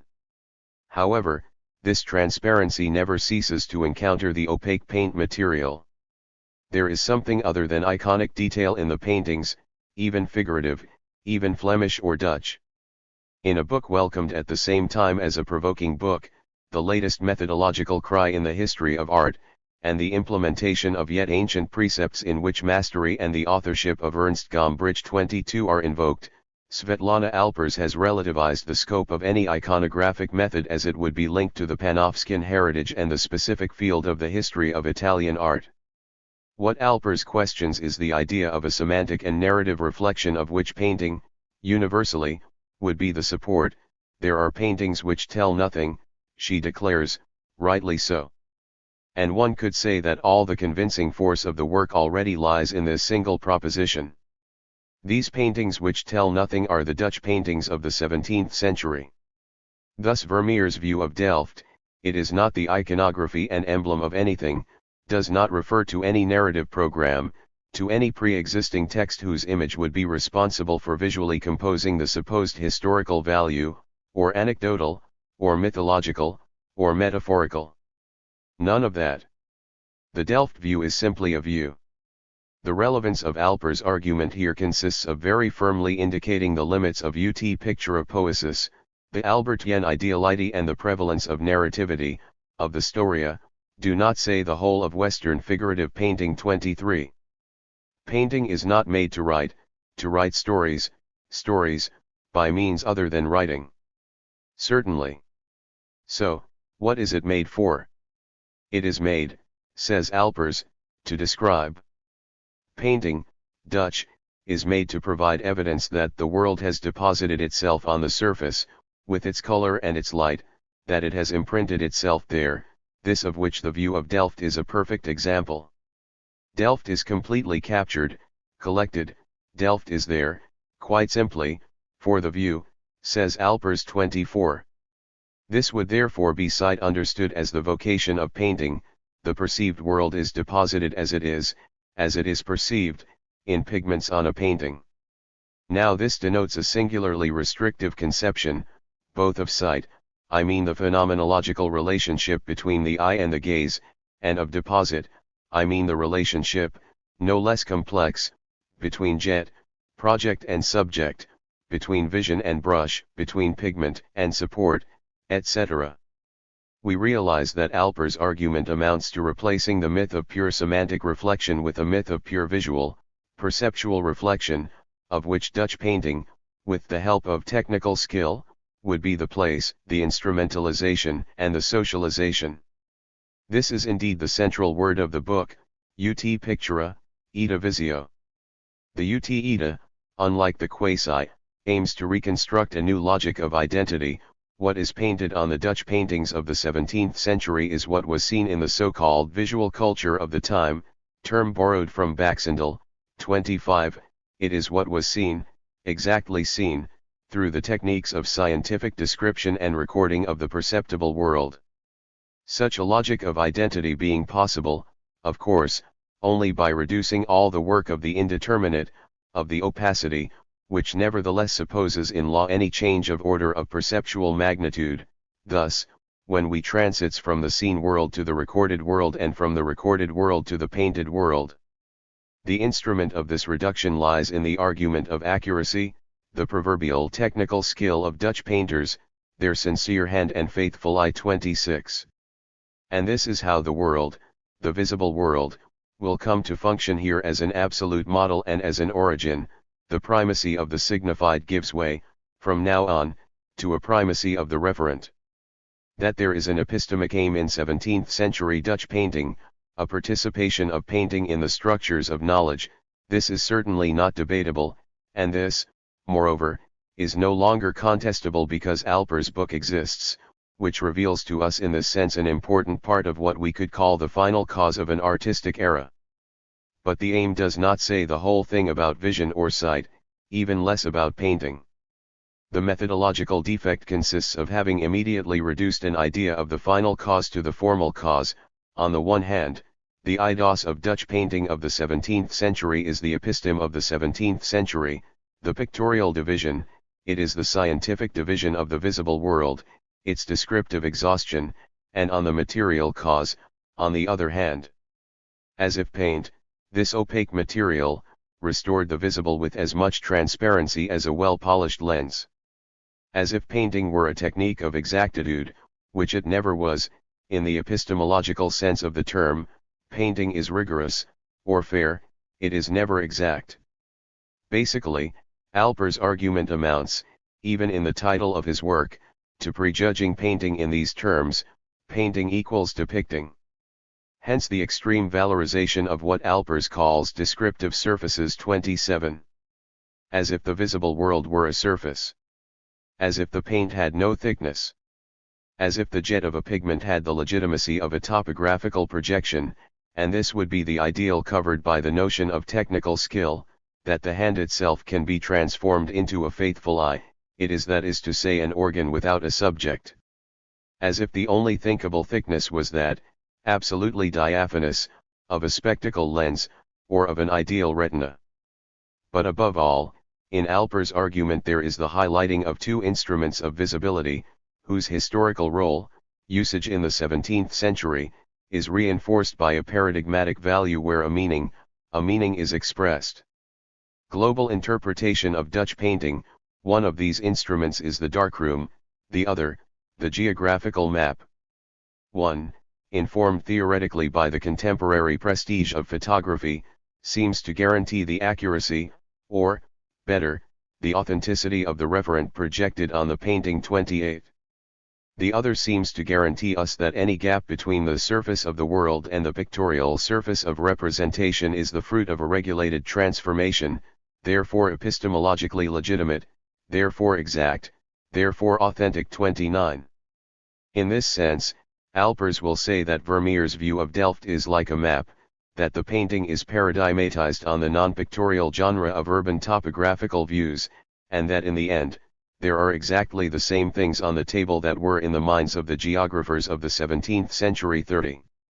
The poet and the amateur will, of course, protest before this epistemocentric vision, arguing about the painting itself or the famous colorful vibration specific to Vermeer's paintings.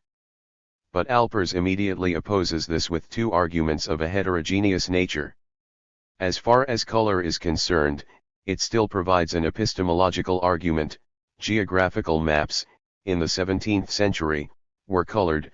Painters were even commonly employed, as a profession required, for this task, and moreover, the maps represented in Vermeer's paintings, obligatory maps or obligatory painting, are themselves in color. Alpers tells us 31. The undoubtedly pictorial conception of geographical maps in the 17th century would therefore suggest the exact reciprocal of a geographical concept, and therefore, in any case, colored or not, a graphic concept, a painting. As for the vibration now, that is to say the formidable supplement which consists of thinking of Vermeer, not as a pure and simple cartographer, but as an incomparable genius of painting, Alpers will curiously bring an argument which, this time, relates to what we could call an ordinary, even trivial, metaphysics, everything that is common in the Delft view, namely the community or the social banality in which the painting comes together and the cartographic genre. All of this is endowed with an uncommonly seen and felt presence, because all this suggests intimacy, human experience in general, to the point that, in the view of Delft, Alpers finally writes, cartography itself becomes a mode of celebration, a mode of praise. As we say to praise God, it is the celebration of the world. 32. The equivalence of painting and depicting will therefore have here produced the contrasting meeting of an epistemocentric argument, which postulates painting as a graphic description of the world, in the sense that the view of Delft is understood as a map, an observation, a detail of the city of Delft, and, moreover, of a metaphysical argument which postulates painting as a celebration of the world, the same world, but now endowed, for its glorification, with a vague supplement of human experience and affective tones. The first argument, technical accuracy, amounts to thinking of the subject of painting as a foreclosure. The second argument, metaphysical authenticity, amounts to thinking of the subject of the painting as transcendental. But the contrast is only apparent, because the two arguments are, in reality, the extreme forms of an asserted primacy of the referent, which plays here, through and through, as an absolute model and as an origin. The criticism of Panofskin iconology, the semantic prejudice, turns here into something which is not its opposite, but its reverse. It is the affirmation of an omnipotence of the iconic, its perceptive transparency, what I will call a referential prejudice, and the implicit rejection that it supposes towards the material element par excellence of painting, which is the color pigment. The accident, the flash of matter. It is no coincidence that, speaking about the view of Delft and questioning Vermeer's use of the camera obscura, Svetlana Alpers naturally came to find under her pen a famous quote from Paul Claudel, quote in which the two extreme forms of referential prejudice, technical accuracy and metaphysical authenticity, are clearly invoked and associated, better still, both related to a refusal to question painting according to the work of color and subject. But it is not about colors here that I want to talk to you, despite their quality and this play between them so exact and so frigid that it seems less obtained by the brush than achieved by intelligence. What fascinates me is this pure, stripped down, sterilized look, rinsed of all matter, of a candor that is somehow mathematical or angelic, or let's just say photographic. But what photography? In whom this painter, recluse inside his lens, captures the outside world. We can only compare the result to the delicate marvels of the darkroom and to the first appearances on the daguerreotype plate of these figures drawn by a pencil surer and sharper than that of Holbein, I mean the ray of the sun. The canvas affixes to its line a kind of intellectual silver, a fairy retina. By this purification, by this stopping of time which is the act of glass and tin, the external arrangement for us is introduced to the paradise of necessity. 33. So Claudel speaks to us, about this painting, of pencil and sharp line, of writing, therefore, he speaks to us of delicacy, of detail, therefore, a delicacy rinsed of all matter, refined also of all temporality, Vermeer's painting is seen as a stopping of time, a bit like we speak, in the cinema, of a stopping of the image. And finally, it is a question of a paradise of necessity, that is to say something which sovereignly evokes the metaphysical requirement of an eidos of the visible world. In a certain way, Alpers picks up the thread of this ideality when she supposes a Vermeerian subject of the gaze which would be absolute, non-human. What is at stake, she repeats, always with regard to the view of Delft, it is the eye, and not a human observer. 34. As if the eye were pure, an organ without drive. And as if the purity of the gaze signified the act of observing everything, of capturing everything, of retracing everything, in other words, detailing the visible, describing it and depicting it, making it an aspectual sum without remainder. Now, it is perhaps no coincidence either that the author that Alpers never cites, famous among all, however, in the critical fortunes of Vermeer, and particularly with regard to the view of Delft, is here Marcel Proust. Because Proust was far from looking for some pseudo-photographic stopping of time in the visible, on the contrary, he sought a trembling duration, what Blanquat called ecstasies, the ecstasies of time. 35. Correlatively, Proust did not seek arguments for description in the visible, he sought the fulguration of relationships. We can make the objects which appeared in a described place succeed one another indefinitely in a description, he said. The truth will only begin at the moment when the writer takes two different objects, establishes their relationship. 36. Proust's statement and practice teach us here to what extent writing is the opposite of describing. However, it appears no less clearly, in the famous passage from The Prisoner on Vermeer's painting, to what extent painting is the opposite of depicting. The view of Delft is presented neither as a description of the world as it was in the 17th century, its topographical or photographic capture, its descriptive surface, as Alpers says, nor as a metaphysical celebration of a paradise of necessity visible. On the contrary, it is a question of material and layer, on the one hand, and there, we are taken back to the bed of colors from which every representation of painting draws its basis, or its background, as you wish, of concussion and mortal shock, on the other hand, something that one could call a trauma, a shock, a volley of color. Let's read again. Finally, he was in front of the Vermeer, finally, the precious material of the very small section of yellow wall. His dizziness increased, he fixed his gaze, like a child on a yellow butterfly that he wants to capture, on the precious little section of wall. This is how I should have written, he said.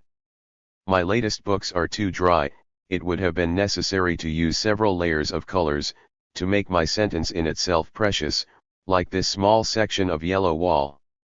However, the severity of his dizziness was not lost on him.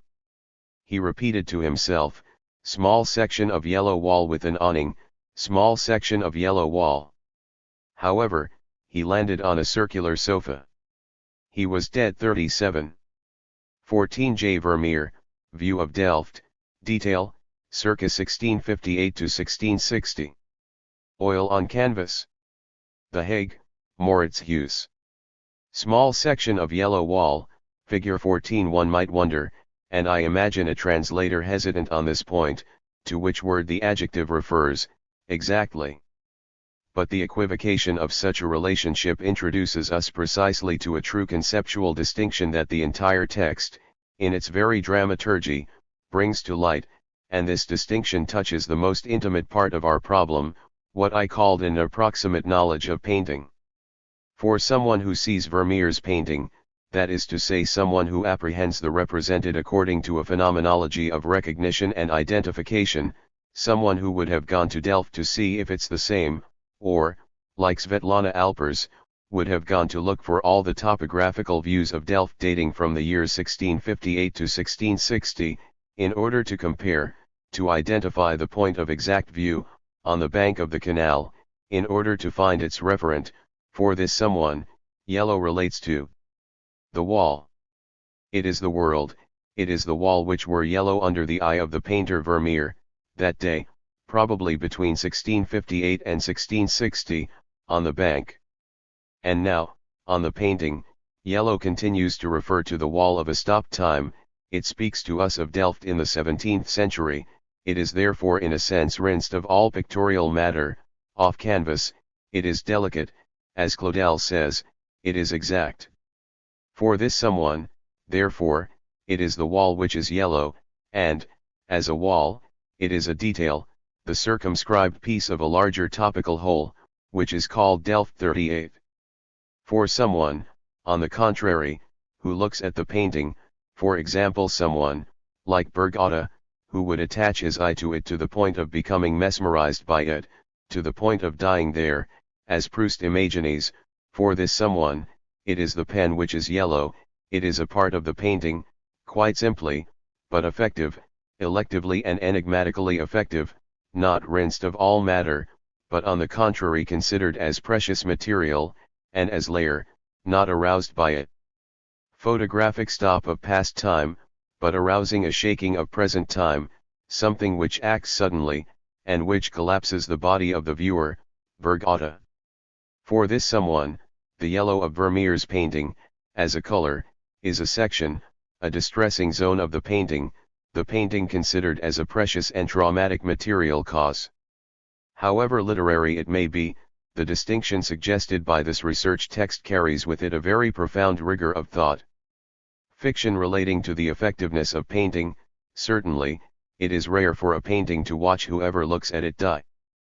But the position of the relationship, in this fiction, in this coincidence, is itself the bearer of an incontestable effect of truth, because such efficiency, this drama, this kind of miracle in negative, indicates the existence of a very real work of painting, a work of dazzling, in a way, both obvious, luminous, perceptible, and obscure, enigmatic, difficult to analyze, particularly in semantic or iconic terms, because it is a work, an effect of painting as a colored material, not as a descriptive sign. We will therefore borrow from research this sublime and simple word pen to try to soften its content, as we say for mirrors, so that they become clear, to specify its conceptual rigor, in particular according to its differentiation from the retail category 39. For the moment we will stay with the work of Vermeer, in particular with a very well-known painting, excessively simple, even common in its production, by the banality of the subject, the genre of the intimate scene, by the evidence of light, as often coming from the right, by the identity or quasi-identity of this woman who, elsewhere reads a letter, there weaves her guipure, quite simply. It is the lace-maker of the Louvre, figure 15, a work of which we can say that it absolutely poses the problem at stake, if only because its dimensions, 21 centimeters by 24, not only allow them, but still require an approximate knowledge of them.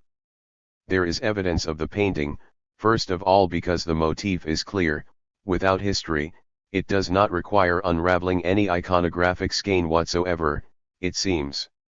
The picture is obvious also because the eye does not even have to scan the field, it is so narrow, and the recognition of the pattern, said pre-iconographic recognition, does not seem to pose any problem. There is a woman and there is thread, fabric, lace, therefore the woman is a lace maker. We might expect, in view of a table so clear and distinct, so small in addition, we might expect that it would only gratify us, in its descriptive surface, with details not less clear and distinct. It is not so. 15 J. Vermeer, The Lace Maker, circa 1665. Oil on canvas. Paris, Louvre. Claudel, who certainly doesn't have his eyes in his pocket, what does he see?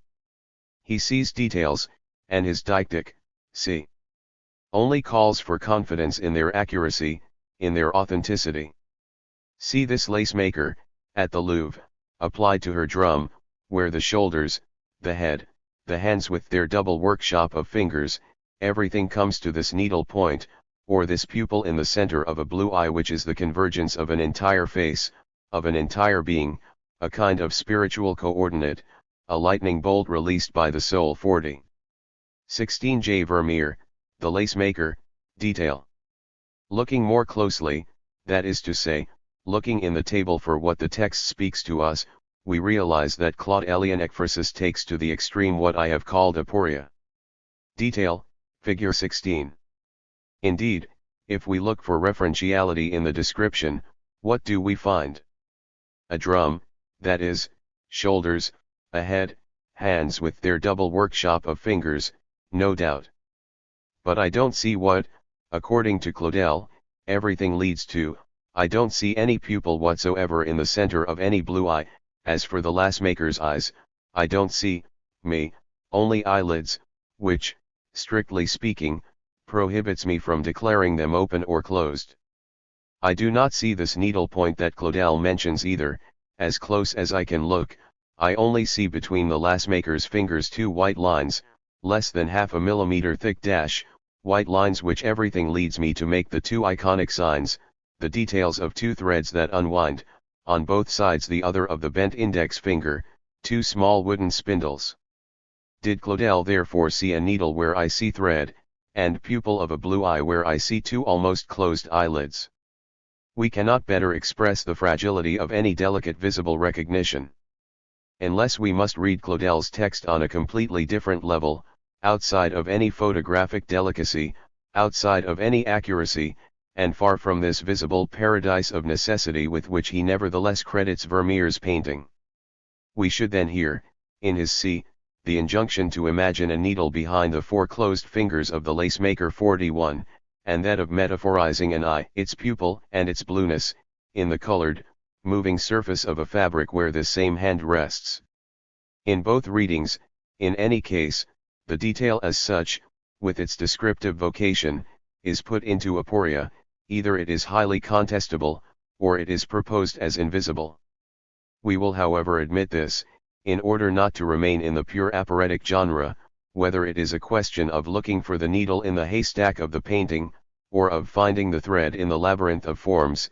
In both cases it is indeed a detail that we are looking for and that we will find, not only because the visible element in question is tenuous, delicate, but also because such delicacy is there to decide on a meaning in the visible. This is how every detail is linked, directly or indirectly, to an act of the line, which is the act of constituting stable differences, the act of graphic decision, of distinction, therefore of mimetic recognition. Therefore meaning. It is generally through line operations, threads, needles, even knives or corkscrews, that images become signs, and that signs become iconic. There is, in Vermeer's small painting, an area closer and more visible than all these details found or to be found between the fingers of the lace maker, figure 17. Claudel neither looks at this area nor notices it. However, it shines colorfully in the foreground of the work. It occupies an area so remarkable and so extensive that we begin to suppose in it some strange power of dazzling, of blinding. Moreover, it is more difficult to talk about this area than about a detail, because the detail leads to discourse, it helps to tell a story, to describe an object. And, while a detail would allow itself to be identified in its delicacy, in its outline, such an area on the contrary suddenly spreads out, creating in the painting the equivalent of a detonation. While a detail would be considered rinsed of all matter, such an area on the contrary offers, through its representative function, the fulguration of a substance, a well-regulated limitless color, and it contrasts its material opacity, dizzying, however, to any mimesis capable of thinking of itself as an act of glass. Finally, it is something like an accident. It can never introduce us to the paradise of necessity of which Claudel spoke. It is an accident, troubled and infernal in this sense, but it is a sovereign accident. What does it consist of, exactly? It's a pour of red paint. Associated, there, with another, white, less convoluted, but no less astonishing. She emerges from the cushion, to the left of the lace maker. It unravels unreasonably, before us, like a sudden affirmation, without identifiable calculation, of the vertical and frontal existence of the painting. The root seems to wander, his diagram itself is a stain. 17J Vermeer, the lace maker, the pen. The impastos, although subtle, the modulations of values, everything seems to be the result of chance, a completely liquid painting, which would have been in some way left to itself, the erratic play of a brush which would, at times, have left the surface, a brush which would have lost its capacity for accuracy, for formal control, as in the detail just in front, the two threads between the fingers of the lace maker. This pictorial moment therefore shows us, through its character of colored intrusion, a stain and an index rather than a mimetic form or an icon in the Pyrrhean sense. Material cause and accidental cause rather than formal cause and final cause. A vermilion glow, deposited, projected almost blindly, and which in the painting confronts us, and insists, it is a piece of paint. Certainly, the general economy of a work like that of Vermeer is a mimetic economy. As far as this area of the painting is made visible to us, we see clearly that there is nothing to see there other than a thread, an insane fraying of paint, the painting material, but all the same we will see something, we will inform this matter, thanks to the mimetic context in which it arises. 42. This is how, despite everything, we believe we see clearly, we will recognize, without almost thinking about it, thread, red thread spilling out of a sewing kit.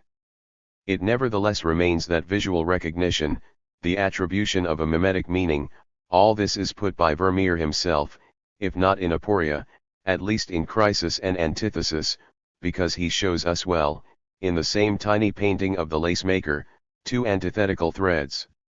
First, a wire legitimacy mimetically, thin on the board, less than half a millimeter, as a wire must be fine in visible reality, a thread delineated thanks to the thread of the finest brush, an exact thread, therefore, stretched between the fingers of the lace maker, a thread which shows us the skill of the painter in what is commonly called the rendering of detail, in short, a successful thread.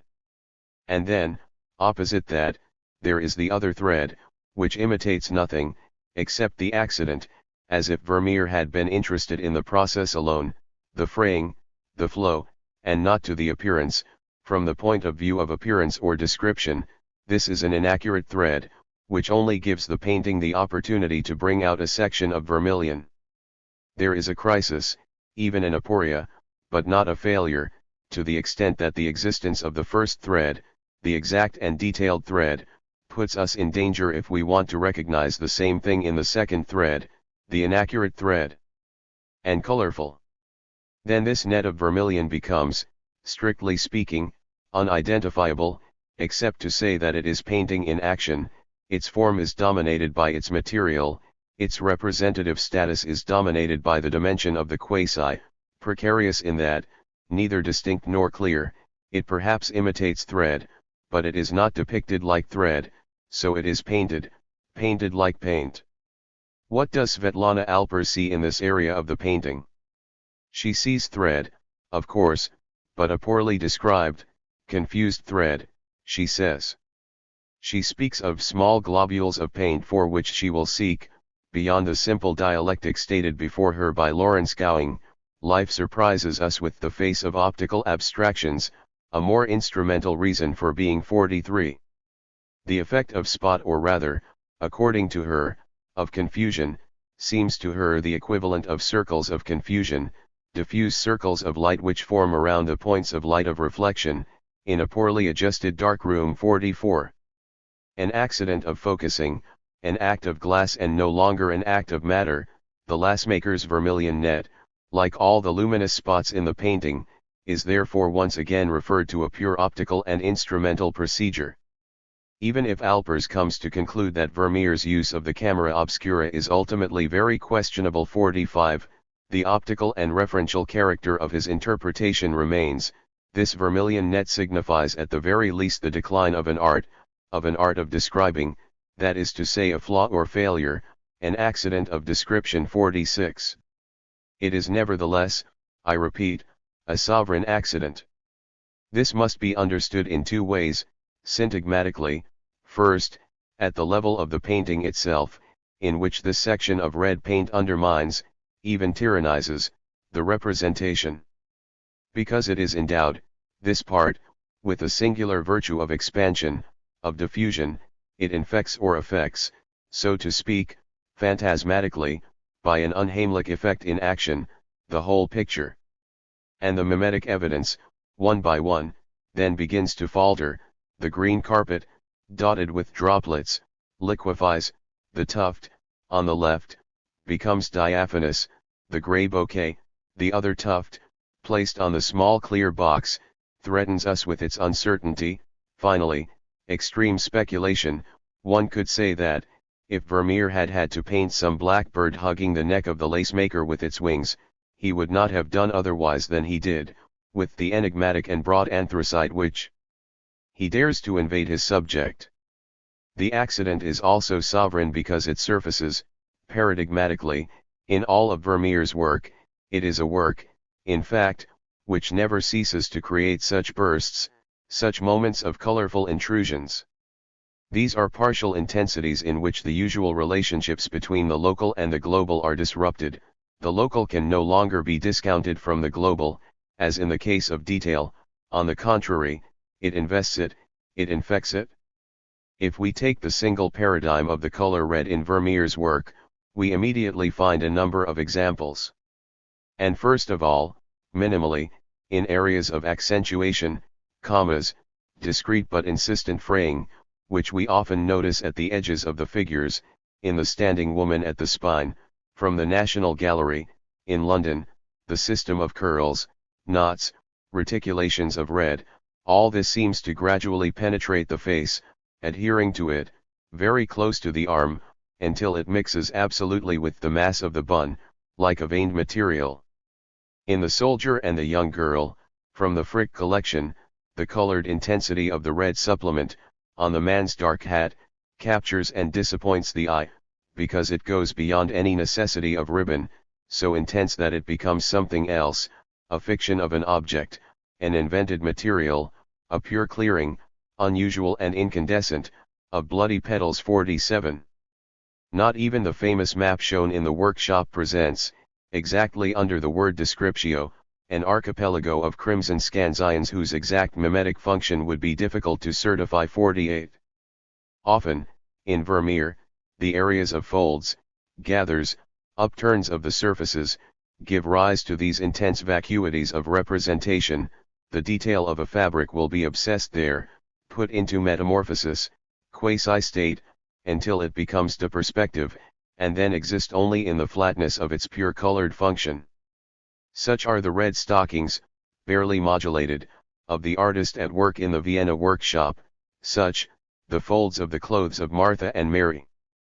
In other paintings, a few coats lined with ermine open, discreetly, over the bellies of pregnant women, like the Pearl Waiter by Washington, and at this precise point of the ruffle a veritable channel of red color spreads, painted all liquid and as if never to dry. The effect is particularly fascinating on the young girl from the Frick collection, and it is no less intense, in its very flow, than the meanders of blood winding on the veined marble of the Allegory of Faith. 49. Finally, in the same order of association between fold and liquidity, we cannot fail to think of Vermeer's lips, all these lips which are so many blushing auras, which dilute and literally soak the contours of their openings, the girl with the red hat, the one with the flute, both in Washington, and especially the young girl with the turban from the Moritz Hughes 50. In general, moreover, Vermeer's treatment of what the Italians called panni, the fabrics, this treatment gives rise to dazzling self-presentations of the painting itself. We know that, with one exception, the all of Vermeer's works are painted on canvas. To stay only with the color red, we will remember all these dresses, that of the coquette, for example, that of the drinking woman or the woman with the spine, at Buckingham Palace. We will remember the large red mass, in the music lesson of the Frick collection, in front of the glass of wine. 51. As with all these tablecloths, these carpets, these curtains, in the Dresden paintings, and especially in the extraordinary Sleeping Girl from New York, where the opacity and the mass of the reds, again, tend to come to the fore, to tyrannize the space of the represented. 52. 18. J. Vermeer, young girl in a red hat, circa 1665. Oil on Canvas. Washington, National Gallery of Art. It is undoubtedly in the young girl with the red hat, figure 18, that the expansive force of the local in the global demonstrates its most remarkable effects. No one will doubt, of course, that the mass of vermilion overhanging the face of the young girl be a hat 53. As such it could be understood as a detail. However, its delineation, since any detail should be able to isolate itself, to be detailed from the whole, its delimitation is eminently problematic. Towards the interior, it tends to merge with the mass of the hair, and above all it becomes shadow. Towards the outside, it is traced with such a tremor that it produces an effect of materiality which is at once fluffy, phlegmic, and liquid projection. It is singularly shaped and centripetal on the left, singularly frontal and centrifugal on the right. It is extremely modulated, going so far as to include a few lactescent moments in its dazzling mass. And its pictorial intensity thus tends to loosen its mimetic coherence. Then it no longer resembles exactly a hat, but something like an immense lip, or a wing, or more simply a flood of color over a few square centimeters of canvas stretched vertically, in front of us. Shadow, cotton wool, flame, or milk, lip or liquid projection, wing, or deluge, all these images are worth nothing in themselves. Taken separately, they have no descriptive, even less interpretive, relevance to this hat. They each relate to what we could call floating visibility, as we speak of floating attention, in the analytical situation, and, in this sense, their choice only speaks to the viewer. Nevertheless, it is the aporia generated by their co-presence which tends to problematize the pictorial object, and which thus gives itself the possibility of grasping something of the painting, in the very element of the question, of the antithesis. When painting suggests a comparison, it's like, it rarely takes long to suggest another, but it's also like, which contradicts it. It will therefore be, not the system comparisons or resemblances themselves, but the system of their differences, their contrarieties or contrasts, which will have some chance of speaking about painting, of making us feel how the detail becomes imposes itself in the painting, like an accident of representation, the representation delivered at the risk of the painting material. It is in this sense that the panel of paint imposes itself in the painting, both as an accident of representation, Vorstellung, and sovereignty of presentation, Darstellung. The symptom, the source of meaning. A sovereign accident is called, strictly speaking, a symptom, a word to be understood according to all the semiological extension and rigor that Freud gave it. A symptom, let's choose a scenario that can concern the domain that interests us, that of visibility, will be, for example, the moment, the unpredictable and immediate transition from a body to the aberration of a crisis, a hysterical convulsion, an extravagance of all movements and all attitudes. The gestures suddenly lost their representativeness, their code, the limbs revulse and become entangled, the face becomes horrid and deformed, relaxation and contraction absolutely mingle. No message, no communication can any longer emanate from such a body. In short, this body no longer resembles itself, or no longer resembles itself. It is nothing more than a thunderous, paroxysmal mask, a mask in the sense that Bodily understood it, a chaos become flesh. 54. In the nosological field of hysteria, the classical alienists, up to and including Charcot, were able to call the cynicism of the body, clownism, illogical movements and even demonic crisis, wanting to underline with these words the disfigured, deformed, and above all meaningless character, which such accidents of the body offered to the eye, to clinical observation and description. 55. On the contrary, Freud assumed, faced with such culminating moments in the hysterical attack, that the accident, the senseless, informal, incomprehensible, non-iconic gesture, was indeed sovereign, and not only of a sovereignty syntagmatic, so to speak, namely that in such a moment the accident dominates everything and tyrannizes the entire body, but also of a paradigmatic sovereignty, namely that such a moment delivers significance, engages a destiny, an original fantasy, therefore makes A structure work. But it is a hidden structure. This is the figurative paradox that Freud admirably elucidates when, faced with a hysterical woman agitated by incomprehensible, contradictory movements, he comes to unravel the very articulation, and with it the significance, of this antithetical image. In one case that I observed, the patient holds her dress tight against her body with one hand, as a woman, while with the other hand she tries to tear it off, as a man. This contradictory simultaneity largely conditions what is incomprehensible about a situation so plastically represented in the attack, and therefore lends itself perfectly to the concealment of the unconscious fantasy which is at work. 56. This single sentence already introduces us to the heart of the problem, in that it clearly makes clear all the semiotic specificity of the concept of symptom. The symptom is a critical event, a singularity, an intrusion, but it is at the same time the implementation of a signifying structure, a system that the event is responsible for bringing into being, but partially, contradictorily, so that the meaning only occurs as an enigma or index phenomenon. 57, not as a stable set of meanings. This is why the symptom is characterized both by its visual intensity, its vividness, and by what Freud calls here the concealment of the unconscious fantasy which is at work. The symptom is therefore a double-sided semiotic entity, between brilliance and dissimulation, between accident and sovereignty, between event and structure. This is why above all it presents itself as an incomprehensible sign, as Freud still says, while it is so plastically represented, while its visual existence imposes itself with so much brilliance, so obviously. Even violence. This is a sovereign accident. And the notion of pan finds a first formulation there.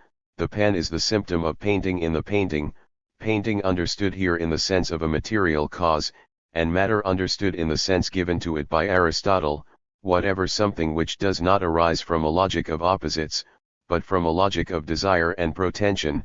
This is the epheisthai of the text of physics.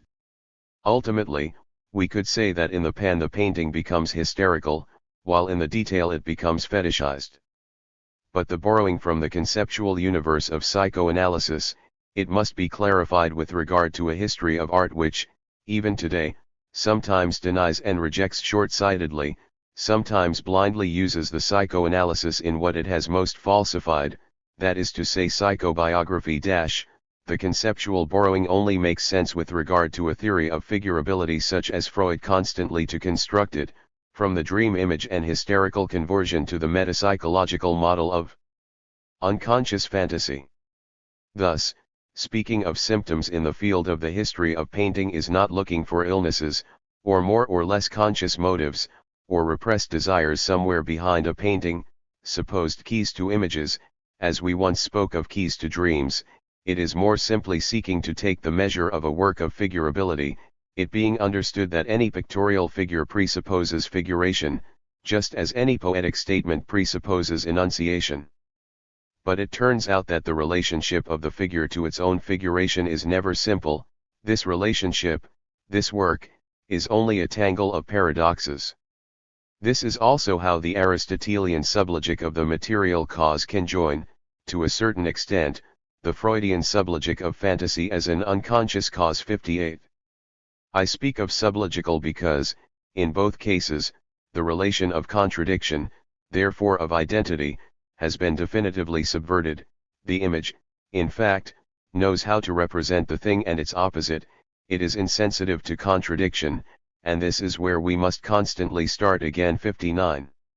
Likewise, the example of the hysterical symptom shows us to what extent what makes the link between event and structure, brilliance and dissimulation, accident and system of significance, consists precisely in the paradox of visibility that such a contradictory simultaneity so plastically supposes. Figurative.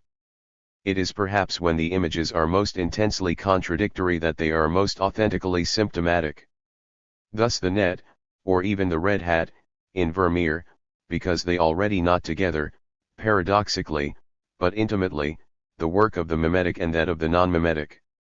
As for the word pan, we will note that it itself belongs to this elective category of so-called antithetical words, since it denotes the front as well as the inside, the fabric as well as the wall, and above all the local as well as the global, or rather the encompassing, because it is both a word of the shred and a word of the net, therefore a word of the structure at the same time as a word of its tearing, or its partial collapse. 60.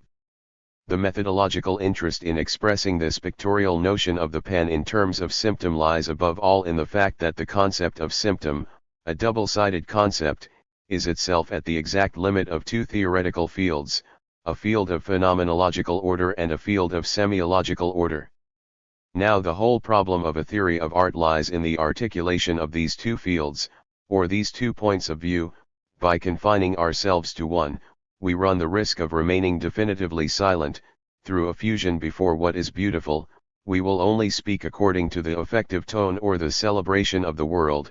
We therefore run the risk of getting lost in immanence, an empathic singularity, of becoming inspired and mute, or even stupid.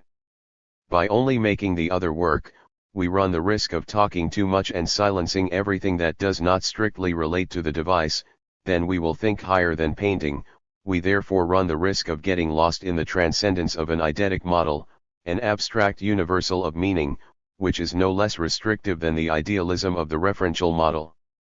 One of the most obvious theoretical problems that painting poses is that the treasure of the signifier is neither truly universal, nor truly pre-existing enunciation, as in language and writing. The minimal units are not given, but produced, and moreover, not being really discrete, like the letters of a word, for example, they do not relate to either a syntax or a vocabulary at all. Strict sense.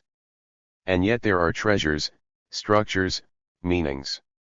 We should therefore propose a phenomenology, not only of the relationship to the visible world as an empathic environment, but of the relationship to significance as a specific structure and work, which presupposes a semiology.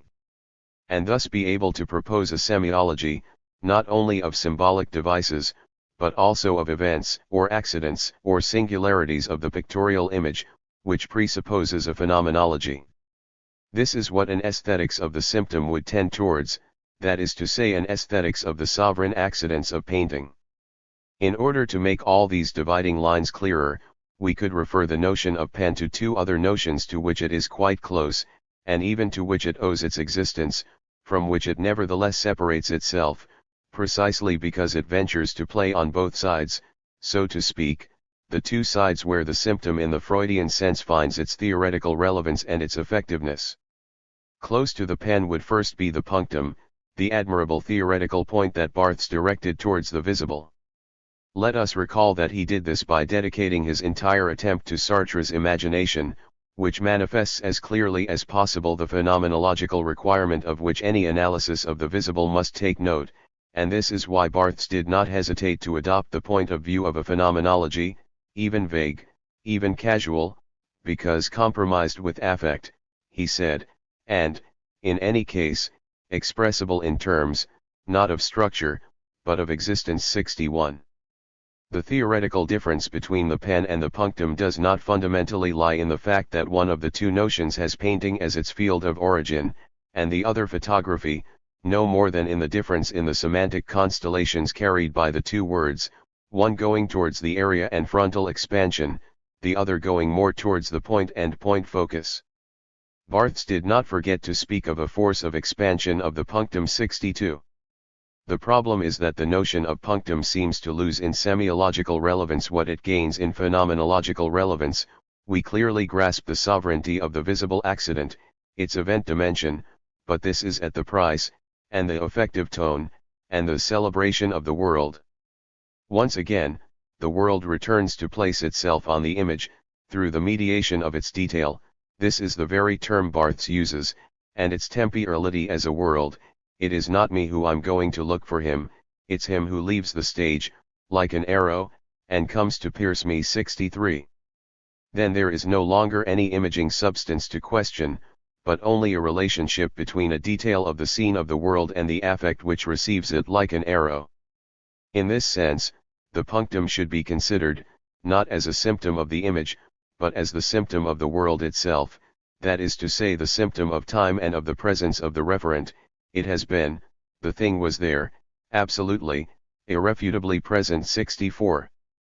Perhaps one could say that the clear room is the book of the torn conscience of the semiologist, by the very choice of its object, photography. It is a book where the theoretical intractability 65, that is to say basically the object of thought on the visible, is entirely reduced to the side of the referent and the affect. While the image, even photographic, knows how to create an event and put us outside of all that has been, such as the effects of veiling and auras due to the accidents, wanted or not, of photographic revelation, or the fictitious shards, scratched with black pencil on the paper negative, in certain colotypes by Victor Regnault, for example. And if the clear room reads like a text of torn consciousness, it is perhaps because Barthes, deep down, did not dare or want to go beyond the semiological alternative of the coded and the non-coded. We remember of his definition of the photographic image as message without code. Now this alternative, in a sense, is trivial, and in particular it is not in terms of code or non-code that the symptom, on a body, in an image, will make sense or nonsense.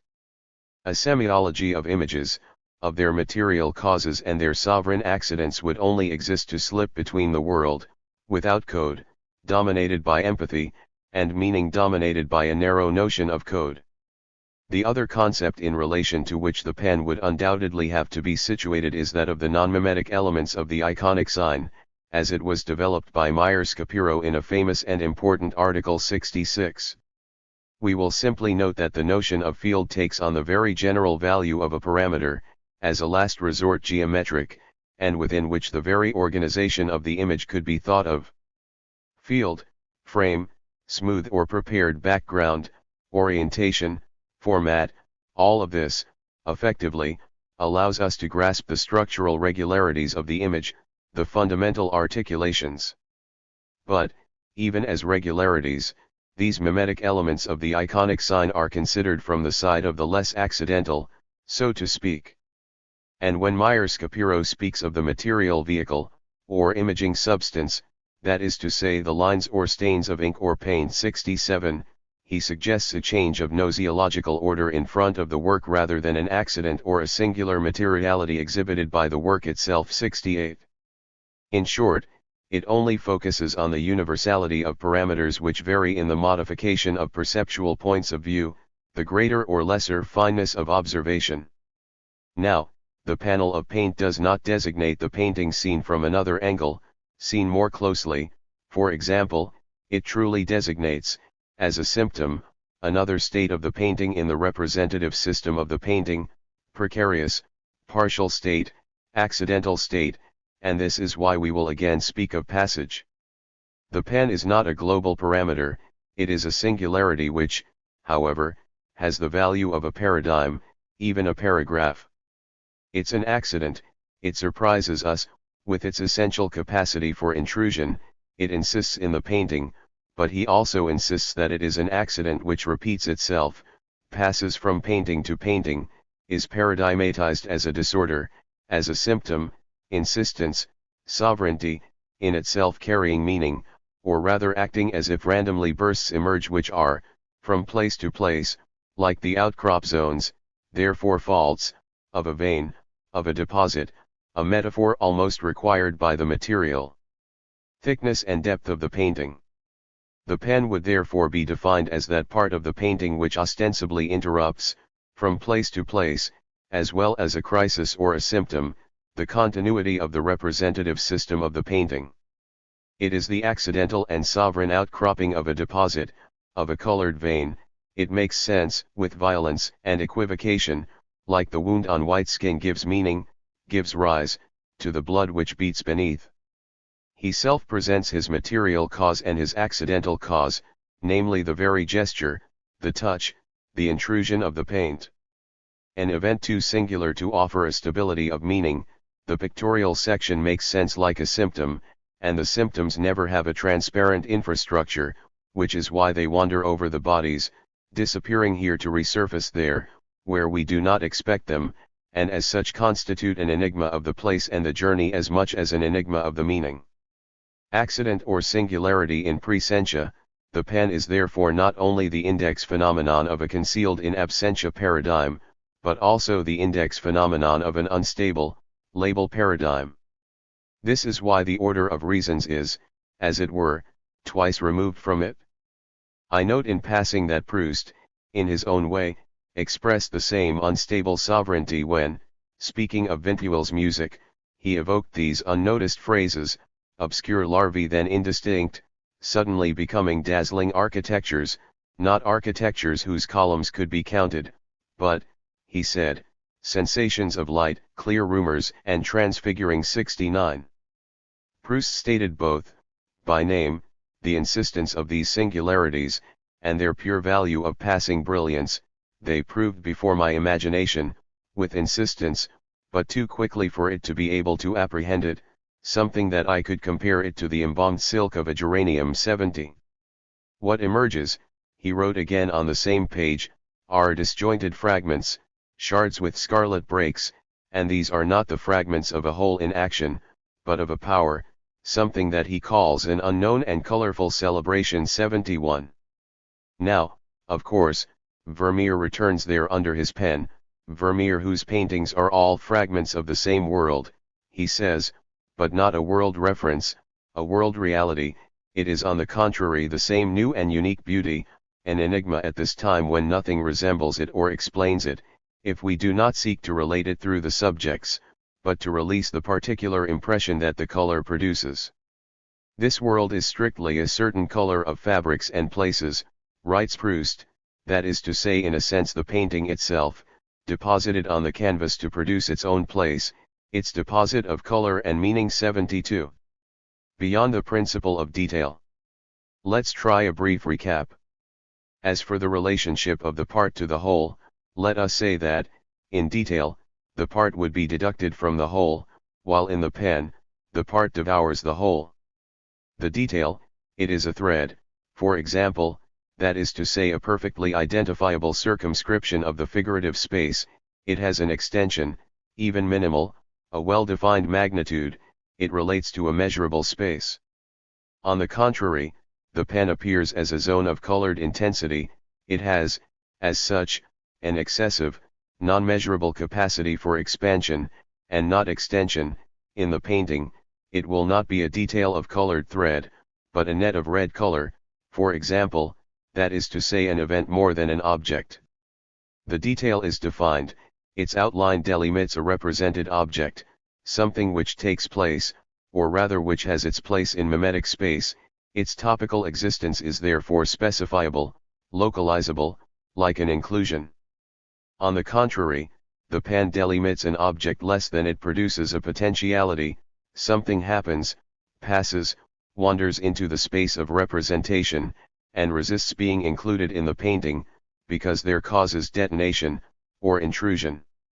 This phenomenology already fully engages, as a result, the semiotic status of these two categories. The detail is discernible, therefore separable from the rest and, as such, it is nameable, thread, needle, knife, corkscrew, navel. It is a matter of descriptive finesse, which cuts out and names the visible. The discovery of detail consists of clearly seeing something that is hidden because it is tiny, and of properly naming what we see. On the contrary, the pen does not require seeing well, it only requires looking at something that is hidden because it is obvious, there in front, dazzling, but difficult to name. The panel does not detach strictly speaking, like the detail, he's a stain. The detail admits the declaration, it is a needle, and therefore it allows itself to be mastered, as the pervert knows how to master a fetish object, which indicates how great is the fantastical content of the detail. The pen relates to the intractable that Roland Barthes spoke of, and therefore it is he who tyrannizes the eye and the sense, like a symptom tyrannizes, invests a body, or a fire a city. We look for the detail to find it, while we will come across the pen, by surprise, by encounter. The detail is a piece of the visible which was hidden and which, once discovered, is discreetly exhibited and can be definitively identified, ideally thus the detail is considered as the last word of the visible. On the contrary, the pen stands out, most often in the foreground of the paintings, frontally, without discretion, but he does not allow himself to be identified or enclosed. Once discovered, it remains problematic. The seeker of details is the man who sees the smallest thing, and he is the man of answers. He thinks that the enigmas of the visible have a solution, which can be contained in the smallest thing, a thread for example, or a knife. He polishes his glasses, he thinks he's Sherlock Holmes. The one affected by the sides, on the contrary, is a man who looks, according to a deliberately floating visibility. He does not expect a logical solution from the visible, he rather feels how the visible dissolves all logic. Like Dupin, in Edgar Poe's The Purloined Letter, he would rather put on dark glasses to let what he expects come to him, and when he finds it, it is not the end of a chain, the end word understood as an answer, but an elective moment in the endless chain, the ferret's race of questions. The man of detail therefore writes romans à clef, with a question asked at the beginning and an answer given at the end. If we let him, the man in the pen would write endless, reticulated, aporetic ekphrasis. The detail is therefore a semiotic object which tends towards stability and closure. On the other hand, the pen is semiotically labile and open. The detail supposes a logic of identity according to which one thing will definitively be the opposite of another, either a knife, or a corkscrew, and this supposes, fundamentally, a transparency of the iconic sign. It supposes a figurative figure, in action, a certainty of the judgment of existence as to what is seen. The pen, for its part, only brings to light figurability itself, that is to say a process, a power, a not yet, and this is said, in Latin, presens, an uncertainty, an existence almost of the figure. Now it is precisely because it shows the figurability at work, that is to say not completed, the figurative figure, and even, if we can say, the prefigure, that the pen worries the painting, like a relative disfigurement. Such is his paradox as a potential figure. While the detail can be described and attributed in an unequivocal or hoped-for way, this is a white thread, the part will only call for worrying tautologies. This is, a line of red paint, or no less worrying contradictions. This is, a net of unbleached threads, but which are blood, but which flows from a cushion, but which returns on itself, but which falls back like a rain, but which makes a stain or a landscape, and so on. We could also say that the interpretation of the detail tends towards something like a secondary elaboration of the image, that is to say a work of filling in the gaps allowing to attribute a definitive meaning and to logically organize the stages of a story, while the pen would be the index of a more latent moment, the potential figure, and more metamorphic. All this, of course, is not without consequences on the very situation of the iconic sign in relation to these two figural objects which are the detail and the section. In a certain way, the detail provides the limit state of the iconic sign, in the sense that it allows us to grasp its minimal, most discrete, most tenuous visibility. We will understand that the thread can constitute excellence itself detail. Because this thread, between the fingers of the lace maker, is much more than a stroke of paint, it represents an object of reality, it is a form well detached from its background, its existence in the painting is purely optical. He electively enters a mimetic device, it is very well located in the illusionistic depth of the painting, it tends towards accuracy of appearance, it only seems painted to have an appearance. The pen, on the contrary, should be considered as the limit state of the iconic sign, in the sense that it constitutes its catastrophe or syncope, both additional feature and indicator of lack 73 in the mimetic device.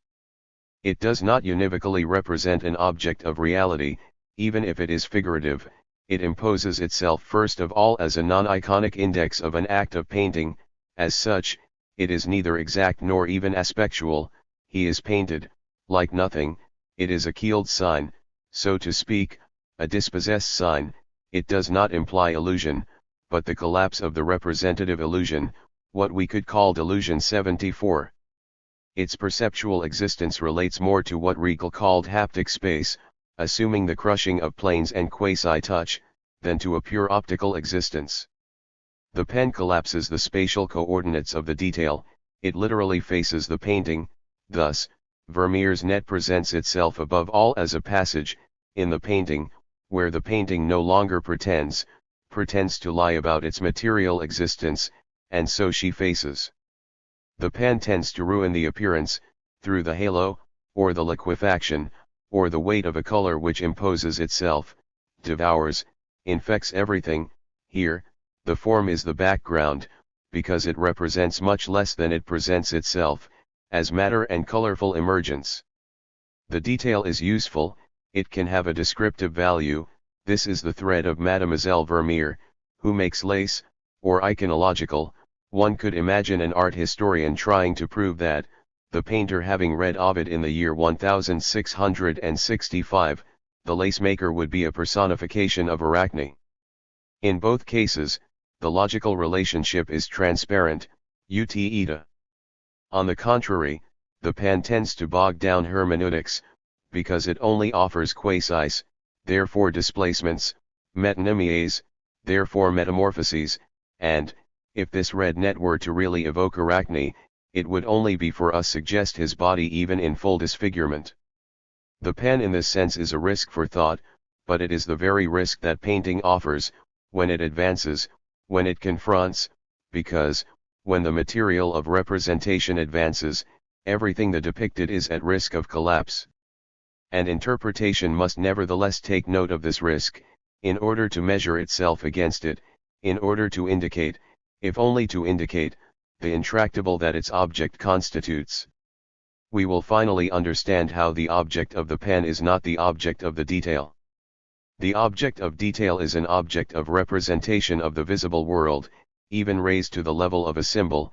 It presupposes, in the final analysis, an object of reality, whose contours it strives to trace and establish legibility.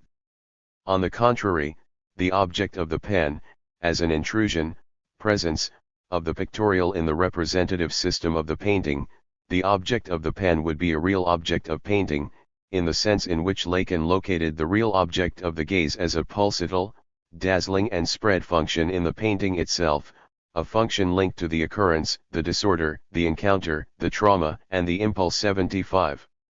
In this object we must therefore first hear the word jet, and the prefix which indicates the act of putting there in front of us, the act of what faces us, looks at us, when we look.